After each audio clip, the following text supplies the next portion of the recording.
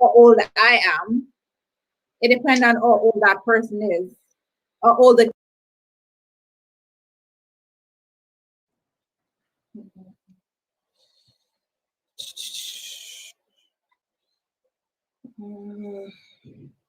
Christine Camille.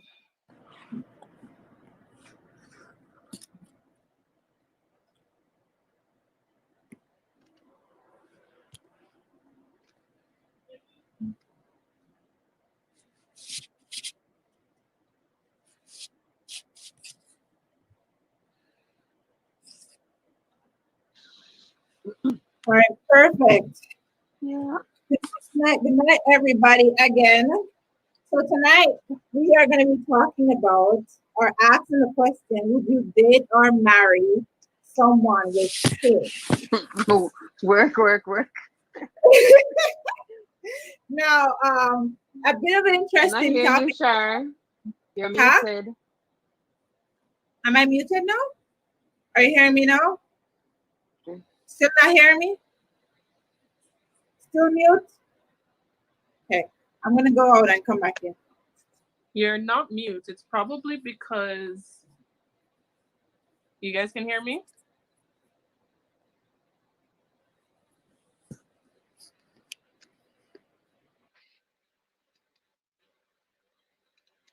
Okay, perfect. Are you hearing me now? It's not that Yeah, you're mute. It's probably because they came out and came back in we're to hearing you figure out. now. It does that all the time. Oh, okay. Perfect. Oh, Mo is gonna come back in. Yeah, guys. So tonight we are gonna be talking about would you date or marry someone with kids? Now, this is going to be a rather interesting conversation because we have lot of different opinions when it comes down to this topic. So I'm just going to go ahead and go around the room and kind of get like opening remarks. So I'm going to start with Kayla. No, Could I I ask? would not. I mean, personally, personal All choice, right. I would not. Okay. Mo, would you date or marry someone with kids? Yeah, considering the age of the children, the relationship he has with the baby mamas. Yeah. We need to talk about the baby mama syndrome as well. Yes, Nicole. Well, when I was younger, I said no, but considering that I'm kind of in the situation, so I would say the answer is yes, and I will explain that later. Okay. All right. So, like Mo, I would say it depends. It depends on how old I am. It depends on how old that person is, how old the kids are, and how the mother of the children comes into play. Because that can make or break your relationship when it comes down to that. So let's talk about the reasons why someone wouldn't want to date or marry someone with kids. And I think one of the major reasons is the baby mama. Why is it that we are baby mother or baby father? Because it's both. Because it's both genders, right? So why are we so afraid? I'm gonna say afraid of the baby mother or the baby father in said relationship. Why are we so opposed to those individuals? Kayla. I personally, from personal experience. You're muted. Oh no, I'm not. No, I can hear you. Okay. Well, personally, I'm not going to be dating anybody with children, mainly because I do not want children and I don't want to raise anybody else's children. So there's that. But I can understand where people are coming from with the whole baby mama drama thing because we see it played out all the time on social media. Because in this era, people seem to like to put every single bit and piece of them business on social media. So you can see it all the time. People slandering other people because they don't like them interacting with their I'm not children. hearing. People getting upset, reasonably so, because of things that happen. with the relationship with either the dad or the mom and their new partner, and how they don't like with the interaction between the child, or people just not taking the time out to get to know the new person, and just all type of miscommunication and misrepresentation and everything.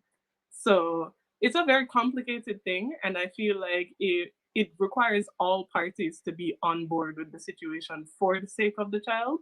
But sometimes that just doesn't happen because everybody has a different maturity level, and some people just aren't mature enough to come together and sort out that situation. And I don't want to be a part of that situation. So yeah. You touched on something very important because we have to also realize is not everybody wants to have kids. Mhm. Everybody, when they look at their future, they see kids there or a white picket fence. There are some people who are completely happy and complete without having kids. I question myself right now. I'm telling you, the disruption of your peace. I'm telling you. Yeah. There are a lot of people that are happy with just being with themselves and their partners for the rest of their lives. So, but then what happens when you get entangled with this person and feelings and emotions start coming to play? And then afterwards, he says, you know, I have 2 kids. Because I'm going to be honest, I don't think kids is something that I would bring up on the first, second, or third date. I wouldn't bring it up unless there is potential in this relationship. Mhm. I think there are certain things that you don't need to know. You know what I mean? It's not a first date conversation. Of course, I'm going to ask you other questions to kind of feel out how you stay when it comes on to kids. But you know, we all know that when it comes on to that first date and I'm asking about kids, you're going to be like, some people will be straight up, be like, I don't want kids. But some people will answer in a way that leaves room to assume that you might be okay with kids. So that's another thing too when it comes down to the whole kids into a relationship. Raising somebody else's children, that's big because as the person ultimately on the outside, you're gonna have to try to maneuver and find your space within that relationship because you're not the mom. And the kids will tell you you're not the mom, but you're also not the friend. You know what I mean? You're also not the friend who are supposed to be an authoritative figure in that child's life because that's a child. You are with the dad. So, you know, you're the stepmom or whatever. Have my dad got married to somebody else. Do I consider her my stepmom? No. Absolutely not. No. Well, I have a mother, and that's it. Point blank period. And I mean, I pity the person that has to be with a younger child that has my type of ideology when it comes down to this. I really pity that person. I feel like it also has to do with the relationship that you have with the parent who gets remarried. True. It has a lot to do with that, because if you're like close with, for instance, you're close with your father and he gets remarried after your parents go their separate ways, or if they weren't even married in the first place and he finds someone, it has a lot to do with how you and your father get along. So if you and your father were like distant, and then him decides that him just gonna take up this struggle from off the road and come pushing at your face, then yeah, it's gonna be strained. You're not gonna consider them But anything to you. yeah, but there are instances like when the parent and the child is not close, but them and the step parent become very close. That is That true as well. happens too. That comes into the step parent putting in the necessary effort to building a relationship with the child. Hmm. I can say too, like I don't think it's even the effort because it's not like she didn't try, but I was not receptive to her trying. you're just hard headed. I get offended if we're on the road and somebody and she's like, "Oh, that's my daughter." I'm like, "No, I am not." Like, what? I'm no. You are my father's wife. That is what you are. You are. I I am think exclusive. I think it has to do with the age that the marriage comes into play. Mhm. Because like in my case, my stepchild, I've had him from he's a baby. So I consider him my child and I grew him as my child. So like I can't tell you that I love him different from my kids because the bond has developed over the years. So I guess it's because that you are an adult already when the marriage occur or whatever, and you're used to I was a just teenager. yeah. And I think teenage years is different Mhm. because I had a stepdad during my teenage years, and I was very rebellious those days. But at the end of the day, he loved us, and when we and him go out, he said, "Oh, this is my daughter," and we never like we just accept what he's saying. When he tell people, "Oh, this is my daughter," it's like, "Oh yeah, my dad," but we never call him daddy. You So, you know, understand? that's funny because, like, flip side, when it comes down to my mom, when if she dated anybody, I'd be fine. Say, hey, what up? You cool? It'll be a totally different situation. Your father just special. It'll be a totally different situation. But this whole stepmom and stuff, like, I, I, I can't say I like it. Um, and like I said, Nicole, it depends on what age the stepmom came into play. Because if you had this child from this child as a baby, child knows you as mom as well. You know what I Mhm. mean? That child doesn't know you as stepmom. That child knows you as mom. You know, so it's a little bit different when you get older teenagers with attitudes that make you want to slap them in the face and all them something. But yeah, 5-year-olds, like 5-year-olds, even they tell you, "You're not my mom. You can't tell me what to do." Like seriously, they tell you too, right? Because I think at that age, they're the age of formidable conditioning, so they know who mom is and who dad is, right? So it's that, and I feel like a lot of the times too, as adults, there becomes this thing where it's like vengeance against the other person. We broke up and you married, and so you're whispering into the kid's ear, "Give her problems when you get over there." Like, you know what I mean? Like if it's a Yeah. situation they're doing visits and all that stuff, like man, it's very complicated and it's so much moving parts. That the more I talk about it, the more I align with Kayla's analogy that we should just don't do it. I let me tell you something. My terminology is if I don't want to have my own children, I should also not be raising anybody else's children. There's that. And all of the horror stories that I've read, just not reinforcing it. Plus, I only did it one time, which was date someone with a child. No, hard pass. oh As my my goodness. friend said when I shared this flyer on Facebook, 0 out of 10 stars on Yelp. Nope, not at all. Not doing it. Sorry. It is a challenge. Like if you don't stand up strong, trust me. Yeah, Like especially if the baby mother don't like you. Yeah. and worse if the child don't like you too and the child tell lie on you. Oh, I was child. about to say, Nicole, your child loves you. Like that No, child I'm loves. not saying in my case, but No, I'm saying like in your case is a little easier because that child yeah, loves. You know what I mean? Like seriously, right. you guys like have a bond. Like it's so different. That's the anomaly, honestly, in this world. Like of Uh, step that I'm a wicked stepmom. Let me tell you, like I don't even know. My siblings probably be on here. They probably be watching this because I done shared it on my page. But Hi, let me hi, tell you, stepmom. my stepmom was not the nicest person when I was growing. Probably have evolved and become somebody else, but was not nice. I don't have fond memories of being around her. I mean, she was kind in some ways, but in some ways, sometimes they make you feel guilty as if you're the one who caused the breakup between them and the other parent. And it's like, y'all are adults though. Like, what did I have to do with this? I didn't tell him to step up on you and get me. You feel what I'm trying to say? So don't be pinning on me. Don't make my life because of your bad decisions, you know?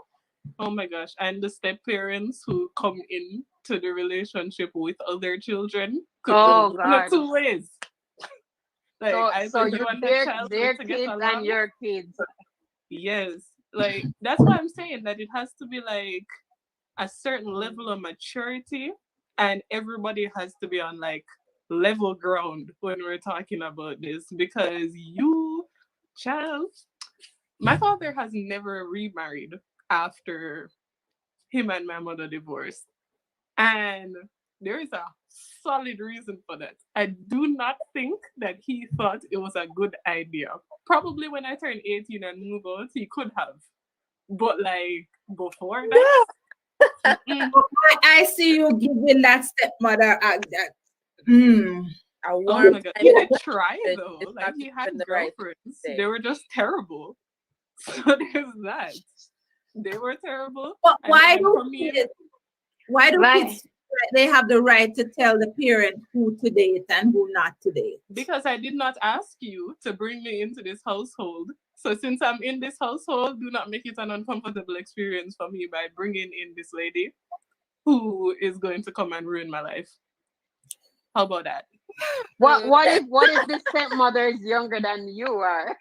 Oh Just- gosh, which, listen. which is the case now with my dad. So that I would never say that is my mother. Like, hello. Listen, no, this I get serious now. Hold on. To make a Yes, beverage. I have siblings that are older than my mom, so you know. But my like my dad had a lot of baby mamas. He about 13, so there you know. Oh. he Yeah. like it's a lot of Be kids. I fruitful feel and like multiply. it would be wasted energy to have animosity. I'm not gonna lie, because it's just too much people, too much side. Like the man loved women. He was you know what I mean? Like he knew how to move and you know what I mean, wine and dine. And got a lot of Hey, can't punish him for the little buzz when they ever gone with. like, I'm just like, the man did his thing. He dropped some seed on this earth and he kept it moving. Like, Mm. you know. You better keep him buzzed over there. I'm sorry, but if I had a potential stepmother that was younger than me, she could not talk to me because you need to respect the elders. Hey. Relax. Like, don't try it. No, sir. Oh, Lord. Oh, I- Can you When they're close in age to you, I think that poses another problem because you look and you're like, why Yeah. couldn't you find a grown person to be with? Whoever you're dating should not be within 5 years of my age. It should not happen. That's not a thing. come on, though, guys. Like, love happens. What do you mean? I have What are you specific talking about? thoughts. Okay? Love Because happens, but don't I am expect me to be closer calling. 18 Don't than expect me to be 30, calling I have her thoughts. mom. What if you had a child at like 16 years old and then you grow old and you find someone that's like 5 years the senior of that child? Like, that's kind of reasonable, to be honest. It Here's is. the thing. For me, because I'm Look at your closer face, to 18 than 30, it would be an issue for me. Because I look at people who they like, okay, there's a difference in age gap relationships. For me personally, in my opinion, if you are 25 and dating like a 17, 18-year-old, weird. If you're 30 and dating a 17, 18-year-old, weird. If you're 30 and dating like a 20-year-old, 2 years of adulthood, I can let it slip a little bit. If you're like 32 and dating a 22-year-old, even better. She's grown into adulthood a little bit. But I would look at my father very differently if he dated a 20-year-old. Very differently, considering how old he is. He would be very weird. Well, Very weird. Her diploma still fresh, ink dry from high school. Or in college, like legit. I was in Hmm. high school, ready to like move on to college, and he was dating people that were in college. Might I tell you, my dad probably like dropped the seed that brought me here around like 50s. Like he was probably like 49, 50, 52, maybe somewhere around there. I have to sit to the calculation, but he probably was 50 and a little bit. Yeah.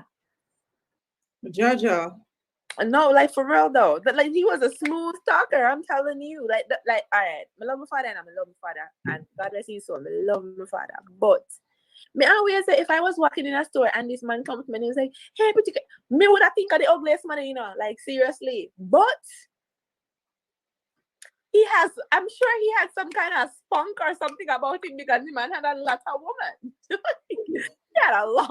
You know, we're not straying from the top, but you ever notice like some people that people would consider unattractive, Mhm. if they approach you, they are so good with their words that you forget that they're aesthetically unappealing.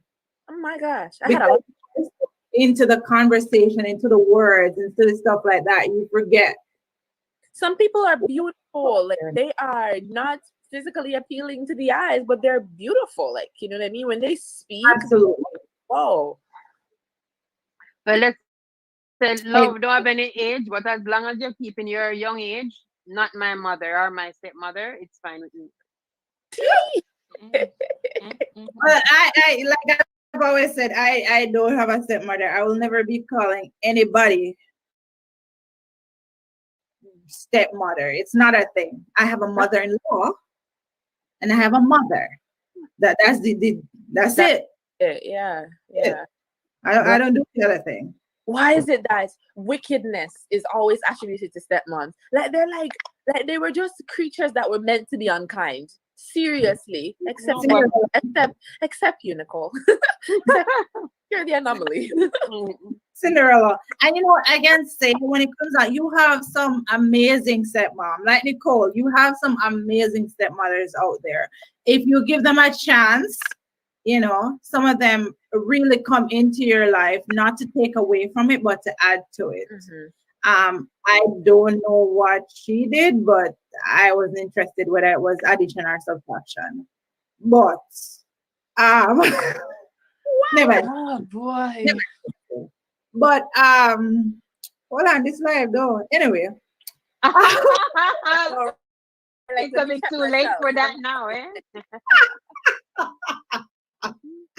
But I mean, it's not, and you all know me. Like when it comes down to stuff like that, I don't hide my emotions or feelings. Like people already know how I feel about stuff like that because I don't really hide it. I say it whenever I see it all the time. That's just what it is. Mm-hmm. So actually, I want to put a perspective to this because when I was putting up the posters today, just trying to get people to jump on the the live and stuff. Somebody inboxed me and they were like, so let's talk about the Christian perspective, which I find very interesting. So somebody inboxed me, I was like, yes, I would. As long as the husband or the ex-husband is not still walking around on earth, because the Bible speaks one wife, right? One husband, one wife. And that's biblical principles for a lot of people. I mean, it is biblical principles, point blank. Yeah, but divorce is also in the Bible. No, so okay, I'm not disagreeing. I'm just repeating what this person said. Like when they're trying to refute it right now. But I'm just saying, let's just speak from that perspective. Because a lot of people do not believe in divorce. For me, I always say if I do get married, and when I do, I want to do it one time. I don't want to do it again. But I do believe that as human beings, we are given the power of choice. And because we are given that and we are flawed, it's highly possible that you're going to choose someone that you're not compatible with. And if you're not and you're being hurt, what you're going to do, allow yourself to die rather than walking away. Like, I don't believe in staying with something and like, I'm just going to tough it out because the Lord says I should not. Like, you know what I mean? And then you're being hurt emotionally, physically, and then mentally, and like you're just chilling with it because the Bible said you shouldn't and you should just fight it out. And one day the grass will get greener. Really? All that. What are your perspectives? But okay, so they're saying about like the other person should not be walking around on earth. But what if those kids were? What if the kids were had out of wedlock? I thought of that. I thought of that too. So again, but that will go back to biblical principles. It shouldn't happen. It shouldn't. You shouldn't. Yeah, it shouldn't happen, but it happens, so we have to deal with it. Life happens. So true, yeah, but I'm just saying. I'm saying the person world, to the person, them living in an egg, and that egg they break from Stone Age, so them have to get up to 2020 level. People that have kids out of eggs like long time. Long time. All right, confident, Nicole. Hey, egg broke. Right now, we are trying to find this dinosaur where they laid that the egg that we can't find him. Jaja, no dinosaur, they cool. But it's real. It's tricky to date someone with kids. Let's take a look from the person that has the kids, their perspective. I see a lot of people dating that have kids. I see them bring that person around the kids. I consider that is way too soon to bring them around when they do.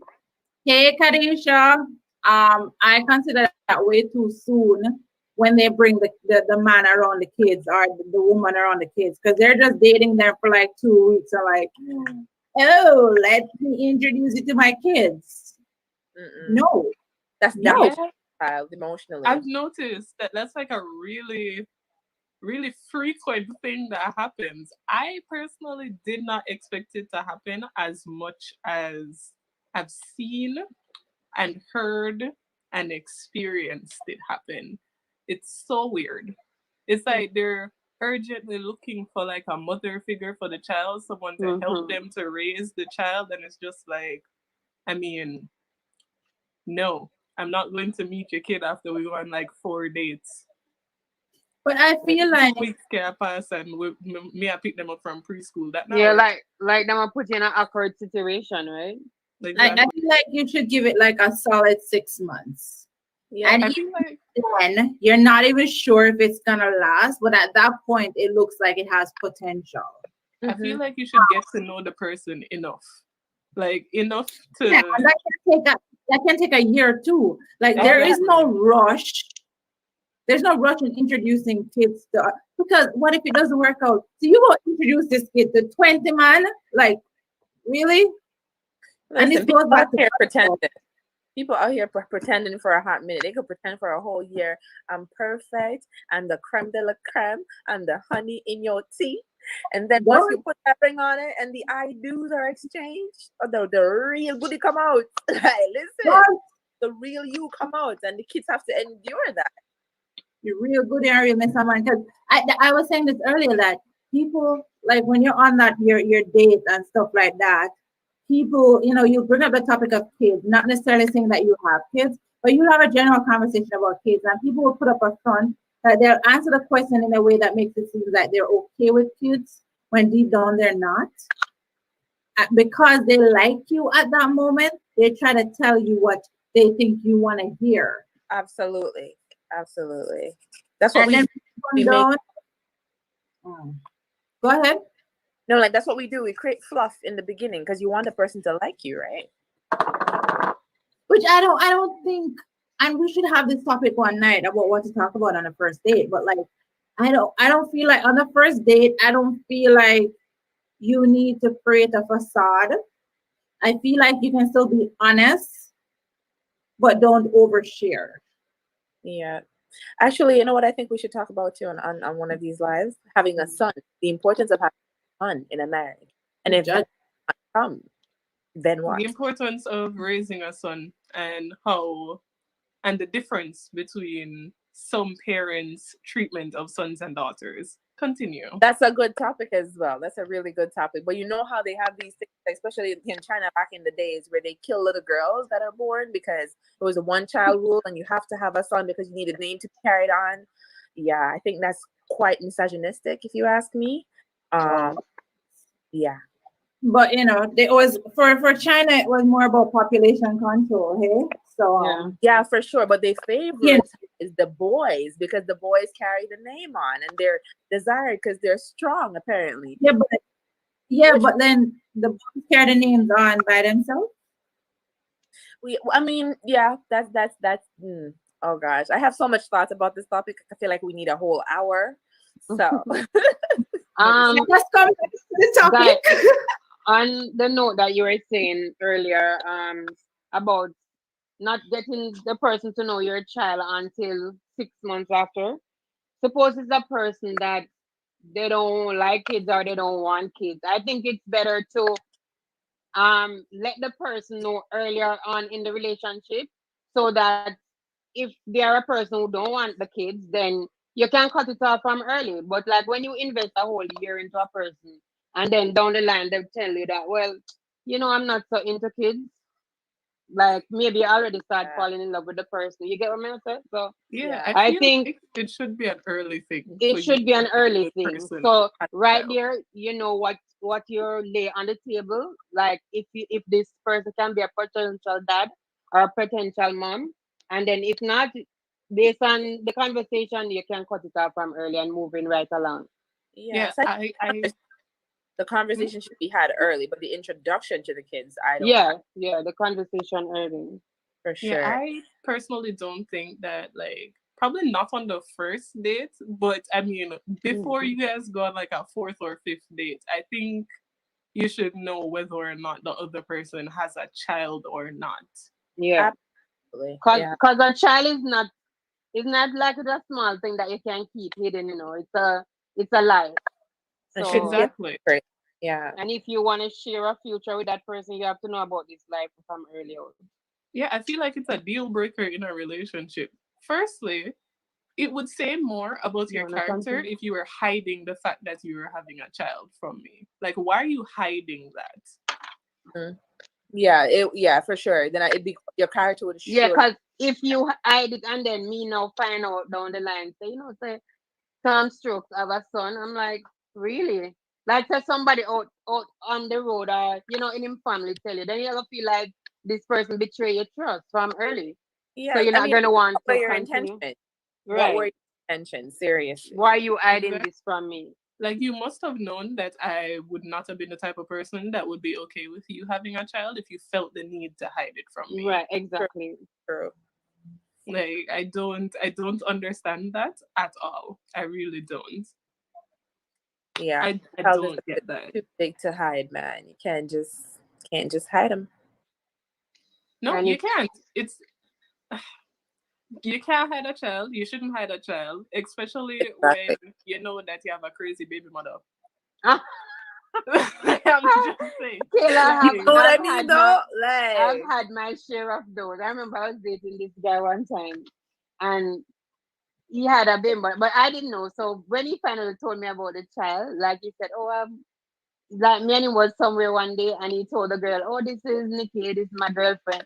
Like the girl went off, like she put the baby one side and wanted to fight her. I'm like, are you serious?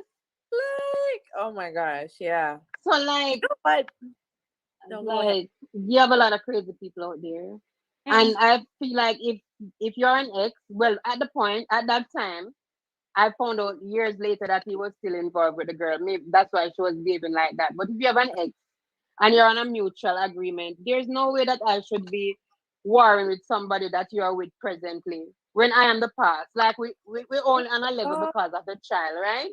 yeah. So there's no way I should be in any argument with your present or your future because I feel like what you owe me something. No. Nah, enough. No, big girl, I'm not doing it seriously. I remember though, like I dated this guy and he had 4 kids. And Red flag. I met one of I must say one of his kids' mom is the sweetest person ever. Like seriously, very respectful. Like she had moved on and is married and all that stuff. Mhm. And she's just the sweetest person. Until this day we're still connected, but she's a really nice person, like genuinely a good person. I feel like you have those people out there, but the Yeah. other two, I don't know how it would have turned out if I ever met them because they seem cuckoo. Like Yeah, you have some crazy people out there. yeah, and I yeah. dated another guy way back that had 4 kids too, and I'm telling you, his baby mama pulled up at the house. Well, she heard that there was a new girl around, and she was just doing the most. I'm like, I moved to a whole other city to avoid it. I was just like, no. Mm-mm. I And think also, I think the next question is supposed to be how much is too much? Because at how least much you is too much No, is too- yeah. I never had a number, but no, for myself personally, I do not want more than 2 children. Like for my own, if I am venturing and having kids, I'm okay with 1 even, but I'm Yeah. not more than 2. Absolutely not. I just don't No, feel I'm talking like if you're gonna date somebody with a kid, how much is too much? Like if he has more than more than what I would have. It's just too yeah, much in yeah. my life. I'm like, if you got one or two, we could talk about it, but no. Yeah, but anything over two, mm-mm. Yeah, I think I can handle it for real. Right. So First you're not time. into the whole soccer team thing. Right? Like So if too you much. have 4 and me have 4, I 8, that's enough.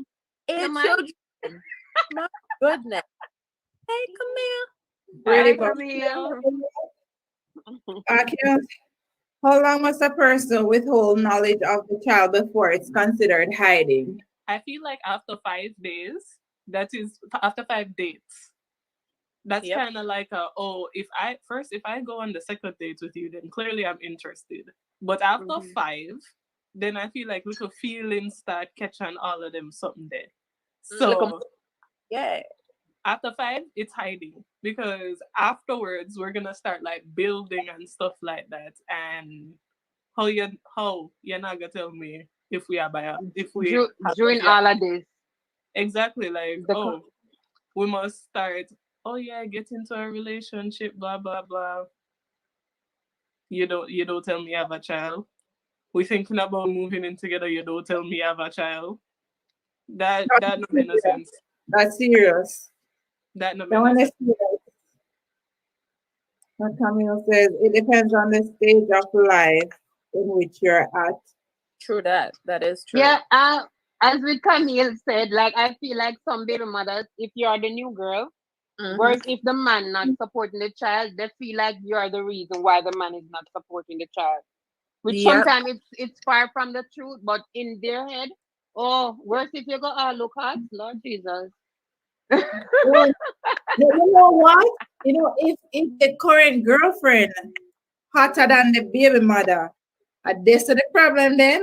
That's what the With problem Yep. is. child. I also feel like some men portray their baby mothers as crazy because of what they put her through before. Because everybody is yeah. different in a relationship. And just because he is decent to you does not mean that he was decent to the baby mother. That is Mhm. true. That True. is true. So There's you're two seeing sides to that every side of story. him. Yeah, like you're seeing that side of him where, oh yes, and we'll bring you breakfast in bed and rub Yeah. down your foot and all of them something Mm. there. But you did You're not seeing see what he for did the with kid her. side. Because Exactly. he was that way with her too. He was that way with her in the beginning. And then Right. chip. The second person coming into the situation, sometimes they're always looking at the baby mama as even if nothing to do the baby mother, they're not crazy. Them always are looking as there's something wrong with the baby mother. Because it must be Right. a reason why they break up or whatever. And I know him because he's perfect. He's an angel sent from God. He love him. How she go hospital? Exactly. He love him. He's the Them- best thing since sliced bread. Them man here Right? always have make the ex them to be demons and them not talk about for them side of the story. No lies. But I feel like if somebody, if you start dating somebody and they start demonizing their ex, I think you should exit stage left. Red Yeah. flag. Because the moment you talk, because he's gonna do the same thing to you. No, Red actually, flag. Definitely. Red flag. yeah. There's no reason why a female should date a man that is going to speak down on another female. Now, irregardless of how your situation ended, irregardless of what transpired, that is the mother of your kids. So there's no reason why you should speak badly about that person. It just didn't work. Because It didn't work. You didn't need to put nobody down. But like, Yeah. do you feel like if he's constantly discussing the ex, he might still have feelings for that person? Yep. Because I think he has a you and him- problem. right, because if you and him always have to be discussing her, why? First of all, I have a very low threshold for them something. So if every time we're having a conversation, we are talking about somebody else that is not me and you, it's not gonna work. I can't do that. I can't do the talk about people situation. Like it's because that person is not relevant. What's relevant is your kids. Mhm. So if we want to talk about, I need to pick up the kids tomorrow from there, okay, that's the only time the other name should come up. Or I need to make sure I drop off this for the kids at this time. She's gonna come pick up the kids at this time. That's the only type of conversation we should be having about your baby mother. Like we Or shouldn't be having any other. and the joint account is where the Yeah. child support payments coming out of. Like, Exactly. Other conversations about it, and I feel like if men, and I'm gonna say women too, because sometimes the women make out the baby daddy them to be the worst person Yeah. on the planet, and women have a style to pass it on to them kids and tell them kids say daddy worthless, or when a guy a worthless pooper. Mhm. We're not gonna look for your daddy. We're not gonna, you know what I mean? Women have a tendency to do that as well, and I really hate it. I don't hate like it. it. I You think like can't- wait until the child gets old enough to find out on their own. Never you try to, because in the end the child will end up hate you. Exactly. Camille saying if the ex is dead, yes, he or she can talk about him or her. If the ex is alive and well, though, then conversations about him or her should be minimal. Absolutely. Absolutely. There's no reason why we should consistently be talking about this damn, person. the way Camille just said that though, if he or she is dead, we can God damn. I mean, maybe he had some trauma that he might have to work through. Exactly. You know, maybe I'll be a therapist, but if it ain't Yeah, under those circumstances, then we ain't doing it. Where's the come lie down, baby? But if you're not dead, don't come with it. Damn. But when it comes down to dating somebody with kids, there's so many challenges, and I feel like, honestly, I feel like it makes the relationship a little bit harder Mm-hmm. because, again, you, the person that is not the biological parent of the kids, have to try to find your space in that family, and it's not easy to navigate where your place is. Other than that you are with the dad or with the mom, it's really hard. Camille said, yes, if the ex is dead, he or she needs time. So let them talk. I agree. Yeah. I have zero challenge. You Camille. Yeah, but Yeah. but the Bible always tell you say till death do your part. So when them dead your part, move on. Madam, God. madam, wanna take this thing literal though, but say so fast like Bible, wanna just take it very literal. And tell you, and I shoot. Oh my goodness. But what other challenges do you think comes up when a person dates or marries somebody with kids? Besides the whole stepmother stepfather syndrome, what's the other challenge? I You're think loving that child. Loving the child? Yeah, like loving that child and giving them unconditional love, because I think the child did not ask to be here. And as an adult, you made the decision to go into that relationship knowing the child existed. So yeah, but you know what just came to my mind though? What if the child came about while you're in the union and you decide to stick with your Then partner? it's not a step nothing. And then no, and then you Hold decide on. okay. Hold on. Monique, why you like fire over here? No, but okay, so if a man and woman, they're together, they're married. Somebody Mhm. stepped out and had a baby outdoors. Let's just say that the male, because I don't think a man would raise a child that's growing in his woman's womb. Like, I've never heard of it. But let's say the guy step out, have a child, and the woman decides to stay with the man and forgive and move on, like you had a kid, blah blah blah, whatever.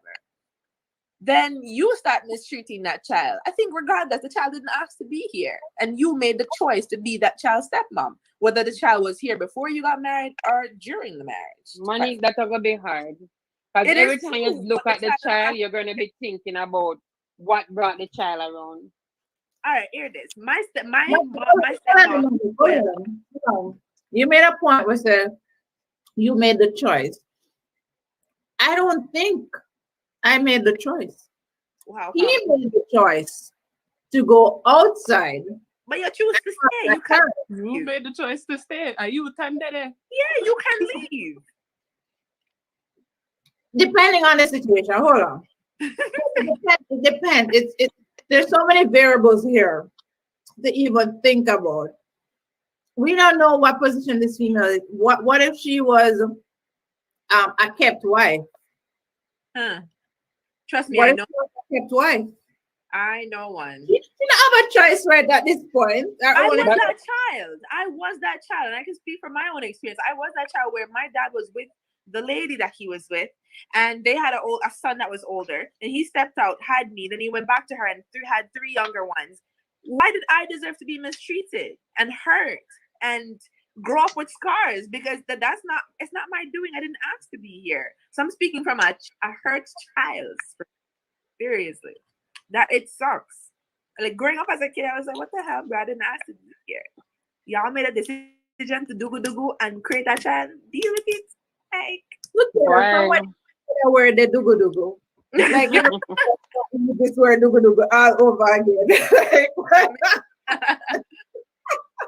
No, I get what you're saying, but it's kind of that's a rough position, because then it's so, oh my God. I feel like whenever you look at a child, you're gonna see. I feel like You're gonna see distrust. You're gonna see so many things in that child, and it's not the child's fault, but because of how the child was conceived. When you see, and there's a lot of people that's strong enough to like move past it and love this child as their own.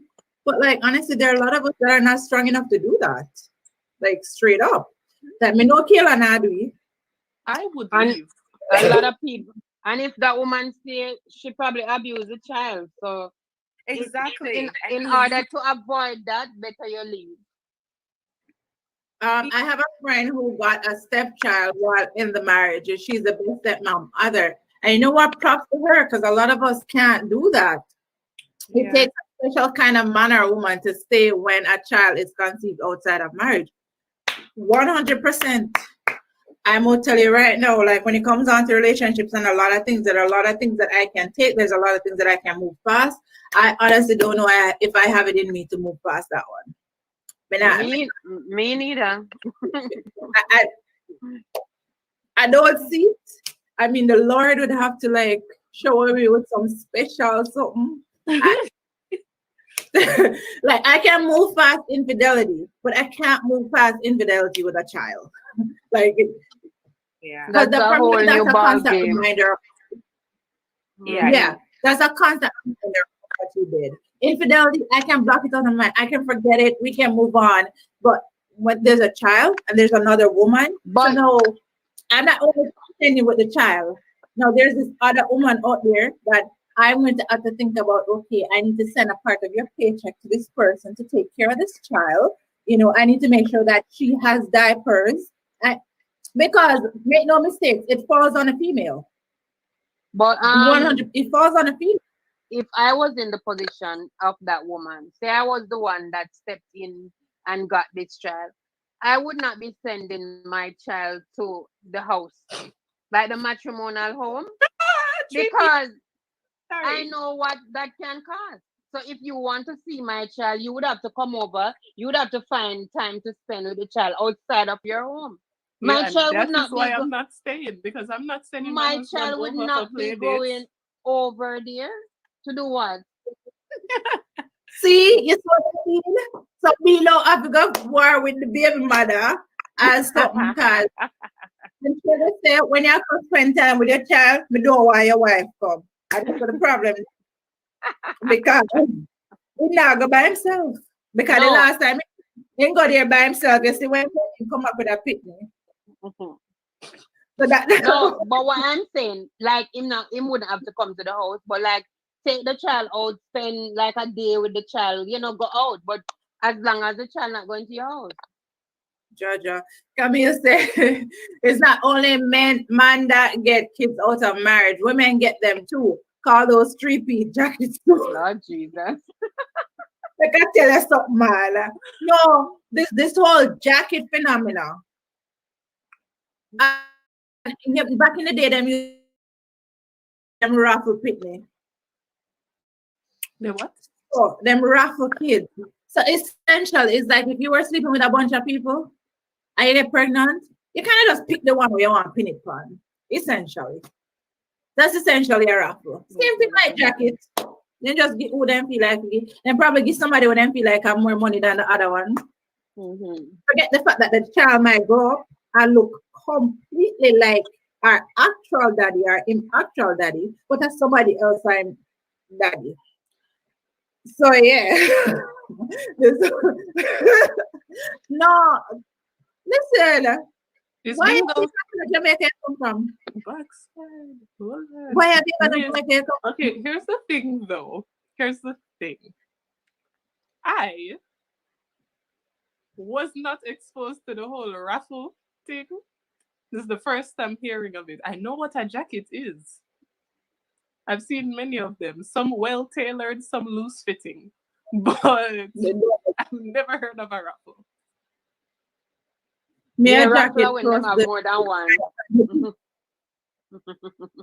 me can't deal with the family. Come here, me can't deal with you. But it, we can't deal with the Camille. A raffle. Dude, listen. Oh my goodness. It's no. The one the rough still money for your children at the mix. The one the rough But getting the I'm not. child. Mm, mm-mm. The one the rough. I'm not gonna lie. You mute Monique. No, I'm like, I was surely one of them babies. For sure I was. Yeah. One of them babies happened outside of the union and was dropped into it. And I have so many people that's close to me in my life that have experienced that as well, being the other child or the outside child. So I mean, what you said was correct though. Like, if you don't have it in you to look at the innocent child as innocent, if you look at them Leave. anything Leave. but innocent, then go. Like, Yeah. what is the point of you? What is the point of you abusing this innocent? The child did not ask to be here. Mhm. Why are you going to be abusing them? Why are you treating them like anything other than a regular child? Like, You know what? Let's tap into the frame of mind of so you are with your partner, you're married. Your partner goes out and have another child. The person decides to carry this child to term. And now you are faced with the choice of, leaving him or staying with him and like, because he must say, it was a mistake. In Japan falling night, whatever. And Yes, things happen. And then you're like, okay, we've been together for 20 years. I'm not going to just walk away. I'm going to stick it out. That child comes to you. I don't think anybody has the intention to hurt the child. I think sometimes it's because of what's happening mentally. It's what for them the child represents, and they have not like worked through all their emotions when it comes on to this child. I feel like it's unresolved emotions that is being pushed off onto the child. I go feel and like see a therapist and stop abusing the people. remember that a lot of Exactly. remember that a lot of us don't. All right, the culture is changing now, but a lot of us didn't believe in seeing a therapist. We didn't believe in talking about our problems. We didn't believe in sharing anything. We didn't believe in grieving or dealing with, because sometimes we don't know that we are still hurting. We literally don't know that we are still hurting and that we're still in pain. So while I'm not justifying the abuse, I'm just saying that person is hurt, and hurt people hurt people. Mhm. And which it just continues the cycle, because you hurt that child. If that child doesn't get help, that child is gonna hurt. And the cycle is gonna continue and continue and continue and continue. So if And these and they scar the child for life. exactly. So if these men and these women that these situations happen with, if they take the time out to really process their emotions, really process their feelings, I feel like we would have a better outcome. Because for one, some would decide that this is not for me anymore. Like, I cannot physically do this. Let me walk away. Some would decide that, you know what? After them work through everything, they see the child as a child. and not as a problem, or not as, the bad things that happen in my relationship, not as the thing that ruined my quote unquote good relationship or perfect relationship. They don't see the child as that much. So if we seek more help and process our feelings and our emotions a little bit more, I think we would lessen the amount of, harm that, we inflict on these kids that didn't ask to be in a situation. Mhm. They didn't ask for it, and and believing in the Bible and stuff like that. I believe in faith, and I believe that what is supposed to happen will happen. And if that is the way that you're supposed to come in the world, that's the way you're supposed to come in the world. Like it was, it had to happen. It was destined to happen. That was supposed to be your story. Mm-hmm. So like, we always say, why this have to happen, why that have to happen. But if it didn't happen, where'd Mo be? You know what I mean? Where would that person be? Where would they be if certain of these situations didn't happen? So everything happens for a reason and a purpose. I just feel like the way how we process things, we need to improve on how we process these different life changes that we go through, essentially. Because born always like a gas what them say. Bon, So-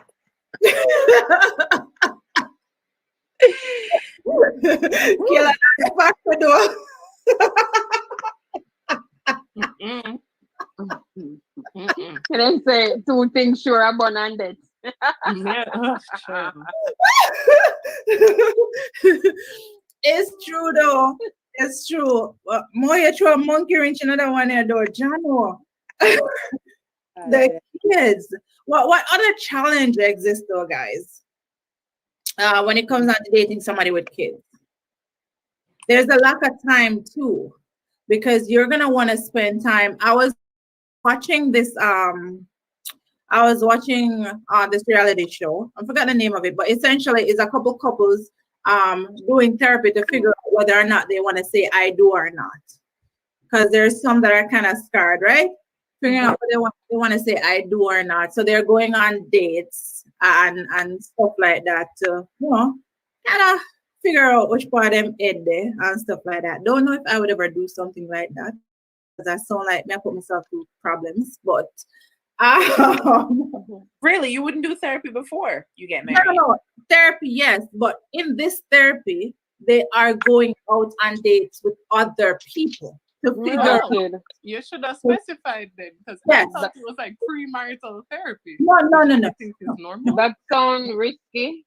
You're going out on other days to figure out if this person is actually what you want. Yeah, but my point is there's one of the couples in there, and he has a son. She doesn't have any kids. So his intention is that the son is going into high school and he wants the son to come live with them. She does not want that. She is okay with being a part-time stepmom. Because she's saying when the child is there, it restricts their movement. They can't go out as much. They can't do a lot of things that they would normally do because the child is there. And then she's like, why am I being punished? And it's not even my kid. This is the type of person that should not date people with children. if you Exactly like it. like Yeah. I'm gonna come to that, Camille, in a second. I was kind of like, I'm like, how do you think he's gonna feel? Because it's up on TV, so him I go watch it when it play and him see how you really feel. It's a 2-year relationship. So you've been in a relationship for 2 years and you have not told this man that Papa, the pitney, me and you, not go work in the same house. It just my prefer when he just come this summer or whatever. no, but the thing is that if you're dating someone with a child, you always have to be open to the possibility that the child may one day come to live with you. Like it's not But like oh the type of yeah. mother with me is, you see, if me and somebody split, the child them not going nowhere but me. If them can go on weekends, but me not giving my kids Yes, to but the nobody. thing is that nobody know the future for nobody is guaranteed. If something happens to you, God forbid, then the child may go and live with the father. So you always have to keep that in the back of your mind. But my thing is, why would you want to be with a guy? First of all, it's a son that he has, not a daughter. Why would you want to be with a man that does not want to take on his responsibility fully? Because I believe that men should raise men. And why would you want to be with somebody that doesn't want to have his child around?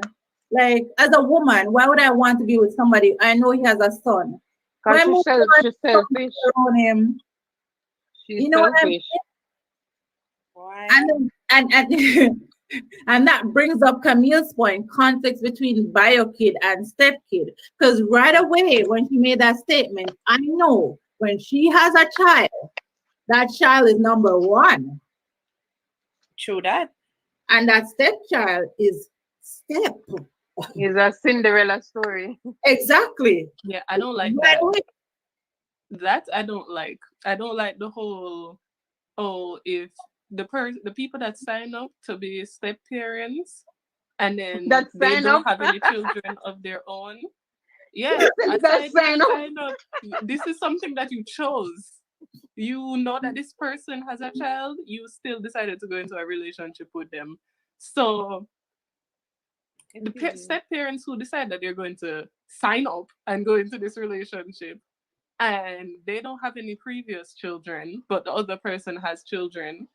When you have children, that does not mean that this is the golden child, or this is the best child ever. This is a child that's number one in the household. Like it's not love Hunger Games. You're supposed to be treating every child equally. Mhm. That's true. But does that happen in reality? It happens for I'm not saying that it happens in reality. It's it just happens an for some. unfortunate thing. I know it happens for some, but I mean, I that relationship for me is doomed because if as a man, they'll put a man on me and say, okay, she don't want you to bring your son to come live with you. So you know what you need to do? Go find an next woman because clearly she doesn't accept your child. So for me, that's a deal breaker. Mm-hmm. You don't accept my child, you don't accept me. You don't love my child, you don't love me. Point blank period. Oh, Because And it's Jaja. not just the women your that go child is a through. part of you. So if you love the Exactly. person, you should love the child. Exactly. Like it's not just the woman too. Because there's some men that come in here and feel like, oh, as soon as the woman has their child, then that's the child that need everything, especially if they're the breadwinner. True. So there's that. Some step parents are out here financially abusing the other partner's biological child. Like, oh, this is. I remember a situation where I have a friend, and to this day, they still haven't gotten over the fact that when they were younger, their their mother was the one that had the husband, and it wasn't their father. And they were going out to like every time they'd go for his family for like probably like a holiday or something, any holiday that include gifts, the biological child for the stepfather would get presents from the family, and the other child would just have to sit down and watch. Oh my God. So Oh. then nobody now get a present. Exactly. It's Me personally, I mash it up. Never like ask question. Me not so ask. there are situations like that, and I personally think that if you're going to do that, don't get with somebody that has children. If you notice that this is a trend where your significant other is not treating your child like how they would treat their child, do not plan on having any children with them. Don't Nope. even continue the relationship. But No, but Taylor, I like our mouth light, we that talk up from day one. So listen, you know Nicole, this me a can mash work. up the present. Look What? here, me a mash up the present. My opinion not get none. You're not getting one Nobody, either. nobody not getting any. Nobody getting any. No Merry Christmas in here. See you myself. Send no Merry Christmas. Rubbish. Hey. Where's the more? But say they say no Merry Christmas. We say why backside. It's serious. Other problems that come up is finances and running two households. And it's true because now when paycheck up, we just put in a two. True that. And that means I'm a problem that I can't do my nails. And that's a problem.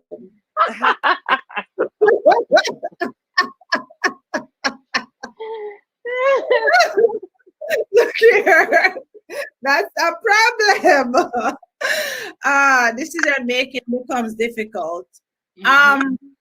It does. It does on a certain level.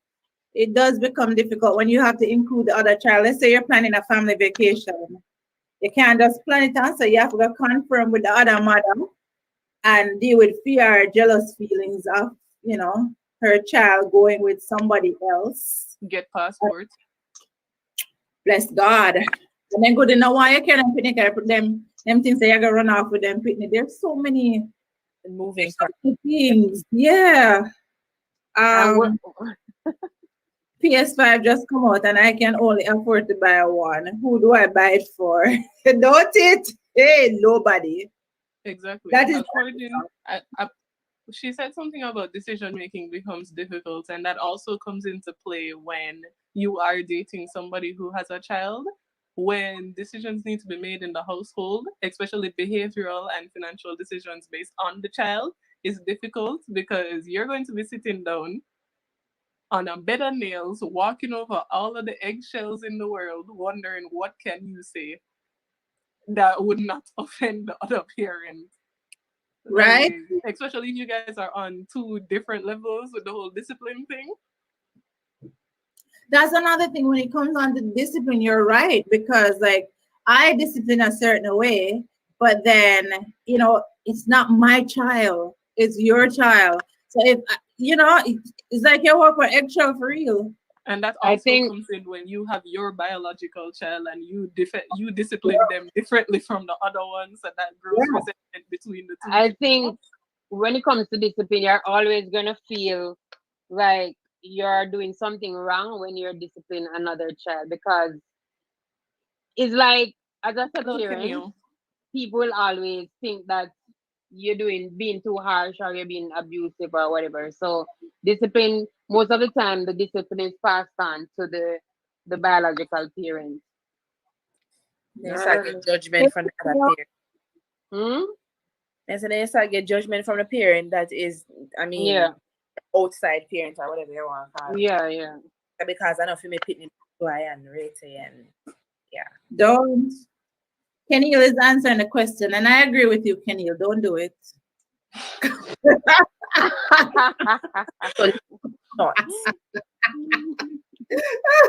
I don't know if you're not if you're not up for everything that it encompasses, I don't think that you should do it, because apparently some people out there doing this for fun or because they grossly underestimate all of the things that come along with doing this.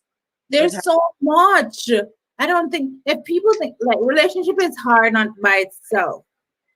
You want to throw in kids, baby mother, all of them different variables there. Like, unless you're a strong person that can handle that type of situation, I wouldn't say go into it. You have to evaluate yourself and what you can do and your capabilities and how, because if you can handle being loving somebody else's child, because it's not just growing them, it's about loving them, like really loving them like your own. If you can do that, by all means. But if you can't do that, let the people and put me alone and left the man alone. Please answer. Don't go mistreat people and pick me. Don't do that. If you can't love the child like your own, then don't go there. Leave it alone. Go find one next man. What if a man out there? What if out there? Go find another one. Because like that child is gonna be traumatized. And all because you never left the man to go talk to somebody else. No, do that. It's crazy, man. When the child don't have nothing to do with you and your man problem. Come on.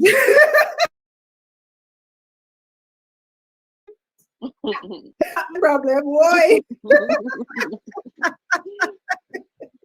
We can't manage. I like. God. But yeah, guys. So closing remarks. We're at over the hour mark now. It's Saturday night, and this thing is working on the people. Working. It is working. It is working its way out.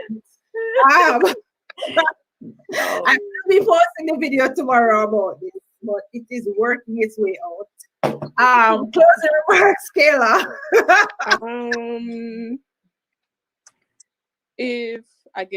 If you don't feel like you're up to the challenge, don't do it. Mm-hmm. Don't do it. Like honestly, it's not a whole, oh my god, this is terrible, don't do it. But if you really don't think that you're up for the challenge, you really need to sit down and have multiple conversations with yourself first, and then with the person who you are planning to be in a relationship with. Do not do it. Don't do it at all. Do not put this pressure on yourself. If you see the struggle bus passing, do not jump on it. Yeah. Stop it. Don't do it. Just don't. Hey, Camille said you might have to mind their siblings too. Which is true. Which is right. Hey, can't buy one gift for one and the buy for the rest of them when they're also over there. I feel like you're a terrible person if you're buying a present for just one child. And you know that there's multiple other children there. If you can't buy for everybody, don't buy none. Just a Merry Christmas. That's it. Yeah, I invite them over for dinner. I don't know. Yes, Mo, closing remarks. So I guess my kind of understand that for me depends on the kind of parent that child has. So having those conversations from early on. How many kids you have for sure, and what are your expectations of me as a quote unquote stepmom? So yeah, it depends. Mercy. Camille say, I lie, I tell my son I get the PS5. Come true, Camille. Yeah, manage Camille, you know. They call closing remarks. So in the initial stage of dating, once you realize you're getting serious with the significant other, divulge if you have a child or children.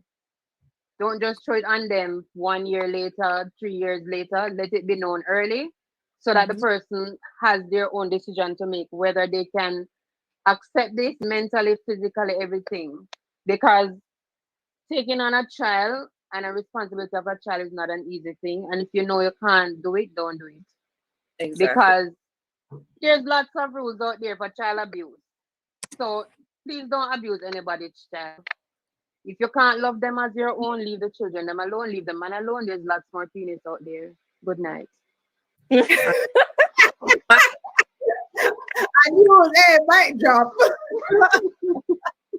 No, I agree with everybody. Like, if you know that you are not mentally or emotionally strong to take up this task of being a stepmother, because it is, we don't want to minimize the role of the stepmother. It is also a very important role. It can be an extremely important role in informing that child's personality, that child's life, that child's emotions. You are an impactful person in the child's life. So if you know you are not capable of loving this child, like really loving this child as your own, love your people and people alone. Just find man. Find another man. Find one next street to back up. Find one when I have no picnic. I want to can't go live together and go procreate. I'm not procreate, but let's love our kids. Let's take care of our kids. They are young minds, and let's help to mold them in the right way. So date, marry whoever you want to, but if they got kids, be mindful of all the things that come with it. That being said, we are gonna close off tonight. It has been another great conversation. I think we have two topics that formulated out of this talk tonight that we might be addressing next week. Before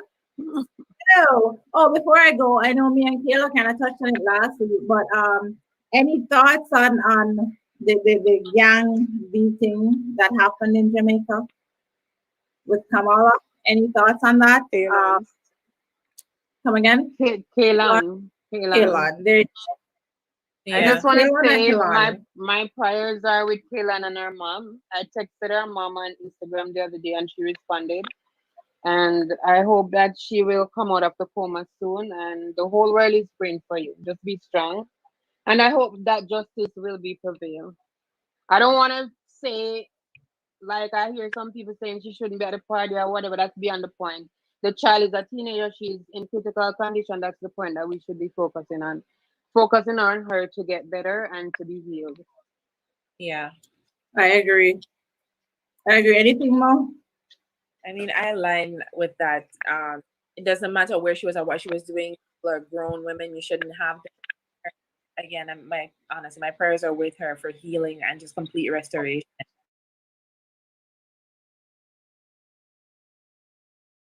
It was just not the slap on the wrist, but you know what I mean? Not a slap on the wrist because it happens too much. It happens too much. This is the one time that it has been publicized like this, but with that, she's a young girl, but it happens a lot.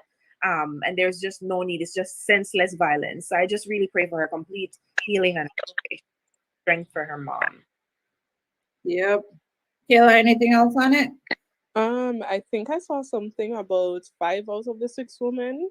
Yeah, they were taken into custody. Good. They were charged. Very good. I hope they charge them. I hope they take the book, the heaviest one they have, and throw it at them. I agree. Right? I agree. Straighten them back. I agree 100%. I'm happy that they have charged 5 women with it. It doesn't. The other one. It doesn't matter what the situation was. Nobody deserves to be beaten like that. All if it wasn't just a look, if it was because there's a lot of things circulating. There's one that was circulating saying that it had to do with some guy, some boyfriend deal or whatever. You're gonna hear all sorts of stories, but it doesn't matter. It doesn't matter what it is. You should not have beaten this child. You shouldn't have beaten this child. And even if it was a 30-year-old woman, there's no reason why 5 people is jumping on one person. That is just wrong. Point blank period. So it doesn't matter what justifications people come up with, or people say, oh, it should be at the party, shouldn't do this. It doesn't matter. It shouldn't happen. That's the point. It should not have happened. I feel like there's a child that is in a coma in the hospital, and if you could not come forward with a video or the people who did it, you should not come forward to why it happened. But like everything will happen in Jamaica, there's always videos. So why isn't there one video that is circulating? Or the police can't get a hold of one video? I'm sure there's a video. Very surprising. I'm sure there's. Tell you. And I just want to say that the Jamaican law, about the law and the people that are supposed to be in positions to protect us, we hold them accountable for dealing with this case. Like, we are looking to you to make it right, because that's what y'all are. The more I think about the thing is, the more I get upset. Like, well, you know, I think I heard somebody mention this, and I thought about it too. I'm like, remember when that guy said that thing about Brogard, and how them go find him quick and fast. Mm-hmm. When he said something about the prime minister, they go find him quick and fast. So I want to make it take over 2-3 weeks before them. When people broke the curfew and they were having videos of people up in party in their houses, find them that same night. Okay. So how it is that a party was full of people, you know, you can't. Come on, and no video. So everybody battery dead. At Grand Spin. It really looks Grand Spin. Everybody battery. Bear in mind that we have a unit that deals with all computer related cybercrime and all of that. Exactly. If gas station a blow up and people are wrecked up and record it. Someone fight up my and record it. Okay. All right. So You know what I in high schools where phones are not allowed and people are recorded. exactly. That goes to show you people, but I do pray for her speedy recovery. You know, her mom, I keep saying this, her mom is taking it like a champ. I keep saying this because I'm not promising you that the police would hold them 5 people there. I am not promising you that one. She is definitely, Like I don't know where she get the strength, but I applaud her. Like bro. Because in one of the interviews, she said she spoke to one of the young ladies. So I'm just like, props to she's you, mom. strong. She's strong. Really? Because my brain would have chipped. Mhm. Any and everybody with there at the party that would have get it. I'm not even gonna lie. So yeah. Yeah, guys. So just before we go, Camila had a couple of comments here. Yeah, you can read that one. Come here, go to your bed. Camille Go is to your not bed. wrong. Somebody take She's away not Camille wrong. phone now. Eh? Camille said the conversation one sided, woman have picked it too. We know Camille, we know that woman have picked it too. But whenever females are having conversations, it tend to be, more geared towards us, even when I try. But actually only per jacket gi. I said, but funny thing when it comes down to men, and men can't take money, so men don't know why they give so much. Like they cannot handle it. So men know why them give so much. What a woman with them 100 picnic and still want a man to marry them. Camille, you are trying to start up the conversation again. That's why we said earlier, if your mind cannot take it, you leave the people alone. Whether it's a man or a woman, you for know if you can take up the 100 kids, right? Maybe me and Shara money can handle that, but you have people out there who open arms will take it. That is correct. Props My to bank them, account but definitely that is cannot not manage me. 100 picnic. Eh? If your bank account can manage it, go on.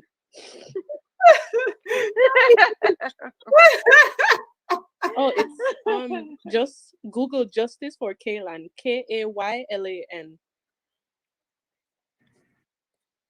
Can you say what that you can't manage? You can't manage 100 picnic? I understand. Right?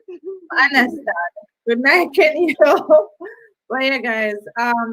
Tell her to Google it again. What's the name of the story again? So just it should come up if you Google Justice for Kaylan. So Kaylan. Yeah, and it will come up. It happened a few weeks ago. If you find the GoFundMe, the story is in the bio for the GoFundMe as well. And be careful because the mother said like other people creating GoFundMe, so that is wickedness. Yeah. That's specific. And I'm Why gonna I know everything people try to get a little scamming out. I can understand people like right. that. I'm gonna try in the GoFundMe page and post it on our page. So whoever wants to support can also lend their support by just because medical bills are expensive, especially in Jamaica. So and everything is being charged in US dollars now in Jamaica. So like we don't have currency. Yeah, a lot of things now in Jamaica are being charged in US.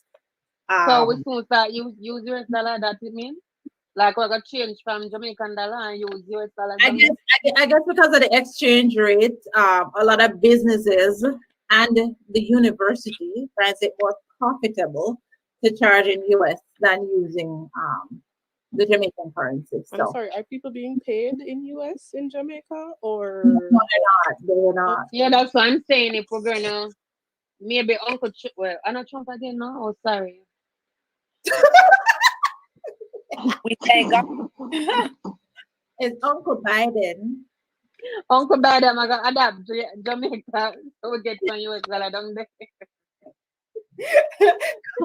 I can't even bother with you. But yeah, guys, we are gonna close off this talk. Thank you guys for joining us, and we will see you guys again next week, same time, same place for another riveting conversation.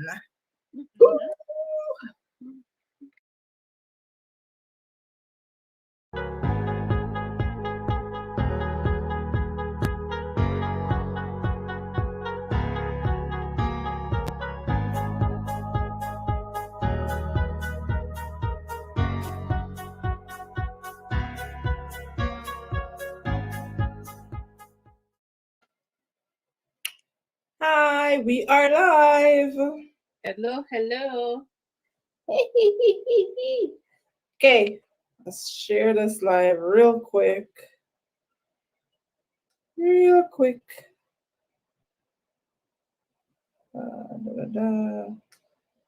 Share.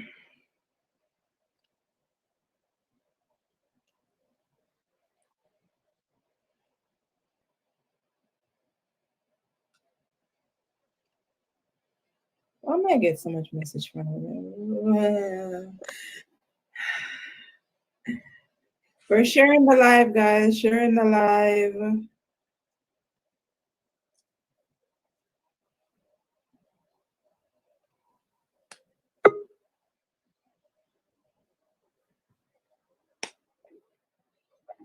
Oh, he has arrived. Hello. Hi. Imagine tough ever upon mute, you know. Yeah, mean and nice, that's right. But, Okay. I had an impromptu meeting with my dad. So um I had an impromptu Are meeting you with my still dad. We have some family issues, so I try to sort it out. So my dad, I meet with my dad and my brother just now. okay? I mean, so yeah, that's why I totally forgot. Your brain are well good. So it go. What was that? Your brain are very good. So it go. Yeah, well, you're the sugar part about it. My brother, tonight is the We first time I'm are meeting live. him. We are live. Oh, we're alive? OMG. We- Yes, sir. So Let me guys, talk about my business. yeah, that's what I was about to say. We are live. Yeah, you make me talking about business, yeah. But I know before you're gonna further, I feel like everybody needs to learn about it. Oh, yeah. Yeah, we're not gonna further. What's up? So tonight, Yes, body count matters. no, I just want to get so. No, you have to explain why does it matter? Because I don't think it matters. Why does it matter? For a man, let me tell you, listen, and this might sound cliche, but a truth, and it's fact. A woman can do the same thing that a man does and still be a lady. That is fact. I don't care how sexist or egotistical or whatever you want to call it. That is a fact. Physically, if you want to go scientifical, then we can go scientifical. The more we're in a woman's vagina is, the less likely attractive it's going to be to a man. I don't want nobody loose. As I say, the most a penis can be is once it cut me dead. It will rise again once, you know what I mean? Once it's ready. But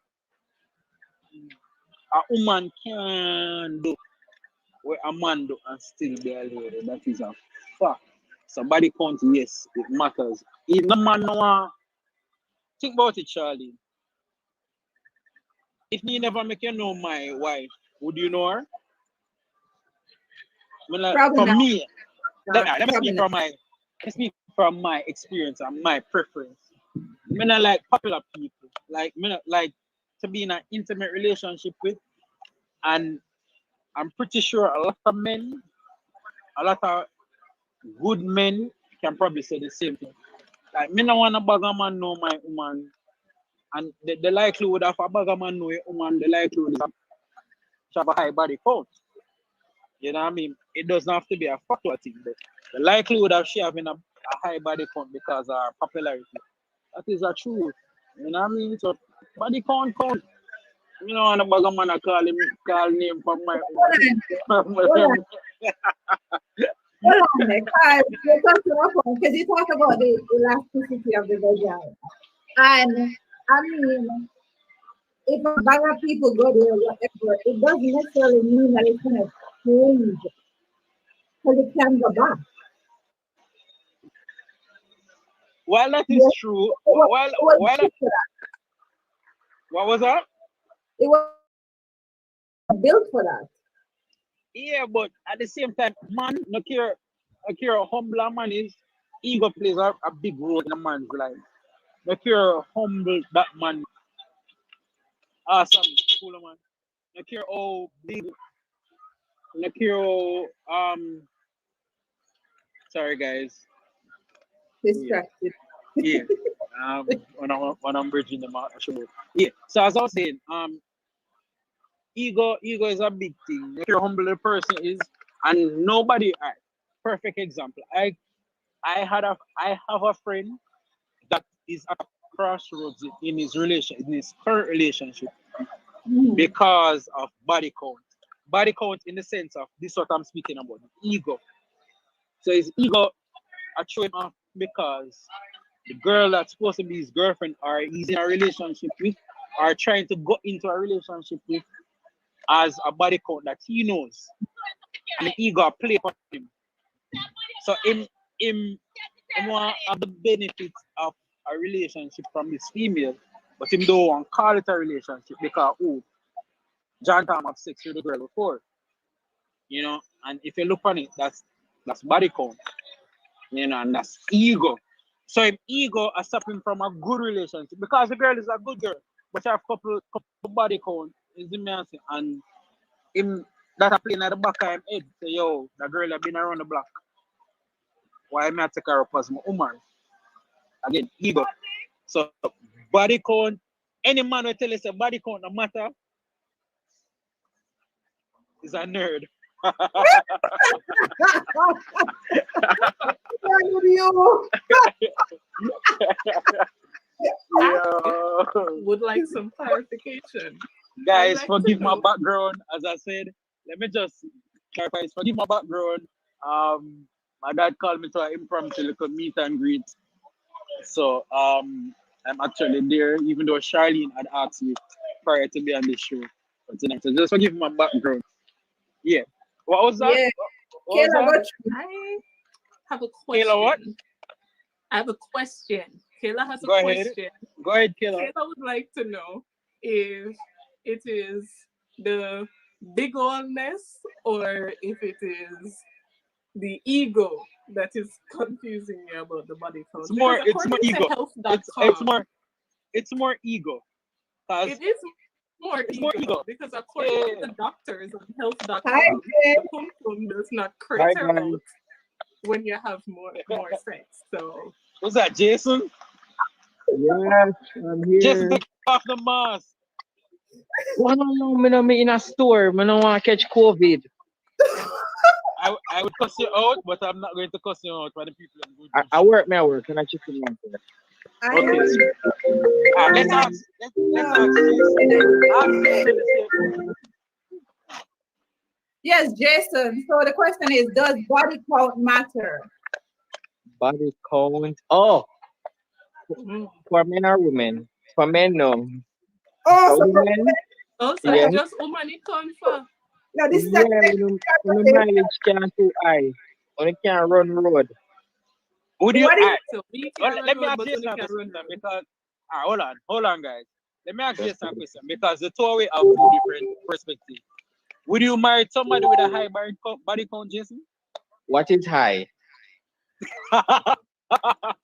The mere fact say if I ask them what is high, that means I no. Like 20, 30? No, definitely no. Like a 5, So 6? that means Yeah. body count matters, right, Charlie? No, man, you can't report. You can't walk with you on the road and like everybody can say them sleep with you already. No stuff. So what I'm talking about the ego. oh, hold on. So You it's need not some the level of ego. exclusivity. All right, let's set the stage for this. You meet somebody. Mm-hmm. At what point in that meeting you want her to disclose her body count? I don't think it's something that you really have to disclose up front. You're gonna find out eventually. Cause you're gonna do your research on the person and see what's their reputation in the streets, because reputation does matter. But what if he's an amazing person and you just have one over your choir member? Like, Yeah. I mean, To do a research like is a thesis. I think, yeah, no, if your reputation does matter, though, I'm sorry, you have to, you have to, yeah, yeah. what's a good number? What's the number? What's a good All number? right, me not take The more man you go said past 5. those. Six. 6? Yeah, six All is right. good enough. 6 or 7 is good enough for me, but when they are 15, 20, they for your own good. But doesn't it depend on your age though? But you Yeah, don't want that's a nobody good, you that's a already out valid and point. way up in the age. But if you're 25 and have a body count at 25, it's something wrong, you know? Something seriously wrong. Camilo. At that Please age, tell your body count is supposed to be low. If you're in your 40s, 50s, then we can see with that. But when you're in your early 20s, if your body count, no, look good for you. all I'm Let me hearing go back to is that point there. I'm gonna let Camille jump in. yes, Camille, please comment. Am I on? Yes. Yeah. Yes, ma'am. Sorry, guys, Hey, I'm walking in the mall. Don't worry, I'll mute the mic for now, Jason. um, Phone and head up. does body count matter to who? Anybody, male or female. Because I mean, Because let me tell you something. This body count, this controversy and this conversation about body count comes about because men want to have something over women. Because once we start to talk about body count, it doesn't refer to men. It's not referring to men 100% of the time. They're talking about women.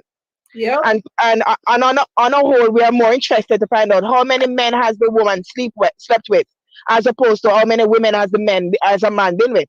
And the society say that the more women a man sleeps with, the more man he is. And now, if you're a woman and you sleep with just as many men, then you're a hoe. So who depicts what's a good body count? And so you find women not having sex because they want to keep their body count low, horny as hell, but no one have sex because they want to keep their body count low, and they lie about having sex with someone because they don't want to perceive themselves as being a hoe.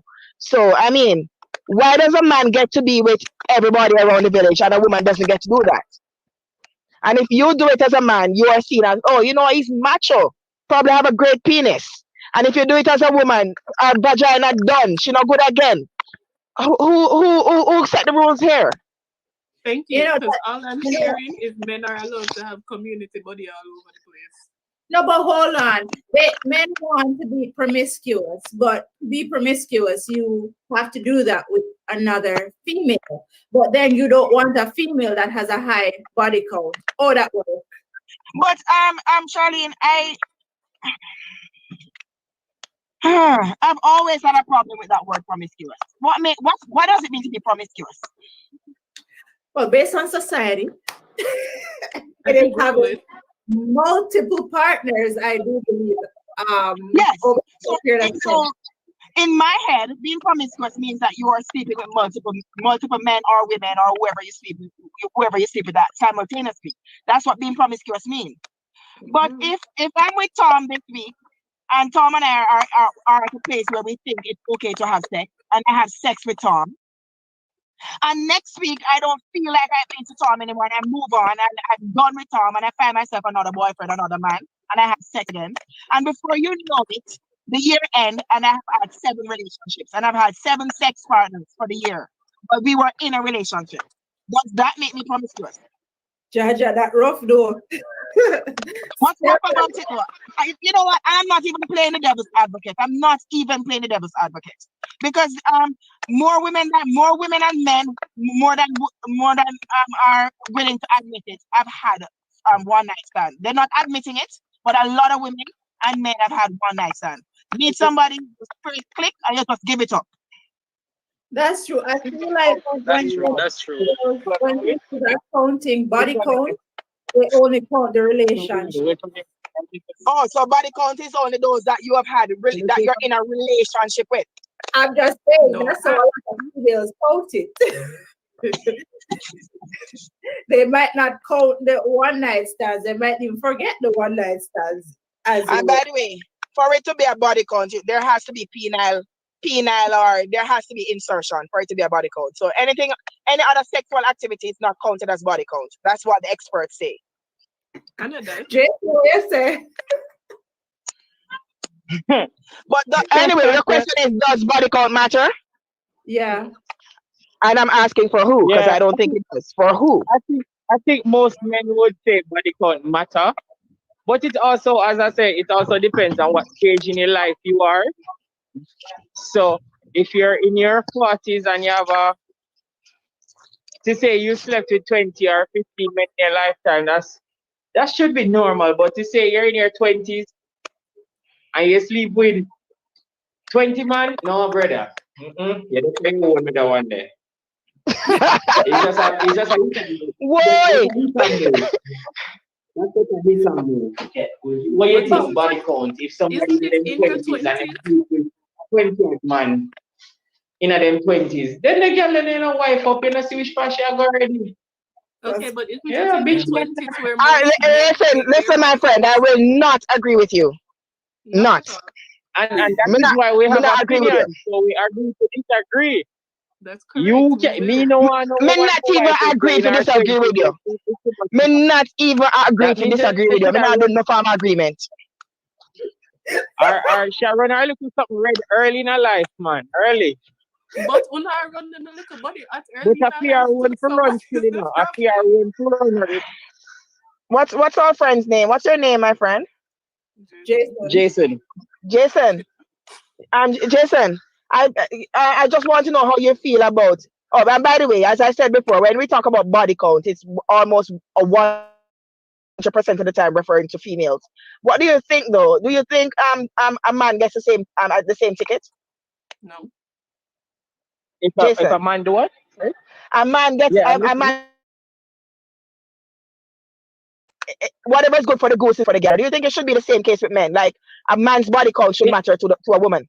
If we're holding the same standard, it should, but then It should. traditionally society doesn't hold us to the same. It doesn't hold us to the same fire societal wise though. So Okay. it's normal or almost where maybe in our culture, Jamaica, it's almost seen as a praise for a man to have had many sexual experiences with women or various women at a certain age. If you're not, it seems like you're something other than the norm, Yeah, that's true. right? I have a So question. so we are not we're definitely not held at the same standard at all. And that is just how it is. It's not how I want to put it, but that's just how it is. Personally, like I want people to enjoy their sexual experiences and have as much sexual experiences as they can. Now, if you choose to want to have those sexual experiences with 50 million people, that's your Sex and the City moment. Enjoy it. Personally, I wouldn't wife a Samantha. That's just me.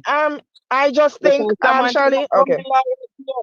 Samantha not gonna be loyal to you because she's loyal to the next best sexual experience. So if her sexual experience is probably lowering, then you're not going to be that person for her. But Georgia. She's soon come back. Go on top. Are you hearing me? Oh, we all look at Jason. We say, you see you're live, you know, behave yourself. it's because you think Jason. multitask. Yeah. Jason, I think it's grossly unfair for you to make that comment that you just said. I'm not sure what you said after that, but you said a woman who has had a large body count will not be loyal to you because they're loyal to the next best sexual experience. Why not bring your A game then? No, if a woman's body count is gonna make you feel like, you know what, she's not going to be loyal to me. She's going to be loyal to the next best sexual experience. Why not give her the best sexual experience? Well, you what I'm might saying? try, but you might not be able to No, provide that it best is, sexual experience. You it is can't try grossly yourself to unfair. say you're going to be the best sexual experience ever. Suppose she have And somebody who will take her to the moon and back, and you don't know if you take her to the moon. You just but find somebody who you Jason, can take to the steamer and come Jas- back. You can't Jason, go to the you moon. are assuming, sir. You are assuming. But Charlene, come take over your program. Me soon gone. I'm about me soon done. As soon as my son haircut done, me This gone. is based Listen, I Jason, guess all of this is based on assumption if we're not going to go through with it, eh? Jason. No, you are Yes, assuming. You are assuming that every sexual encounter that a woman has is one that took her to cloud nine, and that's not okay. It's not okay. It's not no, okay to say, well, you know what? She's had a large body count, so she's not going to be happy with me. She's just going to be happy with the next best sexual experience. Listen, I know too many females who have large body counts because of experiences that they have been through in their life. They have been introduced to sex from a very young age by their daddies and their uncles and grandparents. And because of that, they find themselves always seeking after having sex when they shouldn't have. So they don't make wise sexual decisions. So before you know it, they're 20 and they've been with 20, 15 men. No, you cannot hold it against them to say that if you want to be in a relationship with them, then they won't be loyal to you because people have different experiences. No, would it be easy for you to date such a one? No. Everyone has their baggages, and that's why you have to be compatible, and it takes understanding and patience with some relationships more than some. But to say that, oh, I cannot date a girl who's been with 20 men because she's not going to be comfortable with me, I don't think that's fair. I No, think it's not. It's not a matter of. I don't think it's a matter of she's not gonna be comfortable with me. I'm not gonna be comfortable with her. I can tell you that. Can I tell you something, Jason? I think it is time for men to cut the crap and stop asking women how many people they've had sex with. Just But I don't. done already. Just stop. I'm talking to somebody. I don't run out of the gate and ask them how much person them there with. But I'm definitely gonna do my research on the person I'm trying to talk to. I'm sorry. Me not gonna just walk in and expect anything will come. So I have to do my little background research. When you go for a job, do them do your background research. So if And me I ever find respect that. somebody who's going to be my life partner, you don't think I need to have some background research? I Shayla has respect a that. I respect that, and you should, because you can't be entering into something that is a life and death situation and not do your research. I respect that. Right. The So fact of the hold on matter then. is, So if though, me find out that she have a body count large, all right, cool. That's why I said age and stage matters. Because there is no way in hell, and this is just my opinion, you guys can disagree. I'm going to be dating or semi or seriously there with somebody where at 23 and then sleep with 30 man already. Me know my wife, you're my story. You're looking something run red already, you're just 23 and I reach nowhere in a life. but listen up. But what I'm saying is, somebody take on Jason for me, huh? I don't want to say nothing out of context. to. You not gonna walk on the road like an idiot when everybody can say them sleep with you already, miss sorry. Yeah, but me not go up on the road like idiots when everybody said them sleep with my And man that too. is a And choice for girls you make to say it you worse can hold too. me to that standard, and I'm not saying nay. You can hold me to that standard because you can come and try to talk to me and hear say say that boy they're drunk for, or say that boy they don't want nobody to call him to sleep with a bag of woman, and that is your right to. You know what? Nothing Let me tell you something. Body count only becomes a matter when people don't have money. People like superstars and then people have money. They no matter. Nobody don't care about your body count. Honestly, I wouldn't think that. I nobody wouldn't don't care about your body count. think I'm broken hungry. I'm body count matter to me. I'm gonna keep my broken hungry. Me say broke and hungry. No, man, I say that. Me say broke and not money. Yeah, but Because listen, I think I'm relatively okay in life. and again, Jason, I respect what you say, and we're having a conversation. And but me really not agree with that way I say. Me really not agree because a girl can have multiple partners for many reasons. I agree with everything I said, and that is your personal choice and my personal choice. But as I say, you can have some women out there who, and I can't judge by, and you also judge by standards of how you grow up. So you wouldn't date a prostitute? recovered prostitute. And see your parents there for 40 years, and your mother tell you say a one-man show ever there within her life. Me and you probably know in the back of my mind, say a lie, she I lie, tell. my mother But tell. Lie. your standard or the image you grew up with is that your mother has been dating this one man for most of her life. So you in a year, Me man, not have you're that image so there. afraid that you're there with 50 man or you're there with 30 man, your family are gonna pray different. And these things really do affect females. That's true. So whether we like to admit it or not, there's some psychological effect to it. Jason, one man a mash up female mentally, much less 50 man. So yes, that one Yes. man can wreck you as a female. So listen, me tell you a story. I'm seeing that I before. know. Go ahead, Camille. Well, we are good. Real story. I was a teacher at the time, and it was back to school, and I was at school helping out with registering kids and stuff or whatever. Two mothers catch up in the school. One of them have 9 pitney with 9 different men, and one must have 10 pitney with one man. With one man, Oh, right? well. With one man. One have 10 pitney with one man, and one have 9 pitney with one man. I never argue, I never cuss. And the only thing when remember in my mind is when the one with the 9 pitney say, love me, me prefer 9 man fool me 9 different times than me sit down with one man 10 times when I trick me every day of my life and I do nothing to me. So the fact of the matter is, for whatever reason, Jason, some females are pretty messed up and things happen in their lives. And man 1 didn't do it for them, so they move on to man 2. And man 2 not do it, so they move on to man 3.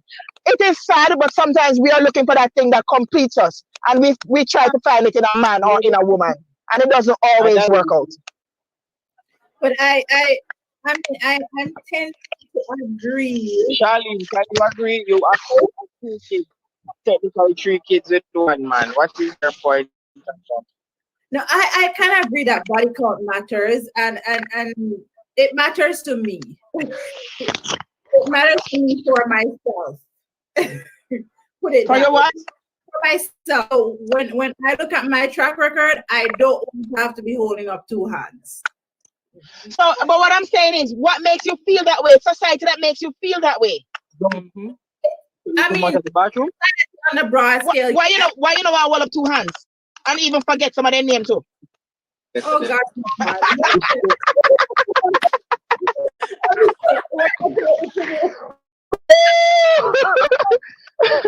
No, for, downstairs on the ground floor by the Starbucks.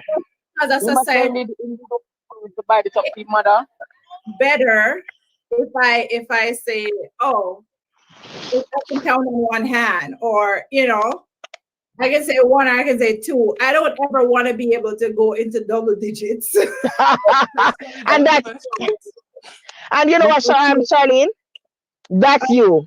That's you. And I mean, I'm not the host of your program, but I don't want to go away. I don't want to leave here and you end your program with women who are in the double digits feeling like they're less than and they're not valuable and all that. Because you know what? People make different sexual decisions at different points in their lives because of what they're going through at that time. So I'm not gonna say a woman with a 20 body count. I'm gonna look down less on that woman. No, because different people have different experiences. And my experiences might make me sleep with 15, 20 men. Your experience might be that you were able to find that one man who clicked for you, who made you sin every time you looked at him. It may not work for me. See what I'm saying? So I don't want to leave here. I don't want to leave here. People feel like, oh, because you're great. You know what? No, you're just as awesome and amazing. It's just that you haven't found that person who has done it for you. I mean, everyone goes to bush, so like everybody is a person for them. My question is, in this world that we're now living, where the millennials are so open sexually, and they're experienced, and they're if one don't do it for them, they're like move on and stuff like that. I think millennials body count does not matter to them. Like it it. doesn't. Because of how liberal they are right now. Let's go into the next women. Hi, You're come very on. correct. I have a question. Yes. Where's the So far? my question that I've been trying to ask for the last 15, 20 minutes. So something was said on this lifestyle here, and I would like to hold a little mini maths class. So if in the Jamaican culture, the Let's go down. guys are more like, oh, we need Where to, she's rack up our body count and whatnot. So if there's like 10 guys and 10 girls, and each of those 10 guys are trying to get a body count of 10, and all of them sleep with each of the 10 girls, so wouldn't they have equal body counts? Or demand them just to sleep with themselves since they want the body count up? Confused. Yes, Tamara. Jason is single the last time I checked.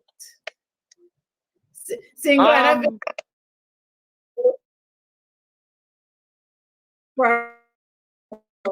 that's what the marital status for. You can't leave my marital status alone. Listen, a beautiful young lady is asking if you're single. That's what it Oh, is. that's the women. Only do the maths there. Jason do the Yeah, but maths. I'm confused. Like, who are they sleeping with? They want a high body count, but they don't want the girl them to have a high body count. So who them take sleep with? Fella, bear in mind that whenever body count is mentioned, it's usually a term that is used in the female realm. Oh, child. Men, yes, men don't do body counts. When body counts is mentioned, it's for how many men, it's how many men has a woman slept with, not how many women as a man did it. Because as we established, it's okay for the man. It's okay It's for a them to just go around and Jason. make the body rotten off and drop. No, actually, girl, a man, when a man does that, a man does not become less of a man by having multiple women. They'll tell you that. They'll tell you that. They are more man. The more times they insert their penis somewhere, it makes them more man. The opposite is not true for us. Yeah, which is Jason, true. Them That's want how insert society them conditions body us. somewhere, And them that's can go and do it to each other since them more virgin. All of them more Jason, virgin. there's a question for you, Jason. what's the question? What is your body count? Me no know. Me say. Tell them say I have one body. Tell them it's size. I have 2 foot, 2 hand. I'm about to say you. I have 2 eye and nose and 2 ears. Jason, Listen, I've never been asked that question, girl. I honestly couldn't be able to answer that question. I've never kept count over my many years on this earth. But I'm sure Yes, none of you Nicole. want to marry me if we Tamara, share body count. here's a comment for you, Jason. Me no know you. I know. And if we were to get together, how you are gonna research for me? Know my body count. What if me been undercover? So what kind of research No, is it? let me tell you. You see, everything when at the dark must come in at the light. And you find enough, you have got good enough research, you see your information dropping in your lap. You'd be surprised. Tamara, J- you would be surprised. Jason, once yes, we live in a world where information is at your fingertips. But whoever a woman sleeps with might not always might not be forthcoming to you. We live in a world that is intransitory. People coming from all over the place, we migrate and we do that, whatever. You move to another country from where you live, you meet a girl. You could have researched from now till the morning. You might not be able to find out our body You count. So might not yeah, find that's also everybody. true. When you do your Yes. research, you're not going to find, say, okay, you might find about 80. You're not going to find out about all 100. I And that's just just think, the Jason, reality. There's always a margin for error. So, my son finished. I remember one last comment. I just think, Jason, men should get over it and stop asking females that question. Not only is it belittling, but it's also derogatory, and it's a way for men to have ammunition over the woman. The men need to stop asking females that question. Another thing, I think prostitutes deserve love too. That's right. Sex work is work. The bugger thing they are throwing at this turn of Camille. I have a question. okay. At what point in a relationship should you disclose who you have had previous encounters with? You don't have to. No, I don't think that is a requirement like right off the bat. But sometimes people start to lead you to get those information. But I don't think you step into a relationship and say, yo, you need to tell me how much people you sleep with in your life. No, that not make sense. I But mean, you if it's close to home, you need to say something if it's close to home. But if it's not close to home, you don't need to declare anything. And what I mean by close to home is, somebody near say in your circle.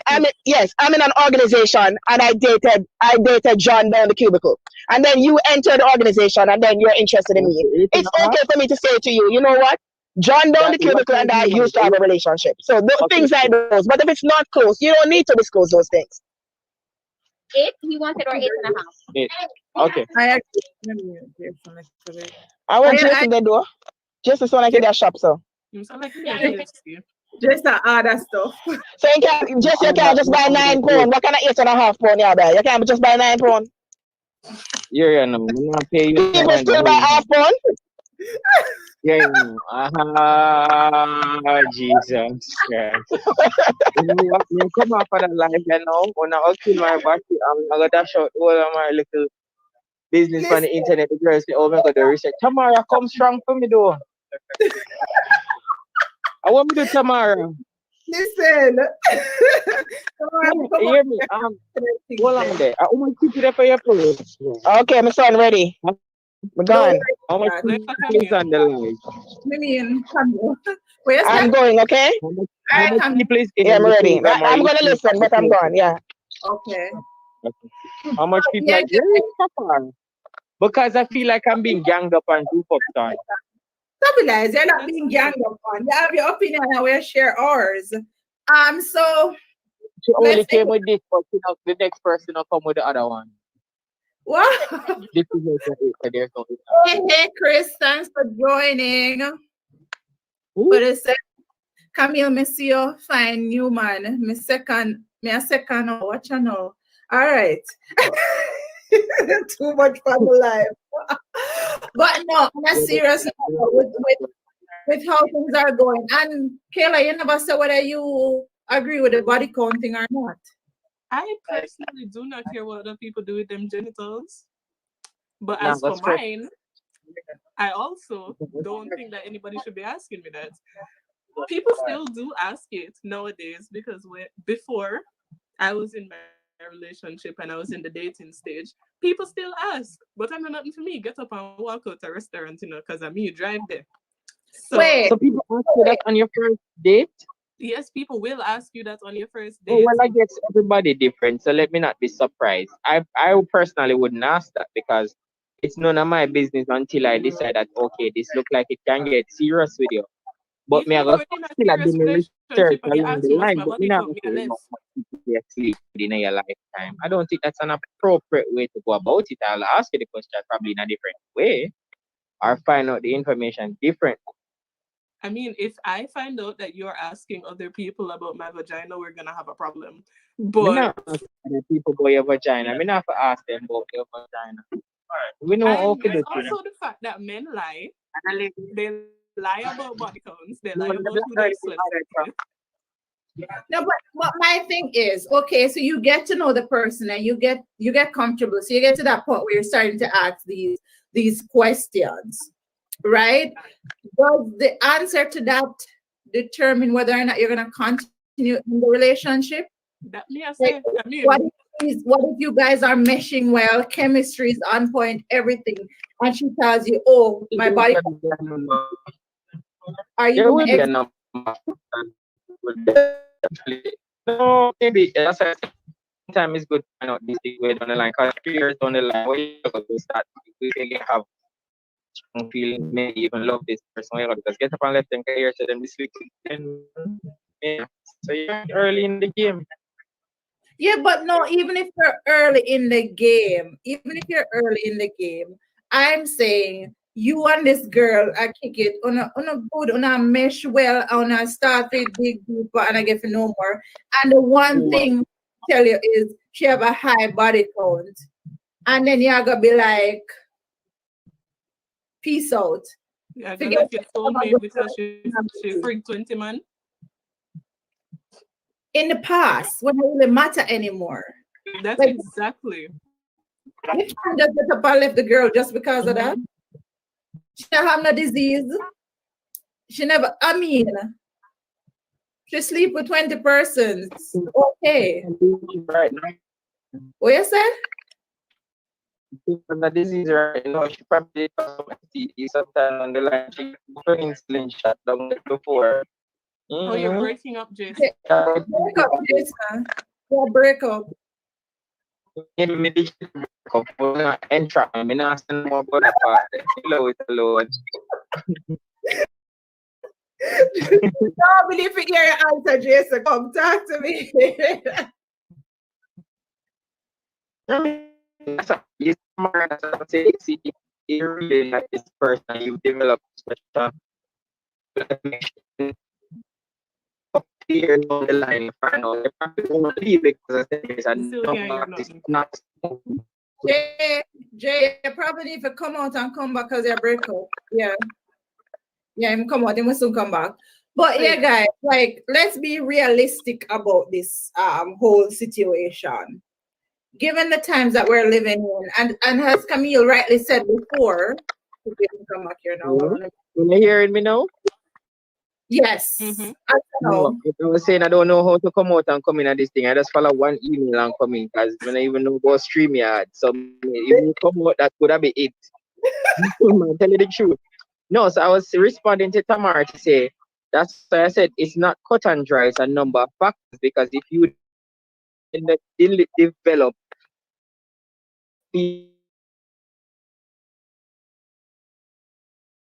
it's about a 2-3 months, but I don't think you're get it. That's why you find out these things from early in the game.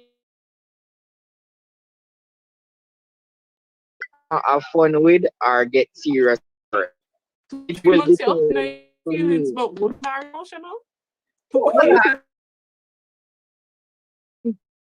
I mean, like, yeah,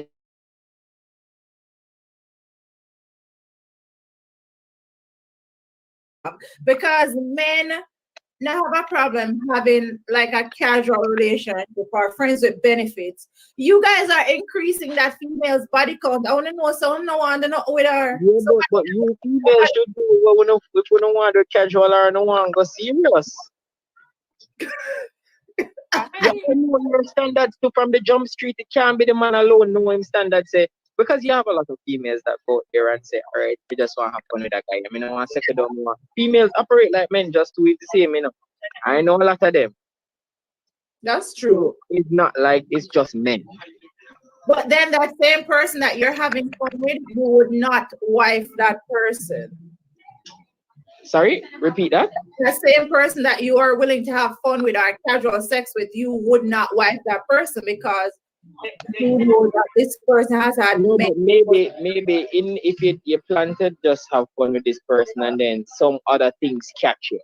Maybe you found out that there are some personality trait that you had liked or whatever. Then you're gonna look beyond certain things. So it's not cut and dry, personally, but if you're going at something knowing say it's a girl at 25 and she sleep with too much impact million man, automatically your mind goes to fun, move on.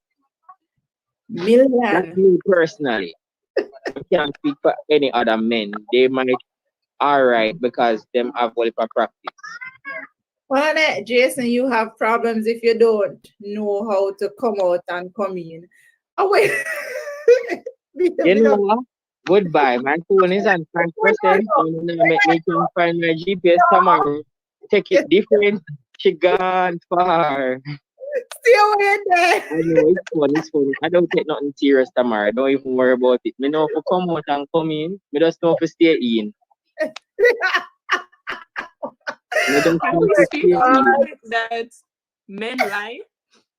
Like we're going to just gloss over the fact that a man will be talking to you. I'm a and good be man. like, oh yes, I'm a I good want a man. relationship, I want something serious, I want this and that. I'm a Just good so that man. I can have sex with you and then left. What size China wear? Yes, to say about good man in the ear. What you What say? size is that? What did you say? Repeat. A little bit bigger than. Repeat your comment. No, I'm You guys saying are the same that are we just gonna gloss over the entire fact that a man will come to you and be like, oh yes, I want a relationship, be doing all the right things, being like, oh yes, I want something serious, just to sleep with you and left. That happens multiple times too. So if you when you think say you're in this relationship, you're in this relationship by yourself because he just want duck in and duck out. What? Me feel like Tafara left me to get roasting at the fire and Tafara wicked, you know. But Tafara disappear and run away, you know. No, I'm dealing with something. He's the best person to answer this question because he's a married man, so at least he must have said than that. We need a single perspective. We need. So I assume to me single. Why we couldn't just be private? Jason, you never talk. Listen, me never get the memo. What you talking about, Willis? Don't stress me.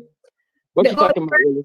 I know that I am your second wife. That's it. I don't know about anybody else. So yes, so you must know first wife then. So you know what a strike. All right. All right, tomorrow the Jason you have the bank charger. No, you know what? Guess what? Yeah, you know, say Tamara in trouble. We don't make anything. Tamara, Charlie, idiot. For the start. Yeah. But on a serious note, though, with everything that's happening now, did you get to read the article that I sent you? No, girl. Me just come right out into the discussion. Oh. Tamara, so you just say you're single. Jason represent the brother. No, wait, him not coming. Not Christopher he's been here before. Christopher has been in your seat many a time. Oh, so you set me up. At this point, Christopher, I never set you up. I wanted a male perspective. What me set you up? No, you never tell me when me that coming and play. Just request my presence and me like a double back run come jump piece. Okay. You see what go on here now. Just know what the foolishness. No, okay. So we're what is what's your Jason, Tamara, single. I need a charger herself. Tamara single, I need a charger herself. It looks so, you know. Tamara, come and charge you. You don't want my power bank. Tamara said we must not sleep with these men. Anyways, move along, Charlie. You better stay in the hot seat. Let me see Tamara. Tamara hot. I can talk to Tamara after. Jason, listen. You can't go follow our page. Nobody company. See over there, so I come off like that. Who the over there, so? See that now? Don't increase the person body count. That's all I tell you. No, the body count is good. Look how hey, see that now? Let me see Tamara now. You can't show me Tamara. No, she's in the research Tamara after the live. WhatsApp more picture. You WhatsApp more picture, Charlie. Let me see Tamara. I'll send it up. You know, she say a Christian mingle. Glad you know it's a Christian mingle. Yeah, we can mingle. Glad you know. Tomorrow, don't worry, you're safe. You don't, yes, body count and you're trying body count. Yeah, the woman handbag and yeah, she's a loyal fancy customer. See that? What you say? Sorry? He said Tamara is a nice Christian girl. I don't the girl let me like them bad like yours. We are very off topic. Me like a little Christian girl. Who bad like pastor and deacon picnic? I'm principal picnic. Listen, why this turned into a deadline? Christopher said, yes, so we can set you up when she free, single, and disengaged friend. Within free, single, and disengaged friend. That's tomorrow. That sounds like a trap. That sounds like a big trap. That's Me all not the development. say, you know, look how we gone from body count. Look It's here. a matter of you want Right back to body count, people. Back to body Right. count and off Christian Mingo. Tafari drinking a beer, him soon come back on. Boy, don't you Tamara run, him want increase your body count. Be done. Oh, God. Yes, sir. Yeah, back to regularly scheduled programs. Yes. Yes, back to regular programming. Mm. Yes, back to the topic, body count. Have we established that it doesn't matter now? My body count, I low like a anemic blood count. Look here. My body count no high. God almighty. It low like anemic blood count. Look here. We have lost Jason. Oh Jesus. Listen, Christopher tomorrow. Wanna make me see get to after Jason. Little bit too hard. I had another gentleman coming on. Hold on, let me see if let's see if he's gonna come on. Are we listening to a voicemail right now? You sure say you want somebody? No, Christopher, body count. Well, it's two different body counts, Christopher. One is in regards to intercourse, and the other one is in regards to murder. And we are talking about intercourse. So Look here, the man. I would make automatically that assume if somebody asks me my body count, they would be referring to how many people I have offed, because clearly they cannot be referring to my pum pum. Obviously not. Like, All right, so make we get back on topic. So now that I want to finish Rose Jason, I think Jason were come back roasting tonight. you. I was not I think Jason roasting. come I back was on tonight. roasting patriarchy. I don't think Jay is coming back on tonight. I'm gonna message him to see if he's coming back on. Or ever, probably.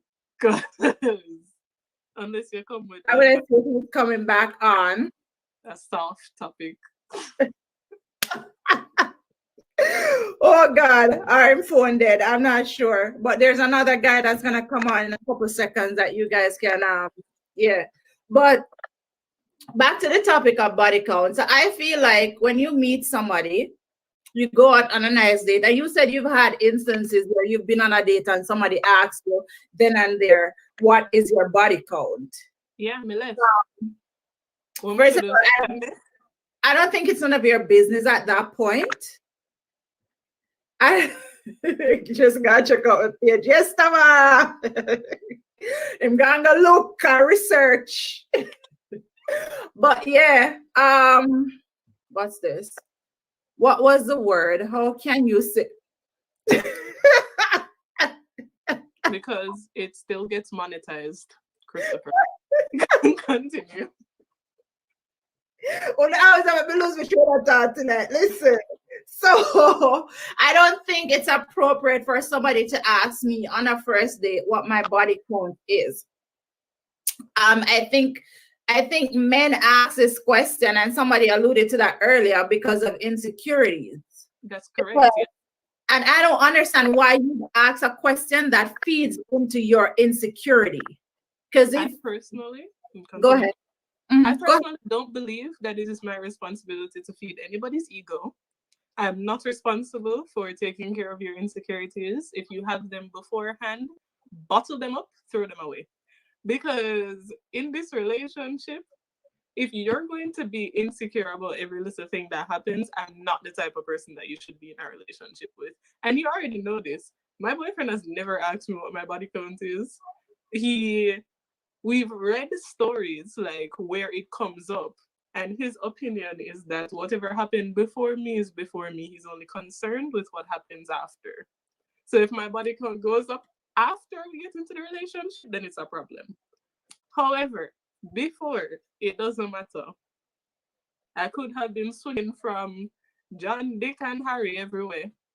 swinging quite literally, and he wouldn't care.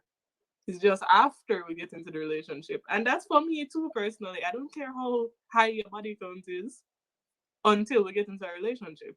Because the only way it would go up is if me, I get bun. And me, it's not a purity factory. I'm not a purity girl. I don't get bun unless it's Easter. So. Oh, what is not about purity factory? Listen. but ladies listening and guys that are listening as well, you know, and resident house husband Christopher.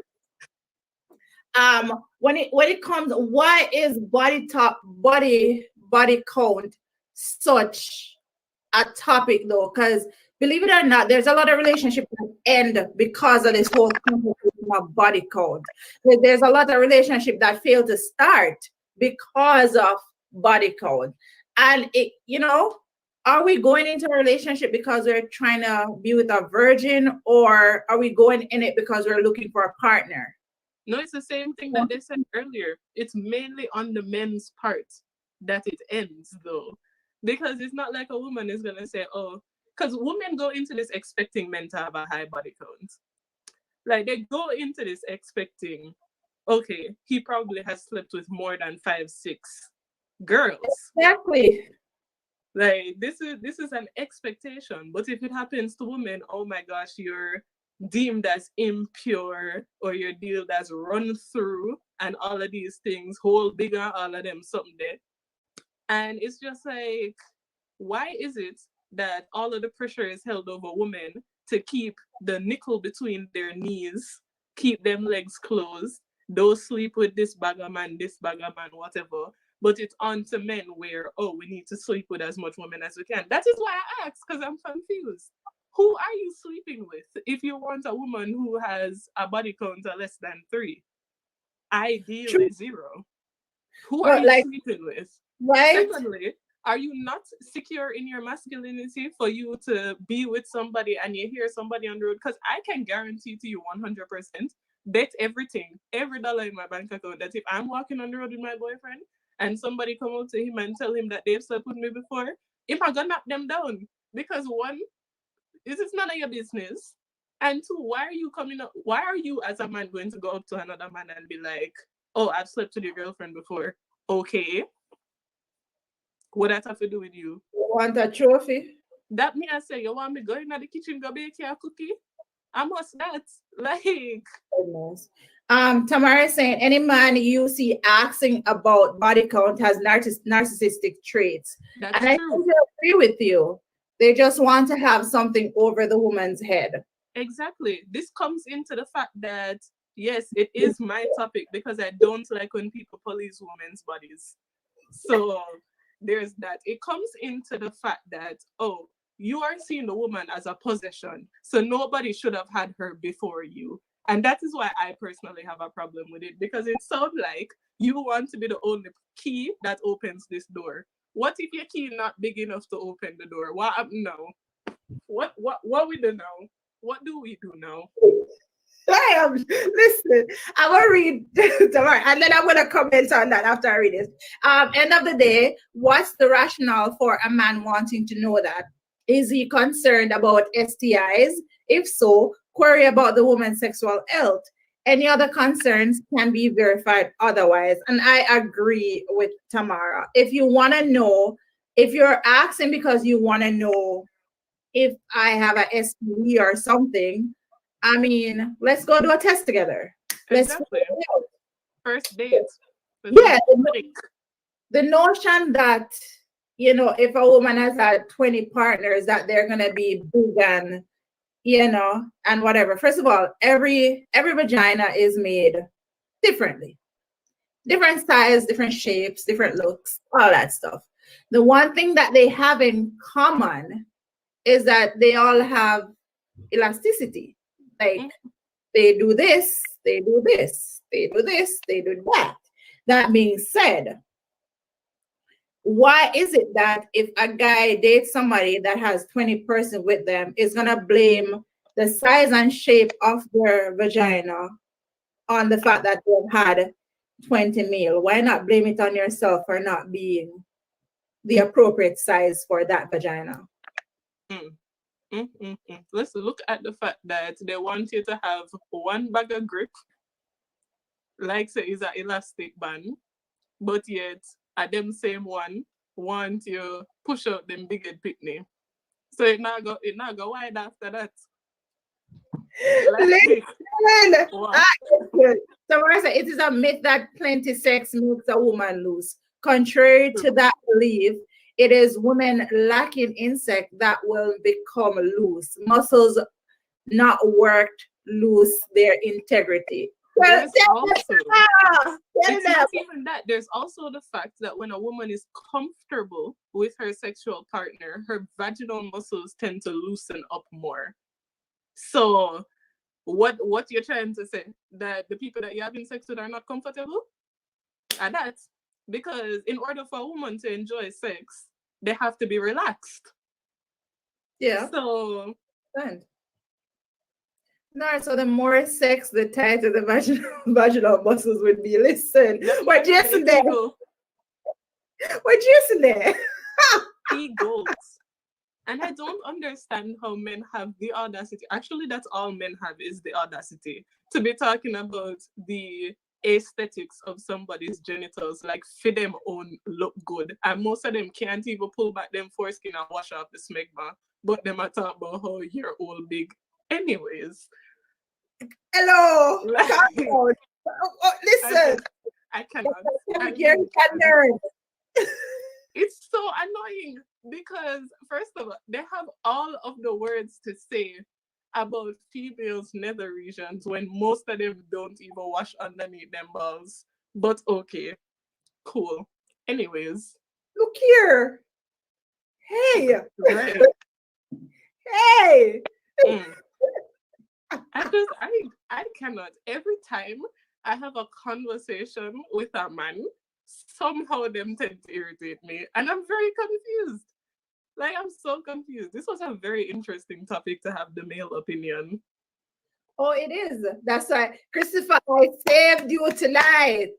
I saved you tonight. Remember that, Christopher? I saved you tonight. No, but it's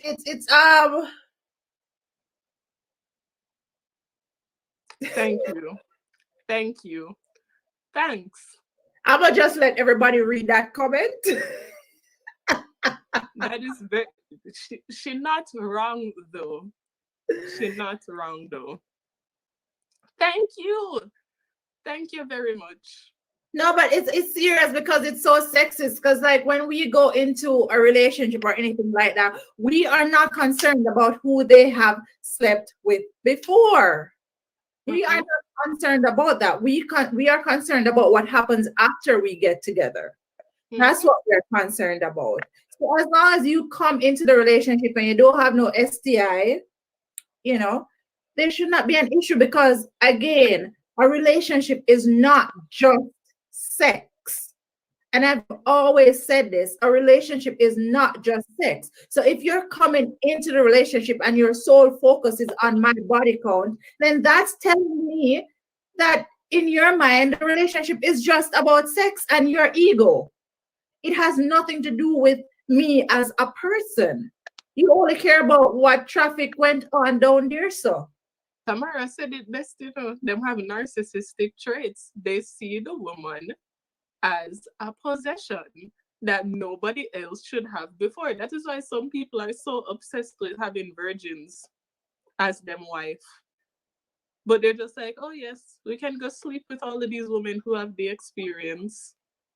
Where them get the experience from?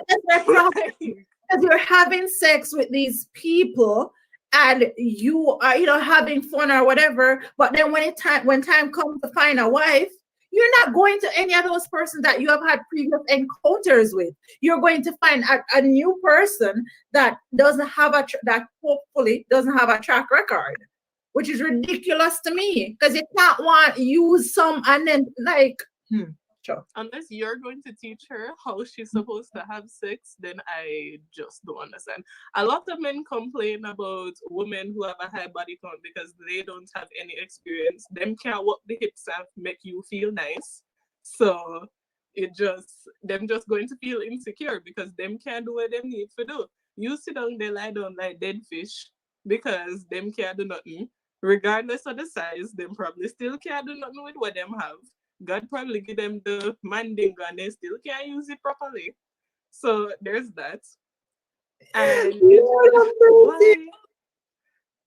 Them just It's crazy. If I'm in a wrong, stay clear. Stay clear. It is not the night. It is not. It really isn't. It is not. It is not the night.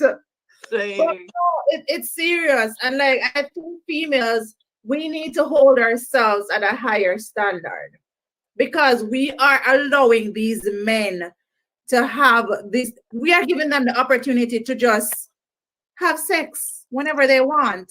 But then when it's time for us to settle down and be with somebody, these females are left out in the cold because none of these men that run through them wants to wife them. Even though they enjoyed the running through process. They don't and want they will to go back again and again, even after them have a wife. That's what I don't understand. So I need Christopher, I'm gonna need you to answer this question. So, hypotheticals here. We're talking about a general man out there. So he has run through his fair share and has sex with benefits with quite a few females. Some of the females have a body count of, let's say, 15 or 20, but he had a good time. Time comes now, he finds a wife that says she only has a body count of 3. And you're wifed up with this person, but then this man still goes back to this person with a high body count every now and again to fulfill some form of fantasy. How does that make sense? You don't want to wife it, but you still want to jump in it. That doesn't make any sense. And that is the issue that a lot of people are having right now. Christopher not going to say a word, and it's okay, Christopher, because you don't cheat, so you wouldn't know. There we go. Answer the question for you. Christopher said, I plead the fifth. Look here. That's correct. Christopher would not know because he doesn't partake in such activities. But it's just like ladies, does this even make sense? Why are we allowing men to do this? Because listen, there's some men, and I can tell you, there is some men who you would never know that the only reason why they are with you is just to have sex. Because you've heard stories. You've heard stories of girls finding out, oh, this man have a whole family, wife and kids and all of them something there. Man, I get engaged to you and him still have wife. Man, I get engaged or married to you. And then when him dead, you find out, say your marriage annulled because him first wife, I get everything in the will where you never know about. Man, I go out on business trip. And when you think, say, him well out there at work, you sit down taking care of the household while him go back with him many females or go back to him actual first family. You're not going to know any of these things. And it's the same thing. Some women do this as well. But the thing is that men are not held to the same standard as women. And it does not make any sense.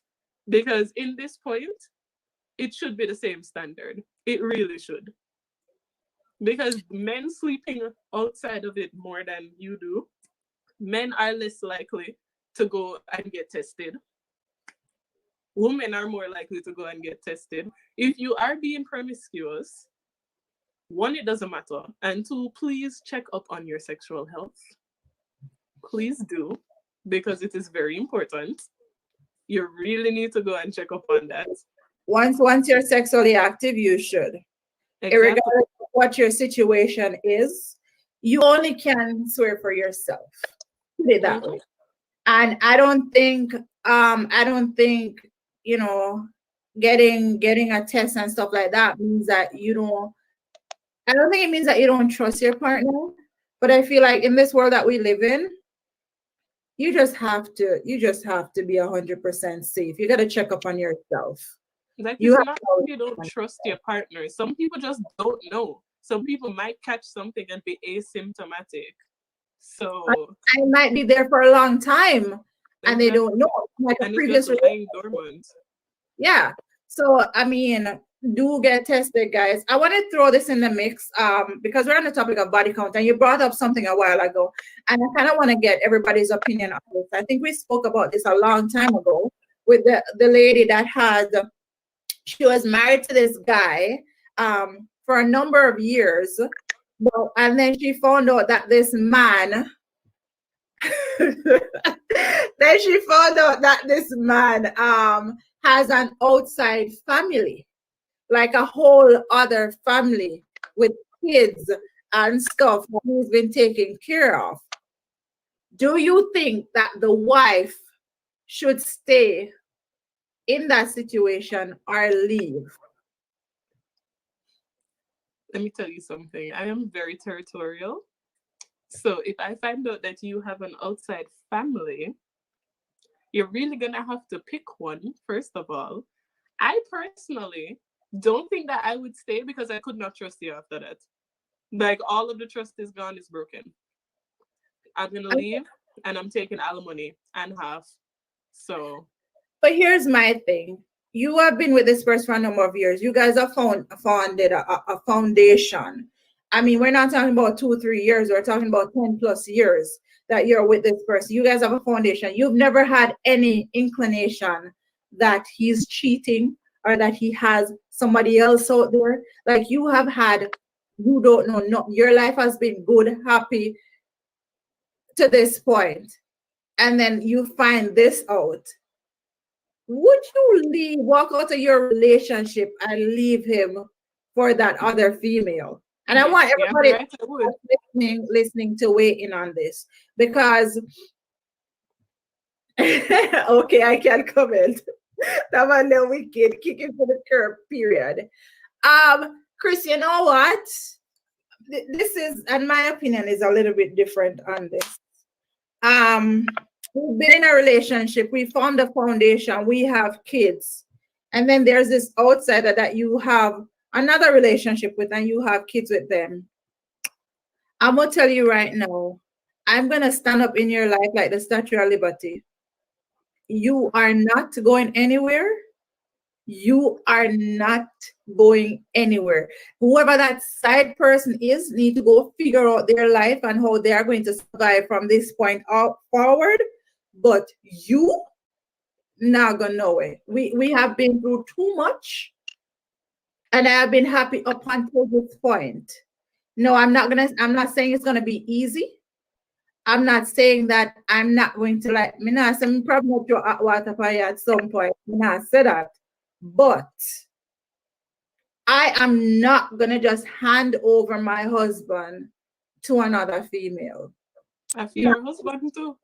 No, we are not. This is your man, this man is my man. I have the ring, I have everything. If I'm dead, I may get off of everything, not you. So you're just a side chick. That's literally what you are, a side chick with benefits. Literally. Yeah, but she thinks that you are the side chick too. So everybody uncomfortable now. I personally don't think me that I'm up in the house miserable with him. I'm so sorry. I couldn't do it. I would not be miserable. Don't get it. I would not be miserable because he would have to do everything under the sun to make sure that I'm happy from this point moving forward. Trust me, he would not have it easy. I would not be the miserable one. Definitely miserable. Because if you can lie to the point where you have a whole separate family, you have a woman with children that you are taking care of outside of me, and you can lie to the point where me never said nothing suspicious for the 10 years. No, that's not who murder your man. No, understand this. The fact that he would have had a relationship outside, it could have been a case. We are in a relationship, right? We're in a marriage. We've been in there for years. I am not gonna watch your every move. I'm not gonna look on the watch and go, oh, you came home at 10. Oh, you stayed home 5 minutes. No, it's gonna be so it's people think it would be hard, but it wouldn't be hard because you're in a trusting relationship.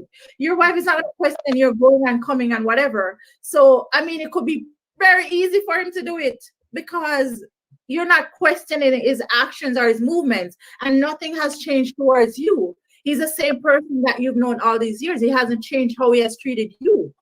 You know what I mean? So it can be so easy for him to go out there and do that. It can be super easy. And Super that easy. is why we would not give him the opportunity to do it again. This I mean, is he would have never be happy with nobody else, but I just that. let me tell you, how are you going to guarantee that he's going to make you happy? Okay, my happiness is my responsibility as much as it is his as well. So it's not a case where I'm looking to him to make me 100% happy. I am whole by myself. Whatever he brings to me is additional. So my happiness is dependent on me first. So I am positive that I will be happy because I know what I will do to make myself happy. But I can't see myself being in a relationship for so long, invested so much in it, have businesses, have so many things together with this person. And you know what he did, of course, it's wrong, absolutely wrong. And how he did it, Jano, mastermind, how he did it. But there has to be a conversation. It can't be just a case where I'm going to be like, get out of my life. There are steps to this. It can't be just like that. I need to figure out why, you know, what's going on, what's happening up here, what's happening in our relationship that forces you to do that. What's happening, what caused you to want to have another family? Is it that your mind, you're maybe maybe you're a polygamous person, maybe you're polygamous by nature. You know what I mean? Maybe that's what you want. Because a lot of people, whether we want to believe it or not, there are people in this world that are of that belief that they can be polygamous, they can have sister wives. You know what I mean? We have people that feel that way. Yeah. You know, so I need to understand what's the thought process behind this. Why? Because you should know that at some point we're going to meet. You know, at some point I'm going to find out, because nothing stays hidden forever. So there should be there has to be something going on up here. Maybe your intention is that you want to be polygamous and you wanted us to someday meet and be friends, and you were probably trying to like open us up to that possibility. You know what I mean? So, you know, I would have questions like any other person, but may I tell you, me not hand it over my husband who no woman. So read my lips, people. Look on my good. Charlene is not handing over her husband to no woman on this planet. Absolutely not. It's not happening. Can you really take that truth though? He might start to blame you. How would you deal with that? Well, Christopher, honestly, a lot of times we can't handle the truth. We think we can, but we can't handle it. But that's where there's a third party that comes in. That's where you have a counselor to kind of mediate and kind of help you process the information that you receive. I've always been the person when it comes on to certain topics in relationships. I'm not a cut and dry person. I'm never the person that says I'm gonna get up and walk away, because when you're in that situation, until you're in that situation, you don't know how you're gonna react. A lot of people might say, yes, we're gonna do this and do that. But when all those emotions are flowing through you and you're in that situation, you might not have the strength to get up and walk through that door. And that's just reality. Because your whole world is crumbling. Your whole entire world literally is crumbling. To find the strength to walk through that door, it's going to take a lot. And you might have to go walk through it about 5 times before you actually walk through it. Okay, you go, you go come back, you go, you come back. It's a process. So I'm never the one to be hard and fast on anything. I'm always have the thought process. There needs to be a conversation before a decision is made. But I'm gonna tell you again, if you try me, it not gonna work. I'm gonna tell you that right now. This girl gonna stand up in her life like Statue of Liberty, because I know where my relationship is coming from. I know what we've been through. So ain't no little side chick go run up on me and think I saw it go. That's that. I no killer with them passports, so. That is correct. Yeah. You're very correct. I'm going to leave you. You're going to pay me alimony. You're going to get a joint account with your side chick, and she is going to pay me alimony as well. I'm going to sue you for emotional distress. You are going to not see any of your children that you have with me. I mean, you can't say that though, Kayla, because the kids in everything, guys, and we're talking about this conversation, when it involves kids, I always want people to look at the kids, outside of your feelings, outside of your emotions, because they have their own relationship with their dad. And it's extremely important for them to maintain that relationship, even though you're hurt, even though you can't stand to see him, even though you want to box him in the face and throw hot water upon him. The kids, you can't throw that to your kids. You have to allow the kids to form their own opinion of their dad. You can't. They will. They absolutely will. Yes. When children grow up, they realize which parent was wrong. True.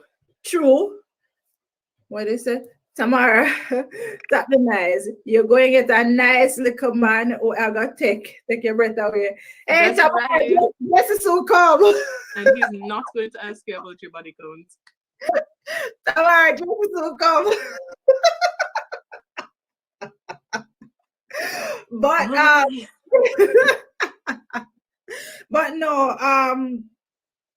No, seriously though, like whenever things like this happen, I always want people to take the kids into consideration. If you have them. Yes, still waiting to exhale. We're gonna spend like 9 more minutes before we go. I just wanna touch on this quick topic. It's current affairs. It's happening in Jamaica now. In regards to the young girl that was beaten at the dance. There's so many angles to take this story from, and before we begin, I just want to say that there is no bashing of the mom or anything like that. Absolutely not. When it comes on to this issue, we're gonna take it from the top. So the young girl goes to the party. COVID is happening, right? The party is illegal. I believe she's 17 years old, correct? I think she's 17. The mother allows her to go to the dance. I don't think that was a wise choice. Given that COVID is happening and everything, that should have been the one thing that kind of kept her in the house. So we move past that. She goes to the party with her friend. She goes to the party with her friends, and then based on the mother's account of the story, one of the young ladies, like her daughter was looking around and stuff like that, and one of the young ladies said to her, like, "Why are you looking at me?" And she responded and said, "Well, it's a party. Everybody's looking at everybody." And then the girl was like, "Well, I don't want you to look at me." And then the fight started there. The girl went and got a Hennessy bottle and cracked her back, hit her in her head. That's how it started. Oh, yeah. Yeah, hit her in the back of her head. And then all 6 or 7 female jump in to beat this girl, this 17-year-old girl. 7 women jump. I think it was 6. 6 or 7, because some people say 7, some say 6. Jumped in to beat this girl. No, first of all, you're gonna beat somebody because they look for you? Thank you. That's the weirdest part of the story that I've seen. Like, Like, it don't make sense. why are you going out into a public place if you don't want people to look at you? It doesn't make sense. And 7 of you are gonna beat 7 of you are going to beat 7 of you are gonna beat this female. Really? Like, even when she's on the floor, you're still going to continue to be beating on her And the sad for part is, absolutely no reason. listen, and the sad part is, them beat her, them stab her in her neck. She's on the ground for at least for 45 minutes, I believe, and nobody not touch her. Like, did nobody call the police? The dance full of people, nobody not do nothing. Nobody did nothing.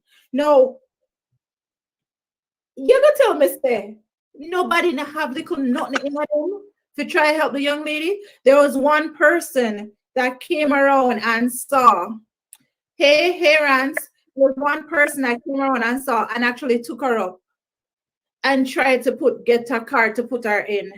And everybody, there's a lot of cars there, and nobody know how to open them door. Like, what kind of society, is Jamaica transforming into? Like, what is this? And people always have their smartphone out videoing. I do not believe nobody videoed that fight. All of a sudden, for this incident, guys, there is no video. None. How does that make sense? I don't believe that nobody videoed what was happening. Personally, I don't believe it. One, I don't believe nobody videoed what happened. Two, how did they find out who the women were that beat her and how many women were there? So clearly, somebody found out the details from somebody who was there. So nobody knew these women at the party. Nobody can come up and say, oh, it's this, and that person. This is where them live. The party don't have no promoters. Exactly. Like, who was running the event? The But event the have no security? The person that was running the event is, so the girl that got hurt, her friend's boyfriend was the person that was throwing the party. That's what the mom said. And that is the issue. Your boyfriend is throwing the party. Your friend get jumped at the party, is in the hospital in critical condition, and you don't think so you have to say nothing? Where was she when? Guys, I don't know. Like, she was there. I think she was beside, because I think she jumped in at one point. The mom said, and jump right out. But I don't think she was. I don't hear anything about her getting like seriously hurt. 3 persons turned themselves into the police. Good. Yes, because there was somebody who went online. This gentleman with him cutlass, and the gentleman made a firm statement and said, all those involved, if you don't turn yourself in by 12 o'clock today, him basically I go come for them with him cutlass. So that's what it took for them to go and turn themselves in, not them conscience. So, I mean, listen, oh my goodness, like, how can we, if we beat up a 17-year-old girl, if you look pale? Why are you fighting somebody at a party for looking at you? Why is there multiple people fighting one person? For looking at you. So that what means, was she supposed to be looking at? I'm confused. So that means that if you look around then, or look up in the sky, because if I can't look at a person, I don't understand. Like, guys, help me understand. Like, I don't understand. Like, me who loves staring at space? Mm-mm. And then everybody at the party stood and watched the 6 or 7 women beat up the one female. Nobody jumped in to stop them. Them see the Hennessy bottle connect in her head, and she fell to the ground. And they were still hitting her. After she fell to the ground, they were still hitting her. Could nobody stop her from grabbing the bottle? Like, there's more people at the party than there are jumping on this girl? And Like, them couldn't all come together and take the girls off of them? Like, I'm so confused. the girl Like, is not when I read the GoFundMe, because I saw the story on the GoFundMe, because I was looking for it, and all I saw was people like putting up the hashtag justice for Kaylan. So I was confused.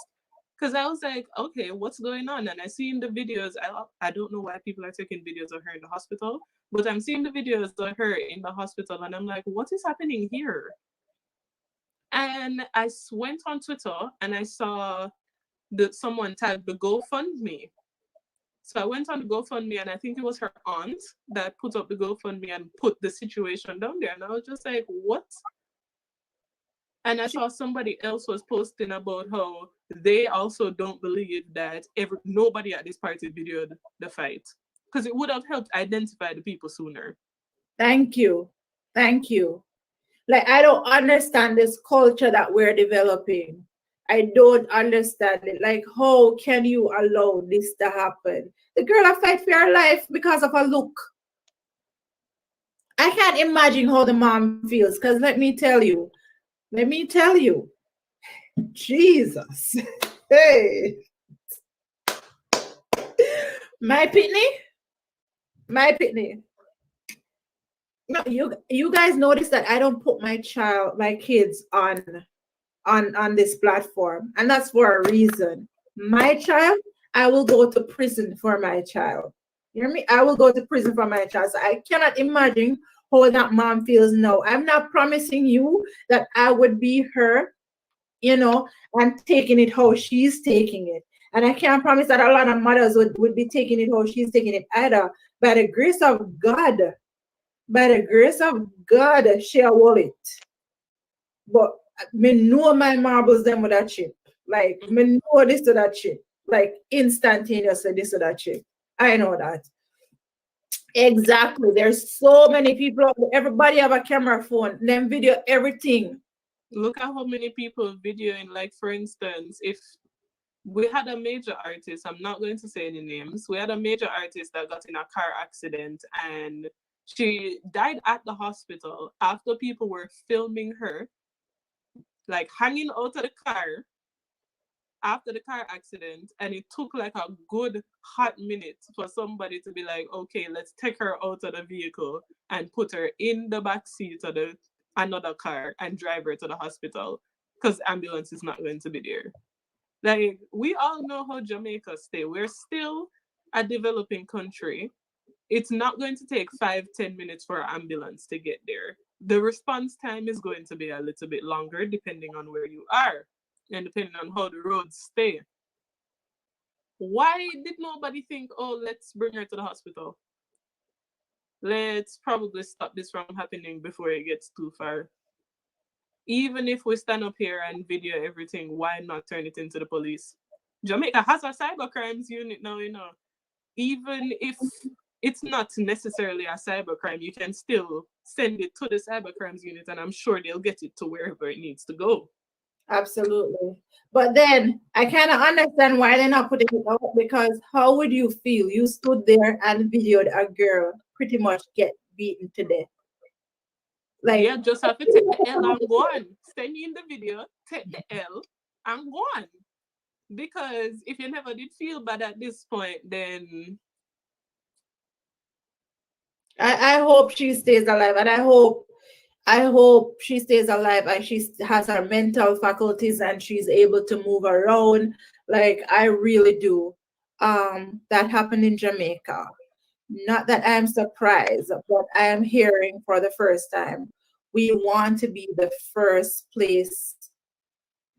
We want to be the first place to place it on social media. Yeah, there's a lot of things that are placed on social media. You can go around and see a bunch of videos that should not be on social media, media of different things that happen, car accidents, all of that. I mean, I don't know, guys. All we can do is pray for Jamaica, because, pray for our kids, Hi. Pray for our kids, because I'm gonna tell you right now, like, I'm watching the mother talk about it and stuff like that, and it hits differently. When you're a parent, it hits differently because, you know, for your child to be in the hospital fighting for their life because of a look.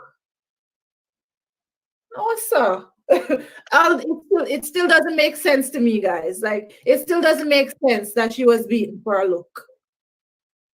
It doesn't even matter how the look was, if it was a side eye, if it was a cut eye, if it was a roll eye, it doesn't matter. It doesn't give you the right or the authority to put your hands on anybody. Six of you. Why are your friend them jumping in? Maybe the police have already gotten the footage for this case. I'm sure there must be someone there who will not handle. Well, they know who the culprits are.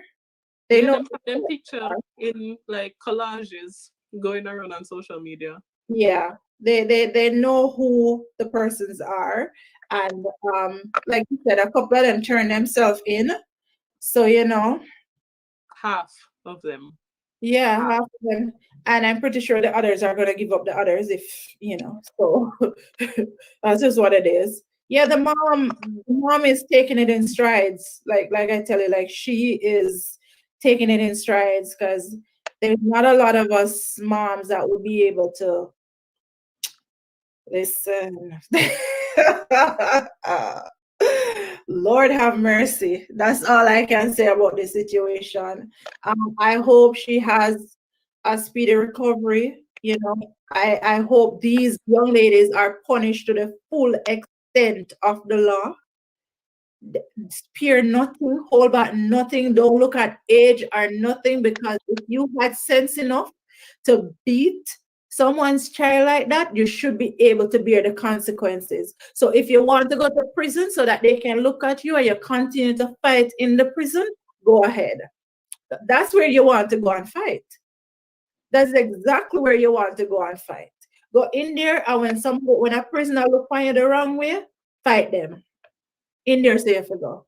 Because I'm pretty sure you will learn your lesson pretty fast in there. So no mercy for those people that did that. God have mercy. But yeah, guys, I just wanted to touch on that tonight before we go, because it is happening in the news and it's going around. This movement, very few persons care about bad situations and don't directly affect them. They said they know.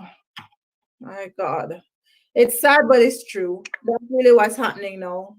Unless it come on your doorstep, you're not business. But it's a small world, and if you go away, if it come on your doorstep, it might reach. Yes, Chris, we're closing off now, Chris. We want to thank everybody for coming on and for joining us. Thank you, Jason. Thank you, Taff. Christopher, Tamara, always in the comments. Thanks, Rance, for coming on. Nicole. Camille. Yes, Skeptic Crab. Everybody in the comment section. Thank you guys for coming on. Thank you, Christine, for listening. Thank you guys for coming on. Thank you guys for having this conversation with us. And yeah, we will be back next week, Saturday. I'm trying to perfect this, guys. I don't know how this works, but yeah. We will be back next week. Christopher, so let me pronounce the benediction. Oh, God, Christopher, I know, may the saving grace of our Lord and Savior Jesus Christ. Who there? Kayla, is your night hands down? Don't. But yeah, guys, thank you guys for watching. Thank you so much. And we will be back next week with another riveting conversation. And hopefully Kayla not in our feelings next week. No problem. Subscribe to our YouTube channel, Housewives of Alberta. Please subscribe. We need to get our watch hours up. And also like us on Facebook and follow us on Instagram, Housewives of Alberta. Yeah, guys. Amen. Mr. McLeod, we're proud of you. I know. But good night, guys. See y'all later. And again, body count matters To men. for me, to To myself. men. And we have established tonight that it matters to men. Mm-hmm. Yes. And it doesn't matter to Kayla. Mm-mm. Okay, there we go. Good night, guys.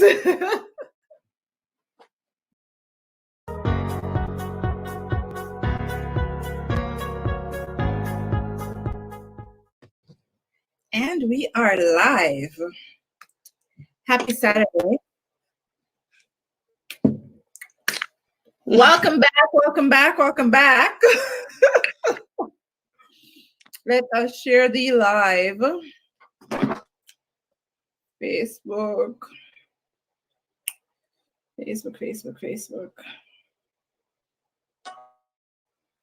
Turn that down.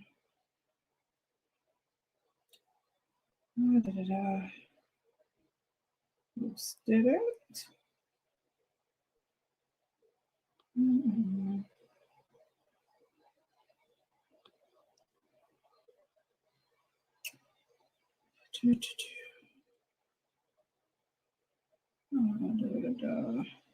Done.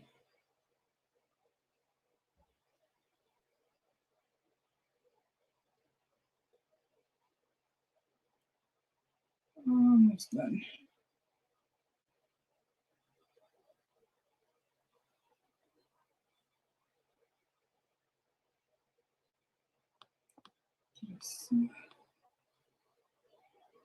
Oh, I need to send it to Camille. Yes. I forgot. I Here. know this is Camille's topic right now. Interesting. Oh my goodness. All right, shared from a main page.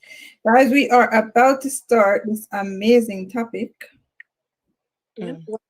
Shared and it's not allowing me to. What do you mean?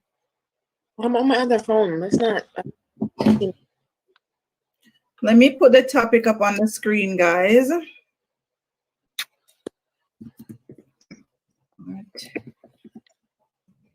a good housewife.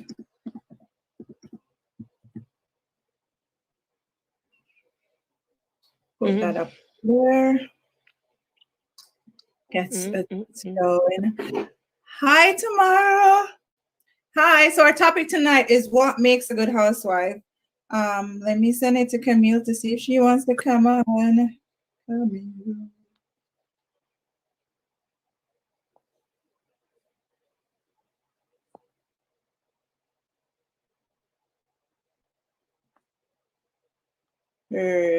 Perfect. And let me send it to Christopher too.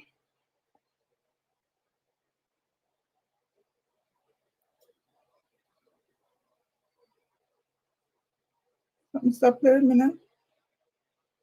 Struggle is real. We about to start. Everybody.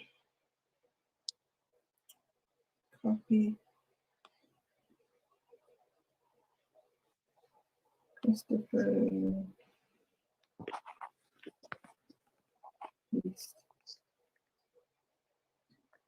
All right. So let's get started. Tonight our topic might cause a little bit of a drama because it's going to be new school versus old school with this topic. And, you know, we're all excited. What makes a housewife? So before, and we are the housewives of Alberta, but we have different definitions to what a housewife is. So before we go any further, I'm just gonna Google what is a housewife and give you a Google definition of what is a housewife. Cause why though? Listen, what is a housewife? Because we need to start off the conversation with some form of basis on what the dictionary definition of a housewife is. And this is a dictionary definition. So A housewife is a married woman whose main occupation is caring for her family, managing the household, and doing housework. All right. So that's where we're starting off tonight. Hi, come on. You can, I don't know if you're frozen or not, but yeah. So I'm going to go around the room and I would like you ladies to tell me what is your definition of a housewife? Starting with Kayla. So me bring the soup. So yeah, starting with Kayla. Oh my God. Okay.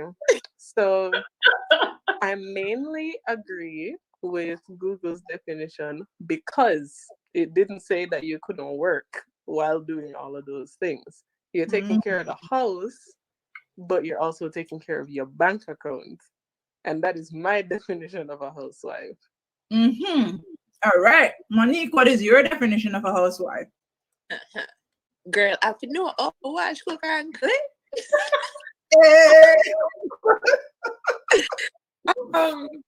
I feel like the real definition of a housewife is just somebody that your sole job is to stay home and take care of the household, and that's kind of old school in my opinion.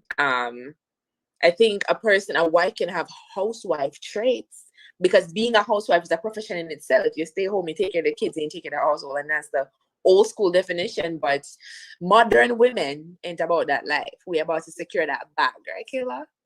Yes. Mm-hmm. Hi, Chris. So happy that you joined us. I sent you the link, Chris, in case you want to come on and join this conversation. I sent you the link. I know the ladies would love for you to come on, so I sent you the link. Come on, can you hear me? Yes, I can. Okay, what is your definition of a housewife? Well, in this 21st century, I would say a housewife is somebody that creates a balance and takes care of the family as well as work and do the basic things that she would normally do on a day-to-day basis. It's all about creating a balance. That's right. Preach. Listen, can I tell you, based on all the definition of a housewife, this person sounds like a magician because Why? Hold on, we get into it. Not that I don't agree, but I'm just saying this housewife has to take care of the family, take care of the kids. Chris, we're not set you up. We're not trying to set you up to that. This housewife has to take care of the kids, take care of the husband, cook, clean, wash, take care of herself. You know, sometimes these housewives have another job, you know, 9 to 5 that they have to maintain as well while still being sane. So based on everybody's definition of a housewife, do you think there are any, like, based on your definitions, any housewives in today's society? Yes. There is still a few who believe that they shouldn't work and the man should take care of them and that they should just stay home and take care of the kids. There are still a few that believe that way, but in my generation, I would say we don't need just to be taken care of. We want to also contribute, and that's one of the beautiful things now that women are stepping out of their comfort zone. They're stepping outside their box and trying to do something new. Some persons are doing blogging these days, some persons are doing your online business, and they're still taking care of their family just the same and making sure that, hey, the house is kept clean, kids goes to school, jobs is getting done, and there is a peace of mind in the home. So yes, there is still a few persons who believe that, guess what, hey, the man should be the one to take care of me. I should just stay home and cook. While for somebody else, there needs to be a balance. Well, I mean, all right, I'm gonna address Tamara's comment in a second, but I want us to know that there's a difference between being lazy and being a housewife. Mm-hmm. Can we preach though? There's a difference. But before we go to that part, Tamara says one of her boyfriend is a housewife. He stays home, cooks, laundry, wash, iron, fold, takes care of his children, do the shopping, tends to the garden. Is he a housewife? He's a house husband. He's a house husband. He's a house husband. Mhm. And there's nothing wrong with that because Not at all. if the female is earning more, what wrong if the husband stay home and take care of the kids and do them something there? Like, would rather the man go work the lesser amount of money and you stay home and cook and clean and wash? I don't remember. About a few years ago, there was an article of a gentleman who decided to do an online business and basically stay home and take care of his two boys. And his wife would go out and work, and it was a massive chaos in Jamaica when the article was published in the Sunday Gleaner. And a lot of persons felt that he wasn't being a man, he was being lazy, he needs to go out and get a 9 to 5 and the works. And I mean, a lot of persons did not realize that he did have a job. He had his own online business and he was making twice the amount of money that he would be making being on a 9 to 5. And this is he's getting paid in US and he's working from home. And it caused a lot of chaos here. So it depends on how persons view that statement, because it might get a mixed reaction. I mean, obviously, I know when you touch into the realms of saying a man is a house husband, a lot of his pride comes into play, because it takes a strong man to be a house husband. That is Let me just put it out there. Welcome, Camille. Hey. Hey. How much of I miss, guys? I know this is your topic tonight. Lord have mercy, girl. You call me name. Call me name, girl. Listen. How much of it I missed? Not much. We just started. Like we just start before the argument start, because the argument soon starts, you know. So we just lay the groundwork before the argument starts. Listen, one thing I heard before I came on Facebook, I heard one comment. I'm not sure who said it about an article that was posted. Oh, by the way, good evening, ladies, and the Jersey gentlemen. No, good evening. It's another lady. Okay, so about a man staying home, what makes a good housewife? What's the title, man? What's the topic? Talking about housewife. What makes a good housewife? Yes. So how did you get to the point of a man staying home and a woman working? Tamara brought up a point where one of her male friends, he stays home and he does all the chores and he takes care of the kids and everything. And that's fine, right? Are we saying that's fine? I'm okay with that. Okay. It depends on how much the earning goes. So if the female is earning more and it works out better for that family, I do believe it's okay for the guy to stay home. You know, a lot of people will knock certain things because they don't have certain experiences, and you don't know until you know. A friend of mine that lives in Toronto, they just recently had a baby. She's the bigger earner in the family.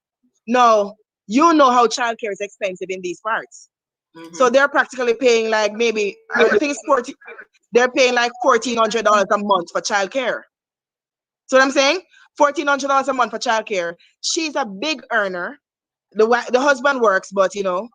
So she was asking me, she was like, Camille, this $1,800 a month just don't cut it. Oh yeah, $1,800 a month. She's like, this $1,800 a month just don't cut it. And I'm like, why don't you have your husband stay home? Because literally, the husband is practically working a change over $1,800. I'm like, why don't you let your husband stay home? The child is not exposed to any diseases, because you know daycare can be very infested. Yeah. And you know, the husband stays home. He gets to do things in the house. So when you come home, you're not that tired that you have to be doing things. And guess what? They made a decision, and the husband is staying home. And she said, Camille, it didn't sit well with my family because they feel like I'm turning my husband into a mama man or whatever. But she said it's one of the best decisions they've ever made. Where she goes out and she earns money and the husband stays home with the child. So the child doesn't get to go to daycare to get sick. The husband teaches the child home. Listen, by the time this child is ready to go to kindergarten, that child will be so ready. It ain't funny. And those are things she doesn't have to pay for. mean, why you come from here and touch people too? I tip on people too about mama. Hey, Boa, you first would have to say mama, man. Me know. listen to me. Can I answer that question right there? There's a question that you pin. Wouldn't that emasculate a man? Is he okay with that? Let me tell you something, guys. If you go into and guys, is that Christopher? Yes, it is. Hey, darling. Anyway, let me tell you something, guys. If you go into a restaurant, and this is something that you can try, males, those of you who are watching males, so this is something you can try. If you go into a restaurant with your guy friends or anybody, you could try it. And when it's time to pay, just take out your purse or your wallet. You know the man who wants to pay would feel emasculated. Now, should it be so easy to emasculate a man?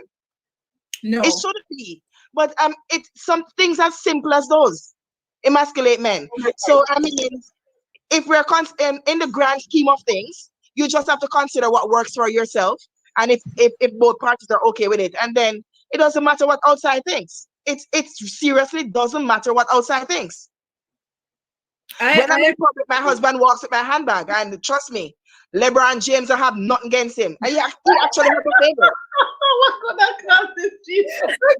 My husband, I have a handbag that my husband likes. It's a favorite of his. And when we're out in public, boy, and carry my handbag, and trust me, it's a big joke between us. But I mean, the world must be looking on and hurting on their head and wondering what's happening. But between me and my husband are the biggest joke. Yeah, but that's in essence and in itself, don't view it from that standpoint. They don't view it to say that things and times have changed, things is evolving now, and we need to get with the progress. We need to move up, we need to step up and to say, hey, guess what? We need to re-socialize in an essence to understand how to appreciate a woman, how to treat a woman. And if we notice our men in this current generation, may God have mercy on our young ladies that are coming up, because they need to be recultured to some extent to know how to treat a woman, how to care for a woman. So, I mean, they don't understand these things to understand and know that, hey, it's not that you're going to be sitting home lazy, because I've heard a story where the woman is the big earner, and then she has to come home and cook and clean, and the man is there sitting at home doing nothing at all. Yes, dear. Okay. And these are things that I've studied and I've looked on, and I'm like, so why are you there then? She's earning, the children needs to be taken care of. She has to come home and wash. She has to come home and prepare dinner. No, we're not saying that you need to do that. If you're there, do something. Let the woman feel that, guess what?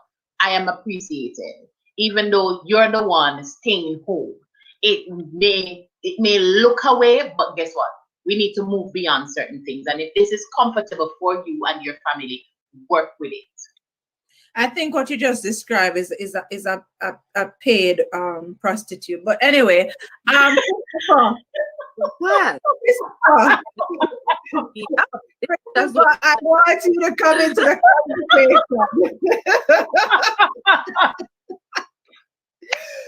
First of all, you'll be okay with staying home and taking care of the kids while your wife is the primary breadwinner. Good evening, everyone.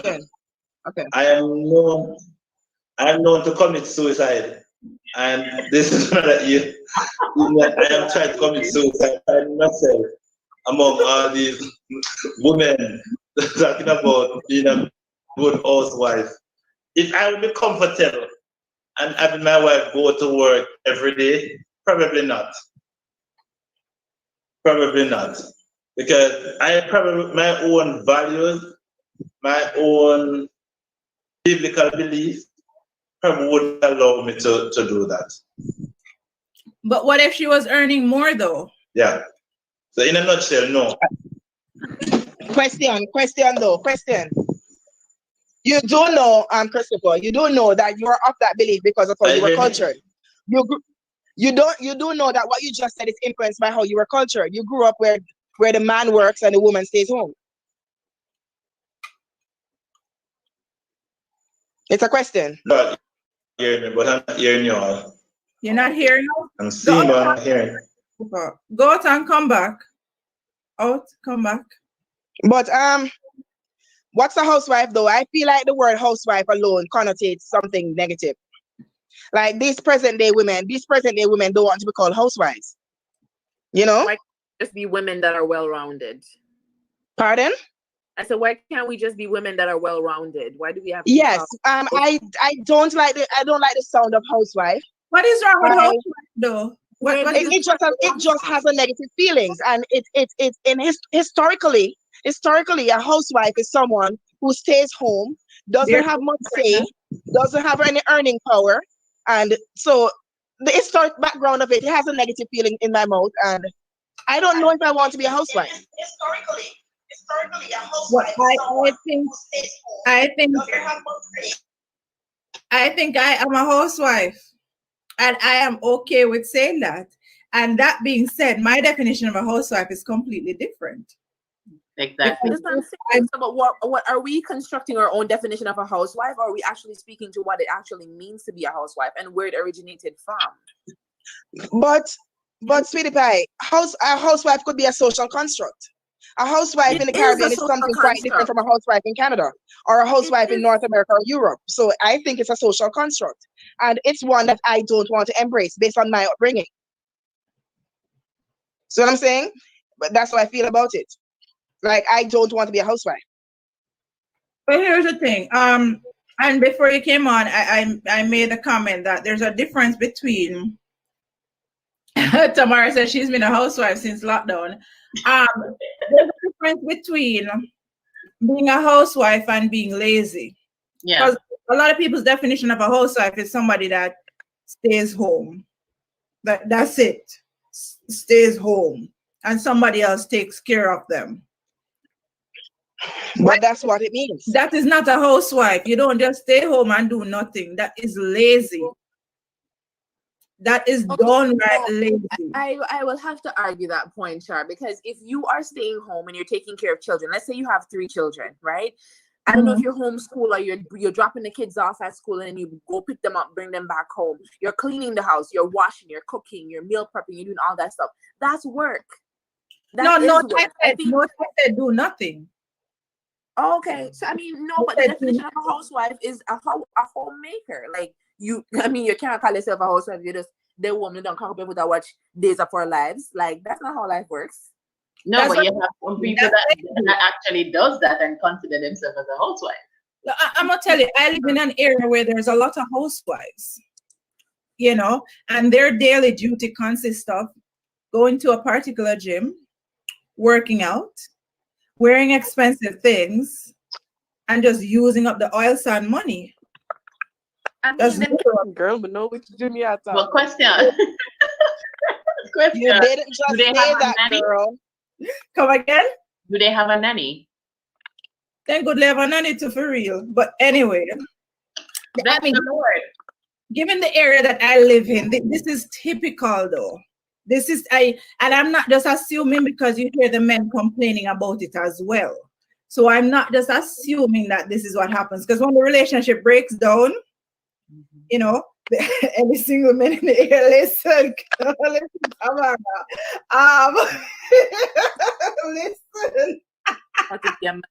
On here.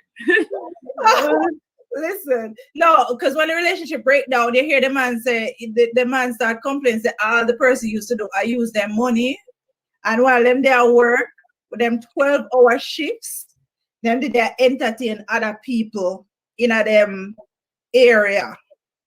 You know what I mean? And they are considered housewives based on their definition of a housewife. Sorry. So yeah, like everybody has a different idea of what a housewife is. Like one of you mentioned before, a housewife sometimes is somebody, back in the day, is somebody who were pretty much barefoot and pregnant and just take care of the kids. Their sole purpose on earth is to take care of their kids and their husband. Not even themselves, you know, their kids and their husbands. And just bear kids just popping them out over and over again. That was the olden day definition of a housewife. I don't think we have those people anymore, though. Do we have those people anymore? I don't. Absolutely. Barefoot and pregnant? Absolutely. I don't know if barefooted, but absolutely you have a lot of successful women who decide that, listen, in the I'm going to bear the children and I'm to be the one to take care of the children and also go out and win the bread. And most times that happen with when, and I'm talking about educated people, you have people who financially they are secure and they can do that. They want to be the one to be home to take care of the kids because they should trust or entrust their children to the growth of others. And that is the case. I personally agree with it. If you can afford it, if you can afford to stay home, take care of your children, then I totally agree with it. In fact, thinking about I should be staying home first to take care of my children, but I'm not financially there as yet. I have a problem with that because I feel like I think it's absolutely important for the mom to have some form of individual in all of this. Even though she has to take care of the kids, she has a husband to take care of, she's still there. She's still there. And I was having a conversation where the other day, and a lot of times when women, get married and have kids, they say the kids is number one. I had a problem with that statement because I feel like I am still number one in the sense that I have to make sure I'm okay so that I can take care of everybody else around me. I have to protect my mental energy and my space and stuff like that so I can be good to take care of the kids, the husband, the house, everything. So staying at home and being, I feel like the wife or the mother needs something else to kind of balance her out because being around kids 24/7. I know, listen, I don't know who wants to agree with me or not, but being a mom is no easy job. And if you have to be there 24/7 with your kid, as much as you love your kid, you do want a break. There's no question about it. You do want a second out of the day where it's not just the kids. You can do something else with that time. And I don't know who else on here agrees with me, but that's my take on it. I don't, being a stay-at-home mom, it's a challenge. Charlene, go ahead, Chris. Yeah. I would say, wouldn't there be a bigger picture though? Just narrow it down to be home with your kids, because especially what is happening in the world today. Yeah, and if you look up around and our children are sometimes disadvantaged, they are being taken into different groups and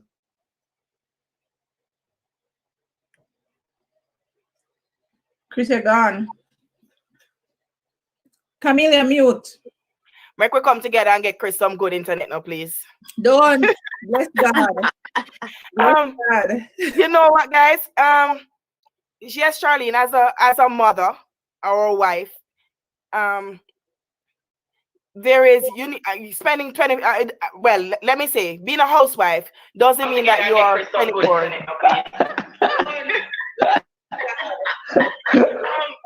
I get the message. Yes, Charlene, as a mother or a wife. Go ahead, Charlene. There's a feedback. It's just me. No, I took it off. Go ahead. Yeah, so I'm saying, being a wife or a housewife or a mother, it doesn't mean that you have to 24. Well, being a housewife doesn't mean that you have to be taking care of the house and the children 24/7. It means you need a break, disconnect. I don't know if you understand what I'm saying. I hear what you're saying. Yeah, so there are days when I take a break, but I really, really want to take a break. So I would find myself, I go out or I send Tyler somewhere. But anyone who's around me would notice that my phone is on cock, if you know what that means. My phone is on cock because even though I'm taking a break, I have not disconnected myself from my motherly role, right? So I make myself accessible even though I'm taking a break. So yes, we do need a break. Absolutely. Yeah. Kayla, what you gotta say? I cannot speak on any motherly roles. So there's that. Most definitely gonna contribute to the whole mom conversation. But so far with the housewife conversation, I still stand by what I mean. Just because you're a quote unquote housewife doesn't mean that you don't have things that you need to be taking care of, like your house and your bank account. I'm all here for securing the bag, collecting the money.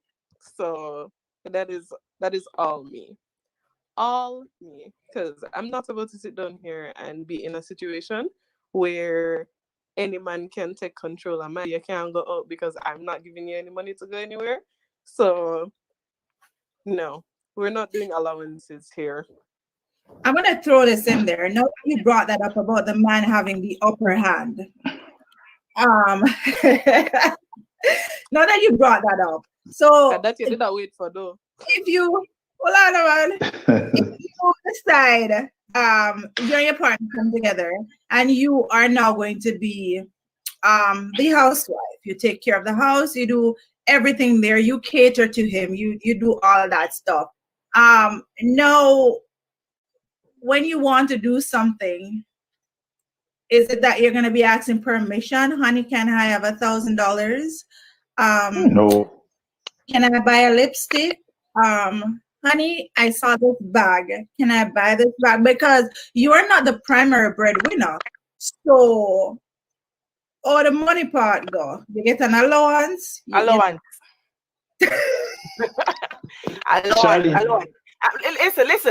Listen. I get an allowance. So, I'm going to your question, guys. The question is, what makes a good housewife? So even though the word housewife doesn't sit well with me, I'm going to answer in this context because I can be objective. So, guys, I wasn't with you for one whole week and I forget all of your name. I'm talking to the pretty girl now in the pink. Hey. Yes. So the pretty girl, Monique said, being a mother, it was Monique, I don't know, it could be you, Charlene, that says that being a mother and a housewife is a job, right? It's a job. So if it's a job, in our professional lives, we do professional development, right? Mm-hmm. So we do things to make ourselves better at our jobs. So if mothering is a job, parenting is a job, being a wife is a job in itself, we can do things to upgrade ourselves, do things to learn. So as a stay-at-home mom, go get enrolled and do some CPR training. It will come in handy. So I'm saying, go learn how to do financing so you can keep the books. Like, for example, in my relationship, I'm the one who spend the money. So trust me, some days I wish I paid more attention to accounts class. Then I'll be able to balance the books better. So we can do things to make ourselves become better housewives, better wives, better parents. So upgrade yourself.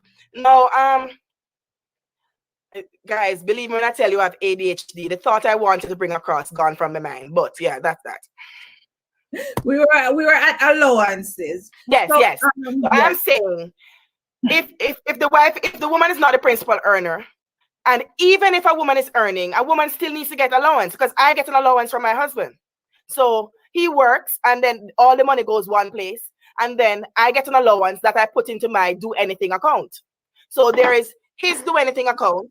There is the account that takes care of the family. And then there is my do anything account. So when he gives me allowance, it goes to my do anything account.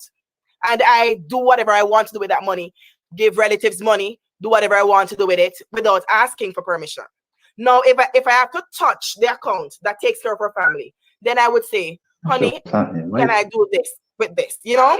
So if a wife is not working, guys, if a wife is not working, and this is not going to be popular, if a husband is not working and the wife is a principal earner, the wife needs to also give the husband an allowance. So that the husband has access to money that he can spend where he doesn't have to feel like less than a man to be asking for money that he wants to spend.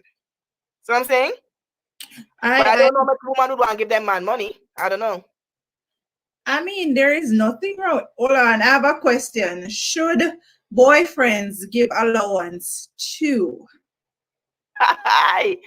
Whoa. Ladies and gentlemen, should boyfriends give allowance too? If you're in a committed relationship, of course. If you're in a committed relationship, of course.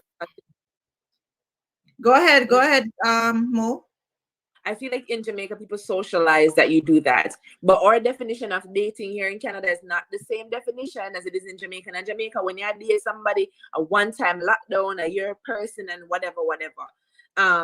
Here it's a whole different definition. So I don't know. I mean, what is the definition of a boyfriend? Are we moving in together kind of boyfriend? So you're supposed to provide allowances. I understand if you're going on a date and you pay. I understand if you feel like you want to treat her and do her hair or nails or pay for a spa day or something. But allowances is a bit much. I think that, for me personally, I would say, as a girlfriend, there are some things that I'm not going to do because I'm not assuming the role of a wife if I'm not a wife. And as such, I'm not expecting to be treated as one. I'm expected to be seen to be treated as one in the future. But I'm not saying jump in and treat me like a wife now and give allowances. It just takes away from the things that you are to expect when you get to that place, in my opinion. So I like how you say, don't treat like, but that brings up the point, because if you are boyfriend and girlfriend, and I mean in Canada or in Jamaica, because we see a lot of YouTube couples popping up, which means that they live together with their boyfriend. True. You are getting the benefits of a wife. Yeah, so if you're living together, then that's different, right? But if it's just like a boyfriend and you're come picking me up for dinner and all that stuff, I really don't think so. And at that point, you are what they call it common law. You're cohabiting. You're no longer just a boyfriend or girlfriend. So Ada, Tamara, so there are different levels to getting allowance. There is different levels. Shane has a comment. Shane says, my wife is also a teacher and she has her money. However, I don't believe my wife should do everything in the house. We do week on, week off. She has a job and tired just like me. Let me tell you something, Shane. Not every man. You're a good man. Exactly. Not every man have that concept because both of you have jobs. However, in a lot of cases, the wife is expected to come home, cook, clean, take care of the kids, wash everything in the house, turn around, satisfy you. But for some, and the guy is just expected to go to work and come home and be treated. We're tired.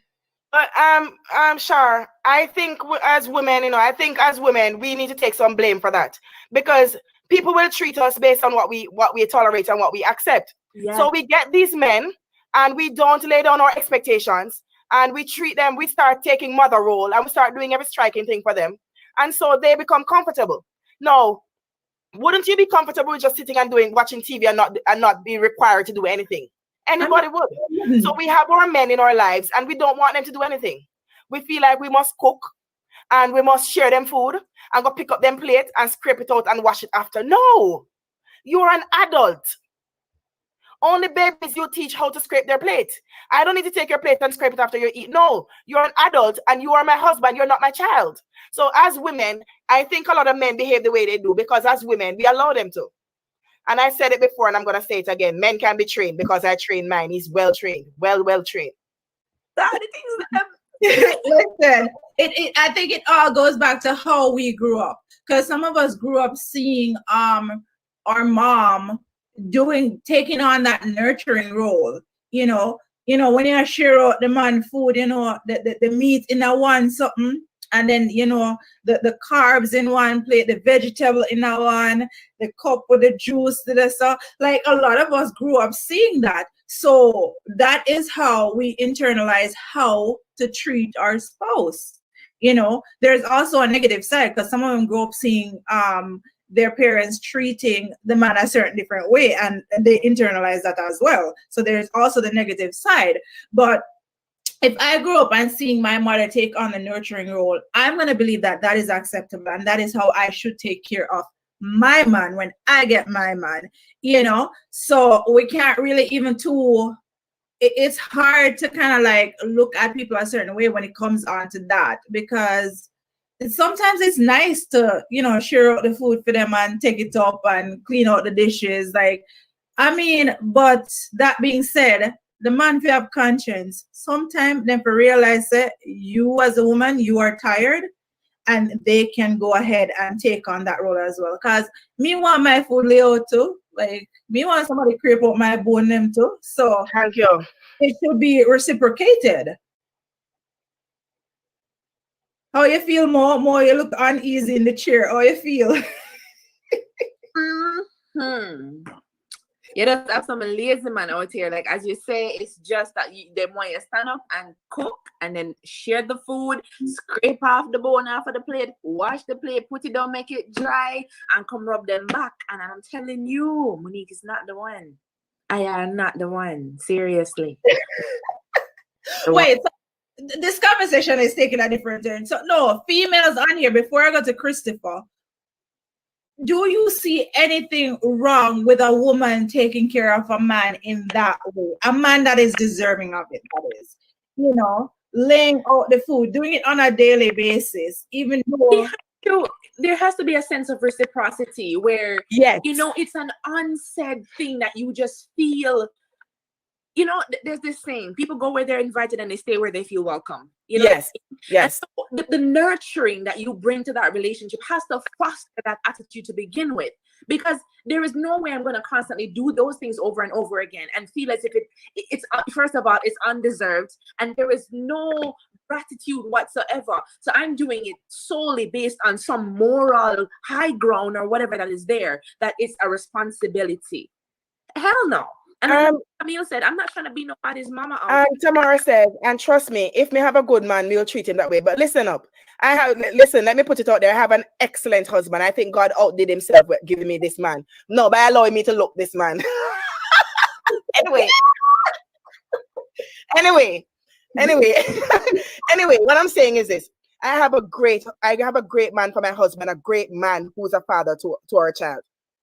And I treat him well.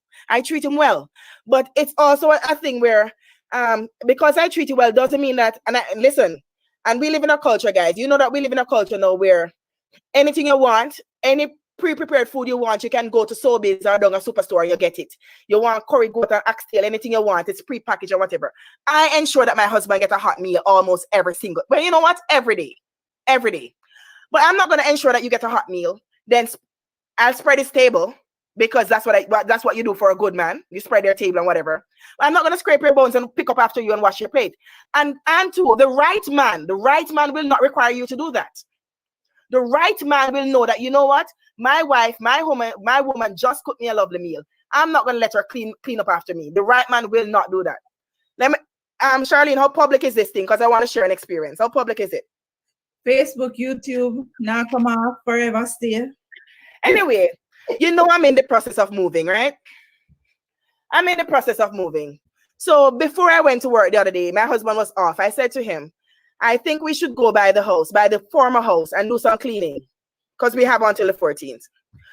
Me show up at the house at 5 o'clock in the evening. I could have bet my bottom dollar that my husband was going to be there, because my husband is that type of person. He's helpful. When I went there and he wasn't there, listen, man, I did everything myself. I cleaned, I packed up, I did everything. And then I called him. I said, why weren't you here? I thought you would have been here. I could have banked on you. Anyway, he didn't come. So I came home and I said to him, I said, dear, I am so tired. Don't expect that we're going to christen this house tonight. It's not going to work. And then he said to me, can we christen it tomorrow then, please? And that just dulled the situation. That's what I'm saying. It just damper out the situation. But the fact of the matter is, a good man will not require you to do all of these things and then expect you to respond a certain way when night comes. Is what I'm saying? A good man will pull their weight because they know that you're tired, and they know that your body will respond differently if you're tired. And that's what I'm trying to say. That's true. Tamara said, a man give me allowance. He is doing all he needs to do. He helps around the house. He will get that.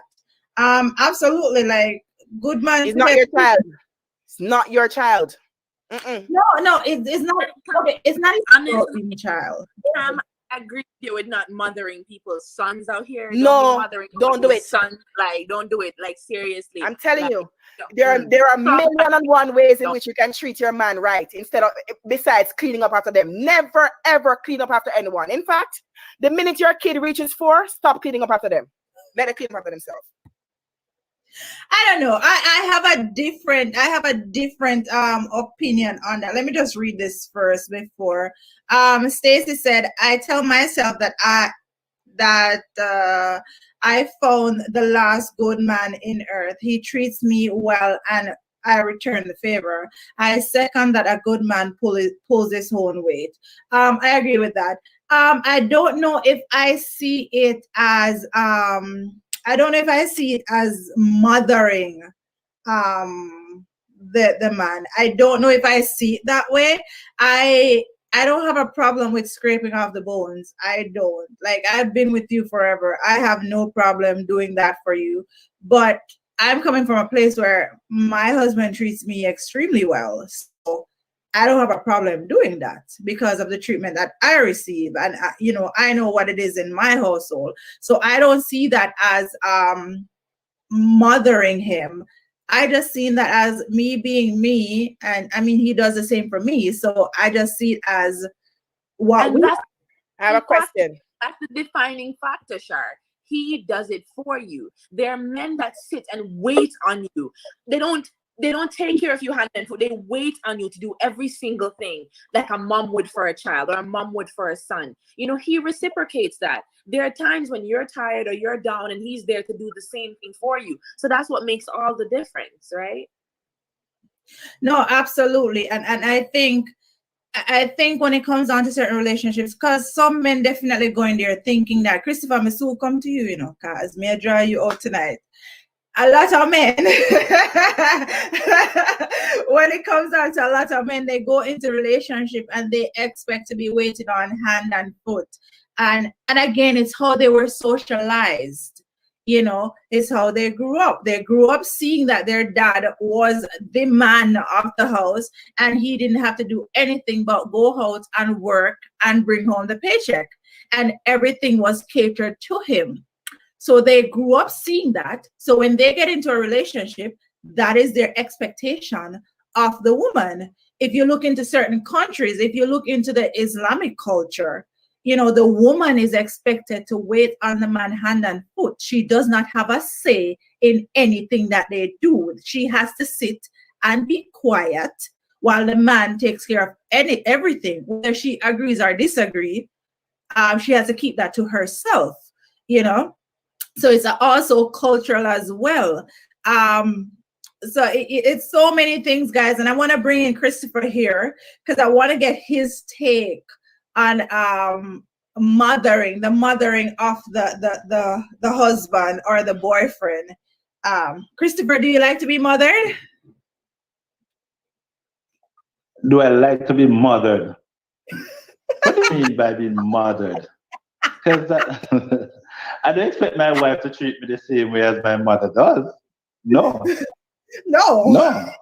No, absolutely not. I am a man. I must be treated as a man. I'm a husband, and I must be treated as a husband, not like a son. No, absolutely not.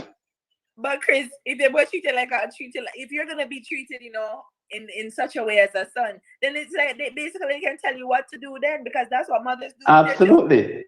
You know what I mean? Absolutely. And I think, when you're a man, you have to establish, woman knows the difference between a man and a manto. Yeah? A manto is the one that is a mama's boy. And if a woman finds out that she's with a mama's boy, she's going to treat him as a mama's boy. When she's with a man, then she's obviously going to treat that man, give that man that level of respect that he deserves. So, you have to be a real man, and a real man is going to be the one that is going to be standing up in his house and be a man and be counted as a man. And his family will know that he's the man of the house. And I believe that. Christopher, what is being a real man? I want to put a definition on that for me. What is being a real man? Being responsible for your family. Taking responsibility for your family, in my view, is the first thing. Being the leader of your family. Being the one that you're bedrock of your family. The family knows. Listen, my daughter knows. I'm not in Jamaica. My family is in Jamaica. And my kids are not home for the last couple of days. No, they wanted to stay over for some more days because of school and the different arrangement. No, they know, or my wife knows that, listen, yeah, it's probably more convenient, but she's not going to make that decision to say stay over. She's going to call me and say, you know what, I think that this is the best thing for the kids to stay over because of her job and she's not home. Instead of making that decision unilaterally, then I just follow in line. Because I'm not that type of person that is just going to go in line because you do it. So she knows that, listen, even though I'm not there, yeah, and she determined what she would like to be done, but she did not just go ahead and make a decision because she knows that her husband is not that type of man. She knows that, listen, this man must have a say, even though she has her own opinion, and I believe as it relates to the children in that regard, yeah, and I believe she does it out of respect for me as her husband and the children's father, to show that, so that, listen, the children don't think that mommy make a decision, because the decision, I can tell you, is made by me. When my daughter will come and say blah blah blah and go around circles, the hard decision is made by me because I'm the man, and I respect that they give me that latitude as the father. But sometimes what we do, we push it to mothers. Me not good at push it. Go and ask my daughter come and ask me something. Ask her mommy. The truth is that they want an answer. If you push it to mommy, then you're giving up your authority. You're giving up your responsibility in my mind, and that's important for you to keep. Yeah? I have a question for you, because every time in the statement you said, because you are the man. In yes, the society, I'm the man. And what you say that. But before there, because I know you're gonna get to. But remember, I believe in the man of the Bible, and I believe that. So you know we're gonna get a little bit theological when you get around there. All right, but go ahead. No, you keep saying that you're the man, but I'm like, what makes you superior to the other partner in this relationship? Like, what makes your opinion superior to your partner's? Because you say no, okay. I don't view it as being superior, because in a relationship you should be partners. Yeah, wife and husband become one, and I believe in that. However, this again, biblical belief is that as a man, you have a greater role, a greater responsibility to be the priest, to be the leader. And if you're the leader, it means that what? The tough decision will always be in your lap, and you can't hide from those. Yeah, and if you can't be the one that is going to be a man, say you're a man, and then hide from the responsibility of being a man or being the leader. I believe in my family, I am the leader in my family. Yeah, though my wife and I were one, but spiritually, and I can't leave that text out. Spiritually, as man, as the priest, based on what my scripture what the scripture tells me, I know I have a greater responsibility to my father, to my family. So my actions is always going to involve that type level of accountability. Yeah. So, and that's why I keep alluding to as the man, because I believe man has a greater responsibility. Yeah, based on scriptures, and my life is guided by scripture. So, pardon me, somebody might have a different opinion, but based on my scriptural belief. That's it. As a man, you have a greater responsibility. I'm gonna have the ladies chime in now because I want to go back to what Christopher said. As you know, I'm in the as, lion's den. how do we feel about that perception? Do you feel like the man has a bigger role or a bigger part to play in the relationship as opposed to the female? Again, I'm gonna just comment on I guess the principles that he's speaking on, and I happen to be one too that truly kind of builds from biblical principles. So there can't be two heads in a relationship; won't work. You know what I mean? And according to the Bible, it says that a woman should submit herself unto her husband, and the husband should love the wife as God loves the church, right? And love encompasses a lot of things. And one of that, as Christopher rightly says, is responsibility for your family and taking care of them. So I feel like maybe him constantly saying, you know, I'm the man, it's kind of an over assertion in a sense, because, you know, like, I think society also creates a construct. And let's remember that a lot of our society are bred from Christianity. And so knowing that, that is a principle in Christianity, that the man is the head of the household. Whether we want to or not, society create that narrative that when we go out, he should pay the bills. It's now that you have people who are thinking modern sense, with people are 50-50, or a woman can come in and do this and do that. You know, I'm the man. It's kind of with you having an over-assertion. I'm hearing a whole bunch.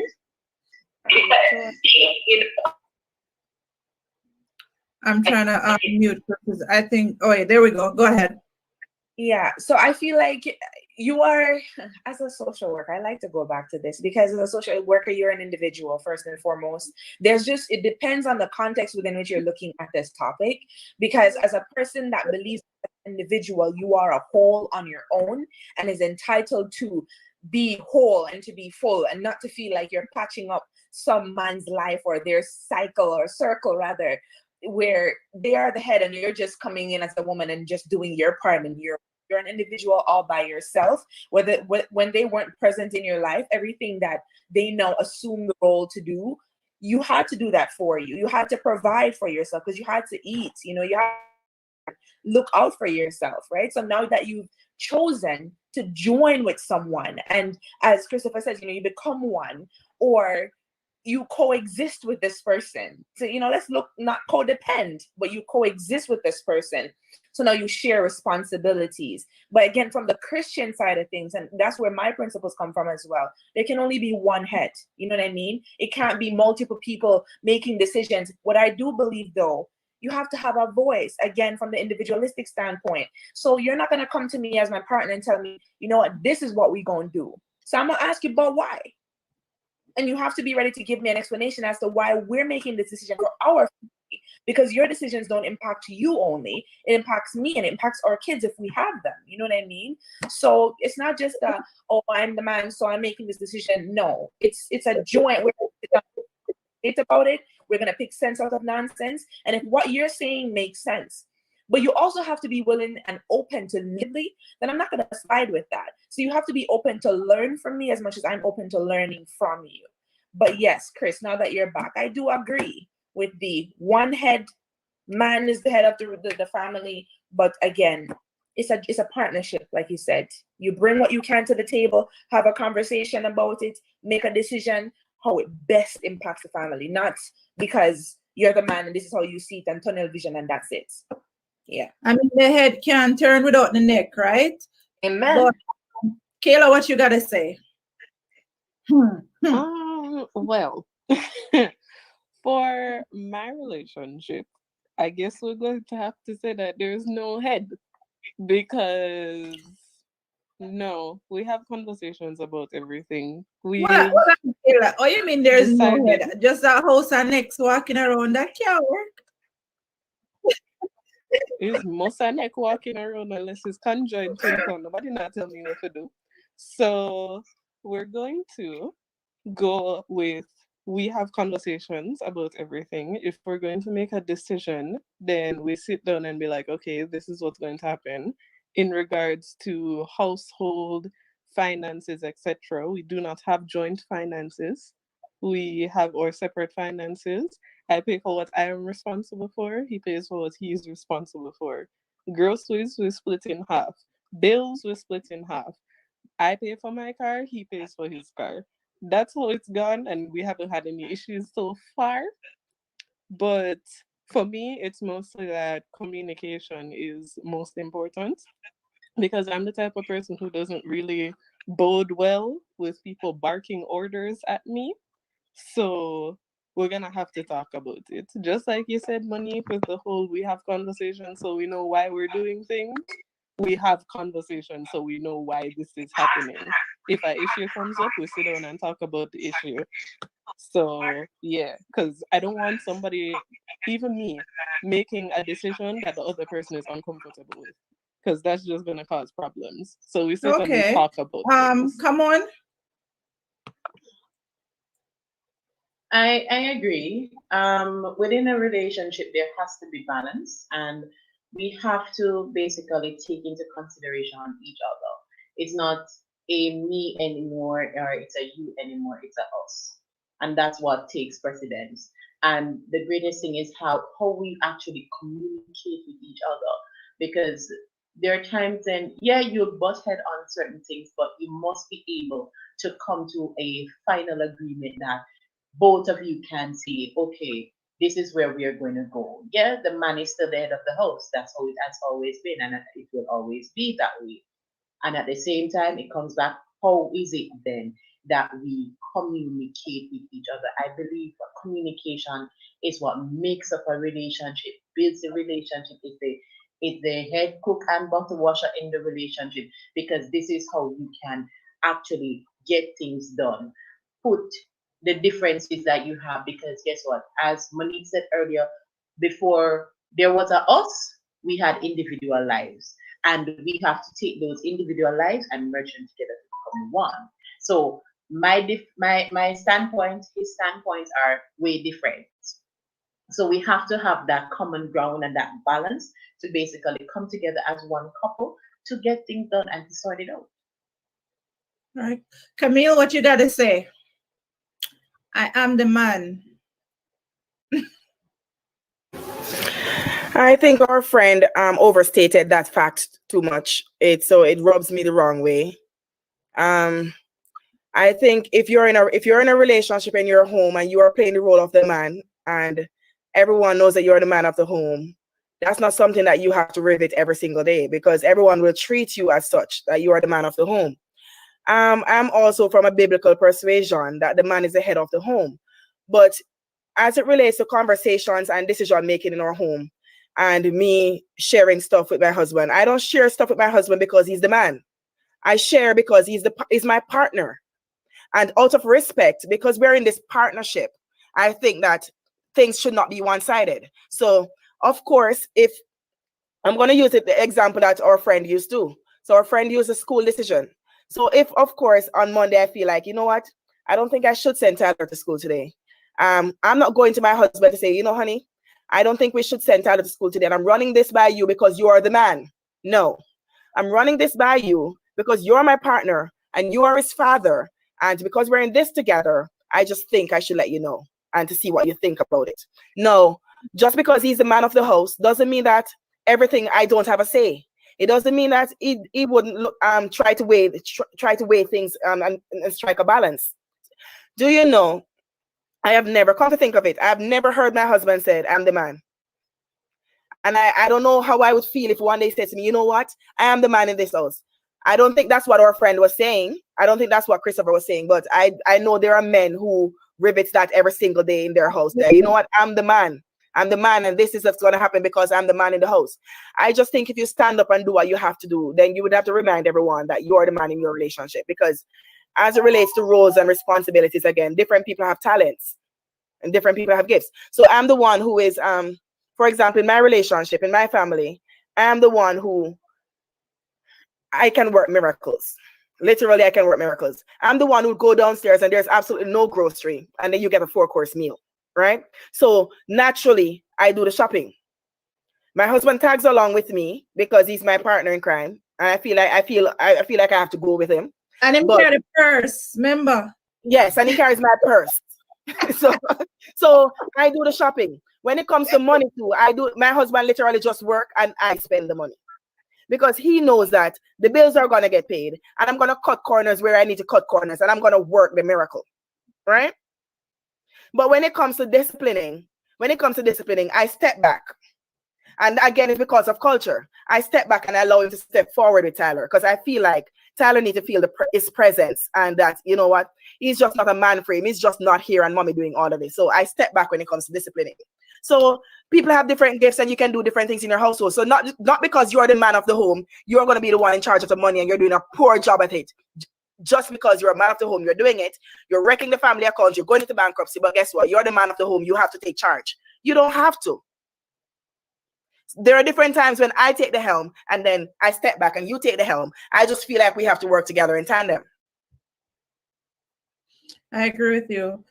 Christopher, after hearing all of that feedback, what do you think? Yes.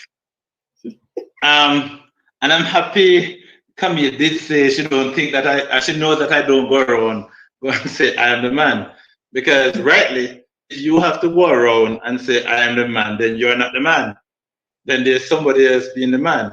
Yeah, if you have to tell everybody I am the man. Maybe I'm being misunderstood in some contexts. In my family, yeah, my wife, I'm the one that pays the bill. Yeah, I pay every bill in my house, every bill, literally, because I make much, much more than my wife. Yeah? So I don't think that. Listen, I probably make, I won't say, but much more than my wife. If I make much more than my wife, you don't pay the bills. You take care of the bills, because what you make. I'll take care of the bills. However, okay, I take care of the bills. However, she's the one with the credit card that does all of that. Yeah? So because I'm not there. Even though I can do all of that online, but my wife does all of the transaction and all of that, take care of it. But of course, I'm the one that have to pay for it. And that's fine. However, I'm saying in every family have different dynamics. Yeah, because in some relationship it might be established that listen, you will pay half and I will pay half. You know, people know their situation best, and they will adjust accordingly. But I don't think that a man should get to the level where his manhood. No, because that's gonna put in problem. Where there's a compromise. And that's not put me in trouble with the ladies. So I'm not gonna. But you see, go ahead. If you compromise who you should be in terms of, and when I alluded to the fact, I hear Camille did mention if there are some decisions that is just a one-day decision, like the fact that Tyler needs to go to school today. That's a decision that's different. What I was making reference to in my situation, this is a situation where if I keep my children, they're going to be here for an extended period. It's a total different because they're not going to school today. Sometimes I don't even know that until when I call and say, hey, what's in school? So mommy say because of whatever, though they always go to school. That's a short-term, when it's a short-term decision, that's easy. But when you have a long-term decision, that's going to affect everything going forward for however long, then I believe out of respect, yeah, then that should be put forward, and that is done. That is done because of what and I've never said to my wife at no given time, you must do this. But when you do the things that you're supposed to do, then your spouse, your partner is going to know that, listen, guess what? This should be run by Chris for his opinion or the final say, or we come to a consensus on the way forward. So I'm not saying that you should dominate a relationship. I totally disagree with that. I don't believe that the man should be domineering and whatever I say goes and no, absolutely not. I'm just saying as a man in the relationship, you have a God-given you're accountable for the family. Yeah, and since you're accountable, you need to do the things, and your family should be so in line or so in sync with you based on how you live, based on the things that you do, based on your judgment. Because if you're a poor spender, guess what? You obviously shouldn't have the purse. You give it to your wife. But if you're a good spender, guess what? You give it to your children. You give it to your That's how it is. I know I'm a poor spender. I shop all the time. I would just go online and start shopping. My wife don't. Christopher, we need to buy good internet. So I'm glad Christopher brought up that point, you know, in terms of the man's responsibility biblically. So we're gonna take a step back, guys, before we get the housewives and that. We're gonna take a step back to when you just meet someone. Is it okay to go Dutch when you go on a date? Is it okay? And Dutch meaning splitting the bill.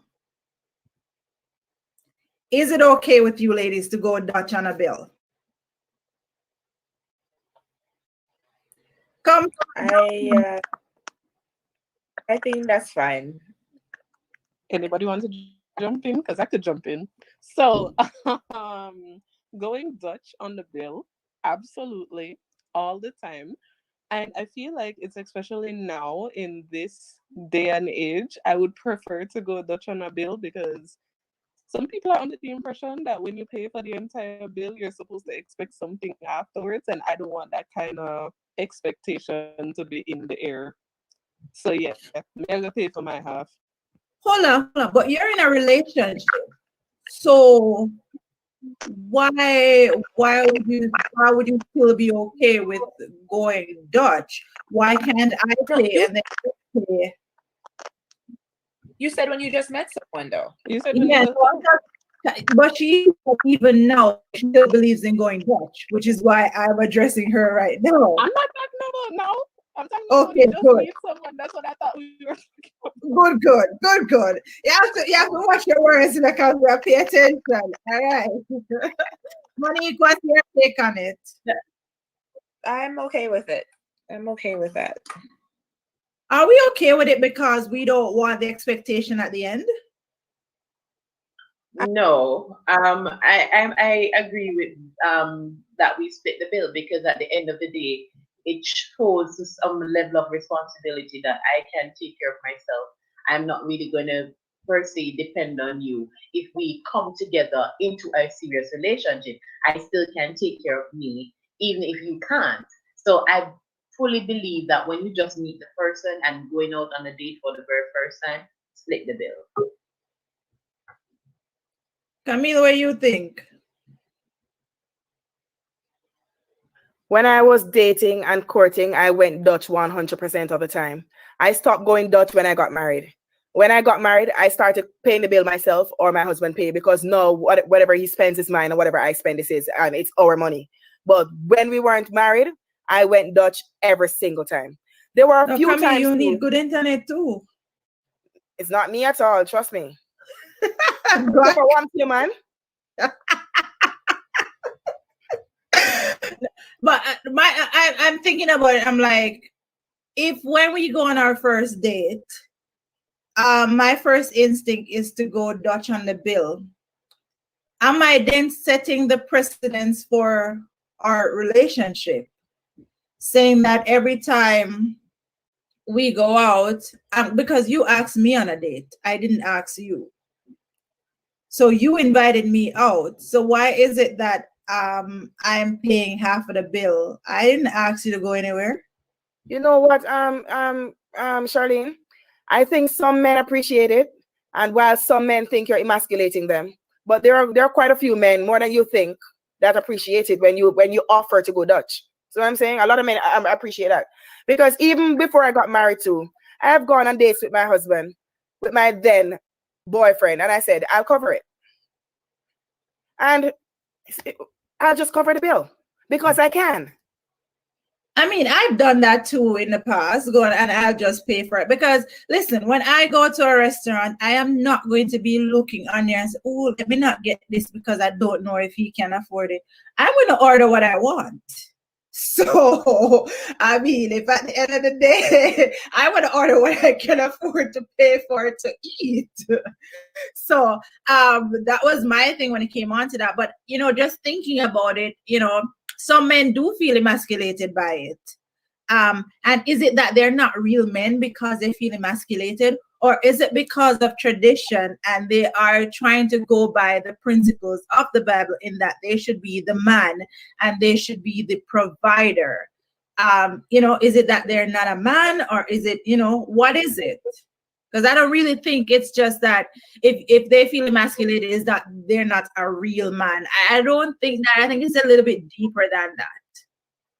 Sometimes too, it's just insecurity. And I knew from very early that if a man was insecure, a man couldn't date me, because I am 22nd century woman. Not even 21st. Me gone long time. Yeah, 22. Yeah, man. So the regular man who have insecurities can't date me. You see what I say? Because my man have to be a tampon pad buying type of man, handbag carrying type of man. So the regular man who have insecurities, who thinks about what other people are thinking about them, couldn't date me. Couldn't. And men should consider those things. Think about who you want to date. If you're going to get involved with a strong-willed woman who knows what they want and a woman who's forthright, maybe it's just not up your line. Maybe that's just not your cup of tea. Because that woman is going to do things and you're going to constantly feel emasculated. See what I'm saying? But it doesn't take away from you. Go ahead, Christopher. No, what I want to ask Camille, because I'm man, because again, sometimes culture, or that person was socialized, or religious belief would cause a person to think a particular way or behave a particular way. Does it mean then that they're insecure? If it is that, oh, I'm not going to carry the bag, or I don't feel like that's my place, or maybe... Boy, Christopher, something wrong with Christopher. I want Christopher here. Now, when he come back, may I address him, please? Come on, here. You're not addressing before I go. I want him to come back, man. Yes. Look on him mouth, you know. Anyway, Christopher. Guys, I'm getting a feedback and it affects me. Hold on. Go ahead now. When I was living in Turks, you see, perfect example. When I was living in Turks, my husband had no issue washing and hanging out underwears and picking them up and whatever. He had no issue because where we lived, we had an enclosed backyard and nobody would see him. I'm assuming nobody would see him. So he had no issue. No, I thought my husband had no issue with doing those things, hanging out underwears and picking up underwears. I thought he had no issue. Fast forward, we went to Jamaica. We staying at a particular place where there were some men doing construction on the house. So there were men coming back and forth. And me now, call me good husband, who I knew had no issue with pinning out underwear or picking them up. I said to my husband, can you hang these out for me? No. Can you hang these out for me? And he was like, babes, you're mad, man, them are going to see me. And I said, seriously? I said, I thought that you had no issue doing it because you do it in Turks. I thought you had no issue doing it. And then I realized the power of the bystanders. Very powerful. So people are looking onto you and then you have a different feeling. You react differently to things. And then I had to reschool my husband. Thank God. My husband was able to unlearn and relearn, to understand and listen to me. In my perspective, in my context, an underwear is just another piece of clothing. And if there's a man out there who's gonna look at you differently because you picked up your wife's clothing from the line, then that man is less than a man. Because an underwear is a piece of clothing. You see what I'm saying? Listen, may have my husband buy pad and tampon after that. No, but I have a problem when we say if a guy is uncomfortable doing something, then he's not a man. I have a problem with that because I don't think, and that's why I asked, Christopher, what constitutes as making somebody a man? Because again, it's based on socialization. I mean, every time we see a man doesn't want to do something that is would be considered feminine, like it's something that a female would do. For example, hanging out the underwear, going to buy a tampon because they feel uncomfortable doing that. We say they're not a man. I feel like there's something I wrong want with to it. interject here. So I'm not saying that you're not a man, but for the love of Jesus, on a serious note, you're trying to tell me that if you have a 13-year-old daughter and she starts seeing her period, you're not gonna go buy her some pads because it gonna make you look bad? Really? I just that I cannot wrap my head around. I feel like there's some things that us as women, some roles that we take on when we're in marriages and relationships that are considered in the patriarchal society that we live in. They're considered male roles, and we take them on no problem because we're strong, like the girl on the bean at what they call it, the tin with the bean in it, and I'm a strong woman. And you can do all these wonderful things, right? We're strong, and I can do this on my own. I'm a strong woman. You ever hear a man say he's a strong man? Because they're supposed to be strong. But the minute they're asked to be sentimental and to do something that benefits us as women and our sentiments, then it's a little bit too much for you. I'm not saying that it means that you're not a man, but to me, it means that you're not sensitive enough. Because if you want to be enmeshed in my life and the things that concern me, then you have to want to be invested in everything and every single part of me. Not the 3 weeks out of the month that I'm not on my period. It's about the 1 week when I'm on period. You gotta show up and be present for that as well. Because that is what bear your children, should we get there. You know what I mean? I'm so sorry, but I'm about to get very argumentative. Very passionate about that one. I agree with some of what you're saying. I do believe that, to buy a tampon, it's not a big deal. I mean, I'm not gonna say that, but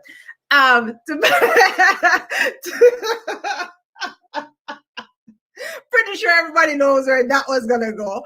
But there's absolutely nothing wrong with a man going into a store and buying a tampon. But if he does not want to do so, I am not gonna be of the construct that he's not a man. No problem, but there's certain roles that I told you going to drop. I'm going to drop some roles so that you want me to assume because you think I am strong and I got it all together. I'm going to drop some of those roles too. To be honest, Camille, you have these women, they like to take off the dirty panties, but they don't want to take them off the line. But they want to take them off of your body. You get me, I say? Now, that's a cleaner version of what I was about to say. A gift. Thank you.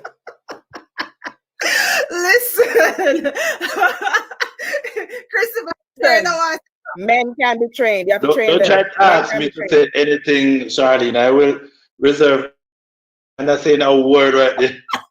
And that is a very Christopher, I can look like a type when I hang out panties. No. That's not true. With pleasure. I have done that many times. See, I get you talking. Nice. Okay. But I do that with pleasure.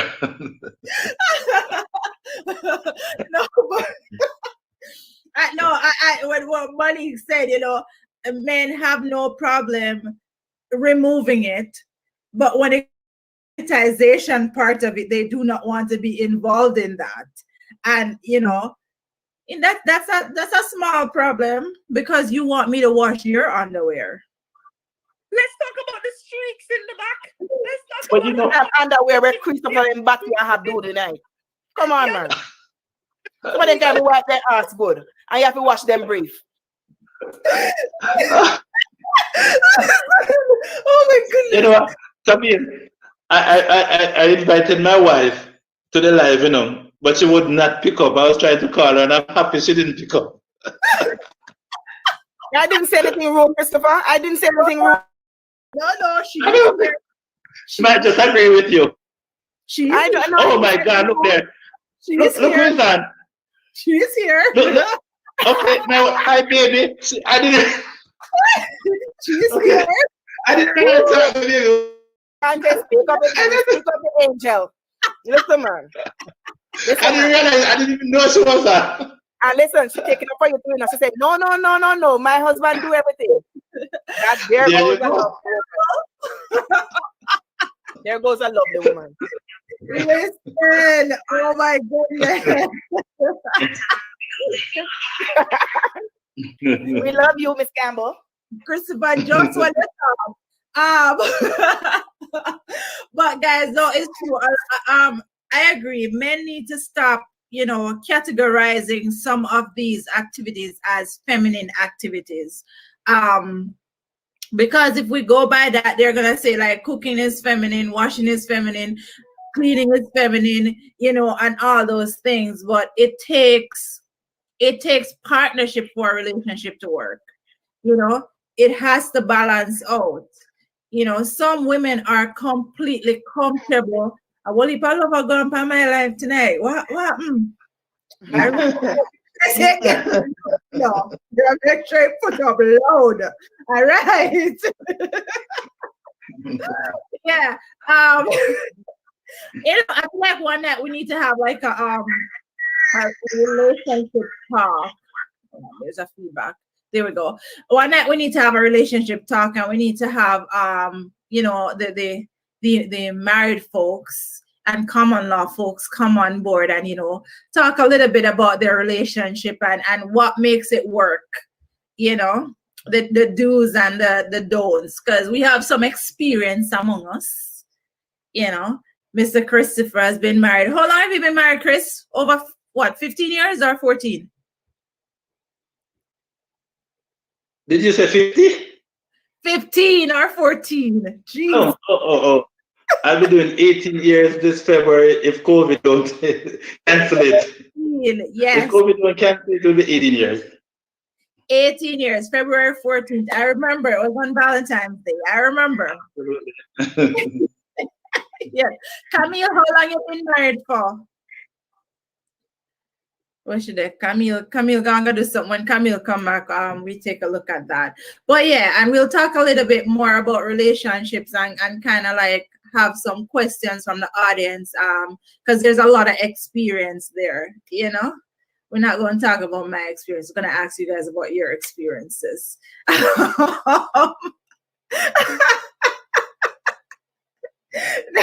No, there's more experienced people here, so we have to let the more experienced people talk about it.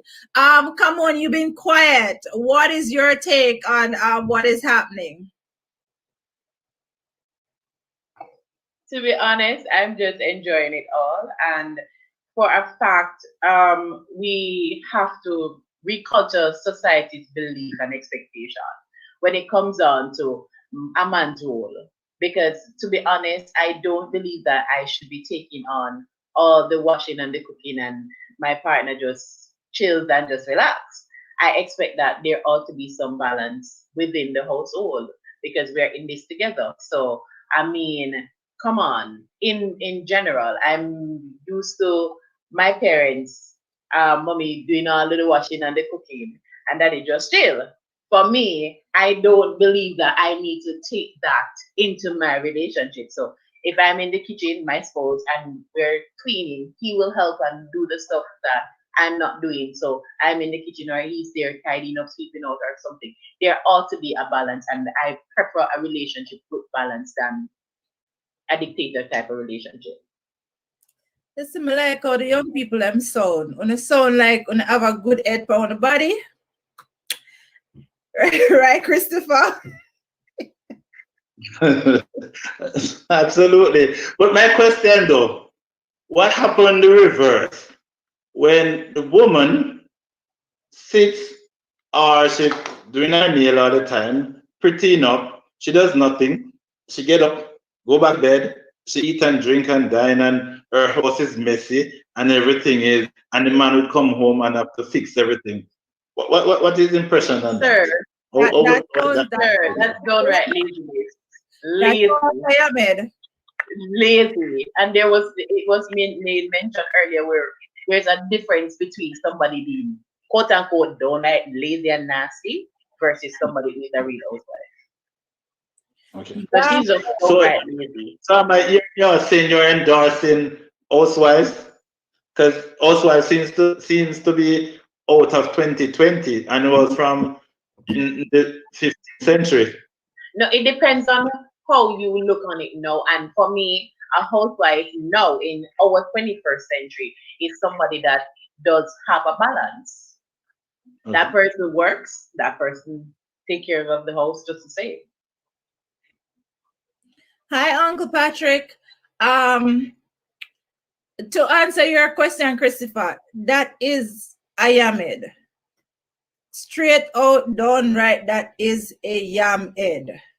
And if a man, and that man is a Yamed too, because if you are going to stay with somebody that you have to consistently, it's not a partnership. You go out, go work, and you go come home to a dirty house, even though she has been there all day watching Netflix and soap opera, and you can't come home to a clean house and you take care of her, you do all the things and what you're supposed to do. Come on, man. It's what I am it. You need to go build a farm. Like that is no. That's not a relationship. I don't know why you're both in the relationship. It don't make sense because I don't know what each person is getting out of that. Because one is uncomfortable and one fully comfortable to the point where, you know, I tell you, bro, nope, full yamed. Full yamed. But anyway, I forgot the other point because the yamed situation just happened a while ago. Oh my God. The yamed situation get me a while ago. I even forgot what we were talking about. Camille, I was asking, how long are you married? How long have you been married? You're mute. Let me unmute you. Let's make 13. 13? See? Yeah. Christopher is 18 and you're 13. So we have some experience in the house. We're gonna have a relationship talk one of these nights. So we can explore these things. But yeah, guys. That Christopher, what was the question that you asked before? Because I had a comment on it, but I forget. Jesus, I forgot what it is. Oh, it was a good one too. I forget. Come on, what did you say just now? I was saying that. Go ahead. Okay. I was saying that there's a difference between somebody who is downright lazy and nasty and somebody who's a real housewife, right? Because I mean, if the man is taking care of you as a woman, that you can at least find the courtesy to make sure that he comes home to a clean house. I agree. At least.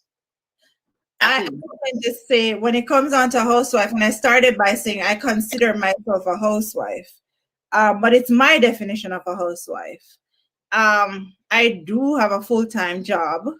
Well, I have 3 full-time jobs. I'm a mom, a wife, and I have a wife. What? That's a big one job. Because I need a second income. So those are 3 full-time jobs. Plus I have part-time jobs. So I mean, and for me, that is how I function. I have to be doing a million things in order to function. If I'm just doing one thing, it's not going to be done well. I can tell you that. So if I'm just going to sit at home and clean, it's probably going to be the worst cleaning job you've ever seen, because I have so much time to do the cleaning and there is nothing else to do. So I can take my time and do it whenever. So I have to be doing multiple things in order for anything to be done to perfection. That is just how I operate and how I am. So yeah, I consider myself a housewife, not the traditional housewife, but the 21st century type of housewife. That's what I consider myself to be. Do I want to stay at home and just take care of the kids? No, that's not an aspiration of mine. It's not an aspiration to just be a kept woman. I don't want to be a kept woman. I believe there's some level of independence when you're able to take care of yourself. Even though your husband can take care of you, I believe there's a certain level of independence that I enjoy by bringing home money as well. Not saying that I wouldn't be independent if he was bringing home all the money, but I just enjoy this level of individuality. Like, I like this about myself, and I want to keep doing this for myself. So That's my take on being housewife. So I'm going to go around the room to get our closing arguments on everything that we talked about tonight, so we can wrap it up.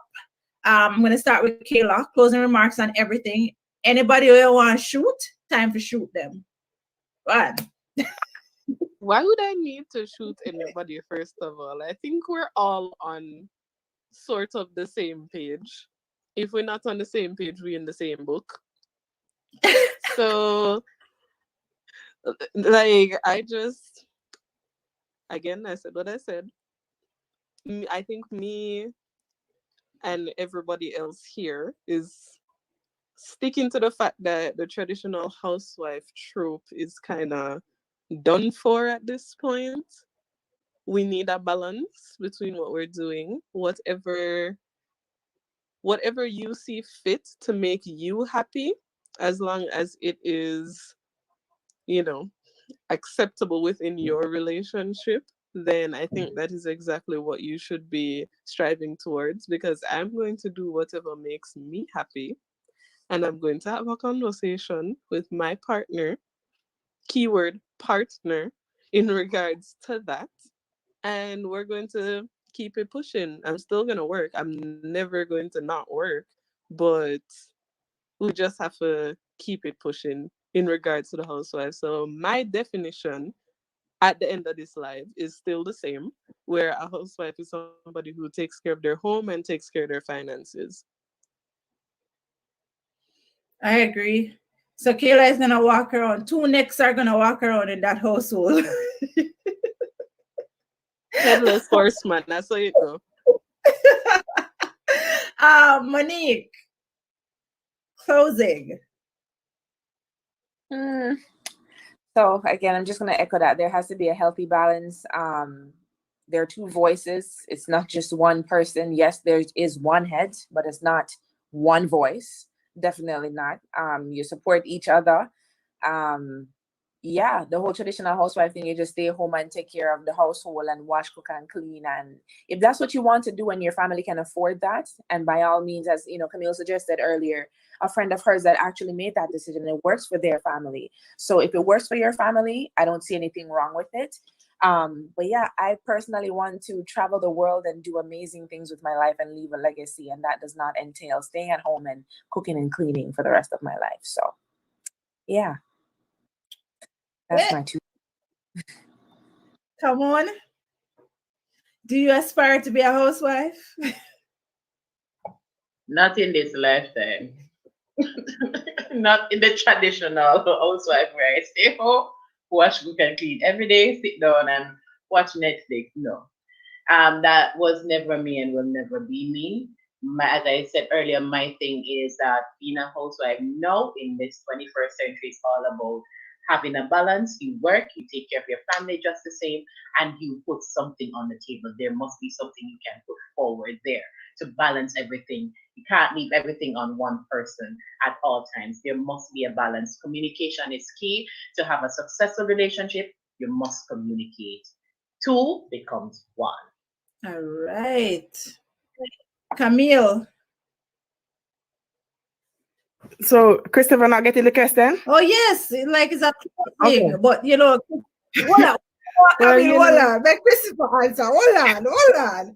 Christopher, closing remarks before Camille. Come on, Camille, no sugar address you after. Go on. No more rebuttals, right? Say, you're no good. No more rebuttals. Come on, man. But my closing is in 2 parts. It's pretty similar to what Monique said earlier.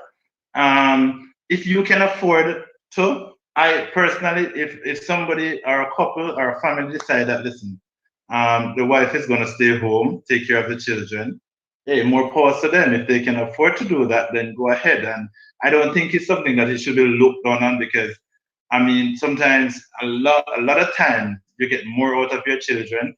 You keep them more grounded as you'd want to keep them.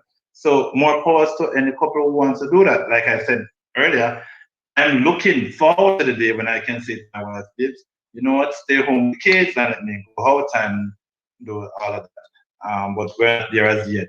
Secondly, the second point I want to You know, I remember when I got married, before I got married, I always said, I never asked God for a helper.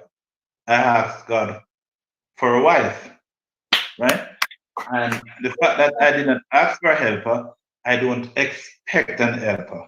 And I never entered marriage expecting a helper, somebody is going to cook, clean, wash for me every single day.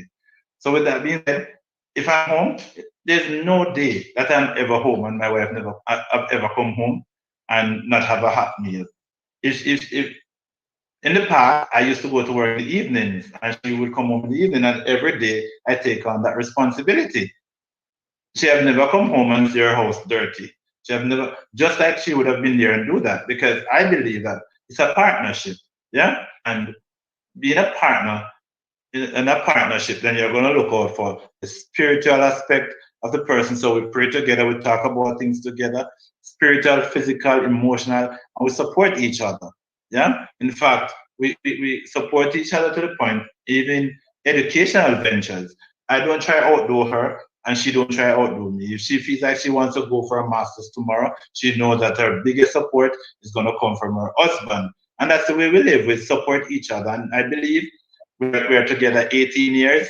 Like every other relationship would have had challenges and circumstances, but you can put it together at the end of the day. Understand that there's two different people from two different worlds. You come together to form a family. You're going to have different opinions, but you just need to have a bedrock, have a foundation. Know and trust each other, can talk about anything. And once you do that, you can do it. Yeah? So that's my view. Camille, love you too. You know, oh, I gotta get to Camille, you're that. Understand, nothing for this. Love you, Camille. I love you. I know that. Oh, you're mute, Camille. I love you too, Christopher. Let me make it public that I love Christopher. Anyway, I could totally see myself as a stay-at-home mom. But Lord, when I look over at the son, when I look over at the child, I'm like, give me 9 to 5 for 200, please. No, I couldn't stay home all day. I couldn't stay home all day with this one boy that I have. Hey. No, I couldn't. Fun and joke aside, though, seriously, I am not the stay-at-home mom, right? I'm not that type of woman, and I pray to God that should we, for some reason, meet good fortune, that my husband wouldn't ask me to stay home or require me to stay home. I really wouldn't want to stay home. Fun and joke aside, too, I think as women, we need to pay our dues and give credit where it's due. I think a lot of men are the way they are because as women, we expect to always for them to always be pouring themselves out to us. And we don't think we should give the same back, right? So we don't compliment our men, our husbands and our men and our boyfriends or whatever. We don't compliment them because we feel like they are the ones who always should be saying, oh, honey, you look nice. I love your hair. How about you compliment your man too? How about you make your man feel valuable? And, you know, it is true that encouragement sweetens labor. And I have proven it with my husband. You see, any day I make him feel like king, listen to me, man. I get him to move the Rock of Gibraltar. I get him to do anything I want him to do. Because I empower him. I let him feel like, you know what, you are valuable. I couldn't possibly exist without you. Of course, I can't exist without him. But, you know, making your man feel good. And as women, we tend not to do that. We feel like the man should always build us up. And we don't feel like we should build our man up. And a lot of men are the way they are because of us women. True. And I think that's my final answer. Absolutely. Thank you guys so much for joining us. I do Perfect. hope I do hope the relationship gurus will be able to join us next week as we have a relationship talk. Speaking of, you know, that's the topic I need to practice when I come. We're going to talk about marriage and we're going to talk about some of the challenges and like how to make a marriage work. Lord have mercy. Yeah. So are you saying that on the cock? Yes. Oh, no. Lord have mercy. Fear on time, not cock, man. Come on, Camille. Listen, Camille, let me tell you. What I'm talking about? That's so wrong. Given the context, that sounds wrong. Camille. Do I love Camille?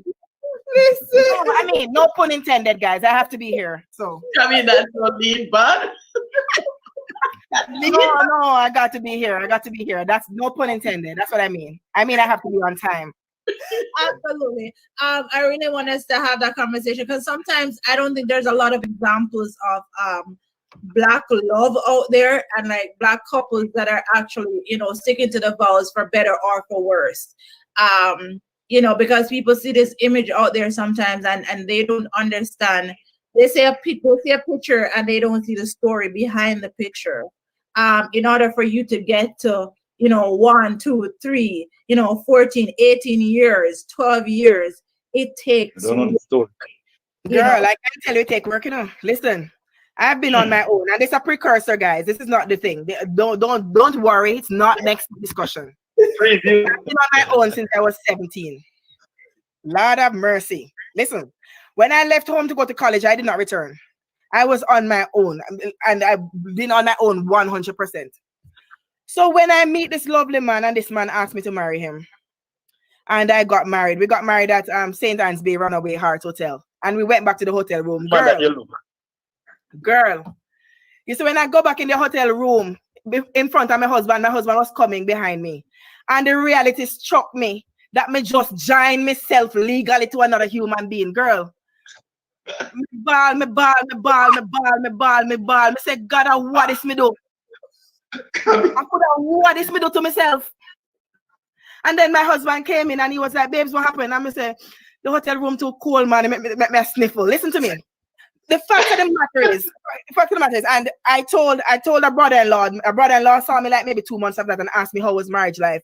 And I was sharing the experience. And he was like, oh, you're tired of being married already? I'm like, no. It's just that the magnitude of being joined to another human being that will now affect every decision that I will ever make in my life. When it hit me like a brick. And I realized that I had to work. The work did not end when he asked me to marry him. I realized that I'm going to have to work to keep this because this is another human being coming from West and I'm coming from East. And he's probably a quarter. And I know I was just 1/8 because I was broken as hell. And we were going to come together and become one. Listen to me. When he licked me, I said, Jesus Christ, help me. It was rough. So marriage is work, guys. I already know next week conversation is going to be amazing, given the preview that we just got. The real raw and uncut, talk about marriage, because make sure you put a rating. No, I'm not going to talk anything that's not rated G. No. Whatever G means. Everything that's appropriate. I will use only appropriate words, so don't worry. I'm excited for that conversation because I know it's gonna be a good one, and I know everybody will have a lot of questions for us in the comment section. But yeah, I'm excited about that. Thank you guys for coming on tonight. It was a great conversation. What you should do, Charlene, is start posting about it in the week. Yes. I was gonna say the same thing. Look forward to it. Kayla, I love you. When you start posting in the week about this, I love you so much. Yeah, start posting about it, Much appreciated. Thank you for posting it for me, Kayla. I love you.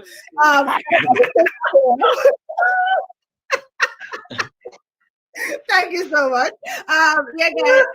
Thank you guys for coming out again. It was, of course, another great conversation. And next week, I look forward to it. It should be fun. Kayla is going to advertise for us and put it out there. So we should have a nice... So Kayla is like, okay, I'll just do it. I have no choice. Kayla, that's not me at work. That's me at work, walking the office and just pointing at somebody. Oh, do that. Oh, yeah, I know it's done. It's done. That's what she just did. What time is this? Pick it up again. Nice man. Get me a job. Kayla, I know my language. We are team. Anyway, before you go, can you introduce us to Camon, please? Oh, yeah. Because all I've been seeing is a silhouette. Don't. Yeah, I'll see Camon. Who is Camon? I know she's laughing because I see a white line that appears to be her teeth. Look at that, bro.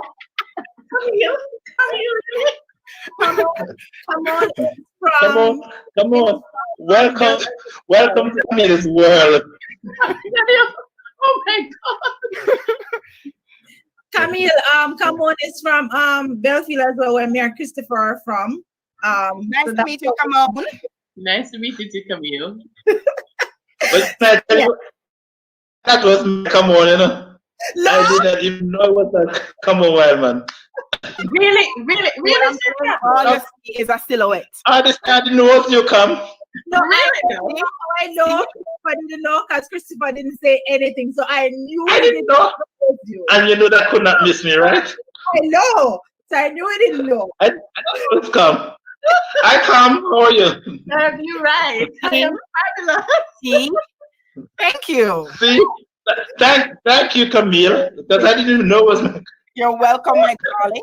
Listen, people out there in social media, follow us on all social media platforms, Housewives of Alberta. Christopher has Tuesday Testimony. Follow him on Facebook so that you can Testimony Live. So you can check him out. Camille of or ever so Stand up comedian. Of something. Laugh, cause Camille. Guys, I'm just a conservative Christian with a not so conservative mouth. That's about it. Camille, you know, you remind me of somebody. You remind me so much of somebody. My other half, a very conservative Christian with not such a conservative mouth. That's God. And then today I have to say, you can't be the conservative Christian with not the conservative mouth. Listen, I'm looking forward to next week because there's no hose bar next week. You know? No hose bar next week. We're going to talk about everything. I'm coming next week to the scripture, quoting from the scripture. That means I can't talk nothing out of line. Oh my God. Follow Kayla at Lash by KGS. You can follow my Instagram, Char Glow Up. And guys, see you guys next week. It's going to be a really great talk next week. Please come back through and let's talk about relationship next week. Good night, guys. Good night. Good night.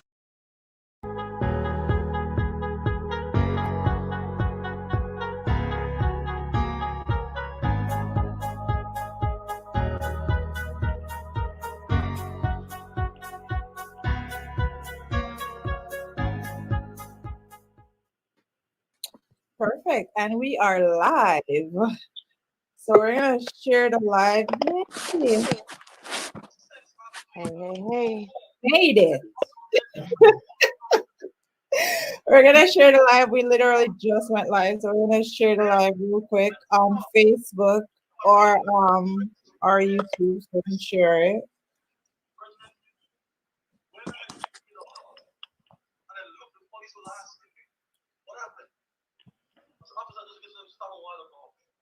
Share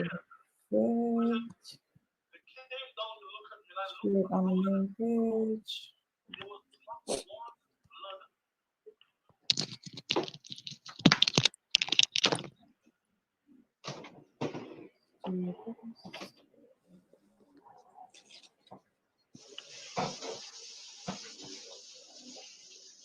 A couple of people come on. Share.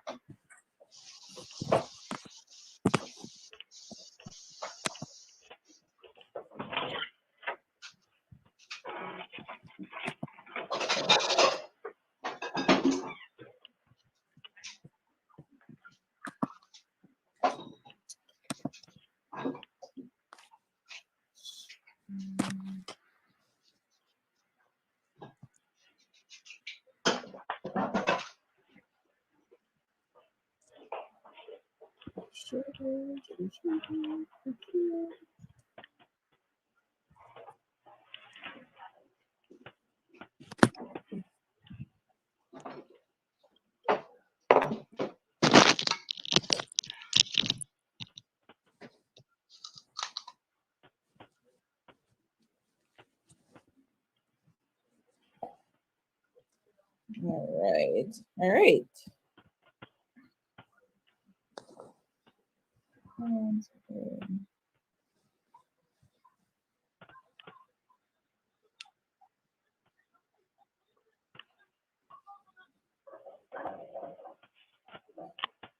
All right, perfect. So let's get started. So tonight we have a little bit of an interesting topic. Should a woman who dropped out? Should a woman propose to a man? Now I know we all have our individual views on this topic, but I want us to look at it objectively first before we get into our own personal opinions on this topic.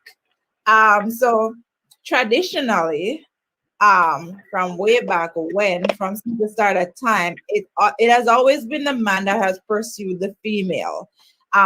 It has always been the man that is working to earn the female. They've been working to get their attention. If you see a female and you like the female, the onus is normally on the guy to approach the female and start up a conversation, get the phone number, take them on dates, and stuff like that. Traditionally, that's how it's been done. When it came on to marriage, it was always left up to the male to ask the question, you know, do you want to marry me? It has always been that way. So now we progress to 2020. Now we have a whole different set of generation that we're dealing with that don't believe in rules, that don't believe in tradition, that completely want to throw that whole aspect of tradition through the door. Like, if I want to do something, I do it when I want to do it, how I want to do it, and so on and so forth. So let's talk about that first. Let's talk about traditional versus modern dating, so to speak. Before we get into who can propose and who can't propose and that, let's talk a little bit about the differences in dating from then to now. And we're gonna go ahead and go around the board. Is everybody on the board? I can't even see everybody. Yeah. No, I'm not seeing Shan. Oh. Okay, oh, hey, Marsha. Hey, we got a full room tonight. Yeah, so we're just getting started. So I'm just gonna go around the board and kind of talk about dating then versus now before we really get into the topic. So I'm gonna start with Omar. Like, what is your opinion on, you know, dating back then versus dating right now? Oh my word. So, hi everyone. I'm not in the names. I'm not familiar with everyone here, but hello. Let me just say everyone. Charlene, I don't think I'm the person to be talking about dating. I've been out of the dating game since 2007. Wow, that's 13 years, right? So maybe about the back then, I can talk about what I see. All right, let me see how I would be qualified to speak about dating now. So I live in Toronto, and what I do see is that it's a completely different world than what I'm used to. When I grew up in Jamaica, we went to UWI, and most of my dating would have been like the latter part of high school going into university. I actually found my wife at the end of the university. I didn't much dating to be anywhere, right? Dating from like a courting perspective, getting to know somebody for the first time perspective, right? But based on what I see now, it's a completely different game. I mean, like in Toronto, I know that a lot of people are using apps. You know, they're using the Tinder and Match and all of these things. You know, so I feel like observing those people who are doing that, I feel like a lot is being left to the algorithms and the technology to do the matchmaking. Based on the people who I've been interacting with, seeing them go out on the dates and whatnot, and you know, a lot of the the willingness to form long-term bonds. I think it's actually going. So maybe it's going to in long run impact the number of people that are actually getting married. And here's how I explain that to myself. One, because of the advent of like Tinder and Match.com and what other dating sites are called, right?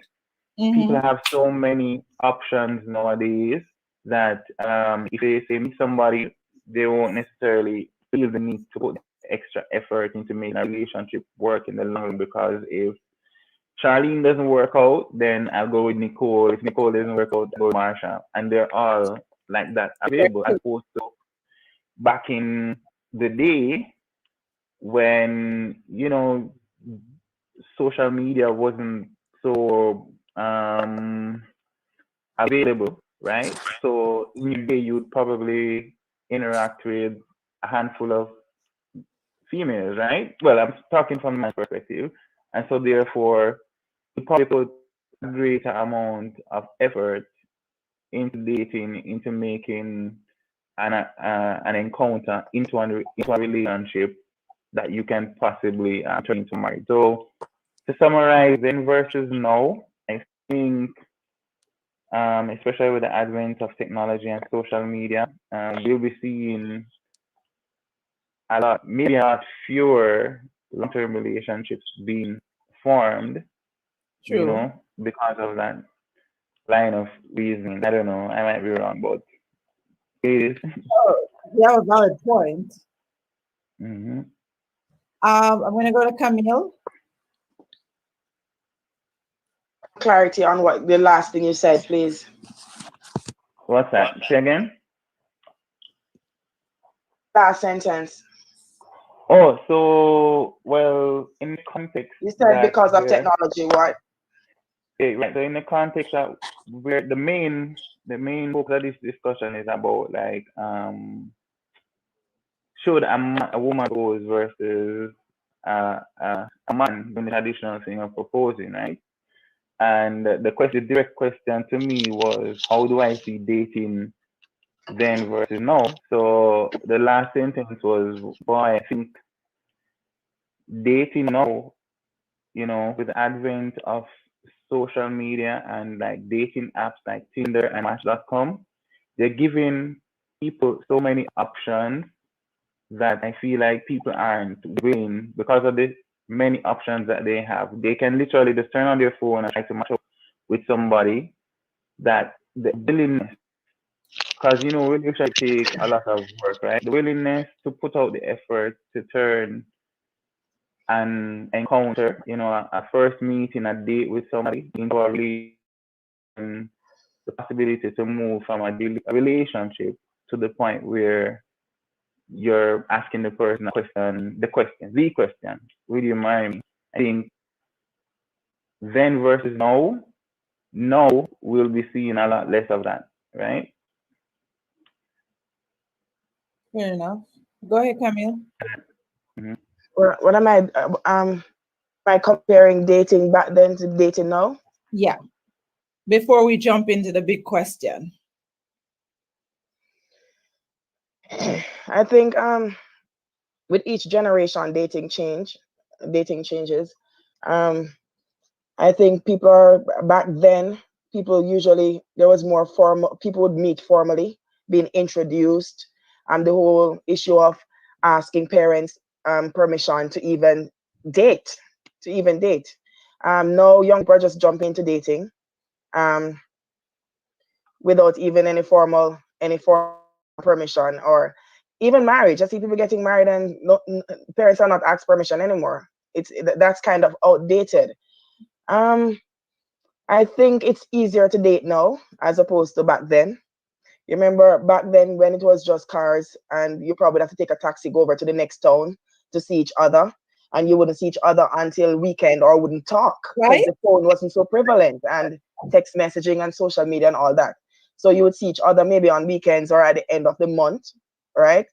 Especially if one live a country and one live a town, or one is gone off to school and whatever. So I think now dating is easier because people are more accessible. There's technology. If you're shy, you don't have to do dating in real life. You can go online and build your confidence, find someone to build your confidence. With dating apps, the pool has gotten bigger. So there's more fish in the sea. Now you can find someone over Timbuktu to date. I just think it's easier. So too is breaking up, but that's not the topic. Let's go. I like how you drop that one in there just like that. Shan, well, you can't really, well, Omar, your voice. tell me about Not dating. hearing you. Yeah, I was just gonna say I can't really speak about like back then and now, but I can speak about now. Yes. Like dating now is she said it's easier, but I feel like now it's like men are totally different from when they were like back then. Men were like more so gentlemen, and now they're like boys, you know. Men just want one thing now. I feel like that's their aim. So I don't know if I'd say it's easier, because I feel like back then, like men would be like, you know, as you said, ask your parents, can I date your daughter, and be like, no, just ask them like to be in a relationship with your whole like daughter. Now it's like, oh yeah, we're dating, and like this is the real world, and we're just gonna see each other. I just feel like it's very complicated. Being in a modern, like in 2020, it's really complicated. So I wouldn't say it's easy, you know, I wouldn't say it's hard, but I guess the more it get like older we get, like it's better, I feel like. I don't know. Tell you the standard has dropped, hey? Yes, Camille. I need to know my audience, because sometimes, you know, my mouth get out of sync. So is Shan, are you underage? No, she's not. Okay, good. I'm 19. It helps to know. Lord have mercy. Marsha. Welcome, Marsha. Wait, let me unmute. My background is very noisy. A lot of little ones are here, so that's why I have to mute my mic. Talk quick before them start making noise. It's the same question about if I think females should propose. That's the question. We're talking about dating back then and dating now. How do you? Well, I guess back then, I think things were probably, as he was saying before, way easier. Because you have less things to come back with. You don't have a lot, as he said before, social media, everybody opening your business nowadays. It's not like you're dating the person alone. You're dating the person, them friend and all of who follow them and everybody. There are too many influences. Back then, if it's me and you, it's me and you. Them walk down the road, sit up on the one light post and talk. That's not. You still have community. Yeah, you had community. You have community people in your business, but it wasn't a technology, easy access. All right, no, I'm not pointing. Just talk. My friend wants to chip in. Talk. They're hearing you. Jesus. Yeah. So even though persons were around, persons were more accountable, because then, you know, you're dating somebody, you're practically dating the whole family.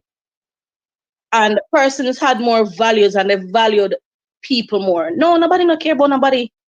Them just want jump in their pants and them go on about them business. That's just my opinion. Or they're with you because them say, you know, say the person them have a house, them have a car, them have a stable job. Let me see what I can get outside. People don't date for love and because they genuinely care about the person anymore. I don't think so. People just look to see how them can better themselves through this person. That's what I think. I agree with you. Nicole. Wait, what did you say? Oh, my friend was saying that in a sense, people have forgotten the meaning of love. True. Nicole? Or getting to know the person, like, you know, but nowadays it's like they date you because of what they see probably on social media, maybe because they like how you look or something like that. Like yesterday, my friend, she put up her parents are together for 38 years. Now I'm like, the first thing I comment, I said, Nowadays, that's not happening because like there's no real emotion involved in relationships. Like back then, you get to know the person, everything about them. While now it's just you like them because they look good, or as Marsha said, because they have something. So it's not what you have to offer; it's what you have in your pocket or how you Exactly. look. So nowadays, it's not really about being true. See, and based on that, because everybody pretty much had kind of like the same point. The differences between then and now, back then relationship went I think at a slower pace. I feel like they went at a slower pace. The standard was higher, and back then men were proposing to women. Now we come into this 21st century. Now we come into the 21st century. What, Camille? Back then, by the way, proposal is a 20th century phenomenon. Back then, men didn't propose. They didn't propose. They just take a woman onto themselves and then they go married, go for a pastor. All of this proposing thing going on and me. It's a pretty new phenomenon. No, wait, Camille, how far back? Yeah, I think we need to set some parameters here because Yeah, because that's so like that was before my time. You're mute, Camille. I said people never used to propose. I mean, you know what, maybe I'm going too far back. But I don't think my grandparents proposed. I don't think your grandparents proposed, or your parents, for a matter of fact. If they saw someone and they wanted a relationship and they planned to get married together, as opposed to the man going down on one knee and asking for marriage and then approaching parents and all of that. I think that's something new. My thoughts. New. Okay, let's set some parameters because go ahead, Omar. Yeah, I would like to weigh in on that what Ellis was saying. So much, I think it's less about new and old. When we talk about that aspect of getting married, I think it's more about like the overall situation of the people involved, right? So you find that in maybe middle to upper classes, people who are from the middle to upper class will probably have that experience of getting parents' consent, doing the proposal, and so on. But probably people, at the lower end of the spectrum would not have that as a part of their experience, right? And it's understandable because if you examine the institution of marriage, that where it's coming from really is like that business arrangement to kind of a structure in place to make sure that the estates belonging to the two fathers, go where they want it to go, this week, right? So I guess the middle to upper income families would have more to make sure they're making arrangements for than the lower income families, right? So in terms of newness versus oldness, I think it probably has existed as long as the concept of the marriage has existed, but in terms of whether it is practiced or not, well, it have something to do with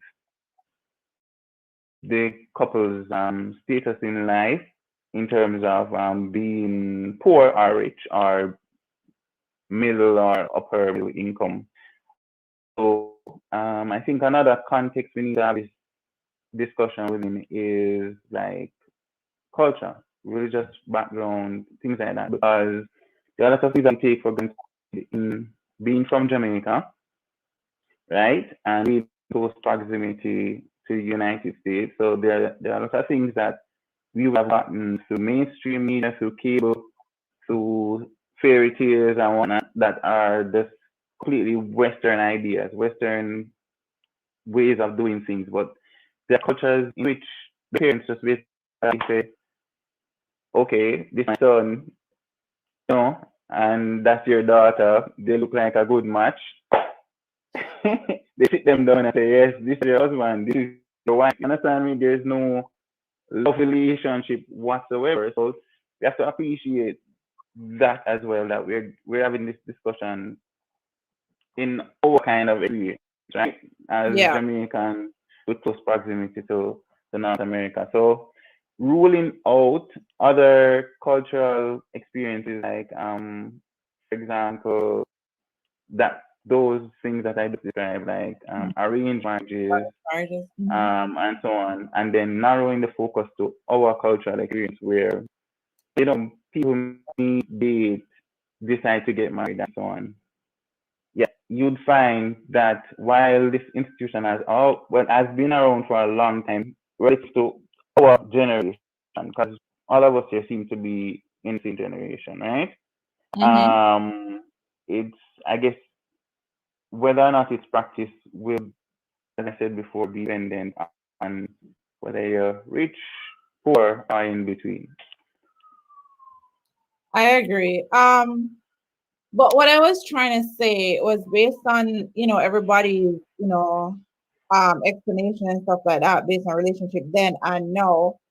The one thing that stands out is that the male role in the relationship has somewhat changed. And not necessarily in a good way. I don't think it's in a good way because I'm a traditional person. I'm gonna just put that out there. I'm traditional when it comes down to that. So let's get into it. I'm traditional when it comes down to that. And even though I do believe in independence, I am not a feminist. I do believe in independence and I do believe in having your own and I do believe in making your own decisions and stuff like that. However, I do believe in gender roles when it comes on to my relationship in that aspect.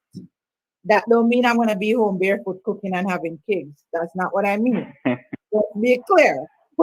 That's not what I mean. But I feel like the man should be the man in the relationship, should be the head of the household. And if you want to marry me, you should go down on one knee and propose to me because I am not going to chase you. I am a prize and you need to win me. That's just what it is. But Camille Manoa said, go on, Camille. Hey, hold on there. My friend is listening and she said that if you believe in love, shouldn't you go forth and chase it? Oh, but I thought regardless of gender, will believe in love though. So like why should he as the man, masculine gender, why didn't he perform his role? And then tradition has given that role to him. Tradition from the end of time, from when Adam and Eve come all the way down, that's a man's job to pursue the female from back then. They're coming ready for you, from back then. Yes. So, sir, bear in mind, I'm happy that you said that tradition has given him that role. So I am saying now that if you choose to be chained by traditions and customs, it's fine. It's fine. But if a woman wants to be forward thinking and go down on one knee, that's also fine. But I think that creates an imbalance. I don't think so. Do you know that a lot of women lose out on great relationships because they were with Mr. Slowpoke and Mr. Shy and they did not make any move, and so they lose Mr. Slowpoke and Mr. Shy who happened to be a good guy? Yeah, but hold on. They're not the only one missing out. He's missing out as well. No. Yeah, yes, but what I'm saying is some women end up losing relationships. Yes, he's missing out, but that's not the conversation. The conversation is, should a woman propose? So I'm saying is a lot of women miss out on good men because they're slow or they're shy. Their personality is just closed up, and women feel like they're not supposed to make the first move, and so the relationship just go there because nobody's willing to make nobody's making the first move. No, this is coming from a woman who made the first move. So I didn't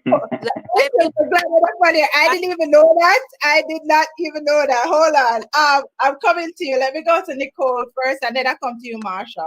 Yeah, I believe like if you're in a long-term relationship and the man is not making any move, as you said earlier, make the move. Say, baby, what up? Me and you there 5 years or 10 years. and I don't see nothing happen. I mean, now go another year.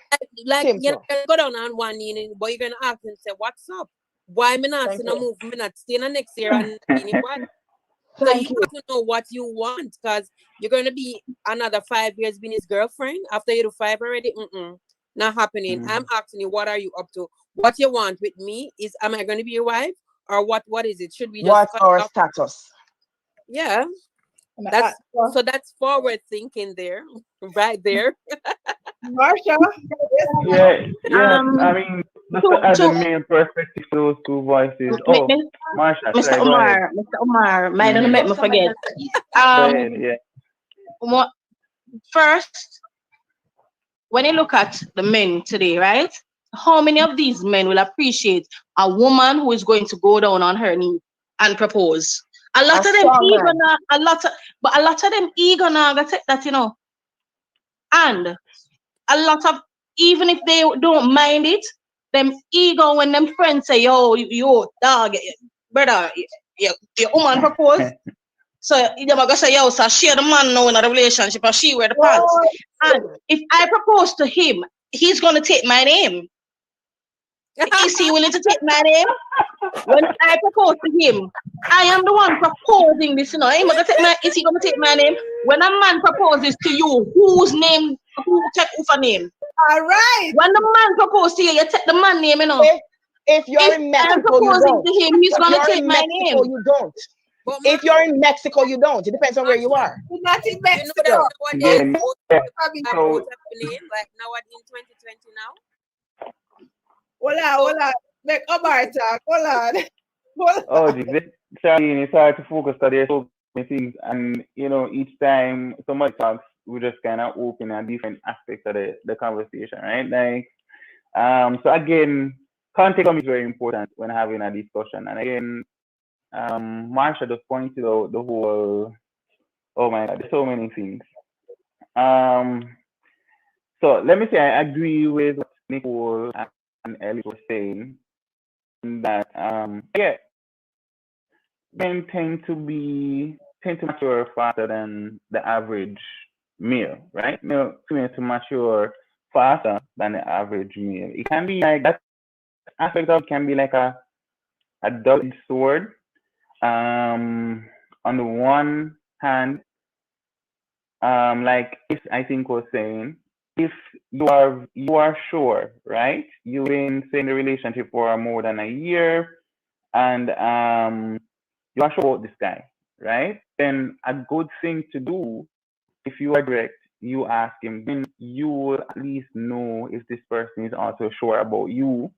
Number one. When I say it's a double-edged sword, is that number two is like if you're more mature than the guy is, which often will be the case, that might be a big turnoff. And even though he might be a good prospect for marriage, like a year down the line, you being forward and putting it to him a year earlier might just give him away, right?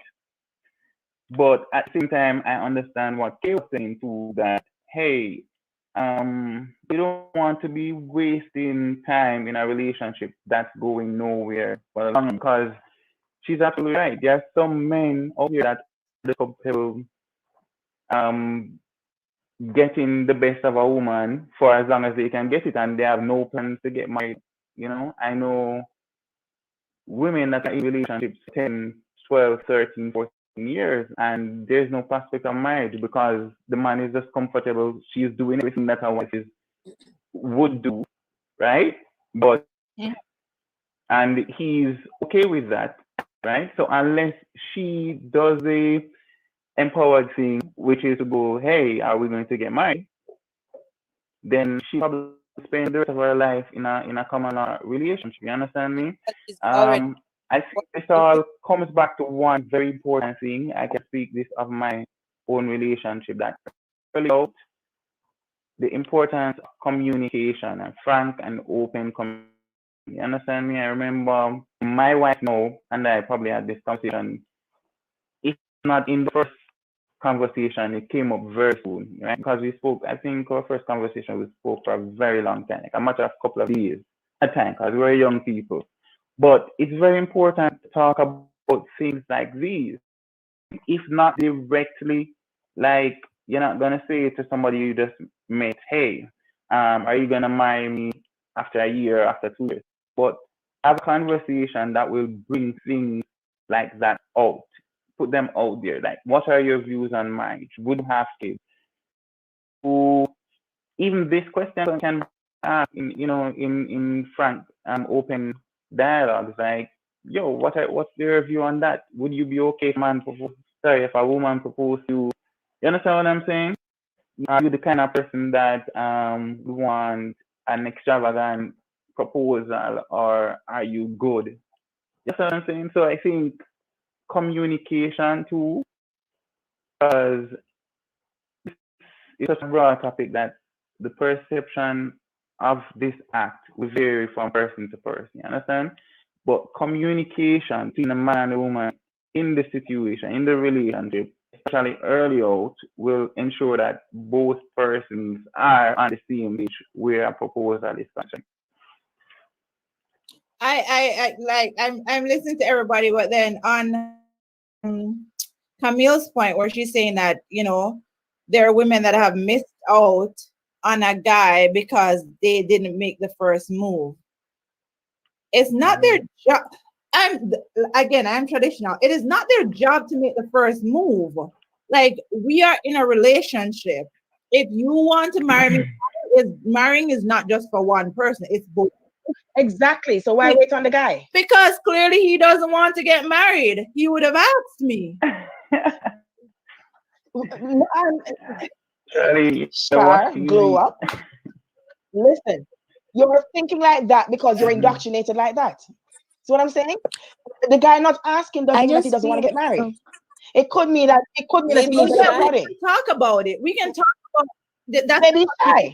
Maybe I could agree with Charlene with the tradition thing, because I feel like a man should play his role in the relationship and be the man in the relationship. Because if the female, as Marsha said, if the female goes on knees and propose, am I the man in the relationship now, or basically am I like, are you taking my last name? Because I just feel like it's like a 50-50 like thing. Like, I agree with it totally. If a girl's if they're in love and the girl decided like, let's get married, I'm cool with that. But like, on my end, I would not get on my knees and propose to the guy. I just feel like that's his job. And like, we're in the relationship together. If you're shy and if you can't talk, let's talk about it. As Omar said, communication does help, and that plays a big part in the relationship. So I feel like then there's a step to us like getting to know like what we want, and are we ready for marriage? Like, that's a big step there. I have a rhetorical question, so nobody has to answer. My question is, what does it take for a man to be a man in a relationship? And I'm going to answer it myself. It takes more than a proposal, because you have countless men who go down on their knees and propose, who they're living at home with a wife and family, but yet still they're not even present in their kids' life. That's not a man. A man who went down on his knees, who don't come home to his wife when he should, that's not a man. A man who doesn't do his part of the housework, that's not a man. Again, people going to disagree with me. So, and then you have relationships where the woman is the one who proposed and the man is fantastic, great daddy, great partner in every single way. So what does it take for a man to be a man? Not proposing doesn't make him less of a man. No, but I feel like that kind of sets it, for me, that's a defining moment in the relationship, and that kind of sets the tone for me moving forward. Because I took up which what I consider to be your role. I took that upon myself to do that. So I feel like it trickles down in the relationship when it comes down to certain things. You might one day come say to me, well, you come take up ring and come propose to me. So you got to do this, you the man. Well, you could say to him too. A lot of women say to me and say, I never want to marry that, you married me, so you must do this. Women say that too. I mean, but again, you're female, so that's expected to come out there. But I'm not like trivializing it. I'm not trivializing it, but I'm just saying, if I propose to you, then okay, I automatically assume that masculine role in the relationship, my perception. So when it comes down to anything else in the house, when decisions are being made, My talk is the last talk. Full stop. But just because a man proposes to you doesn't mean that he's gonna take up the helm. It doesn't mean that he's gonna be the man in the relationship. I understand, but at least it started out at a point where you assumed your role, so it doesn't create that sort of imbalance moving forward. I mean, so I actually that I'm leaning more towards what Ellis is saying because it's just especially 2020, right? And I don't know. I've spent time around a lot of people that are older than I am, and especially I seek out people who are kind of living the life that I aspire to live. Right? So whether it's people that are successful financially or it's people that are have had successful long-term relationships, right? And I can tell you that you will hear from most of those men that have been married for 30, 40, 50 years that they seek it. And I mean, you see it on the shows on TV and whatnot, and it sounds like a cliche. It sounds like just like a thing to say. But when you interact with the real people, they will tell you that the key to a long, successful relationship is to kind and feed the wife a lot. That's what I'm saying. So it doesn't mean that you're not going to be a man, but especially in the context of life being a journey and you want to spend and your days with happiness. If it's already established that you found somebody that you're committed to, right, and this person has most, not all of your boxes checked, then you find that some of these quote unquote issues that come up from day to day that demand somebody to make a decision. And in trying to relate it to what you're saying directly, Shani, most of these things are kind of trivial and are a matter of opinion. You understand what I'm saying? And are really not here nor there. Yes, we can maybe put our foot down and say, okay, I'm the man of the house and I'm going to do this. Or in your case, based on what you're saying, you're going to say, okay, I'm going to do this because I'm the one making the decisions here. But in terms of importance for long-term relationships, I can tell you that speaking to people who have made relationships long-term, there's this thing that, okay, you trust the person to the point you have made a commitment to lead the rest of your life this person as your partner, right? So it means that this person is probably not going to make a decision that's going to be to my detriment anyways. You understand what I mean? And the person is also trusting you to not make any decisions that's going to be to her detriment anyway. So for me, it's not really a big issue who is going to be like taking the decisions and whatnot, because at the end of the day, I believe I married a competent, intelligent woman. You understand what I'm saying? And probably if we sit and reason out a task at hand, that decision to be made, we'll probably end up coming to the same decision anyways. You understand what I'm saying? So I hear that, Charlene, then I'm gonna be the one assuming the gender roles. I feel like in 2020, especially where there's this egalitarian stance, it's not like 30, 40 years ago when it was the setup of the typical household was wife is at home with the kids doing the housework and the man is out there hustling and busting and working. That's not anymore. You understand? I know. I mean, for some persons, it still is that way, but typically, you have dual income families nowadays where the women are working just like the men are. You understand what I'm saying? And so it is expected that, as Lee said, the housework is going to be shared. You understand? Because it's not fair to Ellis to go out and be working, doing the same job as her husband, and then come home and be expected to just be cleaning, washing, cooking, doing everything while the man sits down and just be manly because he proposed, right? Everything is shared. So, I mean, it depends on the type of relationship and how your relationship evolved. As for me specifically, my relationship didn't really evolve that way. I was with my wife for 7 years before we finally got married, right?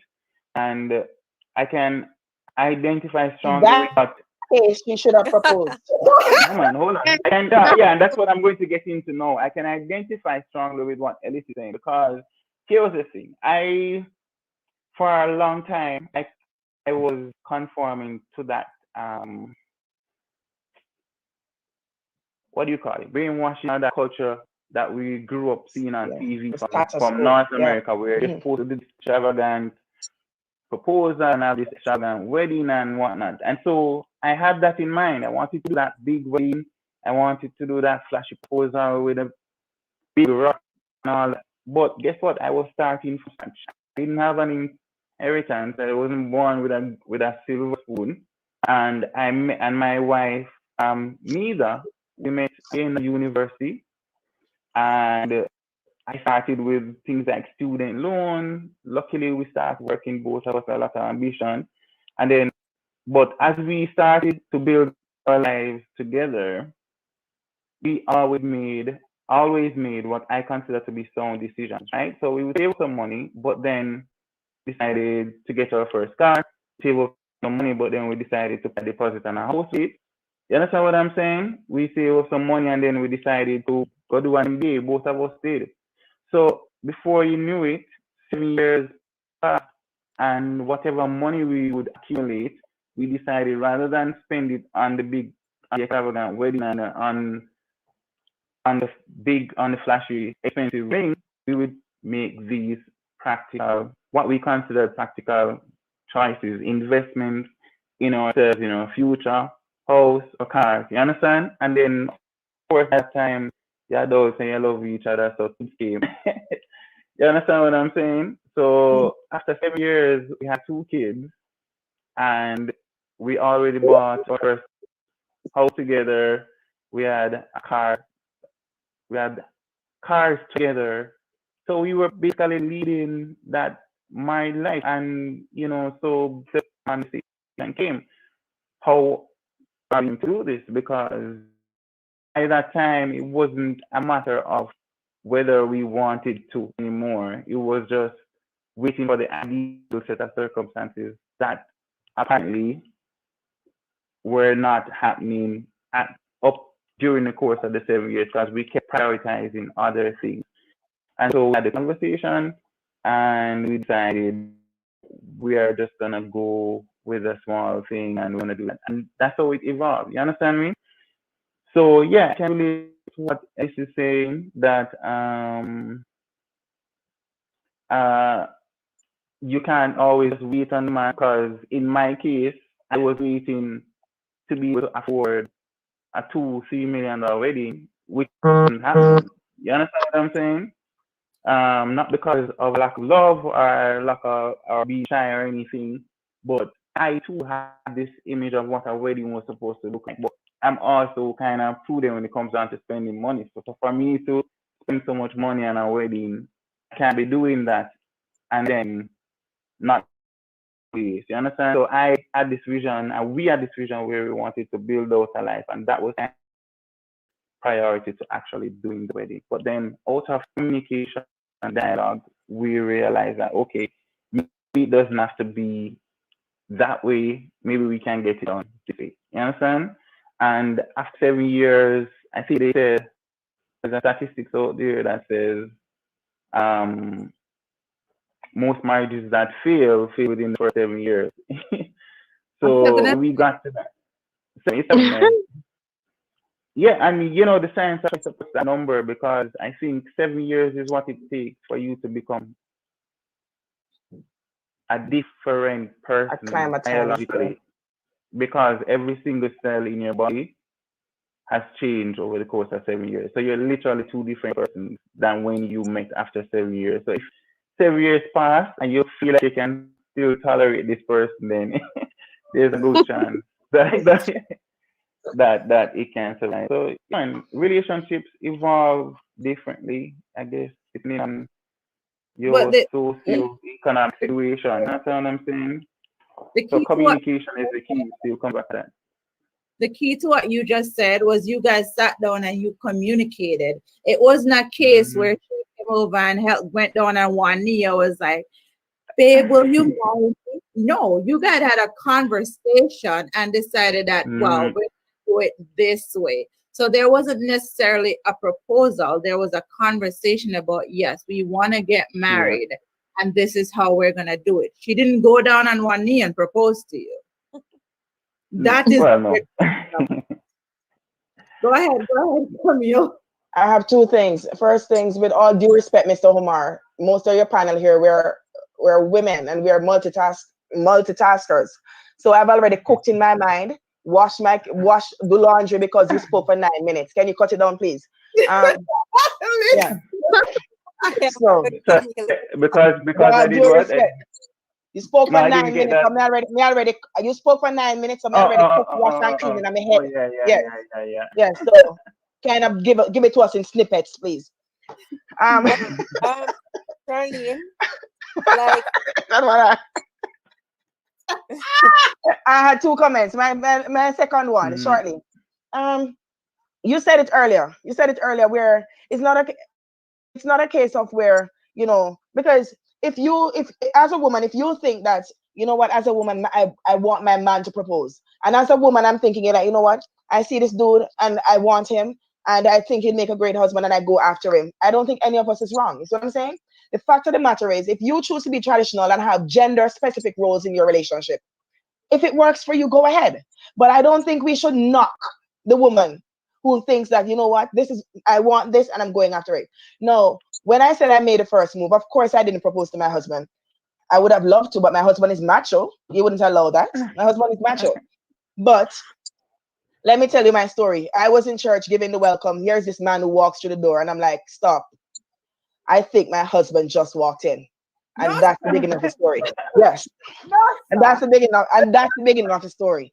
And that's how I met my husband. So, I mean, I don't think there's anything wrong with going after what you want. Yes, Bible toting people will tell you that the Bible says a man should go and hunt. Bless God. It's neither here nor there for me, man. Neither here nor there. And by the way, no, again, you have to know your spouse, know your mate. So know thy mate. So a woman who's going to propose to a man have to first know the type of man that you have to know if your man is going to reject, right? You know if your man is going to reject, because rejection is not pretty. So you have to know your spouse. Your confidence level of a turn up like the man at Jamaica named Chong within 6 or 7 votes who think he had it in the bag. So 37 votes. Think your confidence level has to be up, right? And a man. Tempting me to say it have to turn up like the PNP. No, don't go there. Don't go there. Listen, don't go there. Don't go there. Don't go there. Don't go there. So another thing too, guys. Another thing. It takes a confident man too. Takes a confident man to accept a woman's proposal. Because when he walks out among his friends and his friends say, yo, your woman proposed to you, man. It takes a confident man to take that and stand on that and say, yes, because I'm all that in a bag of potato chips. So my woman proposed to me. See what I'm saying? It don't take no PR man for that to happen to, because you're gonna break under the pressure. Because men will mouth you, right? Oh yeah, 100%. But even for the females too, I think it takes a great degree of confidence. Because I saw a video, this young lady go into Scotiabank, go down on one knee and ask her in Jamaica and ask her boyfriend to marry her. This is what sparked this topic in my head. I'm like, I would never. I'm sorry. I would never. Yes. Well, him go hugger up. Me never hear no yes or no. Me just say hug up. So I couldn't tell her what him say yes or no. I wouldn't say stand up. Me not really want to do it, but stand up. I can take you later. We talk. You know what? That man needs confidence. And again, another thing women have to consider is a man's ego. All right? A lot of men have larger than life ego, and so that's something that they wouldn't appreciate. So you have to know your mate. That's true. So, Marsha, if you ever end up proposing to a gentleman, ensure that he takes your last name. Marsha, you're mute. If that ever happens Marsha, please ensure. Thank God. We're clear with it. There we go. I'm saying, not true. Where's my last name so nice and unique? Not true. That's a Not very long good. last name, Marsha. Any man should be honored to take So might as well then just take it But on and done. guys, I agree with Camille where for the man to accept the woman's proposal, he has to be a very strong man. And for the woman to propose to the man, she has to be a very strong man. Because let's be real, we people love tradition. And for her to go against tradition, she's gonna be ostracized for doing it because they're gonna say she's stealing the man's masculinity and all that. And as Camille rightly said, he's gonna be moted. Of course, me that probably mote him too, but still, I mean, she has to be strong. And then you have people who are gonna say she desperate, and they're gonna pity her for having to do it.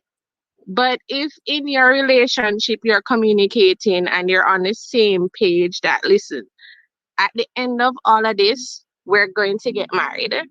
So if she wants to propose, she can propose. For me, I'm traditional, so I expect the proposal from him.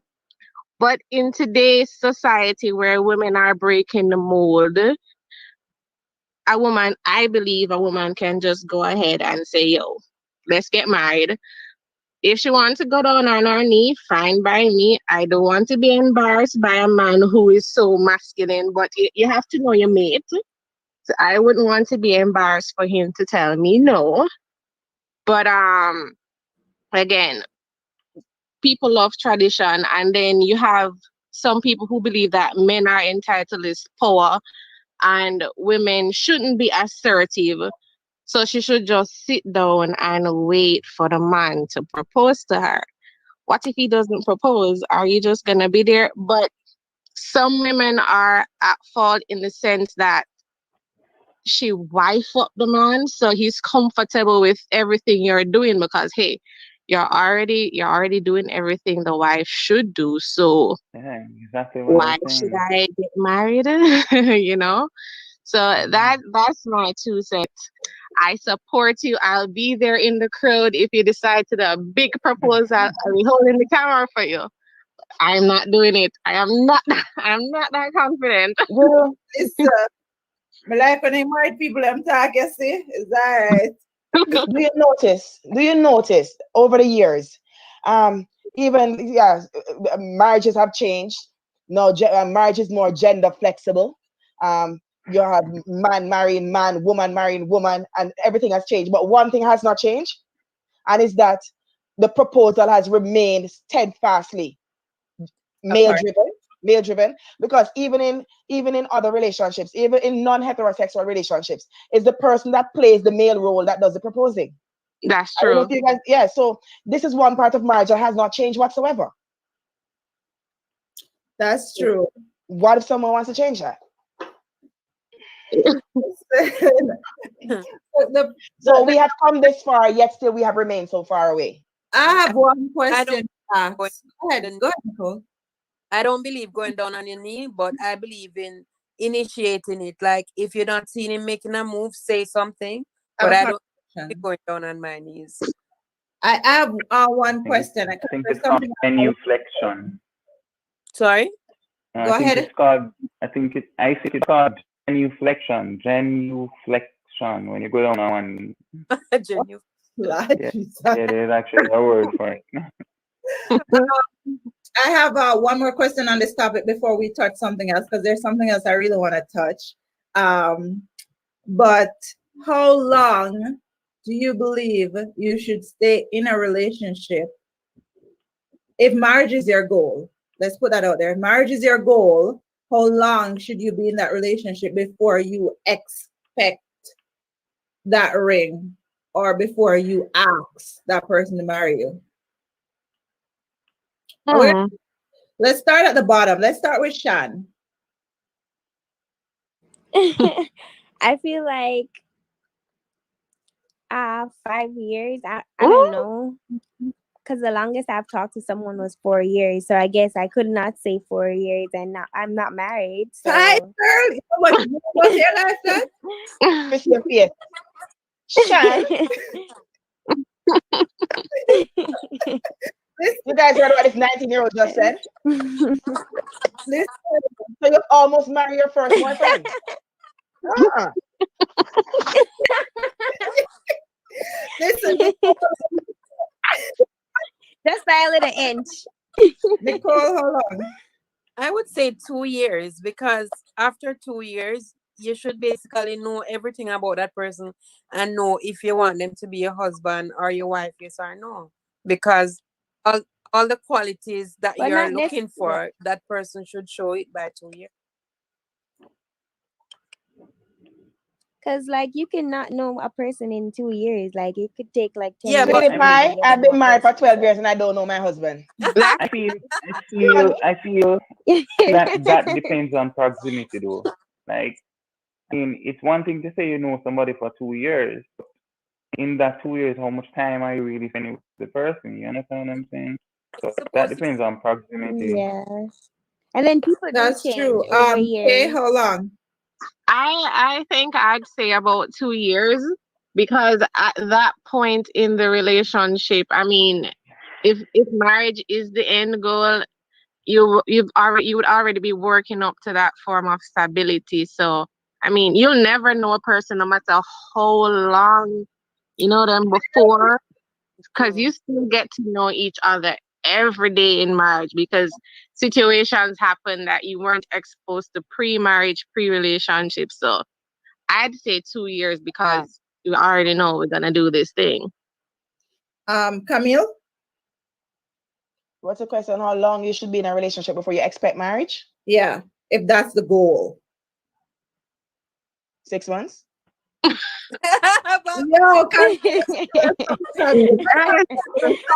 no, listen up. I'm not saying a marriage proposal.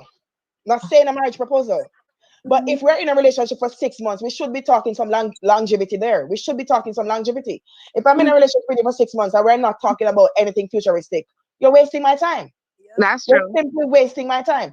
No, it depends too. It depends too on how your age, where you are in life, how experienced you are in the field. Because if I'm 39 years old, I'm not gonna be sitting there with no man for 3 years. That's not talking marriage. No, I'm not doing it, because I've already passed through maybe 4 or 5 relationships or whatever amount of relationships you pass through. I know by now what I want in a man, and if I see it at the 6-month mark and you ask me to marry you, I'm gonna marry you. And at that point, you're not afraid of any some little heartbreak or something. You've been exactly. Go see you take the risk and just run with it. True that. All right. I mean, Omar, so, for 7 years ago. yeah, I went for 7 years, and but the thing is, Charlie, like I said before, 7 years, but we moved in together January, and we met in April. So yeah, so we moved in like maybe 6, 7, 8 months after we became boyfriend and girlfriend for the first time. So you know, and then like I said before, 7 years to get married. So I know people. I remember my sister was in a 10-year relationship before she got married. So I don't know. I personally cannot put a time on it. I knew that that worked for me because, like I said before, living together with a person for a long time before we actually got married, what it meant for me was there were no surprises after marriage, right? There were none. By then, we knew each other, and I know no surprises. So yeah, and I feel like for me, I the only thing I would say Charlie, is that marriage being good, I'm not 100% comfortable with that statement, you know, because I feel like marriage, especially based on my journey, marriage was kind of the icing on the cake, just making it official, like yes, we are committed to each other. You understand me? So marriage for us was just like a small step in a long journey, on a long journey. You know what I mean? I agree with you because you know it's not, when I got married, we went to the room and we looked at each other and we're like, okay, what's different? Oh, we have our okay, literally. So I mean, I agree with you. Marriage is just, you know, one of those steps in a long commitment once you've made that decision to Yeah. be a person. That being said, you know, ladies, if you want to propose, feel free to go down on one knee and propose. You know, it's your world, own it. You know, if the man take too long, if you like you want to do it, do your thing.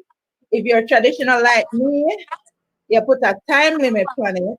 If we together for 2 years and something and you're not making any sense about marriage, I'm sorry, deuces, we're done. Because me not propose to you. So that's where that is at. You're not dropping any hints. Huh? And you're not dropping any Oh hints. God, no. Well, you know, in 2 years, like I would have already been saying, listen, you're not gonna just, what I say, you can't, why buy milk if you get the cold for free or some crap like that? If we've been together for 2 years, we've been living together for 2 years, you should know within the time whether or not you can tolerate my being for an extended period of time. You've seen some of my habits, you've seen, you know, some of the bad things, because not everything is good. You've seen some things that, you know, might irk you or whatever, but you know whether or not you can live with it or not. I would have seen things in you, and you know, if I don't like them, can I live with them? 2 years, I think, is enough time to tell you whether or not you want to go the distance with me or not. I just want to point out something. It might open up a can of worms, but if you're with someone exclusively for 2 years, you're no longer dating. True. You are no longer dating, because dating means you're getting to know, and you would have probably be seeing having dinner with this guy this week, having dinner with someone next week, and that's dating. So if you're with someone exclusively for 2 years, and the question of marriage or kids, anything futuristic is not being discussed or talked about, you're wasting your time. 2 years of 2 years of exclusivity is, you're wasting your time, because you would have dated and got to know each other, and then there comes this period of exclusivity. Why should I be exclusive with you for 2 years and nothing coming forth? Exactly. What may I get to say? But Camille, some man, they get in the wife benefits, they're not gonna want to put no ring on And, it. and that is why we tell young people, If you like listen, a ring on it. because if they're getting the cow for free, they're not going to buy the milk. It's just stupid. You know what I'm saying?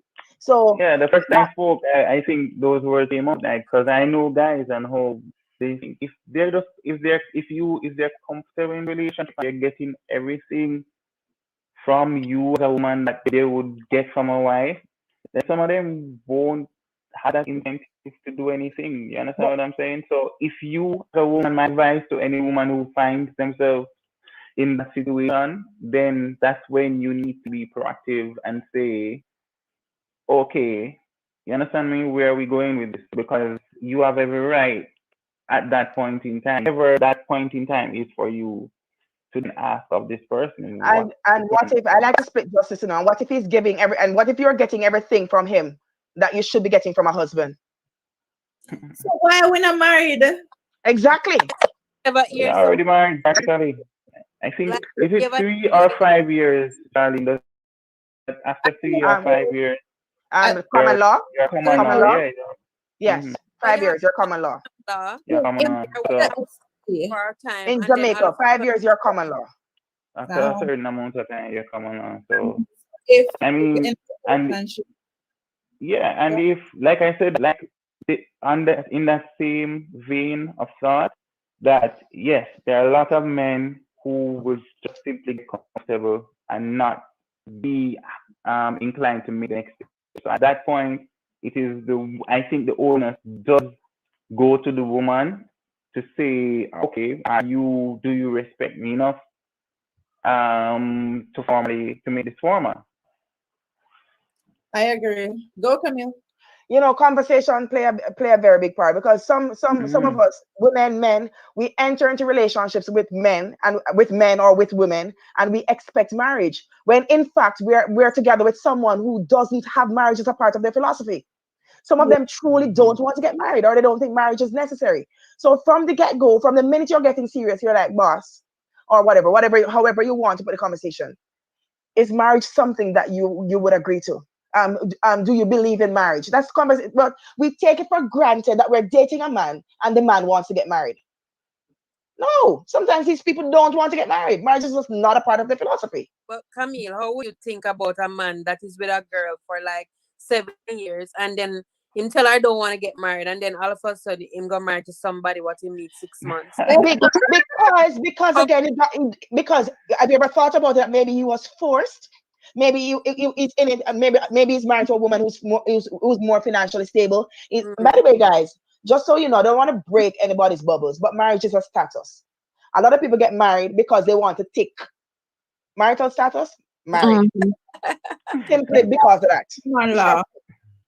Don't laugh, a serious thing. I know, like in the army, some of them get more money when they're married.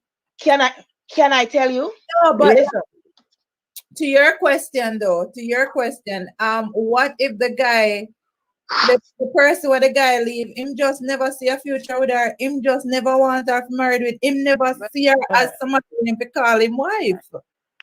And there you go. That's why I just said that, Charlene. That's why I said that after a certain point, the woman owes it to herself to have that conversation. You understand? Because it could just be that this man just doesn't see you as wife material. You understand me? And I think I said earlier that you do this to determine whether the man is you enough. But saying it again, I realize too that the woman is also measuring her own self-respect. You understand me? How much do you respect yourself to be able to say, I'm gonna leave the situation because this person doesn't see me. He wants this love making and whatever else you can offer him, but he doesn't think you're good enough to be his wife.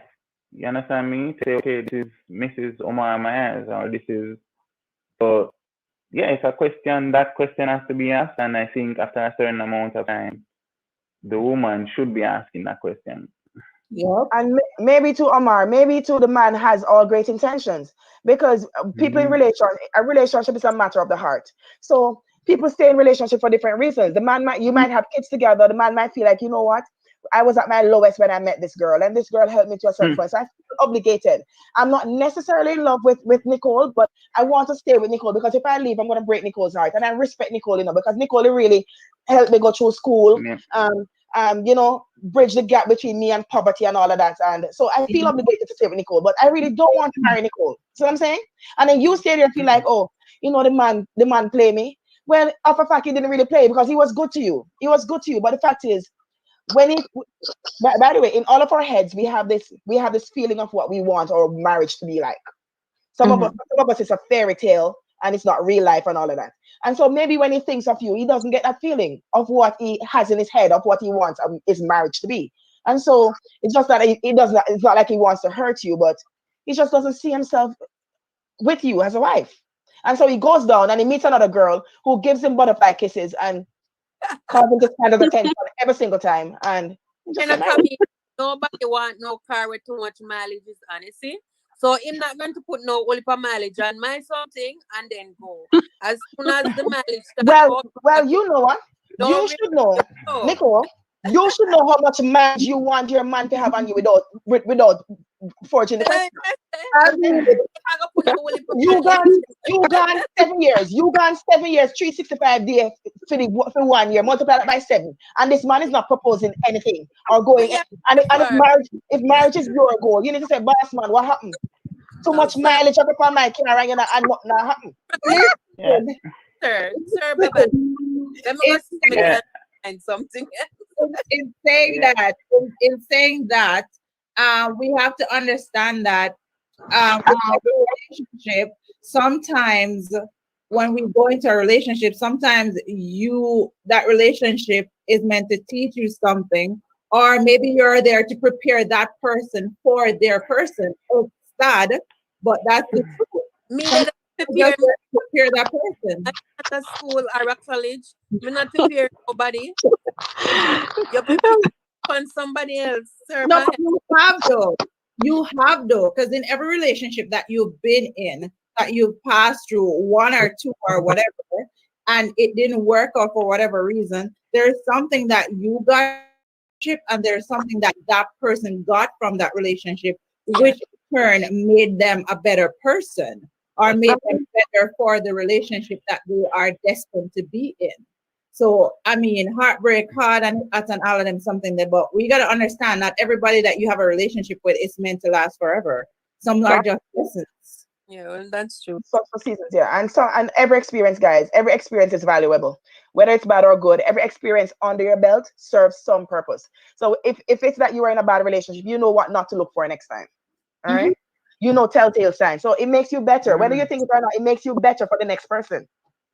100%. Exactly. And if a relationship is bad, like sometimes a relationship can go in a direction that brings out the worst in the two persons involved. You understand what I'm saying? And sometimes the people involved, might be able to find a way to work past it momentarily, right? But it leaves this scar with them that they don't feel like they can be 100% with this person again. You understand? But then, okay, that relationship ends, and they feel like, okay, the next person they meet, they can be that way, and they try their best. As Ellie said, they learn their lessons. So now the next person, they can not repeat those mistakes. 100%. So before, go ahead. Sometimes, Charlene, we're in relationships, and we get many telltale signs. We get many telltale signs, and we allow them to slip. And several times we come up on an exit, and it's like driving on a highway. We come up on an exit, and we know from earth to heaven that we should take that exit out of that relationship. Back in the printer, please. We know we should take that exit out of that relationship, but kids get involved, and you think about the kids. You think about obligations. You think about ties that you have together, assets and all of that, and you don't take the exit. And then you find out that you should have taken that exit 2-3 years into the relationship, because you know from earth to heaven that it's not going anywhere. And those 2-3 years turn into 23 years, like a friend I have. And at 23 years, you see the exit again, and you just know, I have to take this exit out of this relationship. And you do it. And what does the public say? Man, in leaving wife or in leaving husband after 23 years. It just never did work out. But you refuse to exit because maybe you want to try. You want to give it a second chance. But you can't raise a dead dog. Listen, and on that note, before we go, because I cannot end this live, is there anything else that anybody wants to add on this topic before I introduce what I'm about to introduce? We're all good? So we can't end this live tonight without acknowledging what has happened in Jamaica. Camille, hold it. So I have my opinions on it, and I really wanted to have a short conversation about this. So, the Jamaica Labour Party won, So the Labour right down there, so Nicole. In the green no God win. My feelings about it though, I don't consider it a win. Mainly because of the voter turnout. He was the majority of the minority. I do applaud the Jamaica Labour Party for the people that they put in front of the poll, though. I applaud them for getting young people and getting rid of some of the dinosaurs that are in there and having, fresh people, fresh ideas and all that in there. I applaud them for that because I didn't know half of the people what them put up, which is great because I'm sick and tired of the other people. But it's sad because it tells me that 37% was the voter turnout. And, that was a decline from, I think, 44 or something like that in 2016. So over the years, over every election, for a while now, there has been a steady decline in voter turnout. That says to me that people, they no longer have hope. They no longer believe in the political system. They no longer believe in the people that they're putting up to represent us. Because if they did, they would have come out to vote. We can't blame it on Corona, because that's not it, because we were declining before Corona. So we can't blame it on Corona. So, and when it comes down to the People's National Party, I mean, I agree with Jamaica. I don't think Peter Phillips should lead the country 100%. I do not agree with that. And, they have not made any changes to show us that they are going in a different direction. So, I mean, I agree. Don't vote them in 100% until them wake up. We can't vote them in until them change certain things. We can't vote them in.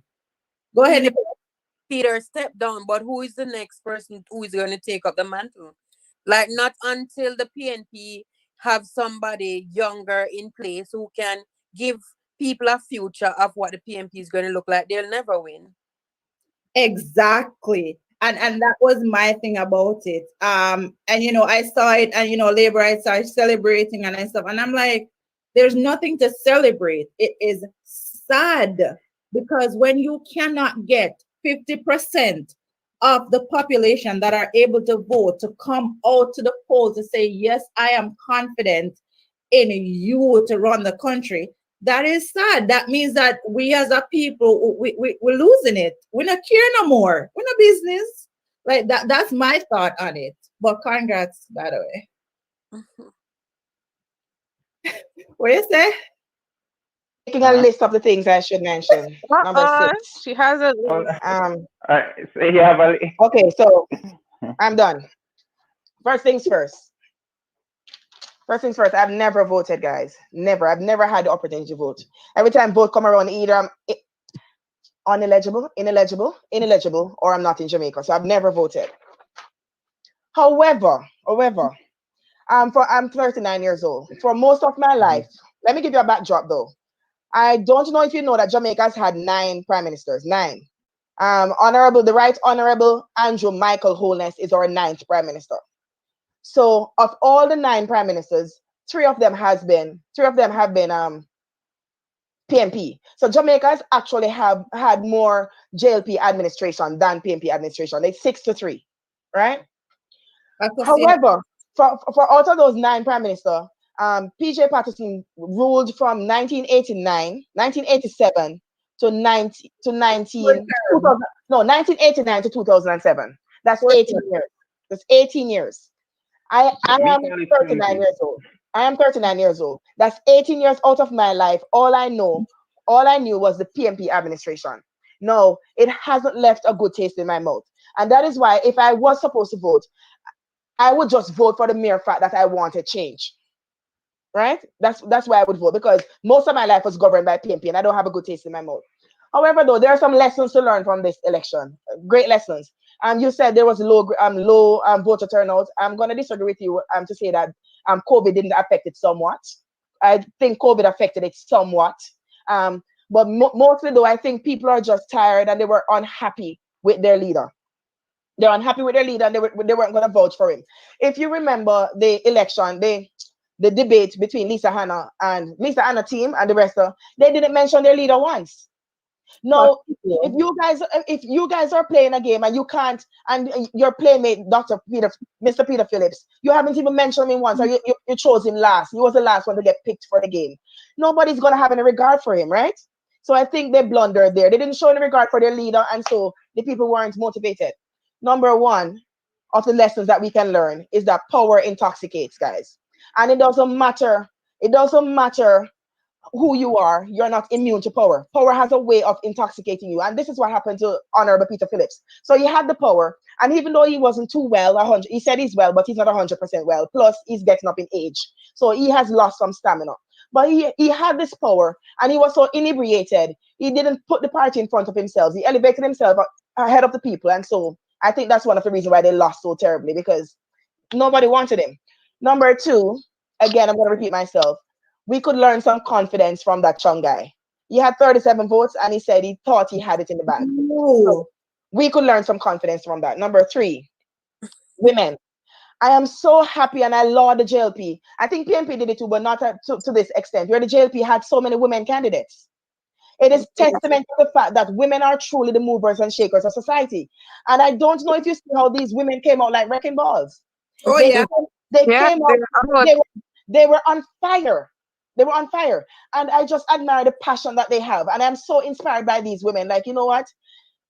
It says something, because gone are the days when women were pushed behind in politics. And when you look in politics, or the house meet, and you look and it's all men in jacket suits and whatever. No, you're gonna see women faces, and it says something. It says that the nation is going somewhere because of a fact.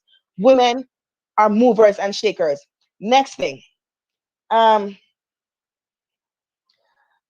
of the candidates I knew personally, Mr. Robert Miller is my classmate. We played dominoes together. I'm so happy. So you remember back in the days when you look in Parliament or you look at these people, there were people you see on TV. There weren't people that you know.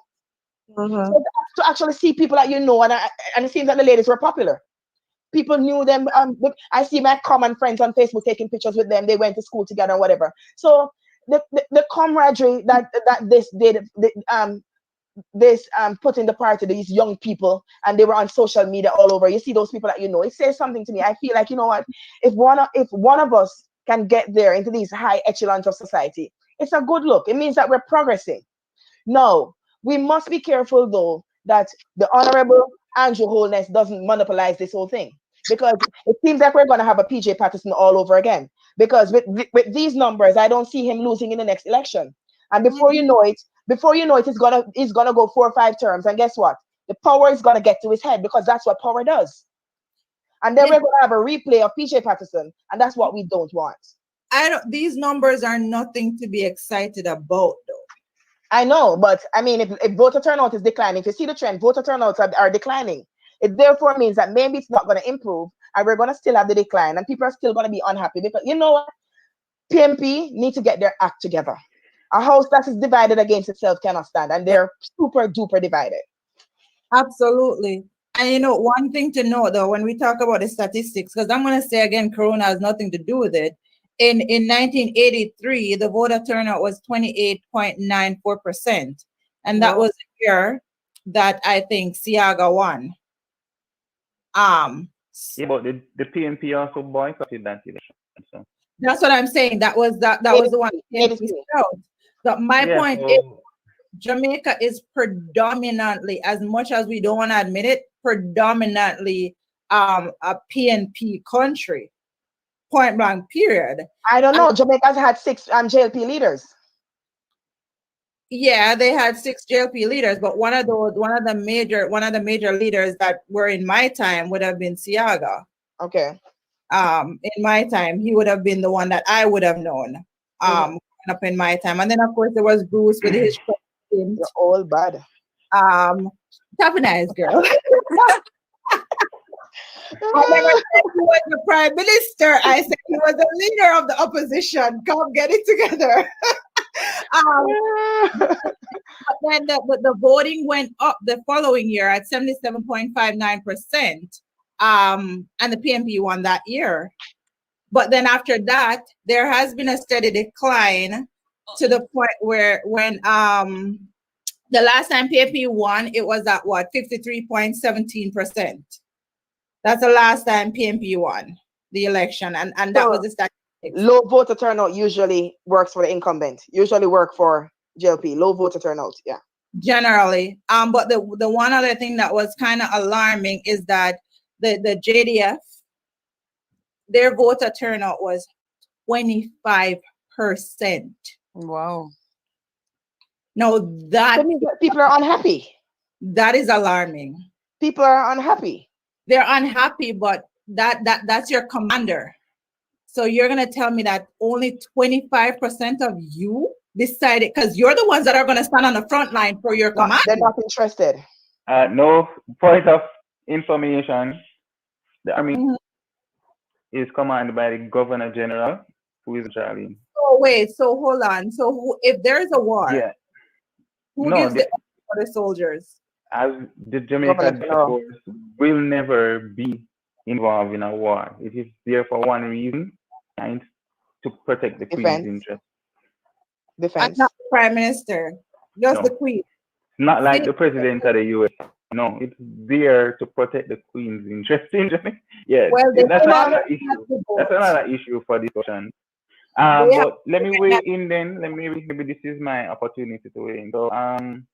So like Elise again, and I agree a lot. I don't think the the difference in vote in the percentage of voter turnout for this election is statistically significant. I do not think there's any statistical significance here because one, it's not big enough going down from 44 to 37. It's not a big enough drop to be considered statistically significant, especially in light of COVID. And I don't know about you, but for example, I have a lot of family in Jamaica, younger people, and I ask them, they're not voting, they're vocal. If you bring up what's happening, they will talk about it. But yeah, man, you're talking about this thing, but why you're not voting? And I said, boy, it's not really worth it. Maybe if COVID wasn't happening, I would go out and do it. But in light of COVID and all of that, I don't have that strong interest enough to get me past COVID. I'm not going to vote because of COVID. So I heard that a lot, right? So I don't feel like, yes, it's low overall. And I agree with you, Charlene, that's always in my take. It's a stamp of disapproval of the political system when you say 70% of people, 65% of people are not voting. That's always been the case, right? I would put what happened in this election in the context of our discussion here tonight, where, you know, the country, Jamaica, our motherland, is the female in the relationship here. And she spent a 18-year relationship with this man. Well, over orange shirt. You understand? And then she got really fed up and she gave somebody else a chance. But then he come back with him sweet mouth. He come back with him sweet mouth in 2012 and she give him another chance. You understand me? And him fail again. And so she gives somebody a chance. And now, and in fact, I would say in 2016, when she gave somebody else a chance, it was a completely new person. I remember after that loss in 2012, the Jamaica Party was gone. I think the Jamaica Labour Party that prior to 2012, 2011, or whenever it was, is a different Jamaica Labour Party that we have today. That is the point. After Bruce Golding and everybody, that was a turning point. That was when all these new faces came in, and that was when all the old faces went. So I would have to say Jamaica was a new guy in 2016. You understand what I'm saying? And what's significant about that is I remember at that point seeing that fear, that genuine concern to see the Jamaica Labour Party being utterly destroyed in 2012. Right? I was sincerely concerned because I, for one, I believe that Jamaica needs at least 2 political parties for the very same reason that Ellis was pointing out. 18 years of power is intoxicating. 18 years of power breeds corruption because it breeds certainty and continuity, and it means that there's a lack of accountability, and that is what the other side was experiencing. Basically, like I said, I can link it to what the topic. You're with a woman and she's giving you everything you need and she's not asking anything of you. So therefore you do whatever you want to do. And that's what was happening, right? Fortunately, 2016, this completely first guy come on the scene. Jamaica gave him a chance. The same old guy come back again in 2020 and she said, no, let me make up my mind, you know. You need to go. If you want to have a chance, you need to go and change it. You understand me? Mm-hmm. But I felt I wanted to pick JP when I was thinking that they are the better party to run Jamaica at point in time. But I am aware of those 3 things that I cautioned against. Very aware of them. You understand? Intoxication, breathing down for corruption, and so on. And so Jamaica needs the PNP, because I don't see any other third party coming out of the blue that will actually have a chance at feeding viable candidates to run a government. So Jamaica needs a strong opposition, a strong party. It cannot be those same people. You understand what I'm saying? And I think what the PNP has been trying to do is to make the same old system work, right? And Jamaica has suffered from the sense of entitlement among the people that are in politics for a very long time. It happened with Mr. the Honorable Siaga, very great person, you know, but I feel like he felt entitled that he needed to be the prime minister, so he held on too long. You understand what I'm saying? I think it happened with Portia Miller, that sense of entitlement. I'm a party support, I need to be here, so she held on to. You understand me? The same thing we see now with Peter Phillips, where I think at one point he was the young upcoming politician with all the ideas in the PNP, so his strong sense of entitlement that he needed to be the prime minister. And therefore, all these people in this system were putting their own self-interest. I need to have this ahead of what is actually best for the country. Now, I was hopeful because seeing the result 49 to 14, I think it was, I was taken to the JP to win, but I was taken aback for that. By that result for various reasons. One, as I said before, Jamaica needs PNP to be strong. You understand me? And when you have the party hierarchy in the PNP saying on the morning of the election that they're going to win by a landslide, and when I say hierarchy, it includes the young people who, in my mind, are the future of that party, like Damian, Chris Jim. You understand? They were confident that they were going to get a landslide, and then it was a landslide in the other direction. You know what? To me, these people are detached from reality, and that's a big concern. You understand what I'm saying? However, what I'm counting on is that they will be able to do the same thing that JP did after the 2012 election, and they'll be able to rebuild and find people, like the people here, who are capable, participate and willing to participate. So that's my only hope. You know, I'm encouraged by what he said, though. The Prime Minister said he, in his acceptance speech, he acknowledged the mandate that the people are giving him. I think, if anything, it's going to empower him a bit. With 49 people in Parliament, it means that he doesn't have to tolerate corruption, right? Meaning he can still come down and up to 7 ministers, meaning if somebody in his party, for example, when you are running a government that has a thin majority, might not be satisfied with the performance of somebody, but you can't get rid of them. You cannot push them out of your cabinet, because if you do, you're going to lose your hold on power. So with a huge majority like that, then that's not a concern. So we have to now trust him to be an upright person. He now has the power to get rid of corruption, because he can get rid of up to 7 people from his cabinet, you understand? And still maintain the majority to carry on government.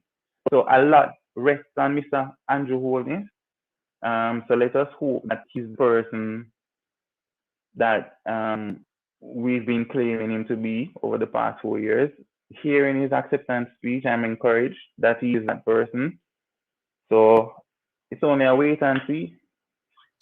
I mean, to be honest with you, I'm not fairly confident, but I wouldn't be confident with Peter Phillips either. So let's just be clear. I am worried.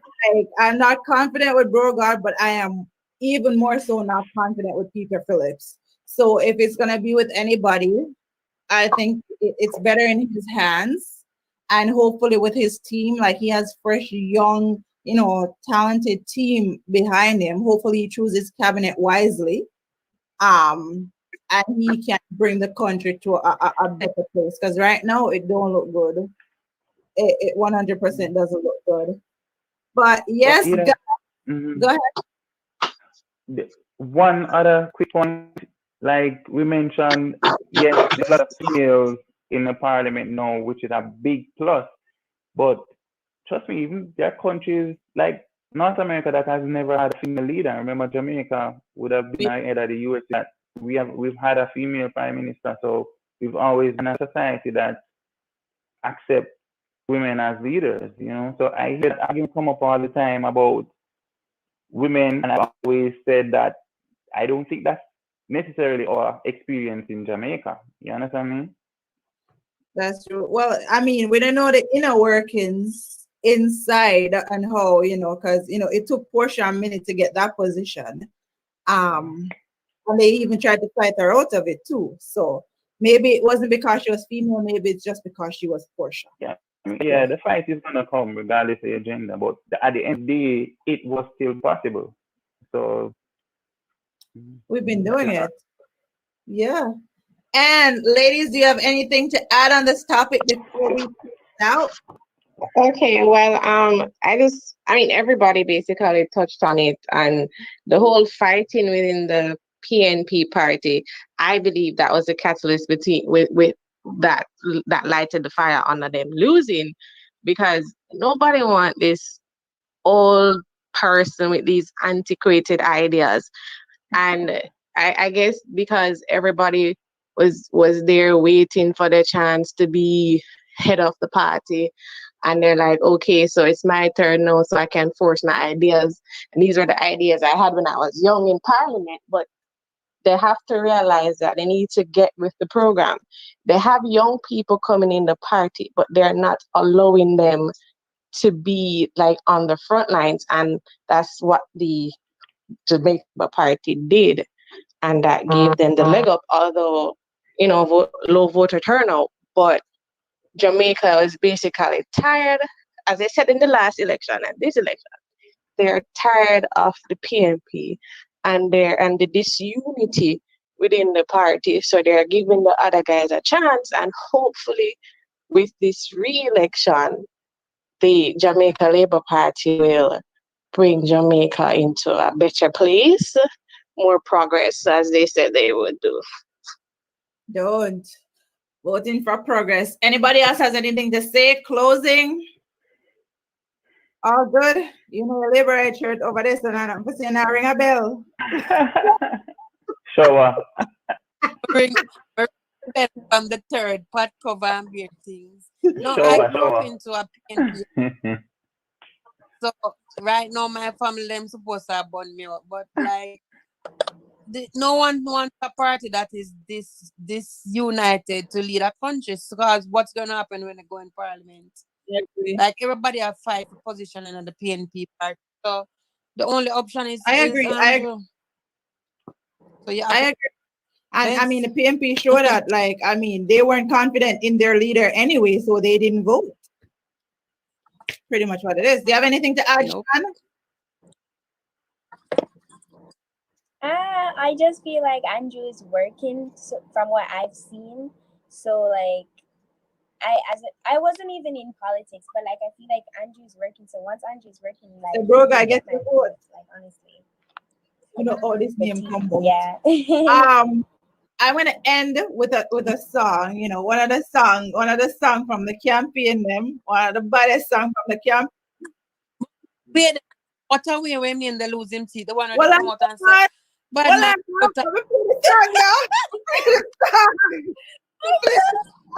out. Boy, oh boy. My God. Charlene, you look like you need one show to discuss this. Yeah. Still a stunt right now. Like you need a whole show to discuss this. Trust me. You need a show to discuss this. And you know what? To discuss this topic. Omar, right now, hunting supposed to still a stunt. I do. Oh, boy. I want to do. I think I'm going to do another live, actually talking about it and kind of breaking it down a little bit. Yeah, with a couple of people that are very like yourself, that are extremely like into politics. Like we kind of like look on politics in a different light and stuff. So yeah, I'm working on it because I definitely want to talk about it because it's really sad to me.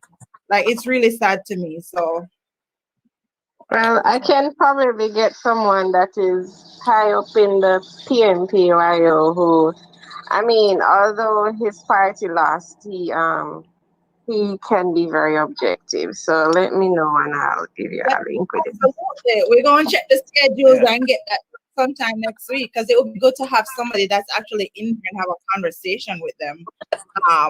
That would be I would actually. like to be a part of the discussion. Hey, listen. But guys, thank you guys for coming on tonight. Omar, I'll be in touch about that one. And Kay. Thank you guys for coming on. It was a good talk. Ladies, propose if you want to. Leave if you need to. You know, take on me, you know. Just brush out the knee when you get up. If you're not proposing, have the talk. Exactly. We don't want to propose, have a conversation. Yeah, and congrats to Burgat again. Big up yourself. Hopefully you take the country into a better place that we are now. Yeah, and thanks to all our listeners for listening in. You know, subscribe, like, share to our YouTube channel, Housewives of Alberta. And see you guys next week for another interesting conversation. All right. Bye. So we're now live on Facebook and YouTube. I forgot. So share the live, guys. Christopher got bumped out. 1 second. He's backstage. Here we go. All good now? We're live. We're live. First thing. Camille, how are you? I didn't realize you were here. How are you doing? Yesterday, I was in MoneyGram, and one guy walked in, and somebody said, "How are you?" He said, "I'm still single." I don't know what that means. I don't know if that's a good or bad thing. Listen. I don't know if that's a good or bad thing. What a mercy. All right, come on. Did you see the link, Nicole? Wait, now you send it in WhatsApp? I'm gonna send it to you in WhatsApp so you'll see it. So I can share it. Yeah. Oh, my camera. Before we start our talking. So if you tag us, then yeah, we're already on Facebook. Okay. Yeah, I'm gonna share it now, and then I'm gonna send it. More options. Go here. Okay, you can check for it now, Nicole. Okay, I see it. Messenger. I sent it to your messenger, Chris. Send it to you, Camille. No, I'm seeing it on Facebook. It's okay. You're seeing it? Okay, good. You're already on Facebook. Good. Yay! All right, just one last thing, guys, so they know where to find us. I think this is the last week I'm gonna kind of like go on Instagram to kind of let them know where to find us. Live on Facebook and YouTube. Hold on, listen. Yeah. We're about to start, guys. We're just waiting for a couple more people to join us. Okay.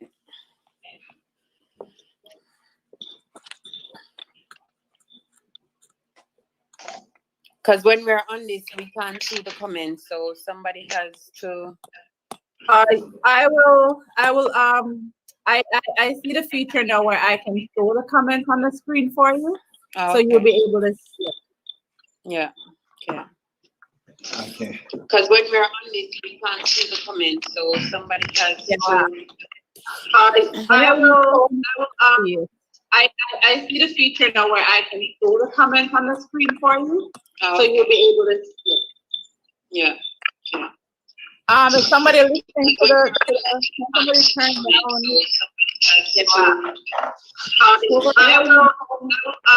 We're getting a feed.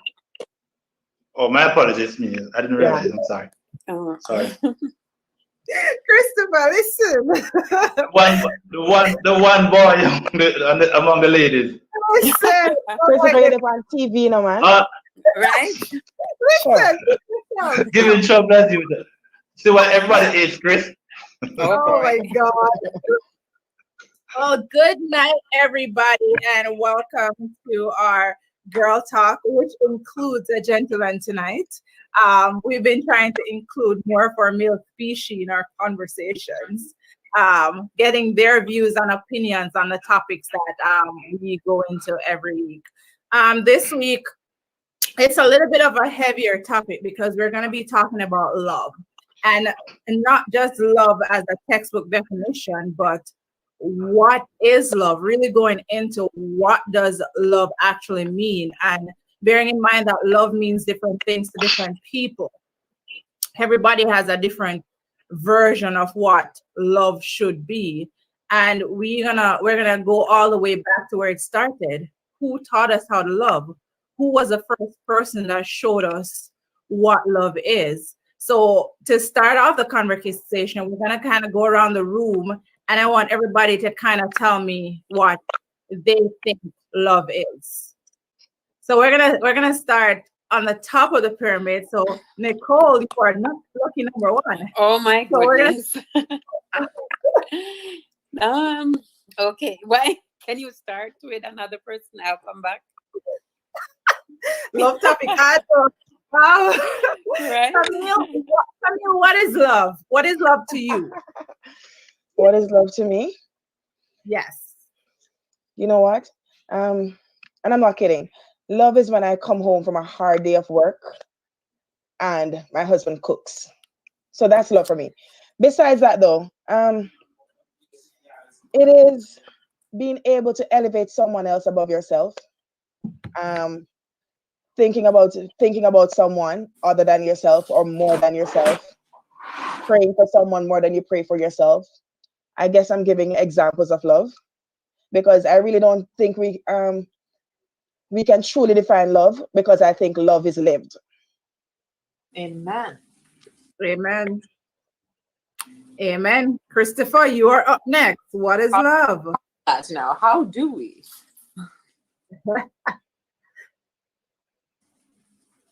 Christopher, you are. You.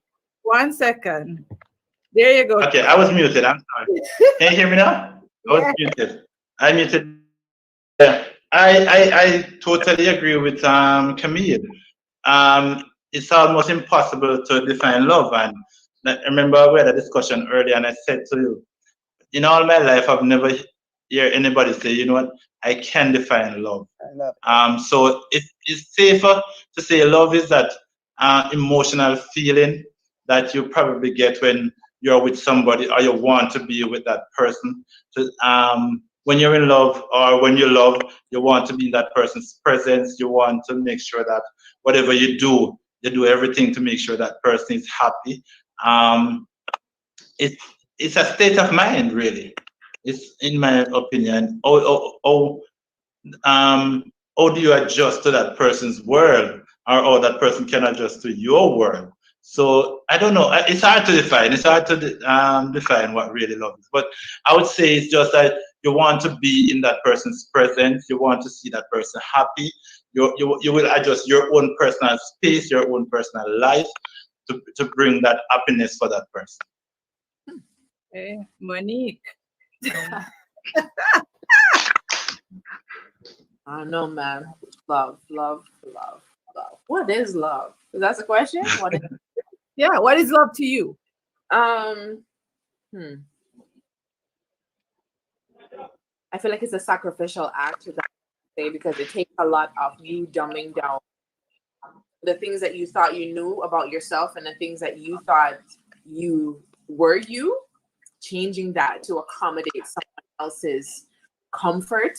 Just put it that way. I feel like love is very sacrificial. I think honestly that's the only thing I can speak to it because there is one definition. It's not black or white, and love means different things to different people, and it's shown and accepted in different ways depending on the relationship.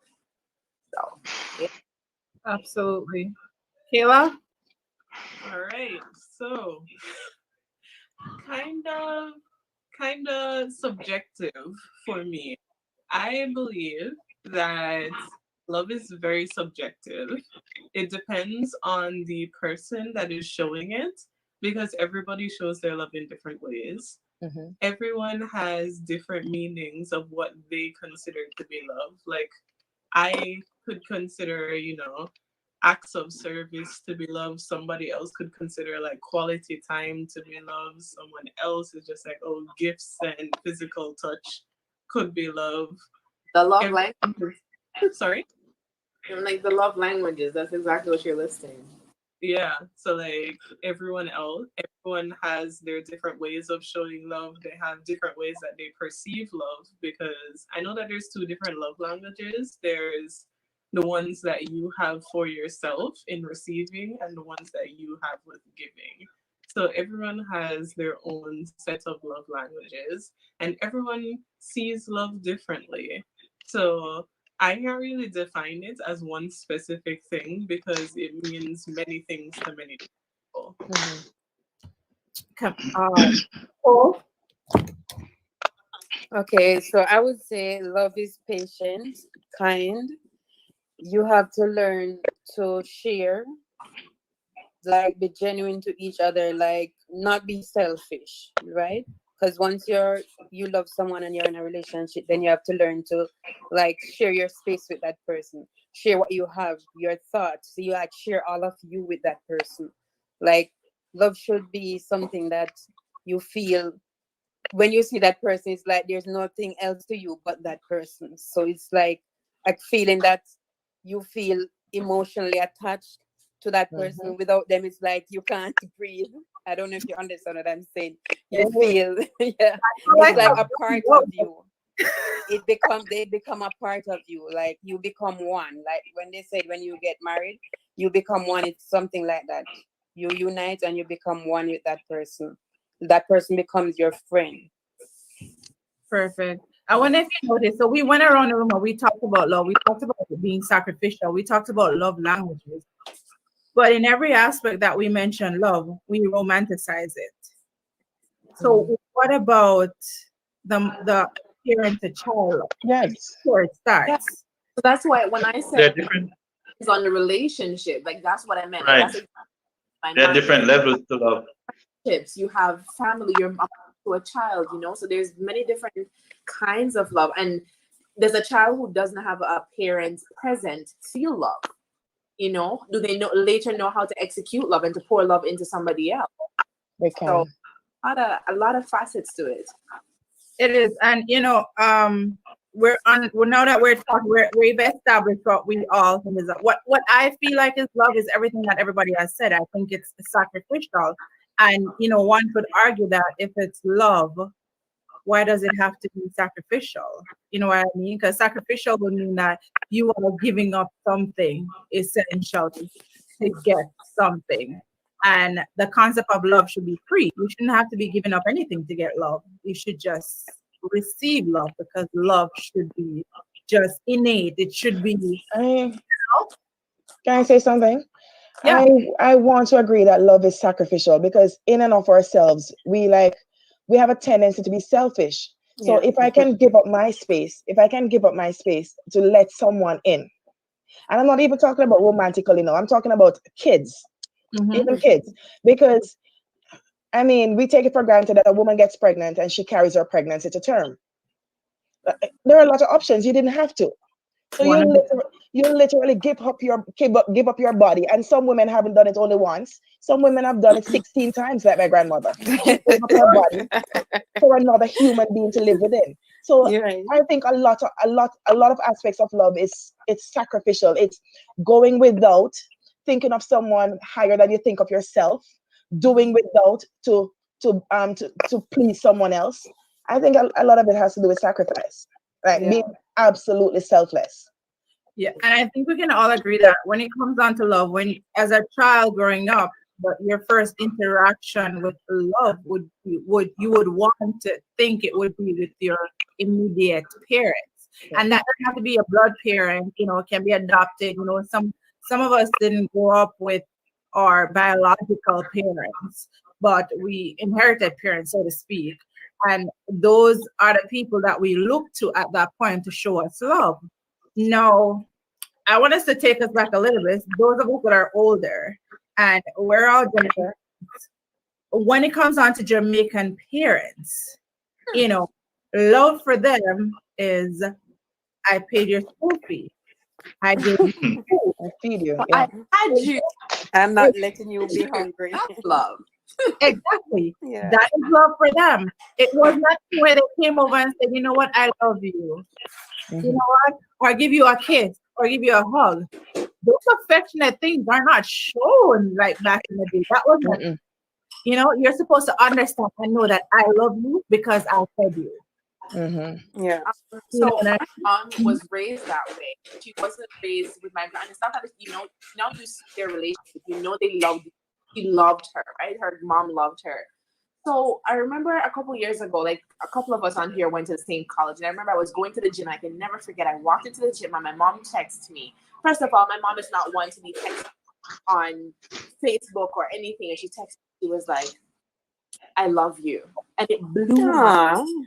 It absolutely blew my mind because it's just not a norm for her. She's not the one to, I love you, the lovey-dovey stuff, you know? If she feels like you're in danger, that's when it's like, I love you, I know. Don't like it's not a norm for her, like at all. I think they feel strange saying it too. And we can't even fault them. They didn't live it.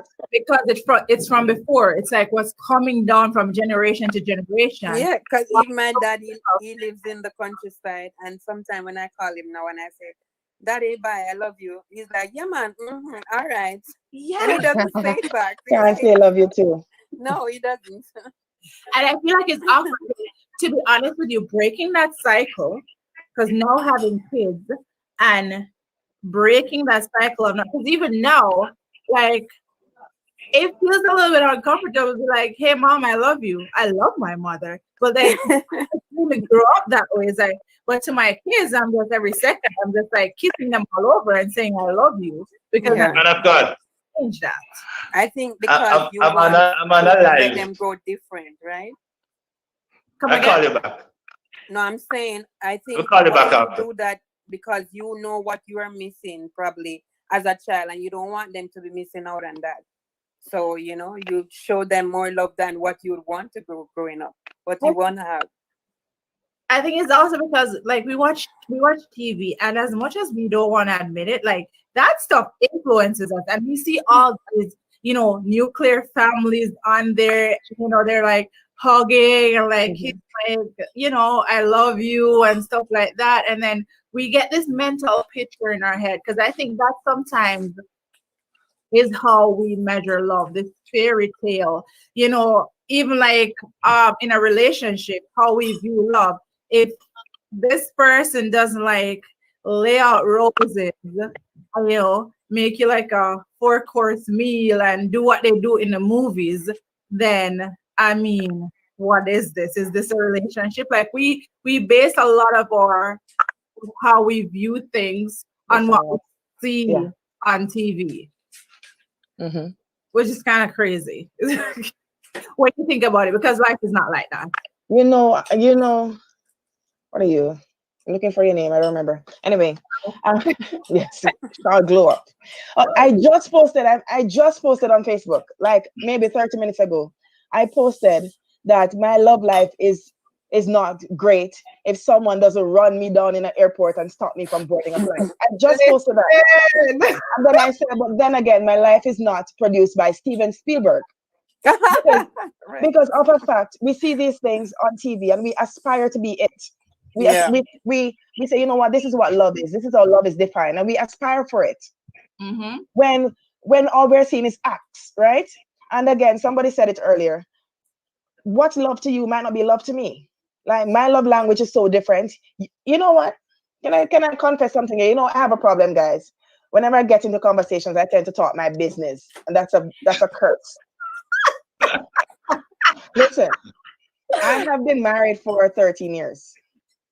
13 years. That's what Remember, it's 8 o'clock coming. 8 o'clock. Yes. That's and do you just know, so you know, PG. last year, my husband brought me flowers for the first time in my life.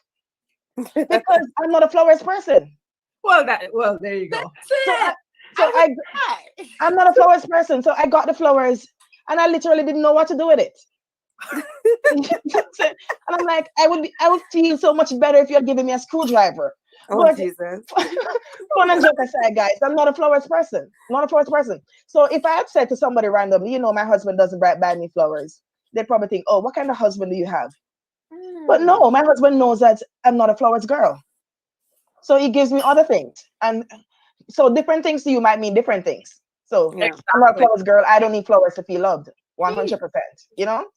Wow. But there's something else that he uses in the place of flowers to show his love for his love language. Pardon? There's something else that he uses. He doesn't give you flowers, but he gives you something else. And you know what?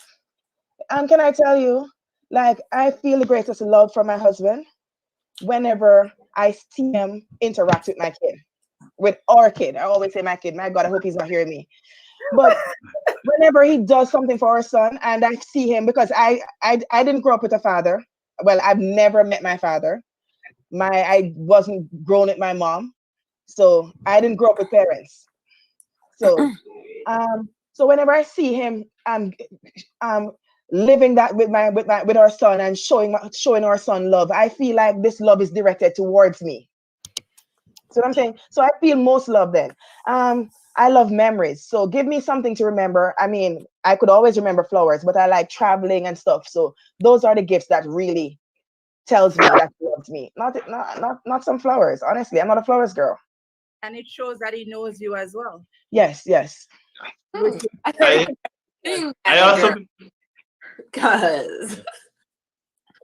but I also believe it is the expression of love is learned. Yeah. Mm-hmm. And if you look back at our parent and their parent, you would understand some of us were knocked down with a broom, and that was an expression of love because they don't want you to do something that is going to cause yourself harm.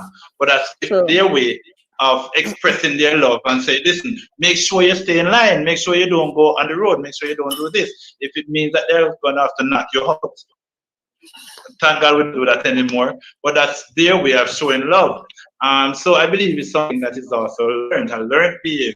So in our modern world today, we learn that, hey, guess what? Love is to assure our children, is to hug them, is to embrace them, to affirm them, to let them know that they are loved. My mother, probably a year ago, I was talking to my mother on the phone, and at the end of the conversation, I hear, "I love you, son." Like, what? That's the first time. I've never heard years. Never. I've never heard my mother say that. I tell my children that all the time. But I learned that from, exposure and going around but my mother, she have never said that to me. So you know what? I don't wait on her now to tell me that. Every conversation I say, "Mommy, I love you," because she opened a door. I can't recall ever telling her that before that either. But no, she opened a door. So I think it's a learned behavior. And the more you do it, it becomes the norm. It becomes easy. And you take that into relationships. Yeah? Because if you're comfortable loving somebody, your mother, your brother, then it makes the transition easier to somebody who's a total stranger. Because now again, the sacrifice that you have to make is a bigger one. That's true. And I'm glad we segue into the relationship aspect. So I want to talk about the situation that we've been seeing play out on social media. I'm not sure if everybody is abreast with stuff that's happening in Jamaica, but it's the whole Blue Royal situation. So I want to understand I want to kind of get into her head a little bit and kind of see how she actually perceives what love is. Is everybody aware of the Blue Royal situation? No. Okay. Yeah. No. So let me explain a little bit. So Blue Royal is a Jamaican. So she came on, how people got to know about her. She came on Facebook with her mom Oh, yeah. And yeah, they were saying that there's a guy that's stalking her when she left Barbados, and he's trying to kill her and stuff like that. And they went to the police station. The police wasn't taking them serious. So that was her story. Okay, so of course social media took it, ran with it. Then another influencer interviewed the guy that was allegedly stalking her and trying to kill her. When he came on, he pretty much explained that they were in a relationship. He was supporting her. He was supporting her, sending her money. And then she decided she wanted to end the relationship. But just like when you're in a relationship and you love somebody and they end it, you're trying. I'm hearing like a feedback. I'm hearing like a feedback, like it's playing somewhere. So anyway, when you're in a relationship and it just ended, like you're calling that person and stuff to try to get back with that person. So he said that's what he was doing because he gave her a lot of money and he's supposed to, and you know, she promised that she would pay him back some of the money and all that, but he's really not even looking for that. He really was just trying to get back with her. Fair enough. Okay. And then another person goes on, I tell you about this internet. Another person goes on and kind of explains, shed some more light on the situation. So she met this guy in Barbados at a club called The Gap. The Gap is a club where essentially rich tourist men go to find pleasure, put it that way. And if you're up to more than just pleasure and you want to be a kept female, then they will keep you and they will take care of you and give you what you need. So that was the situation. And the person explained everything. So essentially, the person is alleging that Blue Royal is a prostitute, allegedly. Nobody now comes to me. Allegedly. So all that's happening, and you know, the story is unraveling on social media and stuff like that. And the mom is right there beside her, acting in a way which my mom would never do that. Like, you know, wrong or right, you know, my mom's gonna show her support, but my mom's not gonna behave in that way. And essentially everybody is thinking that the mom and the girl, they are scammers. And the way how it looked to me when I'm watching it, it doesn't look like a mother-daughter love. It looked like I'm your pimp. Oh no. And you're the other person. So I look at it and I'm saying, where is the love in that situation? How does she perceive that what her mom's doing right now is love? Like, and how does she love in relationship now? Because based on the interaction that I'm seeing online with her and her mom, it bothers me because it tells me that something went wrong somewhere. You don't know what love is. You clearly don't know what love is. Your idea of love is somehow messed up. You know what I mean? Like it's bigger than just scamming. It's way bigger than just scamming. Me on that. Go ahead. Most persons I heard say that love to different people mean different things.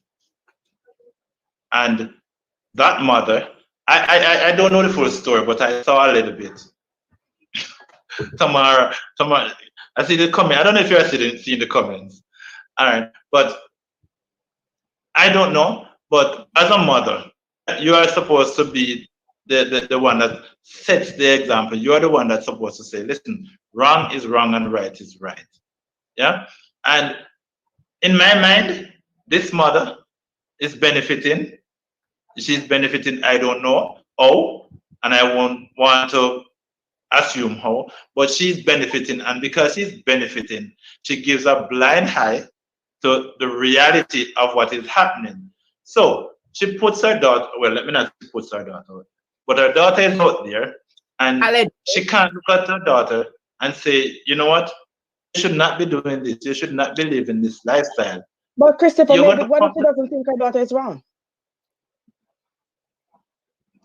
Well, but what would cause a mother to see something that is in your face, in your eye, and that is literally wrong in every sense of the word, and then you condone it, and not only condone it, a lot of mothers would be silent, but then you're putting her forward, you're endorsing what she has to say, you're saying to the world that, listen, somebody else is talking your child because of this child lifestyle.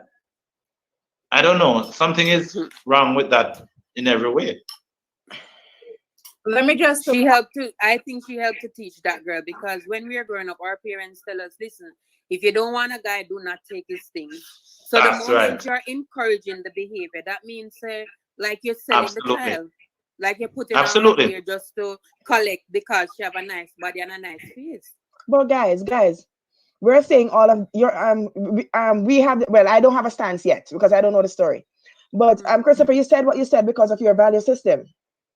Mm-hmm. So because you believe what you believe and you believe what is right. What I'm saying is, love. Somebody said that love is subjective.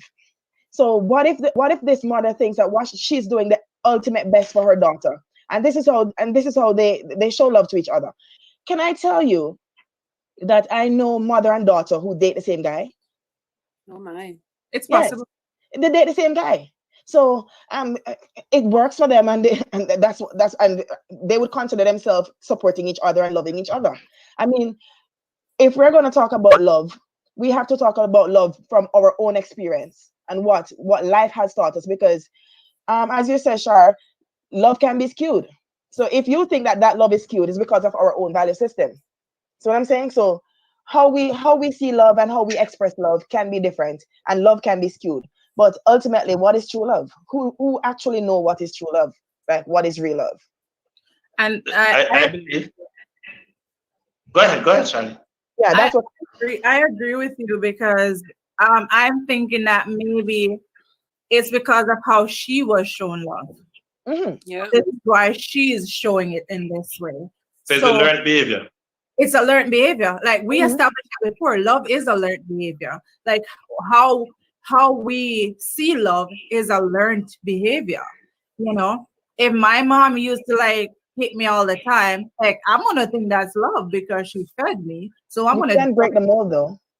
Yeah, you can. Absolutely. You can break the mold, yeah. Absolutely. But it takes intellect though, because like to sit and reflect and see the difference between the two. Because even for us now, when we look back at how we grew up and stuff like that, and we see certain things that we're like, okay, no, I want to change this. I don't want to continue that cycle. Not everybody has that mental capacity and can differentiate and see that, well, this was probably not the best way. Let me change it up a little bit and, go in a different direction. Not everybody does that. Some people just stay in the same cycle and it just continues from generation to generation, If anybody on the line wants to call in, the WhatsApp number is on the screen. Feel free to call in and share your opinion. Yeah, go ahead. I'm not sure if you're seeing the comments, but persons are actually commenting. I'm not sure if you're seeing them. I'm posting them up. Do you see them? Oh, okay. Okay. Yeah, so Samantha's last comment was if that's the mom's lifestyle, then she won't see anything wrong with what the daughter is doing. I mean, it goes back to what you were saying, Camille. It's the value system. No? Yeah. And some young girls, they believe like if the man not giving them a bag of money or a bag of things, the man don't love them. When generally they can probably have a nice guy who generally like check for them, but because him not giving them no money, like them don't believe that the man love them. Like that to me, like is a barter system. They're right there, so love must be tangible, sweetie. Love must be tangible. Love that. Don't get me wrong. Don't get me wrong. I believe you should be getting things, but like if that is the only thing why you're in the relationship, clearly it's not love. Okay. Facts. You get what I'm saying? There's a saying that children live what they learn. I feel like people, you and I, we live what we've learned. like whatever, however you were socialized, and your first introduction to socialization is within your family unit. And so what your mom perceives as love or your father perceives as love, it's a huge impact on you as an individual and what you're going to imprint, I would say, as on you and what you're going to expect. So as we grow and as we evolve, we go out there in the world and we see things differently. But also, if your whole environment outside of your home, the same thing is depicted, then you're literally gonna do what you know, because that's what everybody does. So it must be right because that's what everybody is doing, right? And you can choose to be the one who come with the different. That is like, so true. But if you're just not because what you see around you, you have to follow. You can be the one to say, hey, I'm going to be the change. I'm going to be the one to make the difference. That's true, Nicole. But it's easy. Like I'm just like, for me, I didn't grow up that way. But I'm picturing people who are like from Jamaica. Like me, have friends that grew up in the country bush, where my mom is from, and then I have people. We're talking about me. Ghetto, right? How? Like, how do you? Like, I hear what you're saying, and I feel like some people can't even afford to go to school, and that's a reality. You can't even afford to go to school where there is a different, you can see something different. You can't even afford TV where you can see something different to learn from, to know that what I see is not it's not the only way. There is another way. Then what do you do? I'm not saying in this day and age, yes, a lot of kids, like people generally able to go out. Some people travel, some people do all these things, but what about those who cannot?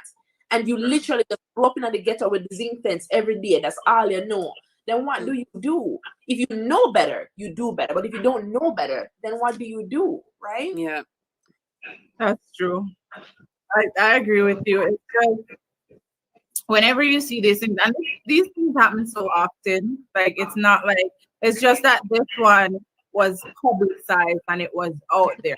There's a lot of times behind the scenes where these things happen, and you know, I just think about the mental health of those persons, what they're going through, what causes them, you know, to accept this behavior, what you know, what growing was like, you know, what they've been through and stuff like that. Because a lot of us like to just cast judgment when we see these things. And we're so quick to like crucify them on social media and say, you know, she's this, she's that, she's whatever. And we don't try to go beyond what we're seeing on social media. We don't try to go beyond their reactions on social media and try to figure out, you know, what's behind that.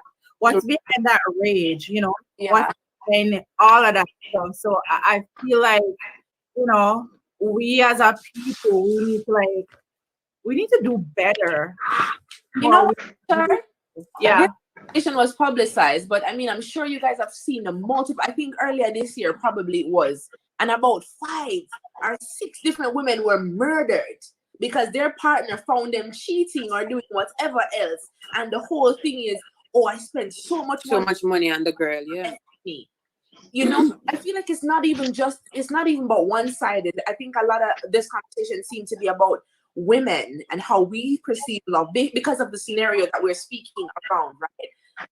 But when you, like men, when you think about how they were taught to love, it's not just about stuff. It's not just about things. That's not the only way to love. And Kayla said that when she was speaking earlier about love languages, right? But I will always go back to this. When you go back to Maslow's hierarchy of needs, it's my favorite thing to talk about.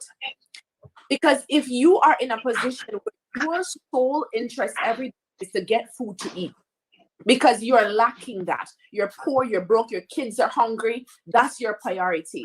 Your priority is not to sit down and to analyze love and how to receive and how to give love and what it means to morally value certain things. It's just not important to you because your priority is to make sure that you are fed and your kids are fed.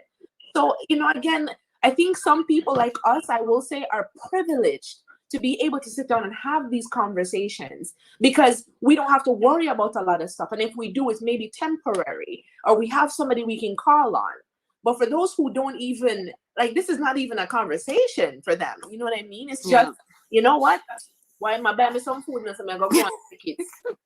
If you ask them about the love, they're like, love can't fill my belly. Right? No, that's real talk. Right? Real So talk. I agree with you. Oh my goodness, there's a lot of. Go ahead. But you know what? A lot of our young people, our young women, grow like that because in the community, yeah, there might be a young man who is industrious and this young man has great ambition, but poor like me. Are you hearing me? Yeah. Okay, the young man is poor like me, and he's from his father is a farmer. You know, the little man, and there's not in their eyes, there's not much happening for that little man. So the mother and the father, especially the mother, always decide that listen, make sure you don't take up nobody from this community, you know, because I'm worthless. Listen. So Yeah. send them out, send that young lady out. You must go to far out, go into the city, get a man who has 2 cars, who have a house, who drives, who have a good job. So that young lady is pressured because you know what, that young lady didn't even like that man. Maybe he's a little guy on the corner, and they could have come together and make a real successful life. But the parent would kill to make sure that that never happened. And I've seen many stories like that. So that person goes out, and that person find out they get the worst treatment ever. Life just became worse for them. So I think because of the pressure that parents and a whole put on the children, sometimes they find love in the wrong place, which is false love. I don't know if it's anything like false love, but it's not real. Yeah. Christopher, I don't know if we know that love can be faked, and it can be faked for many years. Yeah, of course. And that is why you have Absolutely. people after 30 years of marriage, they walk out and they go down the street to Yeah. to the next young girl next door or whatever. Because love can be faked. The fact of the matter is, and I'm saying this because I think we have moved on now to relationships. If for you to become entangled, whoa, I don't want to use that word. But anyway, Trouble in the camp. anyway, for you It's a to slip become, of the tongue. let's use a better word. For you to become connected with someone, there has to be some form of attraction. All right. Yeah. So we're not saying that the guy next door in the country who farms, who doesn't have much, we're not saying that he's not capable of loving or capable of giving love or receiving love. It maybe mean that it's not me because I'm not attracted to you. Because for us to get to that love relationship and that love connection, we have to be attracted. There has to be some level of attraction. Right. Let me tell you something. My grandfather told me one thing, and this is all my love lessons wrapped up in one sentence. He said, Camille, no talk to no boy we have no daughter in body. And Hold on. Repeat. Come back. you understand what that means? My grandfather said, Yeah. Camille, no talk to no boy we have no daughter in body. And that was all my love lesson wrapped up in one sentence. No. I've known that. Hold on. You guys don't know. Yeah, I'm gonna explain now and then. Okay. A dart is when, back in the days when, no, people don't do darts anymore. So say they have a tear in their pants, they go to the tailor or the dressmaker, and the dressmaker run the machine over the tear. Then And so they patch it. Or if the pants. So it's a sign of poverty. Yes. So yeah. as I grew older, I understand that that would mean a sign of poverty, because if your pants tear, why you can't buy a new pants? That's what I'm saying in my head, right? In my head. But it could simply mean it could mean, Christopher, that that's your favorite pair of jeans and you don't want to lose it. You see what I'm saying? No, people wearing deconstructed jeans and all kind of stuff. But in my grandfather's head, you don't talk to nobody about the daughter and body because they're not gonna. See what I'm saying? So that was all my love lessons. Of course, I don't know my grandmother. My grandmother died child's birth before I was born. So I didn't see any expression of love between anybody. All I knew about love was what I had to learn on my own.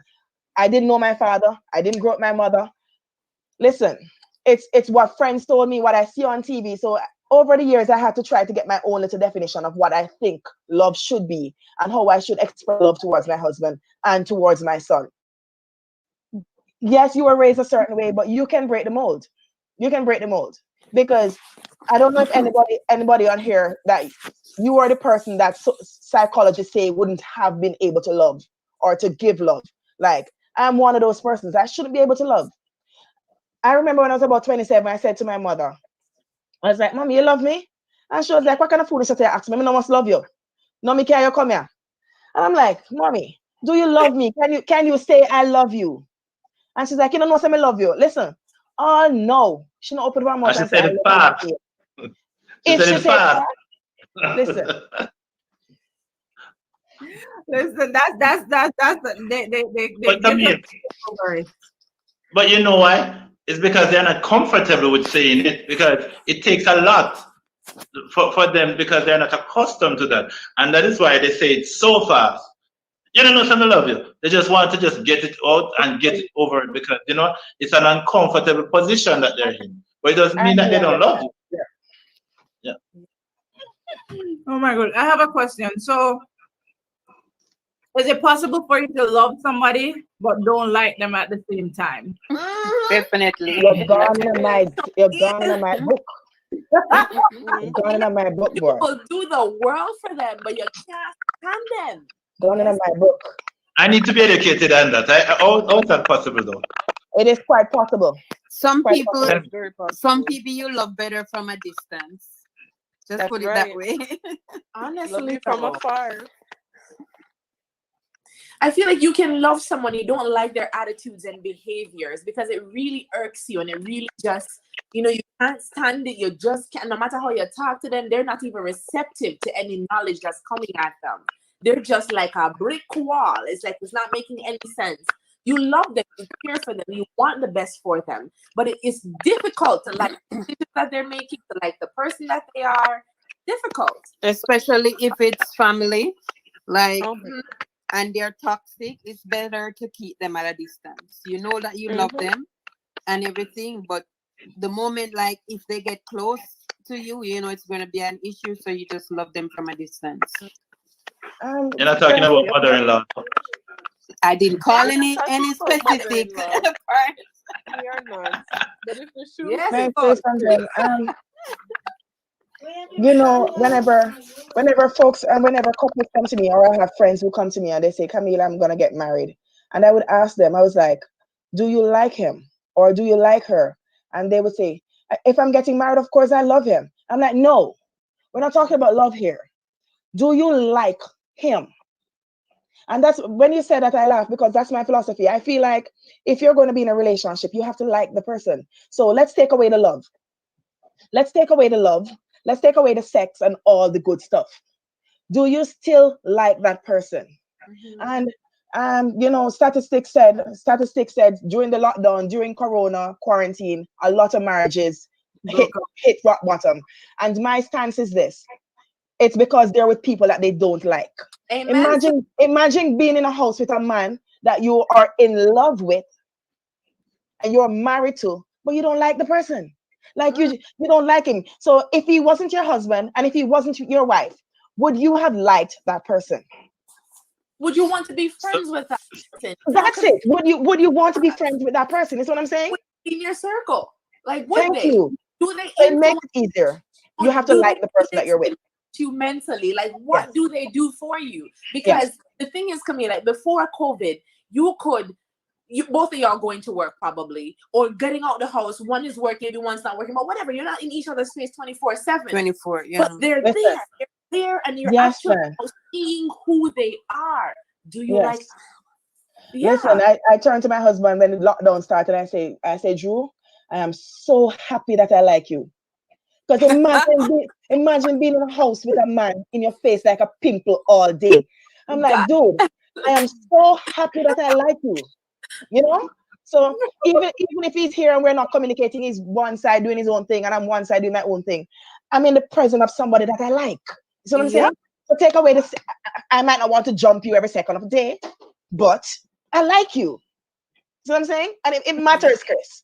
You take away the love. Do you love that person that you're with? I'm gonna complicate it a little bit. Like one second, Chris. We're separating the two words now, like and love. So my if you genuinely love this person, and then you don't like that person, you don't like maybe their attitude, you don't like their behavior, you don't, what is it that you love about that person? Have mercy. This I know. Okay, Physical attraction. this is the okay. All right, let's not think about relationship. The concept of relationship. Think about a mother and a child. You have a 16-year-old son now. You love him to death. You don't give. You don't like him. Love of your life, but he decided to go in the streets and pick up everything that the streets entails. You're not liking him in the moment, and you're not liking the choices that he's making. But you love him, he's your child. So if somebody come to you and like them try to put your kid down, you're probably going to still vouch for him because he is your child, you know?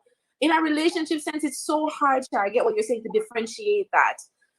But I mean, but every relationship has a love-hate moment. Like every relationship has that love-hate moment. Is if you cannot live with the hate part of it, then it becomes a problem. Because the love is constant. The life is the one that wavers. Right. Because they might do something to upset you or, you know, or to annoy you, but that doesn't mean you're going to hate them forever. And that's strong word. Well, that's why I say you probably hate them in the moment. You dislike them at the moment. God, for the next level. Oh my God, Chris Burke said something. Yeah, but my question, don't you have to like somebody before you can love them? Not necessarily. No. No. I feel like I meant. How are you gonna love somebody? How are you gonna love somebody then? Like you said, Camille, you have to be attracted to something. There must be some attraction. There must be something that pulls you to the person. So if you don't like the person, how are you gonna get to that level where you love them? I don't understand that. It depends on the relationship to describe it that way, because you can love your child before you like them, because you don't like a baby is born, you don't know what they're gonna be like. You have to know to like. Yeah, like you don't know, but if you're right. Like if you meet someone, let's say you meet somebody in college or whatever, like you have to like them to invite them into your circle to begin with, to grow to learn how to love them, like unconditionally or whatever. Right. But what I'm saying is though, okay, so we meet someone and we like that person, and then it blossoms into love, and then it blossoms into love, and then we forget that. We push aside the like part. So now we're I'm pretty sure I'm not making sense, but I'm gonna get there eventually. So you're in this great relationship. And for whatever reason, somebody's private parts stop working. All right. Would you still remain in love with that person? No. Do you like the person enough to remain in love? Yeah. Do you like the relationship that you share, like the commitment? Yes. Do you like the relationship that you share to remain in love? It depends. But it depends. Okay, remember we on are a number of years and a lot of things. But I like for me, I love my relationship. So regardless, we rocking out till whenever. Yeah. What it is. You know. But remember when we all established that love is sacrificial, right? Yes. No. If love is sacrificial and the private part stop working, does it mean that I no longer love this person? I can't make that sacrifice anymore? Ouch. When that starts, ladies, that's where you come innovative and come up with different things. If you can't stand up to it, you face it. Listen, look here.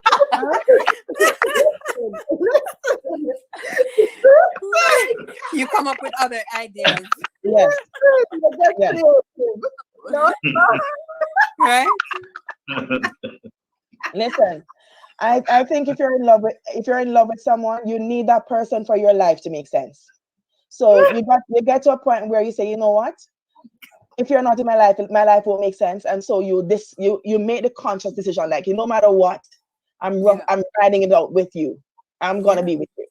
That's what I said earlier when I said if the person is not around, you feel like a part of you is missing. Yes. Yeah, absolutely. I mean, and I think one of the steps that we kind of move over, because sometimes a lot of people mistake infatuation for love. Yeah. And you can be infatuated for years. Listen. I don't realize that it was infatuation until you're out of the situation and get to a real situation. Yeah. Then you look back and you're like, wow, that was love. I don't know what that was. They're gone. What you gonna do then? During that time, you're like, why did I waste that time of my life? I know. Time, like.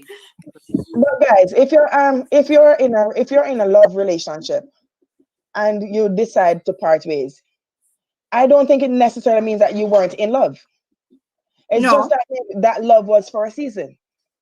And like you said, you might not like the person anymore. Yes, because like I love you.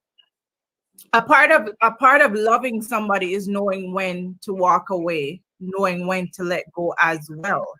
Loving somebody doesn't mean you're gonna spend the rest of your life with them or they're gonna be in your life forever. You know? Yeah. We have to also acknowledge that aspect of it. And that is also a sacrificial part of loving. Because even though you love this person to death, you know that you can't be around this person or this person can't be a part of your journey anymore. And you have to do what is right and let that person go. So that's a sacrifice as well. Yep. Yeah, but them sacrifice here. I'm telling you, like this sacrificial love thing, my lord. It's nothing short of a sacrifice, though, guys. It has to be sacrificed. Hey, can I tell you a story? When my husband and I first moved into our home, into our matrimonial home, first night I went to bed, and he came and he stood up over me, and he's like, "That's my side." I'm like, dude, how this side of the bed get to be your side? like this is my side. This is where I normally sleep. And he's like, this is where I normally sleep too. So even something as simple as that, you have to sacrifice. You sacrifice where you sleep you see what I'm saying? Simple things. So it's all about being selfless, putting yourself down and elevating the other person. You know, if you want it to work. Like you said, Camille, honestly, I think when you say you love someone, that person, like your relationship context becomes your priority. Like that, I always say that, right? So you kind of like, you put them on a pedestal in a sense, in your own heart and in your own mind. I mean, I'm not saying you get up every day and your job is to please, please, please. But if you say you love someone, you genuinely want that person to be happy, at peace, safe, and cared for. And so you do things that sacrifices your time and your energy or whatever it is, or physical things like the side of the bed, right? Because it will make that person happy. You have to learn to give and take. Like, yeah, for sure. It's a push and shove. It's it ebbs and it flows. It's not just, one-sided, for sure. And it works well when both parties are sacrificing. Yeah. Definitely. Because the love is felt then, right? It's not just like you're receiving, you're giving, you're receiving, and then, And you are flirting. In talking about love, I always say this. If I'll use my water bottle as an example, if you have a bottle of water, okay, and this is your love, this is all you got to give, and you pour it into a gallon, it's going to get lost. Oh yes. So people can only give what they have to give. They can only meet you where they can meet themselves. A friend of mine who is on this live in the comments probably have said that to me so many times. That people can only give you what they have given to themselves. Seriously. And you cannot pour a gallon of water into this bottle and not expect it to overflow, right? It kind of difficult when you meet somebody and it's like you pour so much love into it and you don't feel like it's reciprocated. Then it's like, it's imbalanced. It really is. It's a lot of imbalance for sure. Monique, I think what you're talking about here is expectations. So we enter into these love relationships and we all have different expectations, right? So it's like I'm a city girl living in the country with city expectations, and that's not even possible. So I said before, I don't think I grew up with a lot of love. So I have this this gallon expectations. Like whoever comes into my sphere has to give me a gallon of love. Yes, So girl. I'm expecting a gallon of love from someone who only has a liter to give. Yep. Yeah. And that person might be giving me the whole liter that they have, 100% of their liter. But because I am expecting a gallon, I feel unfulfilled. I feel like I'm not loved enough, when in fact that person is giving me all that they have. Mhm. So expectations play a lot too. And we have to understand that whenever we get into these love relationships, we have to understand who we're getting in love with. So if you're getting in love with someone who's broken and someone who's 1/8, why are we expecting a whole person? So then, okay, this is my question to all of us then. So in a situation like that, when you have now acknowledged where this person stands and their inability to pour into you the same way, at the same capacity or higher, then what do you do? Like, that's my thing. I was about to ask that same question. You can choose to settle. You can choose to settle, or take away yourself. or you take away yourself. But we have to understand too that we might not get match for match. We might not get gallon for gallon. You see what I'm saying? But it's and I'm talking too much, but I'll come back to that. Oh, man. Because what I'm saying is, besides expectations, so we have these gallon bottle expectations, and we are getting involved with people who only have a liter, right? And then we not only have these expectations, we have this long list. Mm-hmm. And this long list of this person must be this, must be that, must be this, must be that. And we check off these things as we meet this person. People cannot meet up to our expectations. Does it mean that you cannot find love with someone who has the liter to give? Yes, because that person is going to give you all that they have. Whilst you might now meet someone who's capable of giving you a gallon of love, but that person, for whatever reason, it could be bad experiences with past relationships, it could be whatever reason, mental health issues, that person cannot love you to their full capacity. Mm-hmm. Yeah, for sure.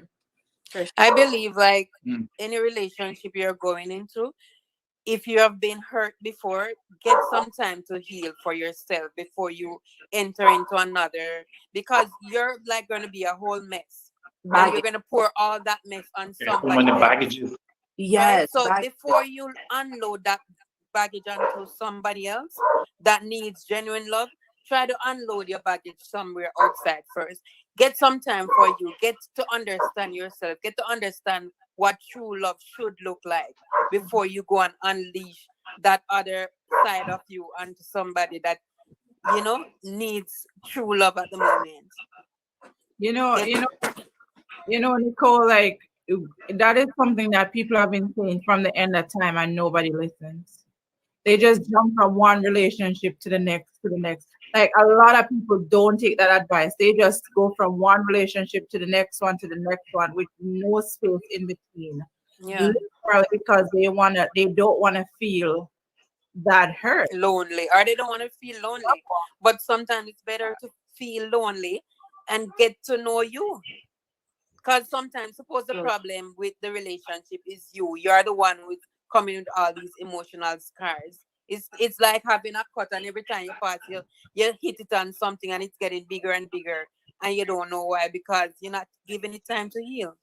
But it's true, if you are consistently going from relationship to relationship, the common denominator is you. So it ain't nothing wrong with them. You gotta sometimes look in you and see what you're doing wrong. Why everybody has a problem with you. So you're the only one can stand you in a relationship. And everybody else just can't deal with you. So you gotta But Charlie, it doesn't mean I don't know if it necessarily means that something is wrong with you though. You're not because you're moving wrong. It's not wrong. It's like maybe something is not working. Maybe your method of doing something is not working. Because you can't tell me that there's something wrong with 10 people and you are the common denominator and you are perfect. Yeah. I think what happens sometimes, people go into relationship with expectations that is impossible to be met. Nobody can meet that expectation. But it doesn't necessarily mean that something is wrong. They have to sit back now and say, okay, what am I expecting too much? And what am I doing wrong? You know, find yourself. before But you find somebody else. again, if it's expectations though, that means the pool that you're dating in is the wrong pool. You need to reassess the pool that you're dating in, because there's people that pool that wants you cannot meet it. So you either need to fix up your expectations or you need to change your dating pool. Change where you're fishing, man. Exactly. Yeah, exactly. Somebody said sometimes you are attracted to the same kind of people. And that was what I was gonna. That's my point I was gonna make. Because you know what, some women and men, they have the propensity to attract a certain kind of people. So you see Johnny going to one relationship, it didn't work out. The second relationship, it didn't work out, and Johnny ends up having 4, 5, 7 divorces. And we sit back and we're like, oh, something is wrong with Johnny. Maybe not. It could be that Johnny attracts a certain kind of people. Exactly. You know what I'm saying? And it could be trauma, childhood experiences. And so there's something in you that does attract these kind of people. Right? That's true. I believe that. And you know, if we look back at our own personal dating journey and the people that we have dated, we can look back and see similarities in the people that we've chosen. We can look back and we can see differences as well. Lord of mercy. That's the right one. And you look back on your track record, you're like, wait. But wait. True, Yata. And this is the thing. If you keep doing something the same way all the time and it's yielding the same result, that is the definition of madness.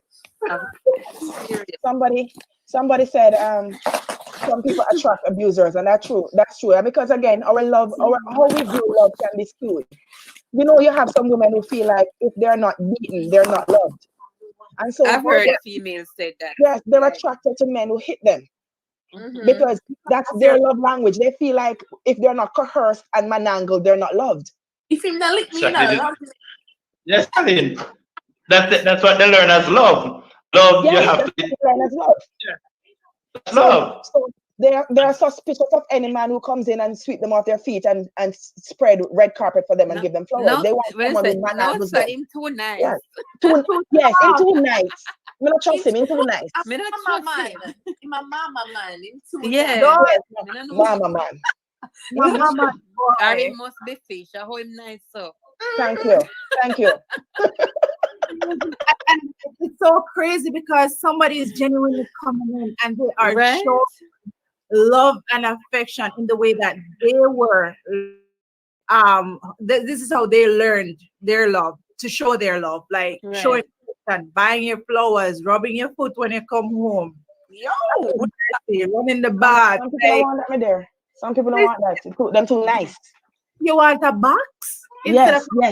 But that's all they know though. So like yeah, that's all they know. But somebody, and it's hard to say that that's wrong, because who decides what's the right love language or wrong love language in society? Like somebody will come back to you and say like, why is it wrong? Because that's not your love language. Like a lot of people, there's so many, when you have conversations with people, like it's crazy how they can just twist around a situation to suit their own situation. And I'm saying to you, if he slaps you in the face, that's abuse. And you're looking at me and telling me, no, you love me. And you believe in your heart, you believe deep down in your heart. They believe. Every conviction in your, it is love. Then how do you even tell them otherwise? You know what just popped into my head though, guys? Like, do you think that the way, like, men who are abusive, right? Whether verbally, emotionally, physically abusive, do you think that the way society expects men to behave, they're not really taught as girls? I think when we're being bred and we're growing up, you're taught, oh, if you want like your boy picking, and then tell you, oh, you want like your boy picking too much, you need to be a little softer, you need to be a little bit more emotional, you need to be a more, a little bit pathetic. Men are not taught that way. Like, you're taught to be tough and macho and whatever. So I'm wondering if some women see that aggression as you being manly, like it's you being a man. When you, Probably. Because to be honest, let's be honest. You know what? I think if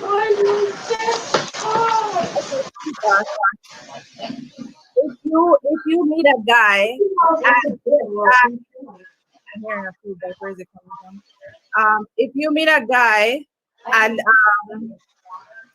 he lost my train of thought. Oh, here we go. If you meet a guy and he's all emotional. Oh no! In fact, where's that coming from? If you meet a guy and he's all emotional at first, and you said to yourself, where my ball for? Like he might tell us him love you, but him start crying. You yourself, talk truth now. You yourself, I look at him. What are you doing? What did I eat? Exactly. Like, let's be honest, because even though we're saying, man, show them emotion and stuff like that, but man come to we and everything them start wahala. We are saying, no, man, something wrong with you. So I don't know. Because we are learned people, so we know that it is okay to express your emotions. But then we are from a culture as well that the guy is supposed to be the guy. He's supposed to be the man. If I'm crying, you should be consoling me. Mm-hmm. I should not be consoling you. And that is how Jamaican society is. The man's supposed to be a man, enough to show them kind of emotion, them for rough and tough. If feeling to lock off.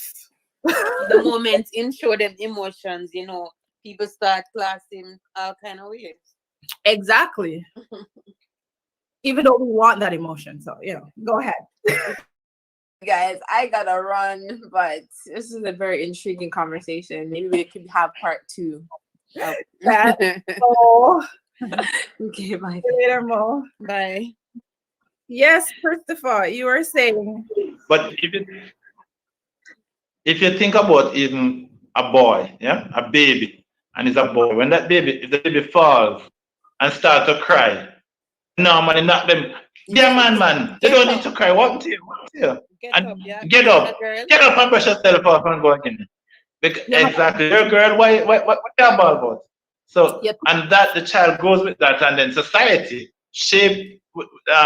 they're shaped into thinking that, listen, I better not show emotion. I better not tell you that exactly how I'm feeling. I must suppress it at all times. And even if you take it to another level, that's probably why we have so many young men who crime and violence is at the level that it is, because we are not allowed to express ourselves. Because if we do that, people look at you and say, either you're a gay, or Monique says you're a mama man, or people just see you as being different, and a lot of young men can't deal with that. Yeah, so I think that we have to socialize our men differently. And we can't laugh after the man because the man said, babe, I love you, and start to cry. And laugh after the man, what are you saying? I know Camille. But a man expressing their emotion doesn't mean that they have to cry. There are many ways in which a man can express their emotions. And just because a man doesn't cry doesn't mean that he's unfeeling, right? And I don't know if you've ever been in a relationship with anyone, or it doesn't have to be a romantic relationship, but there are some people who are just unfeeling. Some people who don't express any emotion at all. You don't know if they're there, here, or anywhere. And that's what we're talking about. The man doesn't have to cry, but a man can show that, you know what, I am with you. I feel you. I understand what you're going through. I love you without crying. See what I'm saying? Because of course, I don't know, outside of pain and hurt, I don't know how I would react if I see my husband crying. Like if we're watching a movie, like guys, every movie I watch, I cry. If I'm watching a movie and I look at my husband and see my husband crying, I'll be like, what the hell wrong with you? You're crazy? Because I don't expect my husband to react like that to a movie. You see what I'm saying? Because again, of socialization. if he does it, would it be wrong? Not Kabir. necessarily. Not necessarily. But that's how I was socialized. But I let my son cry whenever he wants I to cry. sit He's next to my wife. Uh-huh. I sit next to my wife watching Blood Sister. And she bawling and me bawling. And now she's laughing at me and I'm trying to not to show it. And it's coming and I'm trying not to and the water is just coming That and is beautiful. That is beautiful. I That just is couldn't help beautiful. it. There's nothing wrong I with should that. was laughing at it.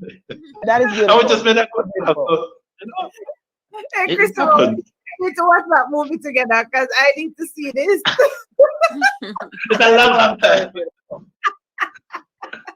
And you know what? I'm gonna go rewatch Blood Sister to see what could have made you cry. Yes, I'm I gonna need re- that too. I'm I gonna don't watch rewatch. it. I don't watch them anymore. I don't watch them anymore. It was too emotional.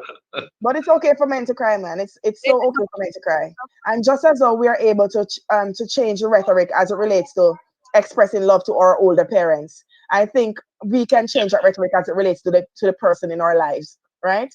Like it's okay. It's okay for you to express your feelings. If you feel like crying, it's okay to cry.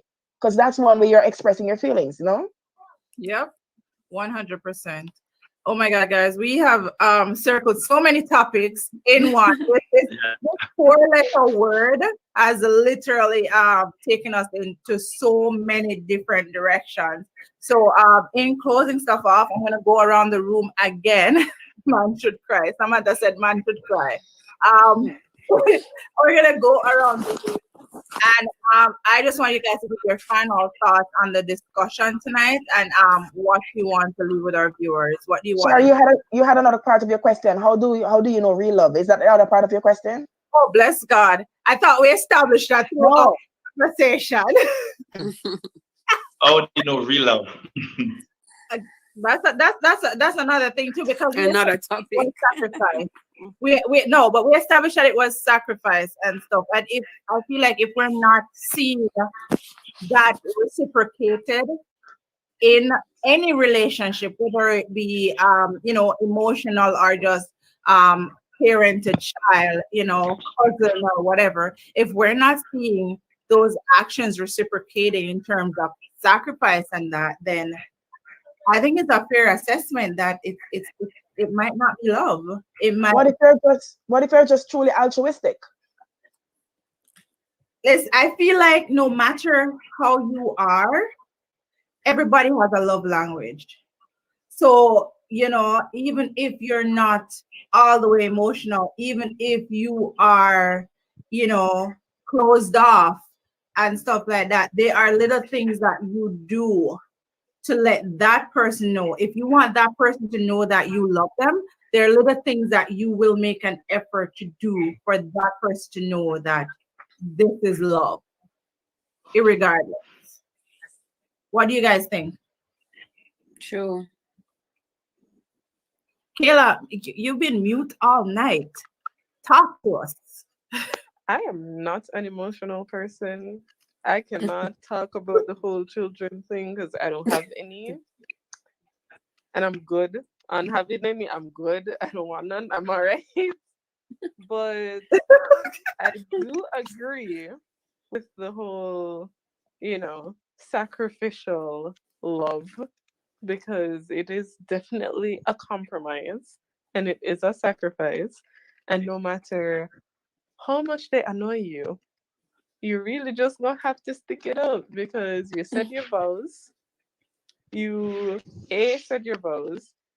B, decided that you were gonna dedicate yourself to this person, whether it be your partner or your child. So at some points you're really not gonna like them, but you're really just gonna have to stick it out. And on the other topic of liking your significant other or your offspring, you don't have to do that either, but you do generally have to provide the basic needs. And I feel like some people misconstrue the whole I'm providing your basic needs and I brought you into this world for actual love, which is completely different because children do require the basic needs like, food, water, shelter, clothing, all of those things. But they're not really looking at the fact that children also need for their emotions to grow as well, and for them to have a space to freely express their emotions, as well as your partner also needs a space to freely express their emotions. Because in order to grow a loving environment, since we're on the topic, you do have to have a space that you're comfortable in, and you're comfortable expressing your emotions, whether they be anger to an extent that is not abusive, like active communication with, anger and negative feelings, as well as positive feelings, sharing joys, sharing happy moments, sharing sadness, sharing frustration, etc.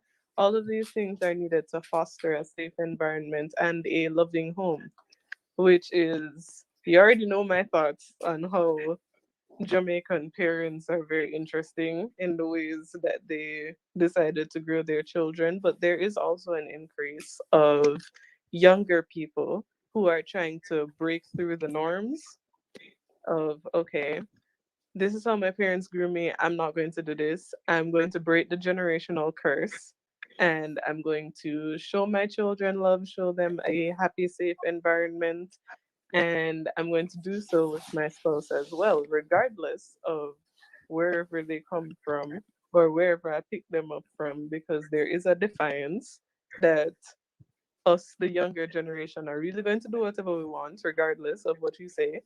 It really doesn't matter as long as it makes us happy. So, yeah, that's my thoughts on everything. I'm just like listening to everybody say stuff, and I'm like, okay, yeah, I agree with that. I'll I have nod. a question for you. So I know that you're not and I wouldn't say it's not that you're an emotional person. It's just that the emotions that you show aren't necessarily the softer side of you.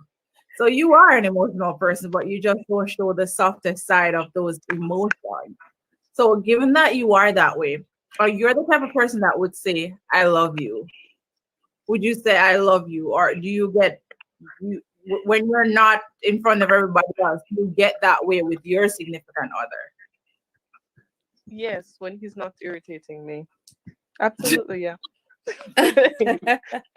Absolutely.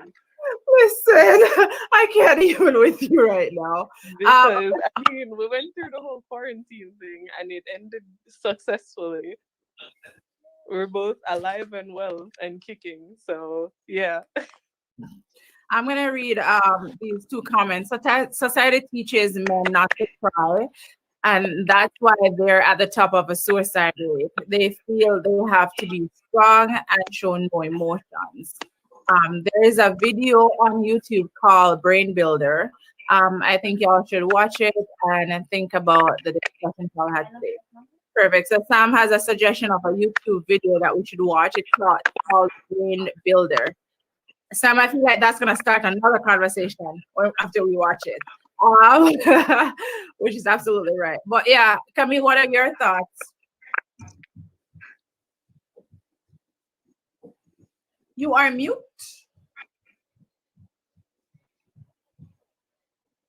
There you go.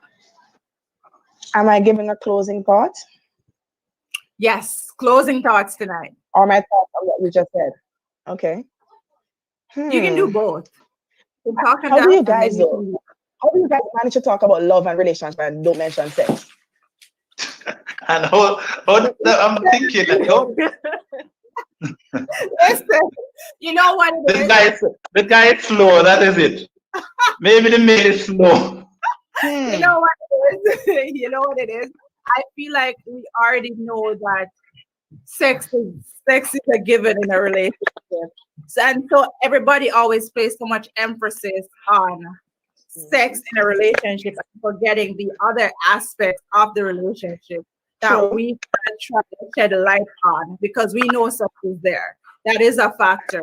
But instead of just making it the only factor, we like to shed some light on the other things so people cannot just go in a relationship with sex. They have to go for the other things as well.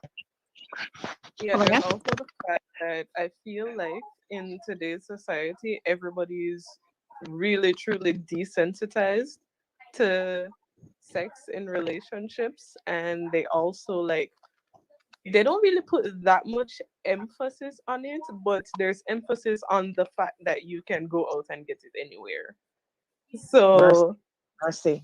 yeah, like there's a lot of emphasis in the society where okay, like if you're not giving it to me, I know 5 other people out there that will. And Oh there's all my. of these different apps and social media places where you can go and find it readily and available. Like hot and ready, like a Little Caesars pizza. It's just all over the place.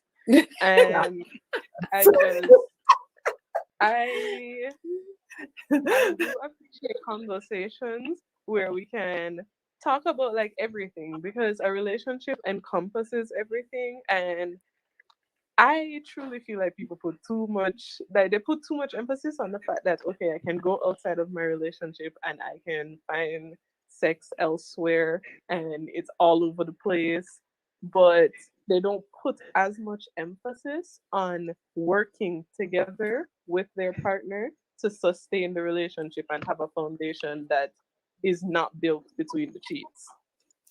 And I agree with you, Kayla. Like I've had conversations and sorry, Christopher, but the male species tend to just bury this whole sex. They're just hammering and hammering and hammering as if that's the only part of the relationship. They make it seem like it's 90% of the relationship. It's not, because if all I am having with you is good sex, I am sorry. Like it is not going to work. At some point, I am going whatever you throw over me or whatever with that whole act, it's gonna fade away, and I'm gonna need something else that keeps me there. We can't all we do is have sex and then I don't talk to you. Like what happens? Like there's no communication. We can't tell a joke together. We can't watch a movie together. We can't spend quality time together. How about talking about trust? How about talking about that type of stuff that actually like builds a relationship to the point where when it comes on to the act of sex, it's not even an issue. It's not a topic because everything else is so good. That's just the cherry on the cake. So that's how I kind of view sex in a relationship. It's the icing on the cake. You know what I mean? You're mute again, Camille. I see you saying something, but you're mute. Yeah, I was saying that's the icing on the cake. That's a treat. Yeah. So closing thought. I'm gonna say again, love is subjective. We all have different ways in which we love, we give love, and different ways in which we expect that love to be returned to us. But I'm gonna say this in closing, that we cannot enter into this. I'm not even talking about family or parent-child relationship. I'm talking about romantic relationships.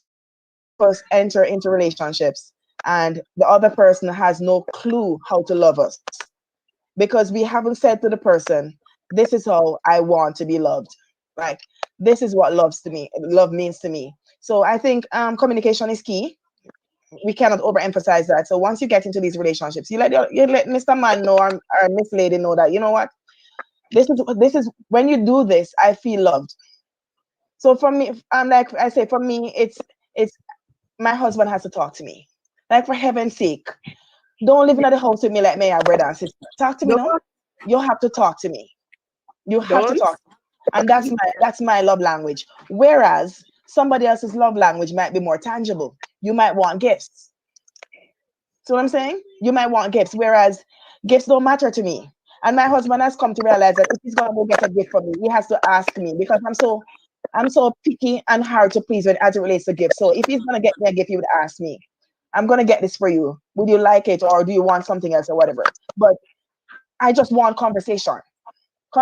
Talk to me from morning till night, and then from night till morning, and I feel absolutely loved. So we cannot go into relationships expecting that the other person can read our minds. We have to let the persons know that, you know what, when you do this, I feel love. This is what I want. This is how I want to be treated. And likewise, we can't expect another person to read our minds either, right? Right. Yeah. And ultimately, I think when we love, you have to, it's sacrificial. You have to be able to get to that point where you put someone else above yourself at all times. Does it mean that you're going to be, it's going to cost you your happiness? I don't think so, because I don't think love should be unhappy. Right? So if it's something that you're going to do to put others above yourself, it's something that you do willingly, something that you love doing and you enjoy doing it. And of course, it has to be reciprocated. But if it's not, that's another story for another time. Oh, bless God. Nicole, closing remarks. Yeah. So, as I said before, love should be patient, kind.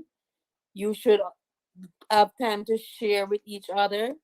Be giving and take off at the same time.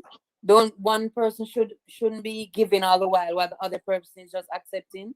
So there should be a balance in the relationship at all time, no matter what relationship, child relationship, man and woman, woman and woman, it doesn't matter, right? Patience, caring, and just give to each other. Give of yourself, give of your time, give off your money too, because that comes with it.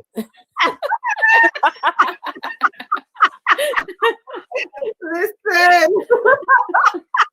Oh yeah, Christopher. Scripture tells you love is patient, love is kind.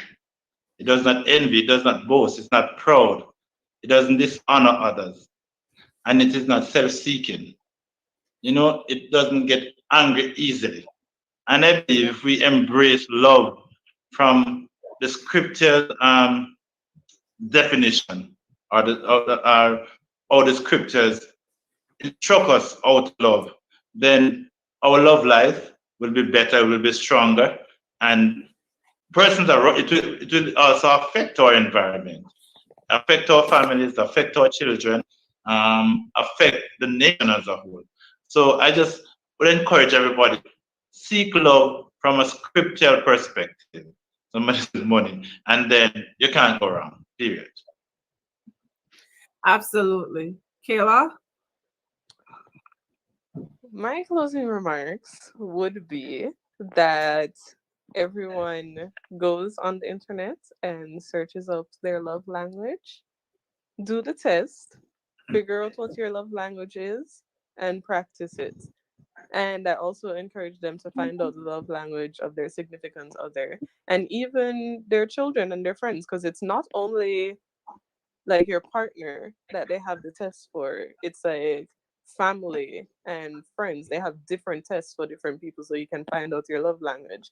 And after you find out the love language of the other person, you try to actively, do the things that that they would like. Like if their love language is quality time, then you set aside some time out of your day and sit down and talk to them, spend some time with them. If it's acts of service, then if you know that they probably have to go to the grocery store and they have like a busy week ahead of them, go find their list, go to the grocery store for them, do this, like pick them up from school, because I know that some kids really do appreciate when their parents come and pick them up from school sometimes. And just do things that that the other person would appreciate. Just like how it says that love isn't selfish, and even everybody has some sort of selfish tendencies, but actively try to be selfless towards the people that you love. I agree with you. And I'm going to say to Camille's point about conversation, extremely important in a relationship. And when you do find out what your love language is, talk to your partner. This is something that needs to be communicated, because he's not a mind reader and you ain't a mind reader. So you guys need to have this conversation. Well, hon, this is what I consider you showing affection to me. This is what I perceive as you showing me love. And he does the same, so that that communication is there. So we know what it is. I like flowers, you like candy. Okay. You know what I mean? So having that base, having conversation. is extremely And Shar, if you're shy and you don't want to have the conversation, the book costs $14. 5 Love Languages. Oh, so you could buy. I just gifted my husband that book, and I was like, after he was like, when you're done reading it, then we can have a conversation. Listen, it's the best gift I've given my husband. Listen, no life tweet. Too. I Yeah. definitely check it out. You can gift the book, $14. I definitely want to read that. Yeah, guys. So like, it's extremely important, even when it comes down to your kids and that, have conversations, even when they're small. Like, I was in the supermarket yesterday with my daughter, and she wanted to push the cart, and I'm like, you know, I'm touching it, but I'm telling her that I'm not pushing it, but I'm actually pushing it.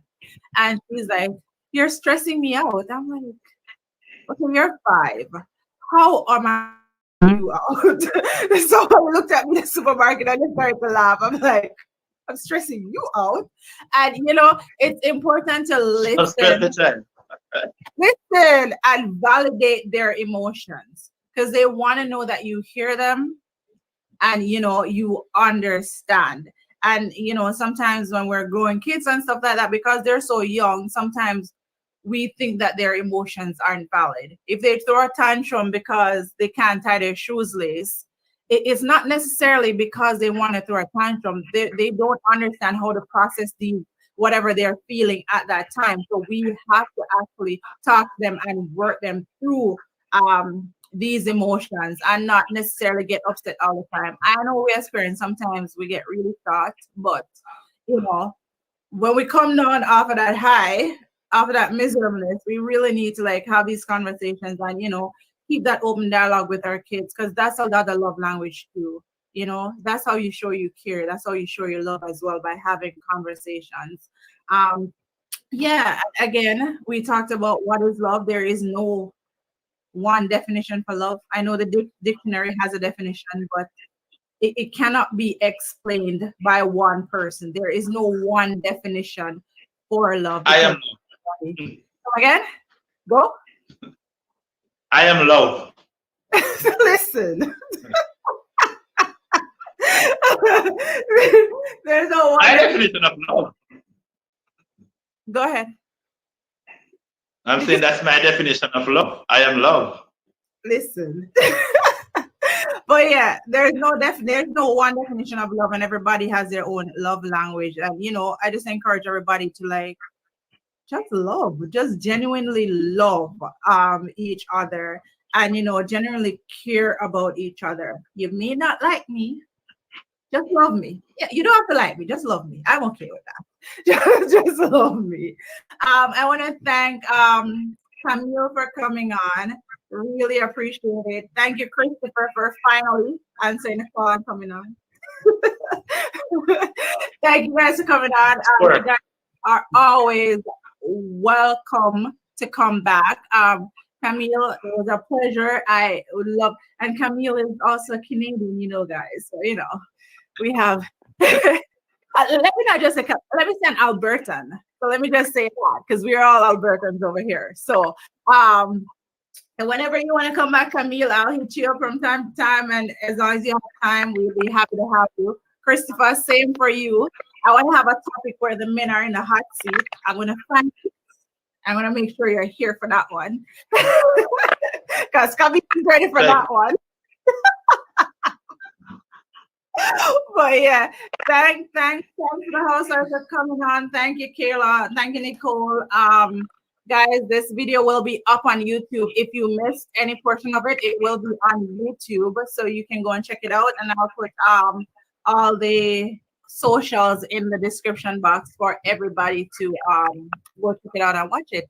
And thanks from always in the comment section. Thank you so much for tuning in. Thanks for all our viewers for tuning in tonight. Another interesting conversation, and I hope this starts out an even bigger conversation at home with your families, with your kids, with your spouse, and it does actually help to make your relationships better. Yeah, and that's it from us tonight. So just before you go, Charlie, can I say give a quick shout out? Yes. I just want to give Camille, your niece, she just won. My auntie. Oh, your auntie could have never. That's her, your aunt, she won. Just want to give a big shout out to our friend, Auntie Camille Tamara. Auntie Tamara. She just won the Gospel Music Award. Boop, boop, bop, bop, bop. She's big time now. So we're proud of you. I I know know. she was on. I know she's still on. We're proud of you. I'm proud of you, Tamara. You keep growing, growing, growing. Big shout out. Big shout. Much Award blessed. but you have to feel award for weird. Like there's a new again. I don't hear you. I don't hear. Gospel Music Award for where? Okay, so Atlanta. okay. Okay, go ahead. She entered a Gospel Music Award. It's based out of Atlanta, but the participants are from all over. So she entered and she won. You The guys should Music check her out. Minister of the Year. Yeah, Music Minister of the Year. Send the link. Listen, she is a total songbird, guys. She croons Yeah. like Frank Sinatra, and she could hit a note like Whitney Houston. She's super amazing. Yes. You hear the right? You hear the coming up. In fact, she was asking why she was not invited, Charlene. She was asking why she was not invited tonight. So I have a topic that I'm waiting for her. Don't worry, she's coming. But okay. I am setting up these topics because I know y'all are so opinionated. So I have to get you guys. I have to split you guys up and get you guys together. But definitely, she's definitely one of the persons that I want to have come on. So Tamar, if you're listening, definitely I'm gonna send you an invite out for when the next topic comes around and to see if you can join in. Because I watch her lives sometimes, and Christopher send it to me in the wee mornings of the wee hours of the morning. Yeah, I get up and watch it. Yeah, you're in Canada. You have to wake up with commute. I know, but congrats, Tamara. Congrats on that. If you're still listening. But yeah, guys, any more shout out, Christopher? Any more greetings across the world? I want to send greetings to my family in Jamaica, up in Old Harbor. Christmas greetings already. Happy New Year. Greetings across the world, I tell you. You know, they're not the sense. But yeah, bless up everybody. You guys don't hang up. Bless up everybody on the live, and see you guys again next week. Pleasure. How can you balance two different religion in a marriage? Like, I don't think, Especially for when you- myself, I don't Let's think say, it would work. let's say for example, like Indians. Maybe some people let it they work. worship Hindus, right? So the Buddha, Muslim, Hinduism, yeah. Hinduism. So let's say they do the Hala thing, and we don't do that. We are strictly Christians. Like, or religion is two different things. So like, even in a relationship, it would be hard trying to like know your type of religion and know my. You would have to. You'd have to keep it. You're putting yourself in a situation where you're gonna have to acknowledge both religions. And So your whatever holiday Your they children have, will have to learn. Yeah, Oh my and your gosh, children are yeah. gonna be confused. So I can speak essentially. on that. I've dated someone that's Muslim. I'm telling you, like, Bless and your falling soul. in love with somebody that is from a whole different religion is a very, very difficult thing. Before even going into that relationship, it was more like a friendship. And there was a liking there, but it was like, let's not venture there because I'm Christian and you're Muslim. And it's like my biggest thing was, what will I tell my children? Like, will they follow you to the mosque and then follow me to church? You know what I mean? I don't want my kids to be confused. So then the consensus was, we allow them to grow up, be open to both, and then they choose. Yeah. So see the way we grew up? You put the fear of the Lord in the child. Yes. You can't do that in that relationship. Well, I guess But that's where I'd have a problem because yes, they should choose, but I feel like as a child, I'm gonna tell you something and you're gonna do that, and then when you grow older, we go figure it out. So I think I grew up Christian, so I want my child Yeah, to go to learn church now. every Exactly. Saturday, Sunday. Like we grew up in the church. And I believe that it's the same for everybody's religion. Like whatever you Like grow I up have as, friends that's how that you want have your child. every different religion, but when it comes to relationship, I think it has to be on the same page. Like even the Bible tells you that you can't be unequally yoked. So, but even with there you go. Christians, because when I was younger, I think I was 6 months, I don't remember, younger. This Adventist guy, like, we started to date, and That's I thought gonna be a about problem it. too. Yeah, I thought about it, and I was like, I said to him, so this works out. what's gonna happen with our kids? He's like, they'll go to church both days. I'm like, Saturday and Sunday. Yeah. I used to be. I quickly realized that was not going to happen. Guess So what? I just In Saturday churches, they're probably talking a whole different thing from what the Sunday churches are thinking. So they're It's a whole confusing different the child. vibe. Yeah, It's a whole You different like vibe. jewelry? That would not work. confuse the Listen, child. So but he like, was trying to convince me, yo. there has to Like, be a balance in the relationship, and Yeah. that would be like a off balance. That's a major obstacle in any relationship. Like religion, I feel like people need to like. That's a sticky. I see people other. do it, but like that's a whole lot of work. I'm not gonna celebrate Christmas and Kwanzaa. Yeah. I can't do both. I You know, know what it's- work? you have to pick. That's a lot of Jamaicans work. would say, pick a struggle. Yeah, that's a lot of work. You go be lighting candles, and then you go like. It's so true. Yeah. One don't celebrate Easter, one celebrate Easter. So am I disrespecting you if I Right. celebrate Easter with the Yeah. kids? You know what And I mean? I think you're Are gonna you be going feel- against you're your- gonna be Exactly. you're gonna feel left out probably as his wife, and then you're going to church on Easter, and then him is like, And no, he's no. not coming. He's not coming to church with me. Only the kids are coming. Or even Christmas, Yeah. He's you going know? to the mosque. All I'm of the not family going. come together on Christmas. He's like, no, I don't believe in But that. I think females, when it comes down to the religion part, I think we are the ones that take a backseat to that. No, and I was about to say that. 100%. So we had that conversation, and okay, so what will the kids do? And I think traditionally for him, the conversation was the kids would follow the father. So whatever is happening, and the woman has to follow the man in whatever religion. I'm like, bless you. Right? Yeah. That's the one thing I do like when it comes on to feminism, that's the one thing I agree with. Women should have their own voice and have their I don't agree with everything with feminism. Don't get me wrong, I do not. But when it comes on to certain aspects and that a woman should have their voice, and not because you have male genitalia, I should listen to everything that you say. That is not a thing. Because We some are men both feel like, equal in that aspect. whatever I say, you should listen to. No. Right?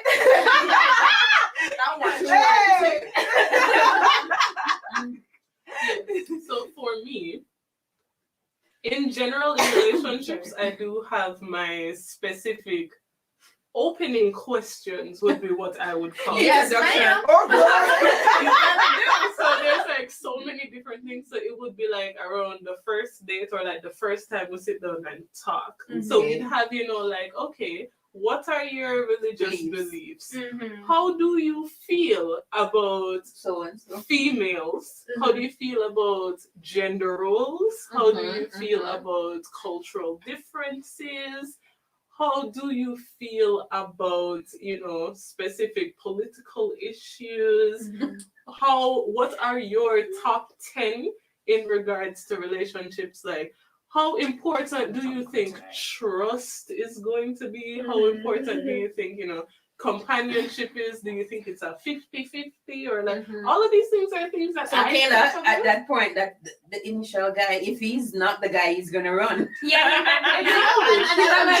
It's true. So I'm just about to say that. So you have in relationships where it's like, are you saying too much or asking too much too soon? But I think when you get to a certain point in your life, you don't have time to dally around and play games. Yeah. And you want them to Yeah, we need to know. I need to know what this is, and like I need to know what your intentions. Oh no, here's the thing. Like from a young age, like from high school days, we never really did have time to deal with them men here. We didn't have time to deal with them man here. So like because there's been many instances where men have come to me and tell me, oh, well, this is not going to work out because you're too intimidating. I'd rather intimidate you than waste my time. Oh, no, I mean, that's okay. There's A that. man should not be intimidating to you. Like, Some men are like, they don't like strong females. Yeah, and if you don't, then this is definitely not the way. So it takes a strong man. It takes a strong man To and handle. a real man to handle a strong female. Yeah. Female, especially us that are sitting here, because we are very opinionated. We have a strong personality, and we're not females that you can tell to jump and we just jump. We're gonna ask you We ain't gonna ask why. how. We're gonna ask you why. How am I benefiting? What's the purpose? Yeah. How does that help? Like, why is this happening right 21 now? questions. Exactly. Before. That's if we even consider. That's us asking questions to even consider the If I don't say idea no of before. jumping. Yeah. Yeah, Exactly. you know what I mean? So it takes like a real man. And I can say, any man that's with us, hats off to you, because you are real G. Listen, you got Respect. strength. You are real G, because we are very strong personalities and we don't hide it. We don't hide our opinions and we make it known. So you can't take it for idiot. Like, straight Sure up. that. Yep. No Straight lele up. around There here. are no yam heads on this floor. Absolutely none. And on that note, we are gonna end this YouTube video. This was a real nice girl talk. Yeah, like, share, subscribe. Yes. We kind of went into so many different directions. But I believe that what has been said here will be helpful to somebody, and they will get a little bit of understanding. Like, when you're dating outside of your race or outside of your culture, it's not as simple as you think it is. I mean, emotions, yes, come so easily, but when it comes down to making that relationship work, it's actual work. Yeah, logic and heart don't always work together. Thank you. Thank you. You gotta put a time in. So I want to say thank you to the housewives, Kayla, Shan, Nikki, and Mo, and of course myself, Shar. Remember to like, subscribe, share. We'll be back again with another girl talk for you guys, with another interesting topic. Cheers. Cheers Cheers, to that. guys. Cheers. Bye, guys. Bye.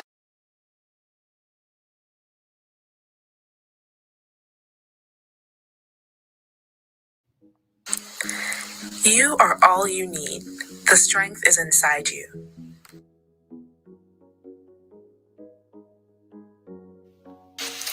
Beauty begins the moment you decide to be yourself. Love of beauty is taste. The creation of beauty is art. Amazing things happen when women help other women.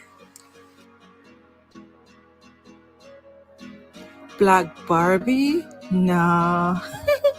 I'm an unapologetic, exquisite black queen. A girl should be two things, classy and fabulous.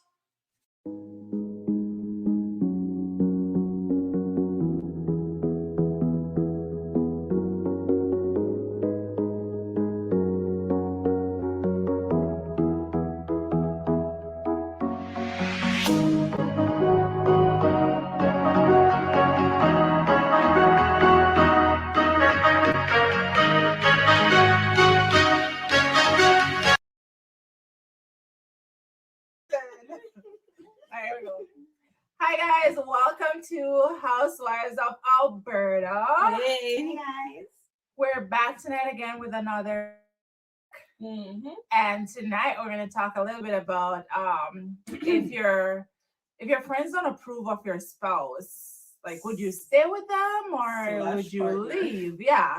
Spouse, partner, husband, wife, side piece, you know. If they don't approve of anybody that you having relations with, like, would you stay or would you leave, or would you just cut the friend off? I'm interested to see what everybody has to say about that. Starting from the right of the coast. Yes, Shad. Yes. Why are you putting me on spotlight? Like, honestly, all right. So it all depends though, because some friend knows what's best for you, and then again, it could be like you meet a boy and the relationship is going quite fine, but your friend just doesn't seem like, oh, that's your type, you know, that's not fit for you or whatever. But like, honestly, me would have never like stop talk to the boy, nor me to stop talk to she. Would have to make it equal. Like, some agreement would have to come to place and be like, all right, what's the issue? You get what I say? Let's talk about it. Or if it's just a hard topic to talk about, honestly, because I don't know if I would leave the boy or leave the friend. It's just bad. It just depends on how you feel in the moment. And that is the problem. Hey! Because your feelings make you a menke. Yes. You make the things out of yeah, just because of how you feel. Just the impulse at the moment. So that is define menke. For all the non-Jamaican viewers. Menke, man, clown, mukuno, whichever. Yeah, man. Because watch them. If a probably leave the girl, leave the friend. Then I'm gonna say we are mad because we left the friend for that boy here and whatever. And then the man gonna cheat on you with your friend. But So- like I have example Interesting. like a storyline. One of my friends, I stopped talking to her because of her nigga. Friends. Yeah, because You stopped talking- okay. because of her nigga. Because she disrespect me for Her him. boyfriend. Yeah, which is not right. And it's like, let me tell you the story that go down. My name is Sophia Watch. I unknown friend. Anyway, so like basically, you know when you went out, you go on the social media, you see your boyfriend like going on dates. So like I screenshot it and I was like, what is this? Like, you know, this now me as a friend now, me I look out for you. For and you, I say, right. what is that? This not right. You know what you say? Why me I show her this? And then period after that, sis went on WhatsApp and be like, anything you see woman, leave it alone or whatever. So So she was basically, like, upset yeah, with man, you, she right? upset with me for Pushing sure. the pace, For yes. sure. So like right there and then I'm like, the friendship has to done. Like put a stop to it, put an end to it right there. So cause if me can look out for you and I tell you what go on, but yet still want to love you with a boy where you actually are there around. That tell me the type of person you is. You get what I'm saying? But then the flip side to that, if you didn't tell her and then she found out that you knew, Yeah, she would have say a you're problem. not a good friend. Exactly. It's So a it's like, lose-lose situation. Right. I don't know, Yeah, but cut her like me did a good thing and just leave the situation because I don't want to put myself in a situation where I constantly get disrespected by the same person and then me are nigga, right? So I just did it. Well, I think I agree with you. it depends on the level of friendship you have with the person. So if it's a girlfriend, like I don't really know her that much, I'm gonna be thinking, well, is she interested in my man? Is it what is it? Like what is her real reason for, not liking my man? So like if for instance say Kayla come and say, I noticed this and that. Obviously I'm gonna look into what Kayla's saying because I know she would have my back at hand and she want the best to see the best of me. But if it's like somebody I just meet now and I'm like, then it's like, and then worse, you're trying to see him or yeah, are you whatever. trying? Are you interested in him? What is it? So it depends on the level of the friendship, I would say. That is very correct. Right. Because my opinion on this topic is if it is someone that's your really good friend, they're going to want to look out for your best interest. Right. And I know with like for instance, if any one of you on this couch come to me and tell me, oh, well, I saw I your see boyfriend, so and so, right? yeah, you're gonna I saw know. Bay. I saw a bit out here, and he was out here with someone who don't look like you. You're right. Obviously, like, nigga, take it to the girl, yeah, you didn't know because yeah, I'm a friend. You know, say if you see me, see him. I'm not really like accuse him, but make ask. I would watch him and see what is up to, like watch his actions and see, I wonder if what Kayla saying is Because true. And like then, when somebody accuse me, someone would want to accuse somebody for cheating or something like that. But you just watch his motive and see, okay, then. I think sometimes that the aim of your girlfriend coming to you and telling you things is not to tell you like, yo, leave that guy or Right. whatever. It's just It's for you to more be like, aware. heads up. Right. Heads up Yeah. and like be aware of this and like start looking for stuff. You weren't Yeah. looking for stuff Right. before. Now you need to keep your eyes open. Yeah, So that being said, it's not only the cheating thing. Sometimes your friends might not like someone because of how they behave and they see True. the future problem coming. Right. Because you could see like love makes you blind. I would tell you. And Blood, sometimes the boy, the nigga can treat you like Don't said say something. If the male can feel it. the man can treat you away, but as you say, love make you blind, you not really see it in your eyes. But if the Exactly. friend are gonna be like, yeah, that's disrespectful, like there's Yes. certain things they can't allow from him, but then to you just dumb in love. Right. You're not really She not seeing see it. the You're not seeing disrespect. the blind. No, she Yeah. not Because you have on glasses, contact lens, Right? a screen over your face, No, everything. blind, completely blind, and that's true. I feel like well, first of all, that like depending on the relationship that we have, you'll know whether or not you can come to me and tell me certain things. That's right. That's first of all, and I feel like anybody who knows that they can come to me and tell me anything, they're not gonna come to me with any crap. Mhm. So it's always gonna be facts, straight up and down. So if they come to Receipts. me with facts, And yeah, then again, you should be able to trust your partner. exactly that So- too. But then If Yeah. there's facts, you got special cases out Yes, here. exactly. You got special cases out out here. The men are evolving. So I feel like if and my friend has been there through ups and downs and all and something, I feel like your friend is forever. Well, I feel like certain relationship, is temporary. I'm not saying that some friendships aren't temporary because some definitely are. You have some temporary. And you learn that as you go along. Oh my right? God. Yeah. Season, reason, that's it. Some of them are just there for season or a reason. And, right? And that's just what it is. Like, sometimes we have to learn how to let go of some of those friendships as well because or they were just there to teach you a lesson. Exactly. But letting go of friendship is hard sometimes, especially when you Sometimes genuinely love. It's relationship. hard, and especially when you genuinely love the person and care for the person. But then them stab you in the back. It's like, damn. That's the worst. No, that's like that pain is like. It's Listen, it's worse than heartbreak. I have been stabbed in the back, the front, the side, the hip, everywhere. But I think I think all of those things I went through, it made me stronger. And like now if I'm gonna have a new friend now, I'm gonna be so picky, like to see is this person really 100%. genuine and 100%, Yeah, at this point with how the world's growing, I'm really not interested in having any new friends. I always say that, but then I've always used to say that, but then there's always somebody that comes along, that is something super genuine and makes you change your perspective a little bit and kind of like open up a little bit just to see what type of friendship could evolve out of that situation. It could be you could just meet a person For 100%. 1 month, like in 1 month, and then you're your friend for 10 years. It's so different. Like you have the person for 1 month clicks so much better than 10 years because it's more like a genuine love there. Like a friendship is just like any other relationship. So you have to, once you get over the hurt of past hard friendships, then you have to give people a chance I to get prove over that. themselves, I'm like, right? honestly, right now it's hard for people to get me in, like to meet new people, as Kayla said.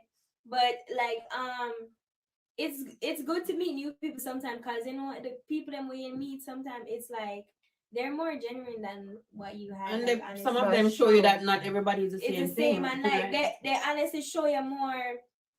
Like I'm just saying, them push for your business more than the people that we're used to. 100%. Like it'd be like some strangers. like, 100%. Yes. That's Like they believe in you more than they the push people you you, have had a they long keep time on around you. motivated, continue, encouraging all that stuff. Yeah, that's real Starting talk. your own business really does show you Your who your friends friends are. Listen, and especially when you start it and then you start to get a little traction on it, you really see who your friends are. Cause like those people that weren't your friends, them just in the background and I say, just a bad Watching mind. for you to fail. Just waiting for you to fail. Yeah. Honestly, like me feel like right now, I honestly don't care if my friends buy from me, but I just want the support. But want like you text me the feedback, oh you must see you doing good, just continue follow to my push page, it. like my page. Just you don't even have to shop because everybody rich Have and have money, money right? for pay for shipping and all of that. So I really understand that. But like show me the support like with me that show you with other things. You get me? Like, share, subscribe. That's it. Free. That's free. Like Yeah. share some. Like you're posting on your page every day. Shout me out one. You be having like 20K followers and 30K followers, but you be promoting some dancers and something, but you can't. People who have 100K followers, but Exactly. you're not gonna promote me with my little 70 followers. Right? It's crazy. Like it. But Friendship like- is a serious thing. Like, any kind of relationship, it's Yeah. weird. You have to, like, one person most of the time always putting in their all, and then what you expect from the other partner is like, no. I start matching energy. Same. I've been matching, and I'm queen. matching energy. So you Queen, support me, I support you. You don't support me, I don't. You post me, I post you. Right, You don't that's post how it me, I is don't now. post you. Because like it can't go. Friendship isn't one side. Relationship isn't one side. If you don't do this, I'm not gonna do it now. Right. That's what I believe. No man. In this day and age, like I've been doing this since high school. I'm the queen of keep that same energy. And the whole of my friend them can tell you because like I'll have a group chat with my friends from in Jamaica, and it really is like it shows you how you can like grow, and sometimes it's not bad to outgrow a relationship. Yeah. It's not bad to outgrow a friendship I've because outgrown so many since I've been in Canada. yeah, It's some so people crazy. just grow and change and you're in different spaces in life. And back to even the topic with the relationship. Sometimes a girl might have a guy and that guy is treating her so well, and you have that friend on the side that she's like, why I wish I had something like that. Or she's not gonna say it to you, you know. But you know, Charlene husband might take her on trips or might come in and him give you little flowers, you know, buy your little new shoes, and you go tell her no because it's your bestie. And you say, look what babe got me, a diamond. Here are one side now. Boy, but no man never buy me diamond yet. I can go put it in myself. You know? And then all of a sudden now she start telling Charlene, you know, say X and Y fabricating stuff. You understand? So like you gotta be careful of people, like overall. Or on the other hand, even if it's not a girl, say you have a guy friend. Yeah, because them and listen. He likes you, he likes you under the I'm quiet. gonna say, I know some see a boyfriend I want party. No, what I'm saying, like he likes you outside of the friendship, but like you have this guy running, you're like, no man, I just my brother, brother, yeah. and him will do anything to get out the man because him just want you. But you're not seeing that side, so it all depends. As I said earlier, it depends on what kind of friendship and the situation, because again, people are devious. Yeah, you don't even know who to trust, because you be trusting one girl and then the one girl that you trust probably like really low key sleeping with your nigga. And all of a sudden they're coming over and they're so friendly, and you're like, oh, I like how they get along. I like how they get along, right? And you're like, oh, and Caleb, whatever. Me ignorant like that. No person I can't touch it around here. Yeah. And every time she's coming over, she's doing nice things, you know, Listen, dressing in the sexiest clothes. You don't even see it. You don't even see Right? it. Hi, bye. I come to Charlene, not you. Right? But you have some girls that are like that. 100%. Like, yeah, that's why I tell all my friends, I'm not friends with your Yeah, boyfriend yeah. or your husband.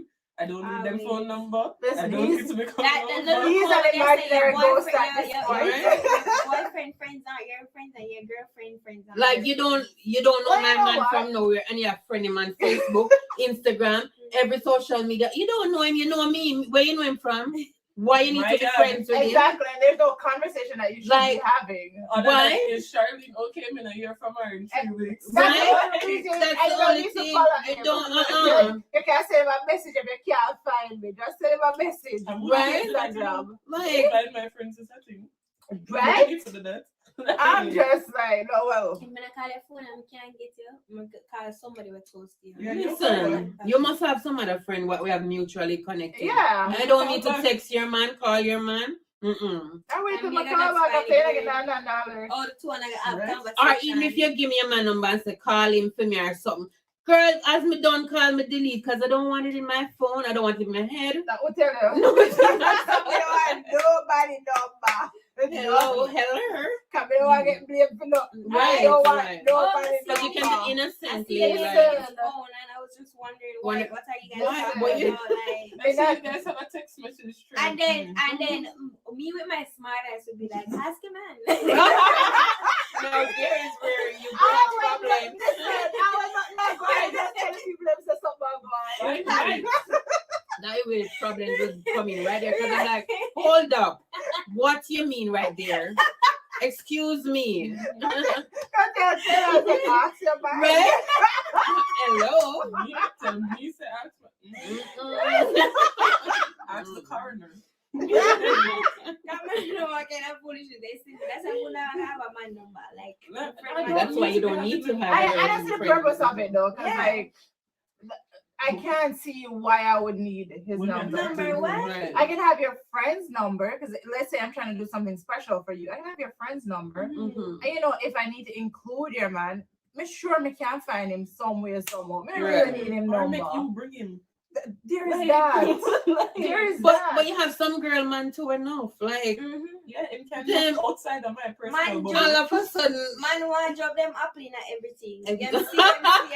see a woman and them against just one name. See, this is why I don't like if I go over, I'm always driving. My main thing was get my driver's license, get a car. So I don't need to ask nobody man to do a ride home. The man Yes, don't God. live. right? Hey. Can't get my way home. Take whatever take me there, I take me back. Yeah. So if it's And if it's not working, you take an taxi. If some taxi on time at AC, no. No, Like, sir. Get next money and go on. No, so it's people are so devious. You don't know who's telling you the truth. You don't know who's Yeah. lying. You don't know who's trying to get your man. and you or don't your want to be in a girl. situation where like a girl man start to fancy you. That's just a whole Weird. uncomfortable, weird Awkward. situation. Like, Awkward. Honestly, any one of my friends have like somebody they're talking to. Me. Consider you like your man as a family. Like moody. Your man a brother at this point. Right, yeah, yeah. Brother. Certain way, like your family, like I don't even you know, consider them disgust as me. family. Me not consider them That as is nothing. incest, Me right? not know them. Incest, right? That's so. No. I don't need to have any conversations with anybody's boyfriend. I'm so sorry. What about like, okay, let's say a guy that was dating your friend then break up and then him try to get with you. look here, not hard pass. No, Hard pass. like Girl code. that from I was growing up. I'm like, if you used to date my friend, if you didn't even try, look, my friend, Text my friend. I do not want anything to do Girl with you. code, no. Mm-mm. But yeah, some girls will just jump in. Yeah, But some girls I talk don't to think them it's and don't right. care. I don't think it's right. No, as far as I'm concerned, there's a reason why you and my friend live.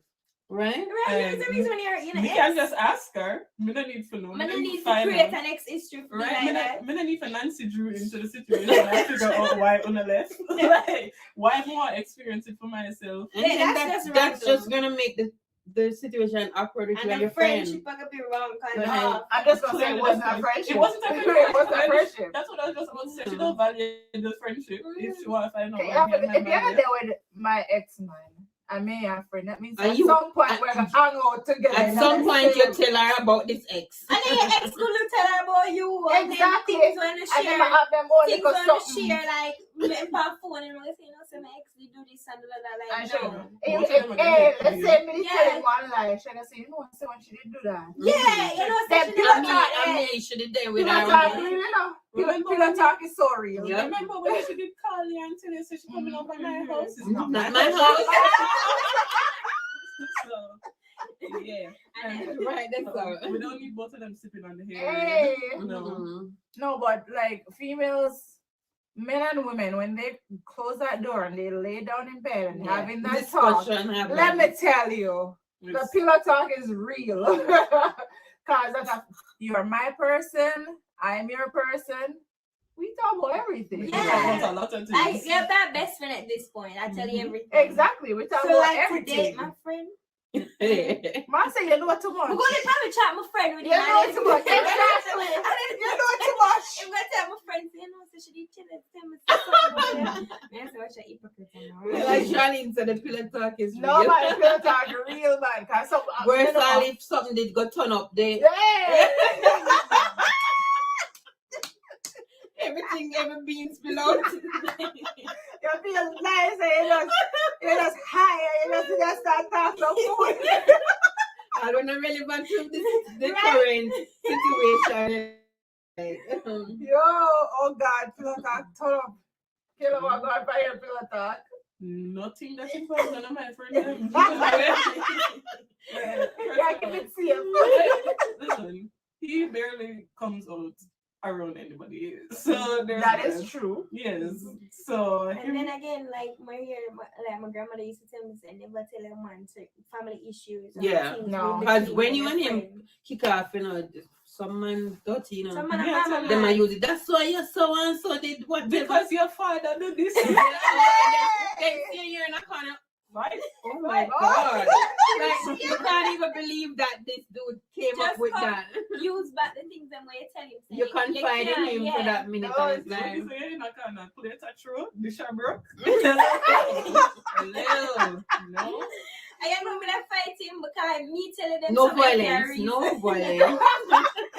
I'm telling them something for a reason. Not for Yeah, use you're it not against hurt. me. Yeah, Like, but It like, would hurt. It would be a different kind of hurt. But I find it's the same thing with friendships though. Like if I am man and have a certain situation, I feel like you should not spill certain things to your To your friends. friends. Because if your friend really care about you, let's say him do something to you, or And you know that's you go completely back right back to the wrong. boy. Exactly. Your friend not gonna have up this hate now, and then when you For go the back to boy, him, you want your you friend to just just look forgive stupid, him and yeah. just like. But that time the friend not hate him too. My friend done with that and saying bright him Yeah, off.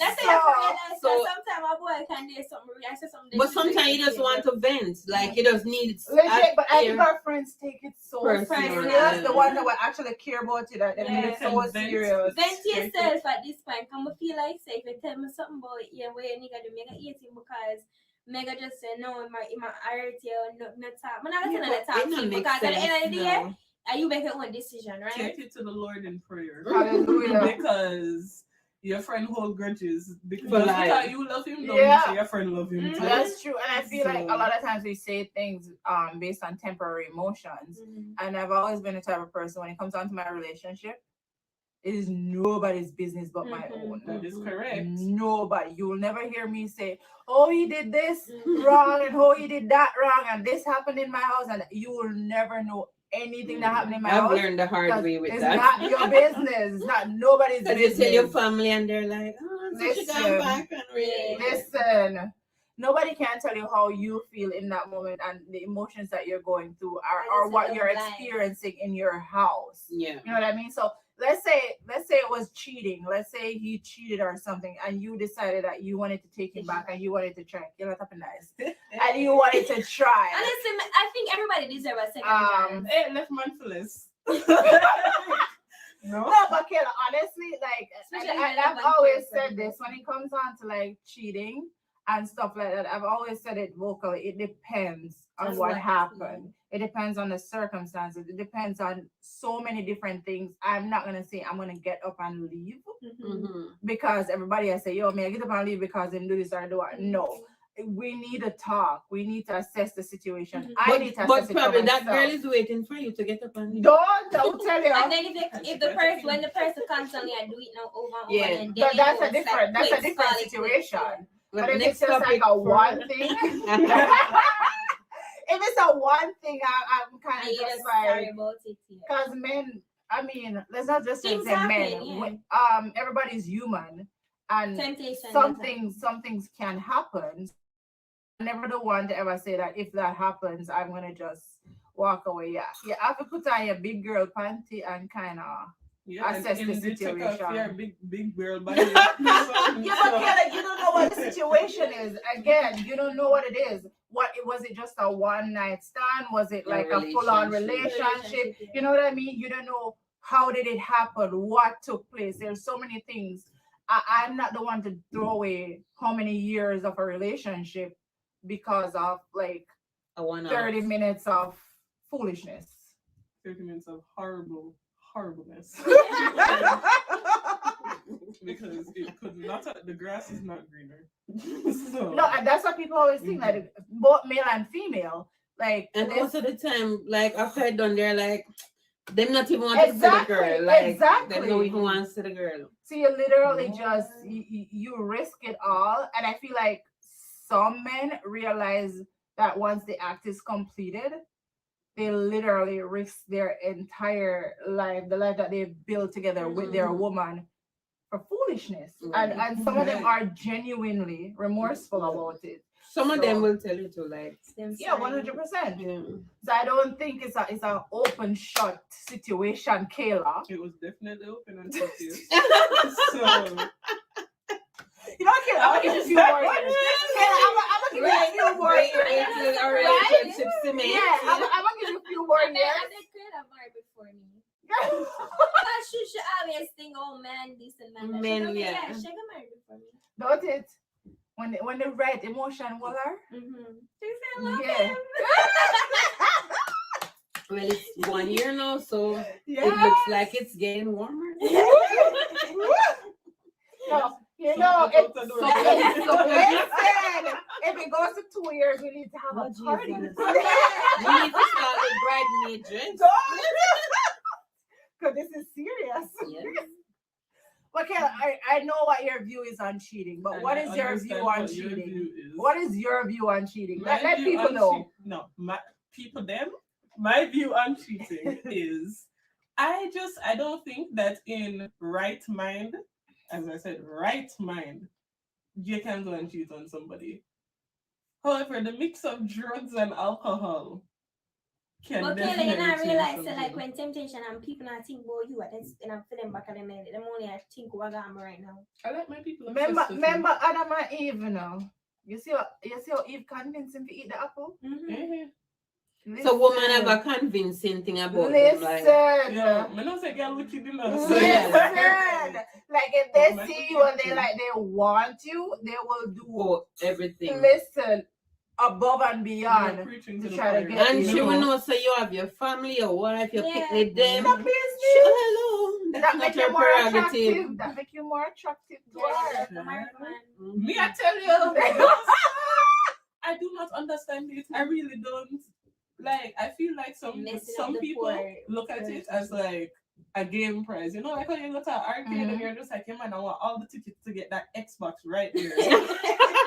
Them look at it as like a prize. Like, yeah, man, you see that? I feel like too, cause like let's take a Usain Bolt for example, and his Yes. girlfriend. Hey. I feel Congrats like on your baby, by the way. Yes, congrats. I feel like he's targeted, of course. Yes, he is. Has he made mistakes? Absolutely. Wait, what? 100%. Life happened. So many things happen. Like, listen, and the lady, I remember the last one we hear about when the girl that come out, when the pictures were swirling around about the girl that he allegedly slept with. Allegedly. Don't quote me. And you know, and everybody is like, the girl is still like But Charlene, I think all of those girls that pushing in themselves, them enough self, them want what him and them girlfriend have. Exactly. So they want to him. be. They want. They want the money. Some of them Exactly. wants the money. Some of them want the union where they see him and girlfriend have. So she want to show about all in her head. She want to show about this girl to get the spotlight, or at the same time, she probably want just to hurt that girl feelings. Because girls do this. Yeah, I know. But girl, hold on for her man. It's like, girl, hold on, girl. Yeah, like Casey are so cute. No, they are cute They are so together. adorable. I love them First, they have a together. baby right now. They're so cute. We haven't seen the baby yet. but- I'm happy that they solidified their relationship in a sense and had a child together and stuff like that. Because there's a lot of females out there who are really trying to like, Monteith, yeah, pull them apart. I never said this, but I really think so none of them did ever even love Usain Bolt. Yeah, They just the just money. want the money, like legit. That's why I don't know how females date rappers because rapper don't take anything seriously. First of all, Future. them just sleep with you. Them just Hashtag sleep with future. you. Oh my Sleep God. with your gear money. The next day sleep with your gear money until them find somebody. And they're not finding any singer. They're finding somebody Like Somebody will never unknown. know. Yeah. Exactly. like sometimes you see the wife that they pick up and it's like you know when they're in the party scene and it's all these flashing nice completely girls opposite from and what then they the pick wife up. know is a little reserved lady where dress moderate and you're like blow Cover up. yeah Not like showing a our titty. skirt reach down you say Yeah. then Yes. I'm reach this up but like Pentecostal. it's something where him seeing It's that something woman deeper. yeah So that goes to show you a lot of them they don't It's really not about care skin. about like the plastic How you dress, surgeries Mhm. that everybody does. Not plastic surgery cause yeah. and you button off yeah hang out and do it for the man see you Exactly. That's true. That's true. Because right? like The right man will see you and you have on a I have on your dress. clothes because then we know what they underneath it. Then they really need to see And your some story. man don't even like when you post bad picture because then basically I say, yeah, show what's mine, right? And some man are like that. Yeah, some men literally do not look for girls who have the whole Everything on display. everything out there because they want like They believe it or not, some men actually want women that leave things up for the imagination. Absolutely. They will sleep with these ones that show everything, but it's just surface only. That's Yeah, it. they're not gonna go deep with them and like try to establish a solid relationship and stuff like that. Yeah. Which I mean, it's fair because like even though I have up one or two swimsuit pictures, it's because I was at the beach. Like, You don't have a swimsuit picture sit down on Lamborghini. exactly. It was appropriate. Yeah. It was Yeah, appropriate. some girl like them in them living room and them just put on the bathsuits and go take a picture. Them not gonna real. Exactly. It's like them just a do it for Instagram cloud. models. Yeah, them just a do it for cloud, and that's it. And I mean, I think even though some of them rapper here, them look real stupid. I feel like some of them can actually know when they're a woman of substance from just a hairhead, like from a yamid. It's simple. I feel like they can distinguish. And then we sleep with the yamid, yes, but that's not what they ultimately want. No. And that being said, what women need to do now is stop trying to tear down each other for man. Bless God. First Jesus. of all, let me tell you something. There's no prize to be gained by sleeping with somebody else's man. There's zero prize unless you think that depression and heartbreak is a prize. Me and Ben and Jerry's in a crew with Adele on Adele Barbie. Adele and I depressing snap. No, like yo, all Adele Hello. Adele living real nice, you know. Adele is on her diet, she's on her exercise. I lose weight, cut off ear. Yeah, she look good. Some man can make it up. Me I tell, and all of that Because she she was Well, every relationship features something, right? Oh my Yes, God. I stop feel like tear down each other for man. when you come out of a relationship, people always feel like they need a change. They need, like, women feel like we need to do something different to make us feel No. good or something. Honestly, the only change you need Yeah, is to change That's to what change it- what you're doing in your past. Exactly. If you feel like it was too much of a like just Toxic. no, not even that. Like always, I accept him wrong. So always, Yeah. I say okay, that's fine. Always, I take You're him passive, constantly. yeah. That's something you just need to change within yourself. So your next part relationship you're going to go in, you know, like what you're looking for straight from them. The only So- thing you need to change is who you're putting your priorities to. Yeah. Because I'm a firm believer in prioritizing yourself even in a relationship. Yeah. So And never date again till you get over that The one. past, Because the worst exactly. thing is to date somebody and every time they're bringing up, oh, my ex this and my ex You know, that. like That that annoys. would not that even with Turn off. first of all, turn off. As Kayla said, turn off. You cannot bring up your ex and that's something So we when you have get tried over your it. ex, you start. Yeah, It's like, that like literally turned me off. So what do you guys Disgusting. think about the concept of to get over somebody, you get under somebody else? No, you know. No. You might get on You the need to slide find and then you start yourself. stretch. Find yourself first before you go find nobody else. Don't go in a But if you're gonna relationship lose if yourself in the if process. you're still in love with the person, don't get in a one relationship just because you're 'Cause- trying to yeah, get over because you're the going in a past. relationship and mess up Hurt somebody's somebody. life. That's true. What you take breaks between relationships, Exactly. it's okay. Yeah. It's fine. No, No, I some mean, people you- you have some people that don't know how to be single. Yeah. learn. Legit, like Learn they go how to from one love yourself. relationship to the other, which is why the relationship Take, probably isn't take successful. trips. Yeah, take trips. Yeah, because Do they don't know how something. to be alone. They Don't- don't know what to say. Listen, What No, are you just don't saying. change your nail color. Do something. Watch a The money YouTube we should video. use and buy birthday gifts every time she in a relationship. Use it on their ear, their nails. Go on trip. Go start a business. Do something. Do something with your time. Like, let's stop making Show that nigga that you could be successful Right? with and without him. Don't. Sorry about the nigga. Look here, at a time like this, you don't need to be using the It's N the word. Canadian in her. Because you use it so much. It's No, a, it's it's a, inappropriate. it's a term of endearment, okay? But that man, show that man, you could live without him. Right? Yes. But that's true though. I feel like Yes. women sometimes after we break up, we feel like the world has ended. Because heartbreak, listen. Nothing nice. Hey, heartbreak, you know, you feel like say you can't breathe, world will come to an end. Patricia Block. You not even know how you get over the other heartbreak then because it That one hurts is so so much. like a stab in Yeah. your heart. You constantly are crying, you wonder, okay, when am I gonna stop crying? But you know what is like after you get over that and looking back, like say that I have a heartbreak 2 years ago, and then when you look back and you sit down and you look into yourself, you're like, well, you know, me What? the damn fool. That's what it is. Listen, that's real. I just said, but you all see the person like few years And and you you're wonder like, why. but what did I Not say? even him? see the person, but just Listen. by like thinking about the things that you put up. Exactly. Give me, you wasn't a lady, like No, you're not Like, even you're like, yammed. you're like, You but, yammed. but me did I sleep, man? But wait now. Listen. Your rose-colored glasses are off. right? and Right. you're You just say right now, you just say my man would never right now. He could never. Oh my ever. god. I feel like every female have Yamed moments. I Yeah. swear. Oh, it's a It's definite a rite of passage. It's a rite of As passage. you said earlier, Kayla, once when you're in love, then your eye then You gets so cloudy. much to So like Just That's because you true. love a person. I'm like driving under the influence, like you don't have a clear mind. So You're not gonna say yeah, you did. mm-mm. I swear. Oh And my then goodness. the only way you find out after that is when, as in, when you leave the person and they get hear so much remarks that they make when your friend them just say, yeah man, I like to her next boy Yeah. and she I'm a cheap on her and I'm tired to talk to her. You hear so much remarks, like it's like And then that is when you listen to your friend and you realize, you know, say actually you did. yeah, and then you'll be like, she said, me did tell you. Like, Some of them wicked too. Mhm.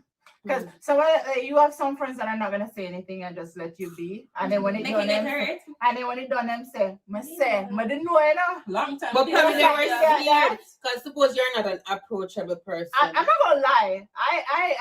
I've sat in the background already and just watched things because some people Do not they listen. don't want you to be involved in their personal life in Right. that way. People, if you go to them and tell them what's happening, they might think something else, even though you're being Yeah, generous. Mhm. So some situations, you just make it stay. Leave Yeah. it alone. Just let it slide. just Work let it itself go. out. Like, do you? Because, like, you might say something and she'll feel offensive and think, like, oh, you're trying to take our money or something. But, you know, Exactly. people weird. Like, But it's true. I have a girlfriend and I was friends with her boyfriend as well. Like I knew them exclusively before they got together. When they got The together, worst thing that you know. when they got know together, both of them, right? listen, when they got together, because he would confide in me, she would confide in me. So you're the middleman. Listen, so she a gibbon, him a gibbon. Girl, they're And you just don't know Switzerland. what to say. Hey, they're Switzerland. I know nothing, I see nothing, I hear nothing, nothing. Both of them though. Um, A purity yeah. factory. One like the other. It was funny because he What would them doing? he would tell me and stuff like that, and I'm like, yo, and Yeah, but you say, I I'm know- confused. Like, really? I know the person. No, I wish confused. If I tell me, I'm like, I'm not telling the girl I will show me the picture and stuff like that. No, I think when him tell you, like, Yeah, the next you- girlfriend and you born. Maybe that's not really? No, like it might get born with somebody else. Oh, so I'm sure I Yeah, so don't if I tell me that, so I'm like, yo, okay, cool. And then she'll talk to me and she'll say, she'll say, oh, that boy, there. I say, yeah, you. All right. When people say, who am I? No, who am I? Well, I know them situation. Listen. We know friends that do that. Like, we know mutual friends that do that. And then, like, when him tell us, oh, your friend, like, really? No, I never see that I for know myself. I don't know. nothing. I know nothing. I can tell you are gibbon, Mhm. It Confused, sounds fair but to no, me. no, no. Me not get involved. It So sounds fair to I me. when me know say my friend not tear down, and that's the next thing now. Like when you have a friend, you remember earlier we were saying some people give them all and some people. Me will have a friend and she tear down the place and you can't know nothing because I'm not telling you nothing. And then all of a sudden you know have a little disagreement. And she say, oh, And you she with say, the boy, oh, you're you not don't the know, boy. say Nikki so man. rare, and you say, You were fake. really? And then you still have a crocus bag of old I side. am not And you know, let it go in all you do, walk with the crocus bag and you back a tear down. And all them as a male parent, you say, no man, I can't manage. Yeah. And you hold on like royalty and the girl. And that show feel scandal by them. Girl, and I can't crocus bag. Girl, and I can't crocus bag. We see that already. Girl, I let it out. No, I'm not like that. Even if me and your friendship break up, your secret dies with me because Yeah, it done with the friendship. Like, exactly. Yeah. That's I done. don't remember. No, but that's how I am too. I forget things, and sometimes people tell me Honestly, things. I I'm not like, even know nah, the remember. reason for talk Because- business after a friendship breakup. Like, You don't need what to- the we don't point need of to that? talk about Right. each What other. point of that? Because why am I gonna try to tear you down? We don't need to How talk it about each gonna other. benefit me as a female? How it gonna gain money in my pocket? Exactly. To only just You look understand? so immature and Like, just it like don't go make find the sense. media Yeah. and bashing It don't make sense. when probably 1 week ago Uno was buddies like And then you hear people that say, right, the What dolly is so outside. funny? What is the friend? I'm coming in, friend. Yeah, and I send them friends. And then I Go have watch you like your live, that go too. watch your live. You know, see them, of course. To eat, I don't know what to be. I'm going to That don't make no sense. This really does enhance the whole not get me no need to have your man number, even if you miss Some it, right? Because you gotta be careful who you choose Yeah, as tell friends. them say Yeah. your man a gay bun and you just a try wait till they find him. Me tell me say your man a gay bun and like females be weird. Hello, like. listen, me tell my friend them, if you have to give a man bun, do not involve me. Because me not like, look here. Can I want nothing? Can I want nothing? Listen, nothing. I'm a good friend, but you're not going And to relegate listen, lock me out. Can I tell us a foolishness? Don't tell Kayla if you're cheating. Do not mix me. Me and Alaska. Don't tell Kayla nothing about the bun parts. Keep it to yourself. If you have something you don't want your boyfriend know, don't tell if you want to tell me, do not make him talk to me. I'm not lying for nobody. I'm not lying for hello. I'm not lying for nobody. But then again, if you're bun, just give bun. Don't even tell a friend. Just do you. If you why did it involve somebody in it? But I feel excited. What you mean? Excited with your right with your side man. Tell your side man. Say that your man bun. Right? Like, if I want side man for a reason, tell him what you know say. You know. Me glad me grew up with enough sisters, so anything we didn't have to tell, we We tell tell each the other. sister. Make one console one another about it. No. Better than a stranger. Right. About it. Do not chat my foolishness in my ears. I don't want to hear it. I Why? don't want to hear it. But even having a sister, but me just talk to myself. Alright, sometimes I If my one time one of my sister boyfriend asked me something, I'm saying, "Yeah, boy, you never know nothing yet." That's right. We don't know. We just don't know. So you ask me for me, tell them Exactly. no. Right? I'm not telling lie myself. Listen, I've learned to keep my friendships like, listen, if relationship you do what you different, do, friendship different. Exactly. And if Can't mix honestly, it well with them. if you're a guy and you're my friend, you're my friend. That's I'm right, not friends buddies. with your girlfriend. So I mean, there's a code right here. Whatever I'm not you obligated do, to like be loyal. I mean, I say me I support you, know. Yeah. But we just not gonna talk about it. Right. That's it. Boy, me You have can so tell much me. boy as my friend and the things them with them. Listen. That is how you know. Listen. You know what to look out Yeah, for when you have and male it's friends. so good when you have so much boy as family too. Yeah. You know the things that my They man put you up on actually game. like. Man, I have so much boy cousins and boy like friends. And trust me, them are like, sis, you know, so me free that girl and them like. Aye, you them just be girlfriend happy. might have watched this live. But them don't know me. Listen, disclaimer. They don't know what them say boys as one. Yeah. Look Yeah, at but that. you so next year, one of them. It's all like a distinction. It's all like a one of them. Then girlfriend don't worry with them. Listen. And on that note, My loyalty is with the boy, not with her. So My I loyalty is go- with myself. And on that note, Okay. listen. Oh my God. Thank you guys for joining us on another episode of Housewives of Alberta. Hey. So that summarize everything. We keep the relationship different from the friendship. 100%. Yeah. that's right. 100%. Yeah. Keep it different. Know your friends. Know your You man. know. Know Know your your man man. before you married him. Mhm. Right. You're not Yeah. even, I don't think Before you married, live with him. Yes. Before you deal with him. Before you have relations Before with you have him. children. Right? See, some man don't want any children. Value yourself. Yes. Put yourself first. Prioritize me. Yep. Sakila is all about her right now. That's very correct. And nobody else not gonna Babe, come from if you. you're watching, You know know. that she's all about Yeah, her. no. But him know. If Yes. you never know, Now now you know. Oh my God. Remember, guys, to like, subscribe, and share. Follow us on all social media platforms. Again, I'm Shar. Nikki Boo. Kayla. Shan. And we are the Housewives of Alberta. Bye, Cheers. guys. Last night I'm mad. Bye, guys. Come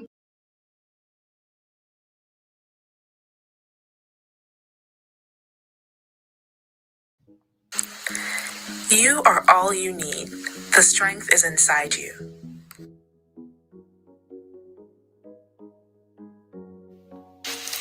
Beauty begins the moment you decide to be yourself. Love of beauty is taste. The creation of beauty is art.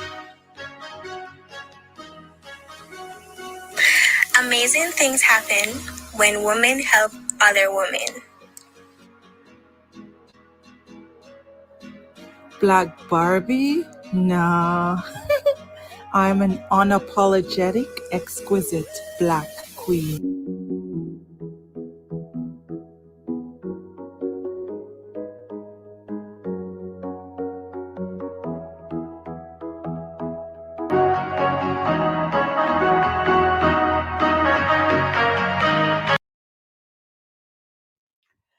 Hi everyone, welcome to our podcast, Housewives of Alberta. Welcome to Girl Talk. So today we're gonna talk about a little bit of a serious topic. We're gonna talk about mental health, and given that three of us are from Jamaica, there's a little stigma attached to the whole concept of mental health. So we kind of want to talk about that and dive into that a little bit more. Monique is a social worker, so she has another perspective on it, and Kayla was in charge of the student body mental health at Keanu College. So she has her own perspective, and then I just have my own personal experience with mental health. So I'm just gonna take it away. So I thought it would be beneficial to start with a dictionary definition or a Google definition, if you will, of mental health. So according to the World Health Organization, mental wellness is defined as a state of well-being in which the individual realizes his or her own abilities, can cope with normal stresses of life, can work productively and fruitfully, and is able to make a contribution to his or her community. So that is mental health, or mental wellness, if you will, in the broader scope. Yeah. Want to add anything, Kayla? No, the definition was great. I am ready to talk about it. So let's talk, as Belle would say.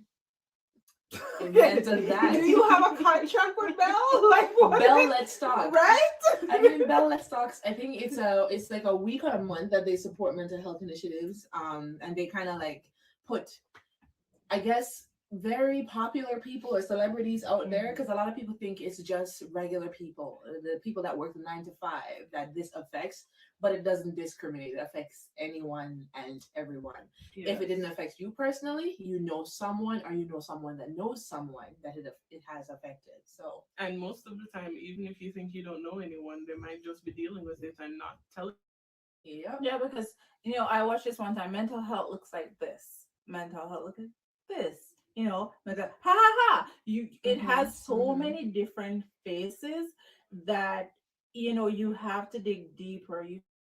You're good, and just ask if you're good just because you're making conversation. Actually listen for that answer, because a lot of people sometimes want somebody to listen for that answer. yeah, don't ask somebody if they're okay if you don't have the time to listen Exactly. and to give your undivided attention. Yes, don't just be like, oh, are you okay? Or, oh, you're good, man. Oh, all right, you're good. Especially in Jamaica. Oh my gosh. The whole, oh, you're good? You're good. Mhm. All right. To me, it seems like a conversation ender. Like, I mean, I'm only asking this to check if you're okay, to make it seem like I'm a good friend. Or that you care. You don't really Yeah. care. It's just like when you say, like somebody texts you and they say, hey, and you respond and say, hey, they say, what's up? You say, what's up? Like you're literally just like doing this rhetoric conversation, not because you're interested in the person. You're just doing it to be polite, essentially. And I mean, as Jamaicans, we do that a lot though. Like we don't even care what that person is saying. Yo, madam, you're good. I bless. All of him said no. You do not hear the no. In your head, the response should be you're good. So you have that response in your head Yeah. ready to give it, even if they said no. It's automatically ingrained. Yeah. It's like it's just there. It's the automatic response to the question, are you doing okay? I feel like it's such a common language. Doesn't matter where you are in the world. Even if you are traveling and someone say, "Hey, how are you doing?"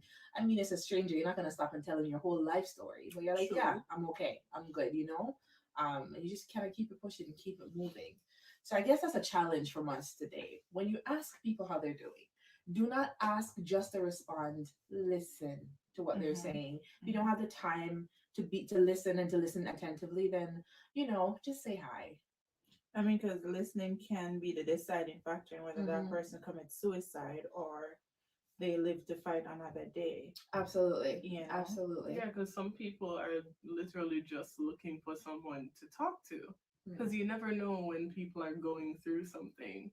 It's always the people who you think, oh yeah, that's my funny friend. That's a friend that's always Yeah. smiling, the friend that's always laughing. They're the ones that might be in the most pain, and you just wouldn't know because it's never dawned on you to ask.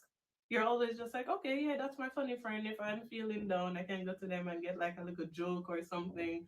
But you've never stopped and be like, okay, let me go and ask my friend if they're all right, if Mhm. everything is going well. Especially if you know that they're going through something and you're just like, oh, all right, them good. They're strong. They're the strong one. Yeah, and Right? that's They'll so deal with common. it. That is so common. You're so strong until you're not, I used to work on a crisis line, and a part of the training is, as Charlene just brought up the topic of suicide, that is a big thing that affects so many people. And then that's another thing that's taboo in Jamaica, like huge.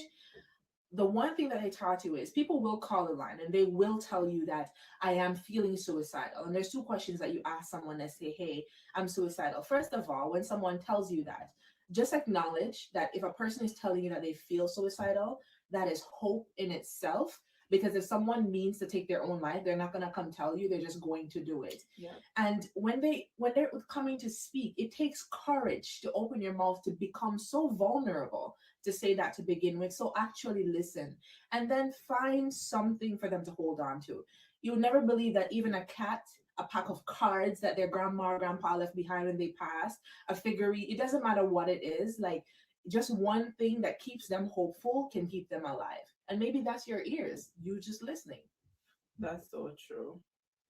I mean, because sometimes, and I'm gonna refer to our culture a lot because, like, I think we're somewhat desensitized back home when it comes down to suicide and stuff like that. If you hear a child say, "I feel like I will kill myself," they're gonna say, "Move, eat that picnic," or run that child away, and not really think that they would actually do that. And some of them actually are contemplating these things because even though they're kids, I mean, and you might think, what do you have to stress about? What do you have to go through?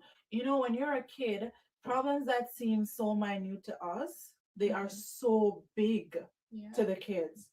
If somebody is picking on them at school, that is so big to them because it affects their self-esteem. It affects how they value themselves and stuff like that. And I don't think sometimes as parents, based on our culture, we really even look into that because we are taught to just be tough. Yeah. You know what I mean? We're taught to just like shake off everything and just keep it moving and not be so emotionally attached to anything at all. That's how we are taught. That's how we're conditioned. And when there's a child that even though you try to condition them that way, it's not happening. They have their emotions, they have their feelings, and they feel like they can't express that to you, then they feel like their world literally has ended. So they have no choice but to take their lives. And we've seen that kids have taken their lives back home over and over again. Yeah. And And then everybody's shocked. Yeah, absolutely. Absolutely. And just saying that, it just ignites so much more to add to this topic. So let's talk about how they'll not only just say, oh, go sit on one side, you have no problem, you're too young, nothing is bothering you, your bread butter on both sides and all the edges. You don't know what problem is. You see how I have to fight to send you to school, how to fight. Single moms, and we have so much, like, single motherhood is predominant in Jamaica, like it's a big thing. And let's talk about faith and how faith plays a big role in your response to a child or anybody for that matter saying, I'm feeling suicidal. Or go and pray, God will fix it all. You know what I mean? Like that kind of mentality. I'm like, I know as Christians, you pray, like, I'm faith first and foremost. And I truly believe that if you're feeling down, go to God, and I get it. But God also provide people in your space. Exactly. He provides people with the potential and the strength and the know it to help you. The psychologists, the counselors. I'm not saying shun your faith. I'm not No, saying that. I'm but not he saying blessed you with wisdom as well, and wisdom is also absolutely. knowing when to seek help. Exactly. And I think a lot of people forget that part about their faith. It's not just about praying. It's not just about fasting and prayer and stuff like that. God blessed us with not just faith. He blessed us with wisdom, knowledge, and understanding. When you need help, seek it. Go talk to somebody. Talking to somebody really. I think there's one thing about Catholics that I look on, and I'm just like, when they go to the priest and they go into that confessional, I think that I view that confessional as a release. It is, because there's a lot of things that plague your mind, and the fact that the person is behind the screen and you're there, it gives this kind of like you know who's back there, but you don't know who's back there type of feel, and you're able to express yourself, and you feel like you're not being judged, and I think that's what stops a lot of us from actually going to seek help, because we feel like we're going to be judged. It's true. That is so true. And it's not just from the person who you're talking to. I feel like I can speak from in Jamaica mostly, because that's where we all grew up. There's also a thing where it's just like, okay, you are afraid to admit anything in regards to mental health because people are going to treat you like the madman on the side of the road. Absolutely. Like, there's this huge stigma where people feel like, okay, well, everything is all right, everything is good, and if something isn't good, then you deal with it. But sometimes people need help to deal with it, and nobody wants to actually admit that they need help. Nobody wants to go and be like, all right, maybe it would be best for me to go and talk to a therapist. No, nobody wants to do that because they're afraid, as you said, of being judged, and it's not by the therapist. They're afraid of being judged by someone else. For instance, their friends or their family. The stigma that's attached, right? Yeah, and then they don't want nobody know them business. Yeah, and mental health is like, oh my gosh, it's a spectrum. Yeah, it goes from being bipolar, from being manic depressive, to all the way down to just depression. And depression can come from anything. It can come from loss, and it doesn't mean loss of a loved one. Loss it's vast. Loss of a job, loss of a friend, loss of a home, loss of a pet. It Yeah. doesn't matter what it is, like loss is loss. And it can just put you in a place of feeling hopeless. You feel dark, and then depression, seems to become an onset. Like, you don't feel like you want to brush your teeth today. You don't feel like you want to have a shower today. You just feel down, and that in itself is on the mental health spectrum. Stress over become anxiety, all these things that you don't even think about. You don't think that it is mental health issues. So a lot of people, oh, me not mad. Oh, I'm not insane. I'm not this. I'm not that. But you've struggled with things. You've struggled with going in public because you feel like you feel suffocated. Too much people are watching you. That's anxiety. People have panic attacks all the time because for whatever reason you have panic attacks. When you're in crowd, again, maybe you feel clustered, then you just panic. Some people panic when they're in enclosed spaces. Some people are, obsessive compulsive. You have to clean everything, or you have to do something 10 times to feel like it's correct. It's such mental health. There's this book called the DSM-5, and it's used by psychiatrists to diagnose people who have mental health issues. If you ever have a chance to Google it or to get the book itself, you'll realize that there's a lot of different types of mental. It's not just a mad person that you see sitting on the side of the road. Right. And sometimes those people you see sitting on the side of the road, they just want somebody or need somebody to listen, to pay for a haircut, to give them somewhere to have a shower. Sometimes they're not crazy. Life just happened and they lost their jobs and they ended up on the streets, Exactly. Yeah, and I think we know better than anyone living here that life happens. And it happens quickly. And there's nothing you can do about it. Like, it happens, and you either have the things to roll with the punches or it buries you, literally.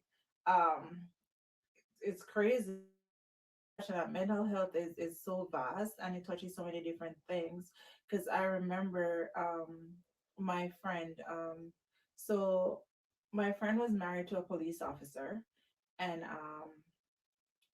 it was her birthday. She came home, and this is the story I got. She was going inside her apartment. He was standing outside waiting for her, and she came out of the car, and they were arguing. And then he said to her, "Bet me shoot you," and she like ha ha ha and walked off. And he turned around and he shot her. You know what I mean? And I say that to point out sometimes when people say things, we don't listen. We think it's a joke, and we just shrug it off because they're like, no, you're not. And sometimes they even say it and laugh, like they're not gonna do it. But that's to get your attention. That's to say, I need you to listen. I need to talk. I want to talk about it. But they're afraid of your reaction, so they play it off like it's a joke to see how you would react to it. And let's talk about men and women and how they deal with mental health problems or mental illnesses differently. First of all, men are not, you see how, the way we are taught as girls, you need to be compassionate, you got to be kind, and you got to listen, you got to do this. And when it comes down to boys, you need to man up, you need to tough up, you know what I mean? Don't be a sissy, don't be a this, don't be a that. Exactly, you're not supposed to cry. And so you put a man in a position where you have taught him to not have compassion, to not be emotionally aware, to not have any sense of empathy. And then you expect him to be compassionate when he's married to a woman. Or when he goes into marriage or is pursuing someone, you expect him to understand how to be kind and how to listen and how to, be there and be present, when that's not what you taught them to begin with. They were socialized different than how girls are socialized, right? And so when mental illnesses come on, or the thoughts of suicide, let's even go there for a second. The chances of a man saying that they want to commit suicide and doing it is probably 95% more accurate than a woman, because when they do it, it's sure. They're using a gun. A woman might think about it and then she starts trembling. Yeah, I can. A man, when they try to do it, it's sure, and it just happens, right? They just go like, that's so true though, because they're not gonna take a pill. Yeah, statistically, they're definitely more accurate than females for sure. Because we think about it, and then I think females. I'm not saying that men do, but I feel like females think about how it affects others. Again, empathy. We're taught to be empathetic, to think, who is it going to impact? And the way we compartmentalize things is so different. Like, Kayla will sit down and be like, it connects to that, and to that, and to that. You ever tell a man to do something and he's like, yeah, it's done. A woman is like, no, we got to think about how it's going to curve that corner, how it's going to do this, We're just wired differently, and we're socialized differently, for sure. 100%. It's crazy how the suicide rate, is what it is right now. And a lot of people, I'm happy that a lot more people are being open to mental illness and are being educated on what it is. Because a lot of it's ignorance. Because if you talk about mental health, I know back in the day back home, like, you're crazy, you're mad, you need to go to Bellevue. Yeah. You know what I mean? Go see the OBI man. Right. Just saying, bless God. Them OBI you. Yeah, something wrong with you. Yeah, them OBI you. If you for y'all that don't know, OBI, voodoo, science, Black magic, whatever you call it. But yeah, it's definitely a big culture thing. If you see somebody like all of a sudden start walking crazy, they're like, obey that person. They don't think that there's some chemical imbalance going on. They don't think that there's something that triggered that type of behavior, some type of stress. They just look at the outside package and be like, yeah, somebody did this, or him just weak or something like that. Like, we need to dig deeper. We need to pay attention.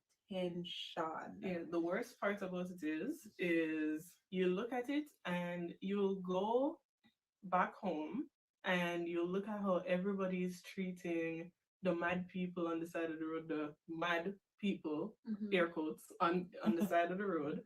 And like, I remember when I was back home and I see people used to treat them so bad. And it's just like, being up here, especially enhanced by this pandemic, you'll realize that you're not too far from their situation, because I'm sure a lot of people lost their job during this pandemic. A lot of people may have unfortunately lost income, loved ones, all of these things. You're really not that far from them, because if you put yourself in their shoes, what would have happened if you lost your income, you don't have any money to fall back on, you have all of these bills to pay, you lose your house, you lose your car, you're on the side of the road. You have to sell your clothes for food to eat.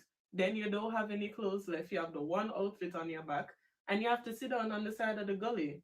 That's true. Let's be honest, the shelters can only hold so much. Exactly. And whatever you haven't sold, somebody stole it from you because somebody needs it too, right? Exactly. Yeah, I've worked with the homeless population personally, and I'm telling you, you hear stories from all walks of life.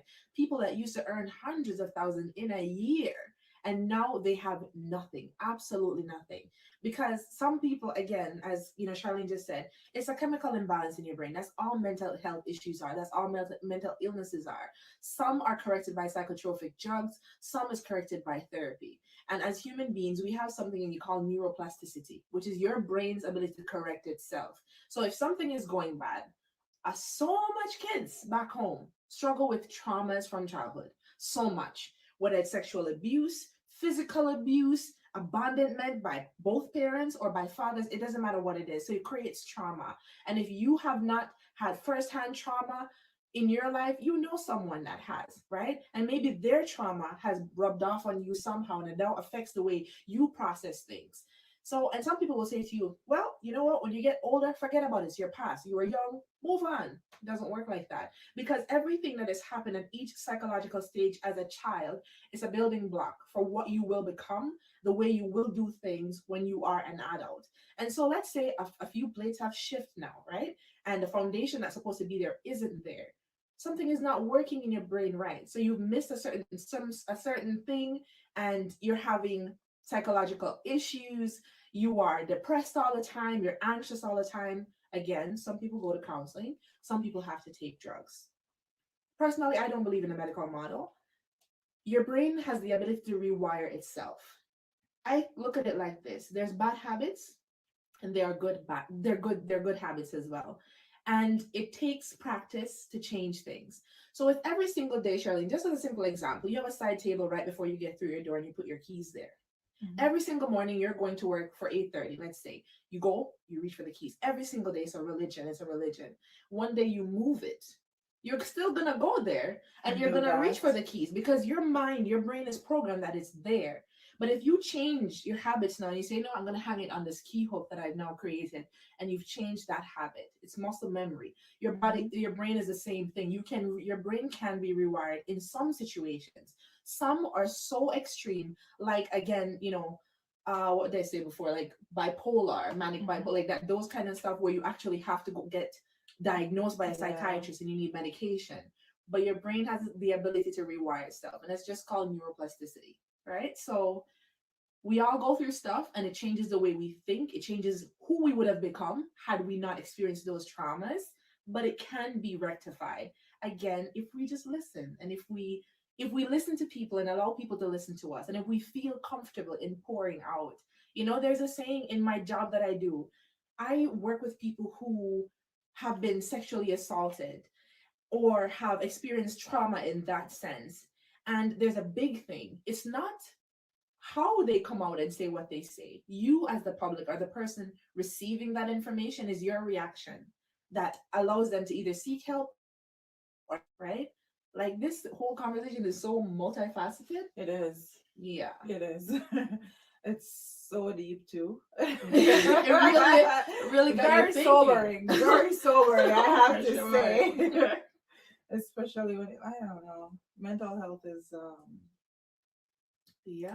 it's big. I guess you can see why the budget is expanding. Yeah. For Because mental health. it is a very important topic that some people just rather not talk about because of how deep it is and how scary it can be for some people, because at the end of the day, it's someone's reality. It might not be all of our reality, but as the years go by, it's showing it's progressively becoming a lot of our realities with everything that's going on, with the pandemic, with stresses from work, stresses from school, loss of income, loss of loved ones, loss of everything, like trauma, everything. Yeah, the pandemic, it came with its own, like, as a social worker and someone that's actively working in a profession, I sit back and you watch, domestic violence has skyrocketed. Imagine a child living in a home, watching a mom being abused by the dad, or vice versa, because believe that men That are abused happens. as well. And just imagine a child dealing with that every single day. That's trauma. There's this video. If I can find the link, we'll post it underneath and in the comments underneath the videos, or we'll talk about it in the podcast. There is this video and it talks about, it's a child trying to cross the street. So just imagine a semi truck coming, right? Like 50 of them just coming, and this child is trying to cross the street. And you know, when you're frightened as a person, it's like you get that heart palpitation and you start to feel like every hair on your body has stood up. And you're trying to cross the street, and every time you're trying to cross the street, the truck is like boom, like, you know, just flying by, and you keep jumping back. If it happened once, your body is able to regulate, go back, stabilize, no problem. Just imagine that happening to you 50 times in one day, every single day in your entire childhood. That's kind of what domestic violence can feel like for a child growing up in it.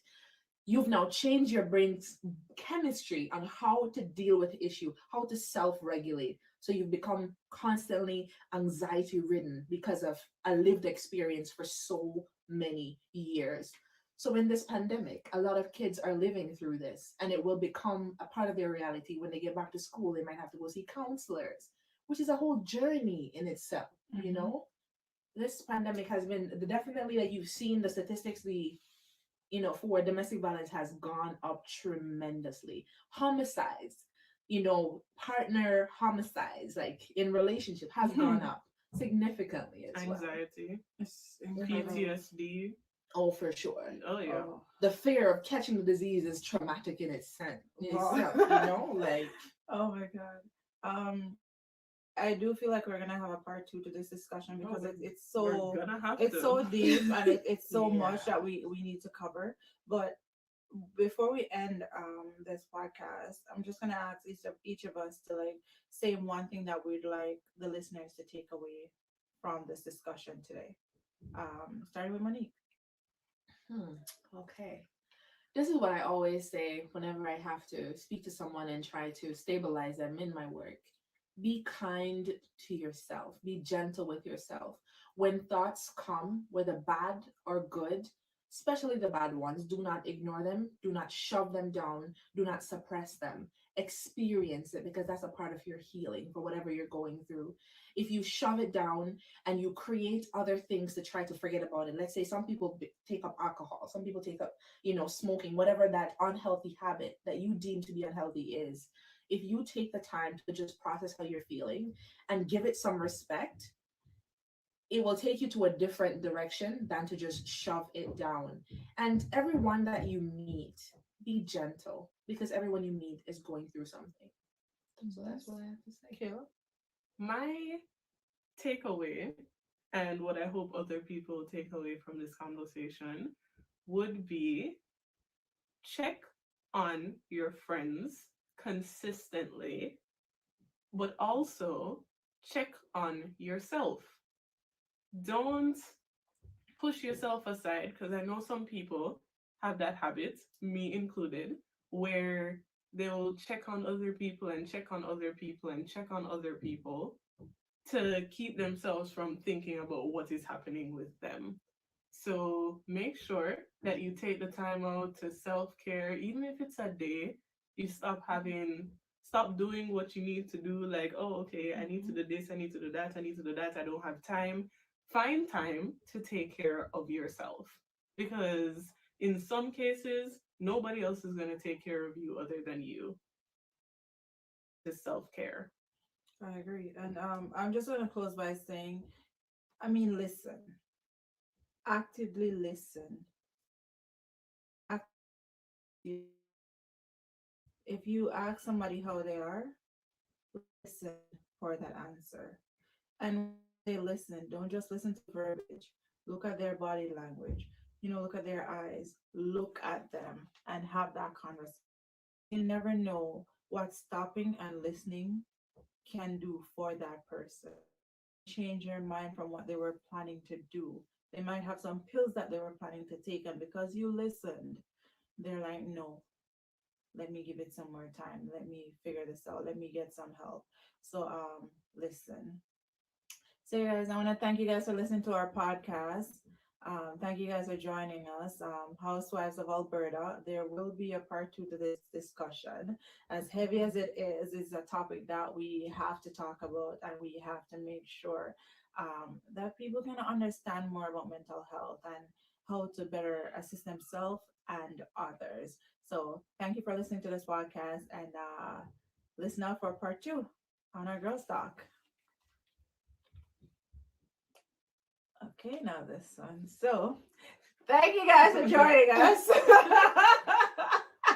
Was a great conversation, a needed conversation. It was another episode of Girl Talk. Remember to subscribe, like, share, and all the contact information for all the cast members are below in our description. Yeah, and see you guys next time on Girl Talk. Cheers. Bye.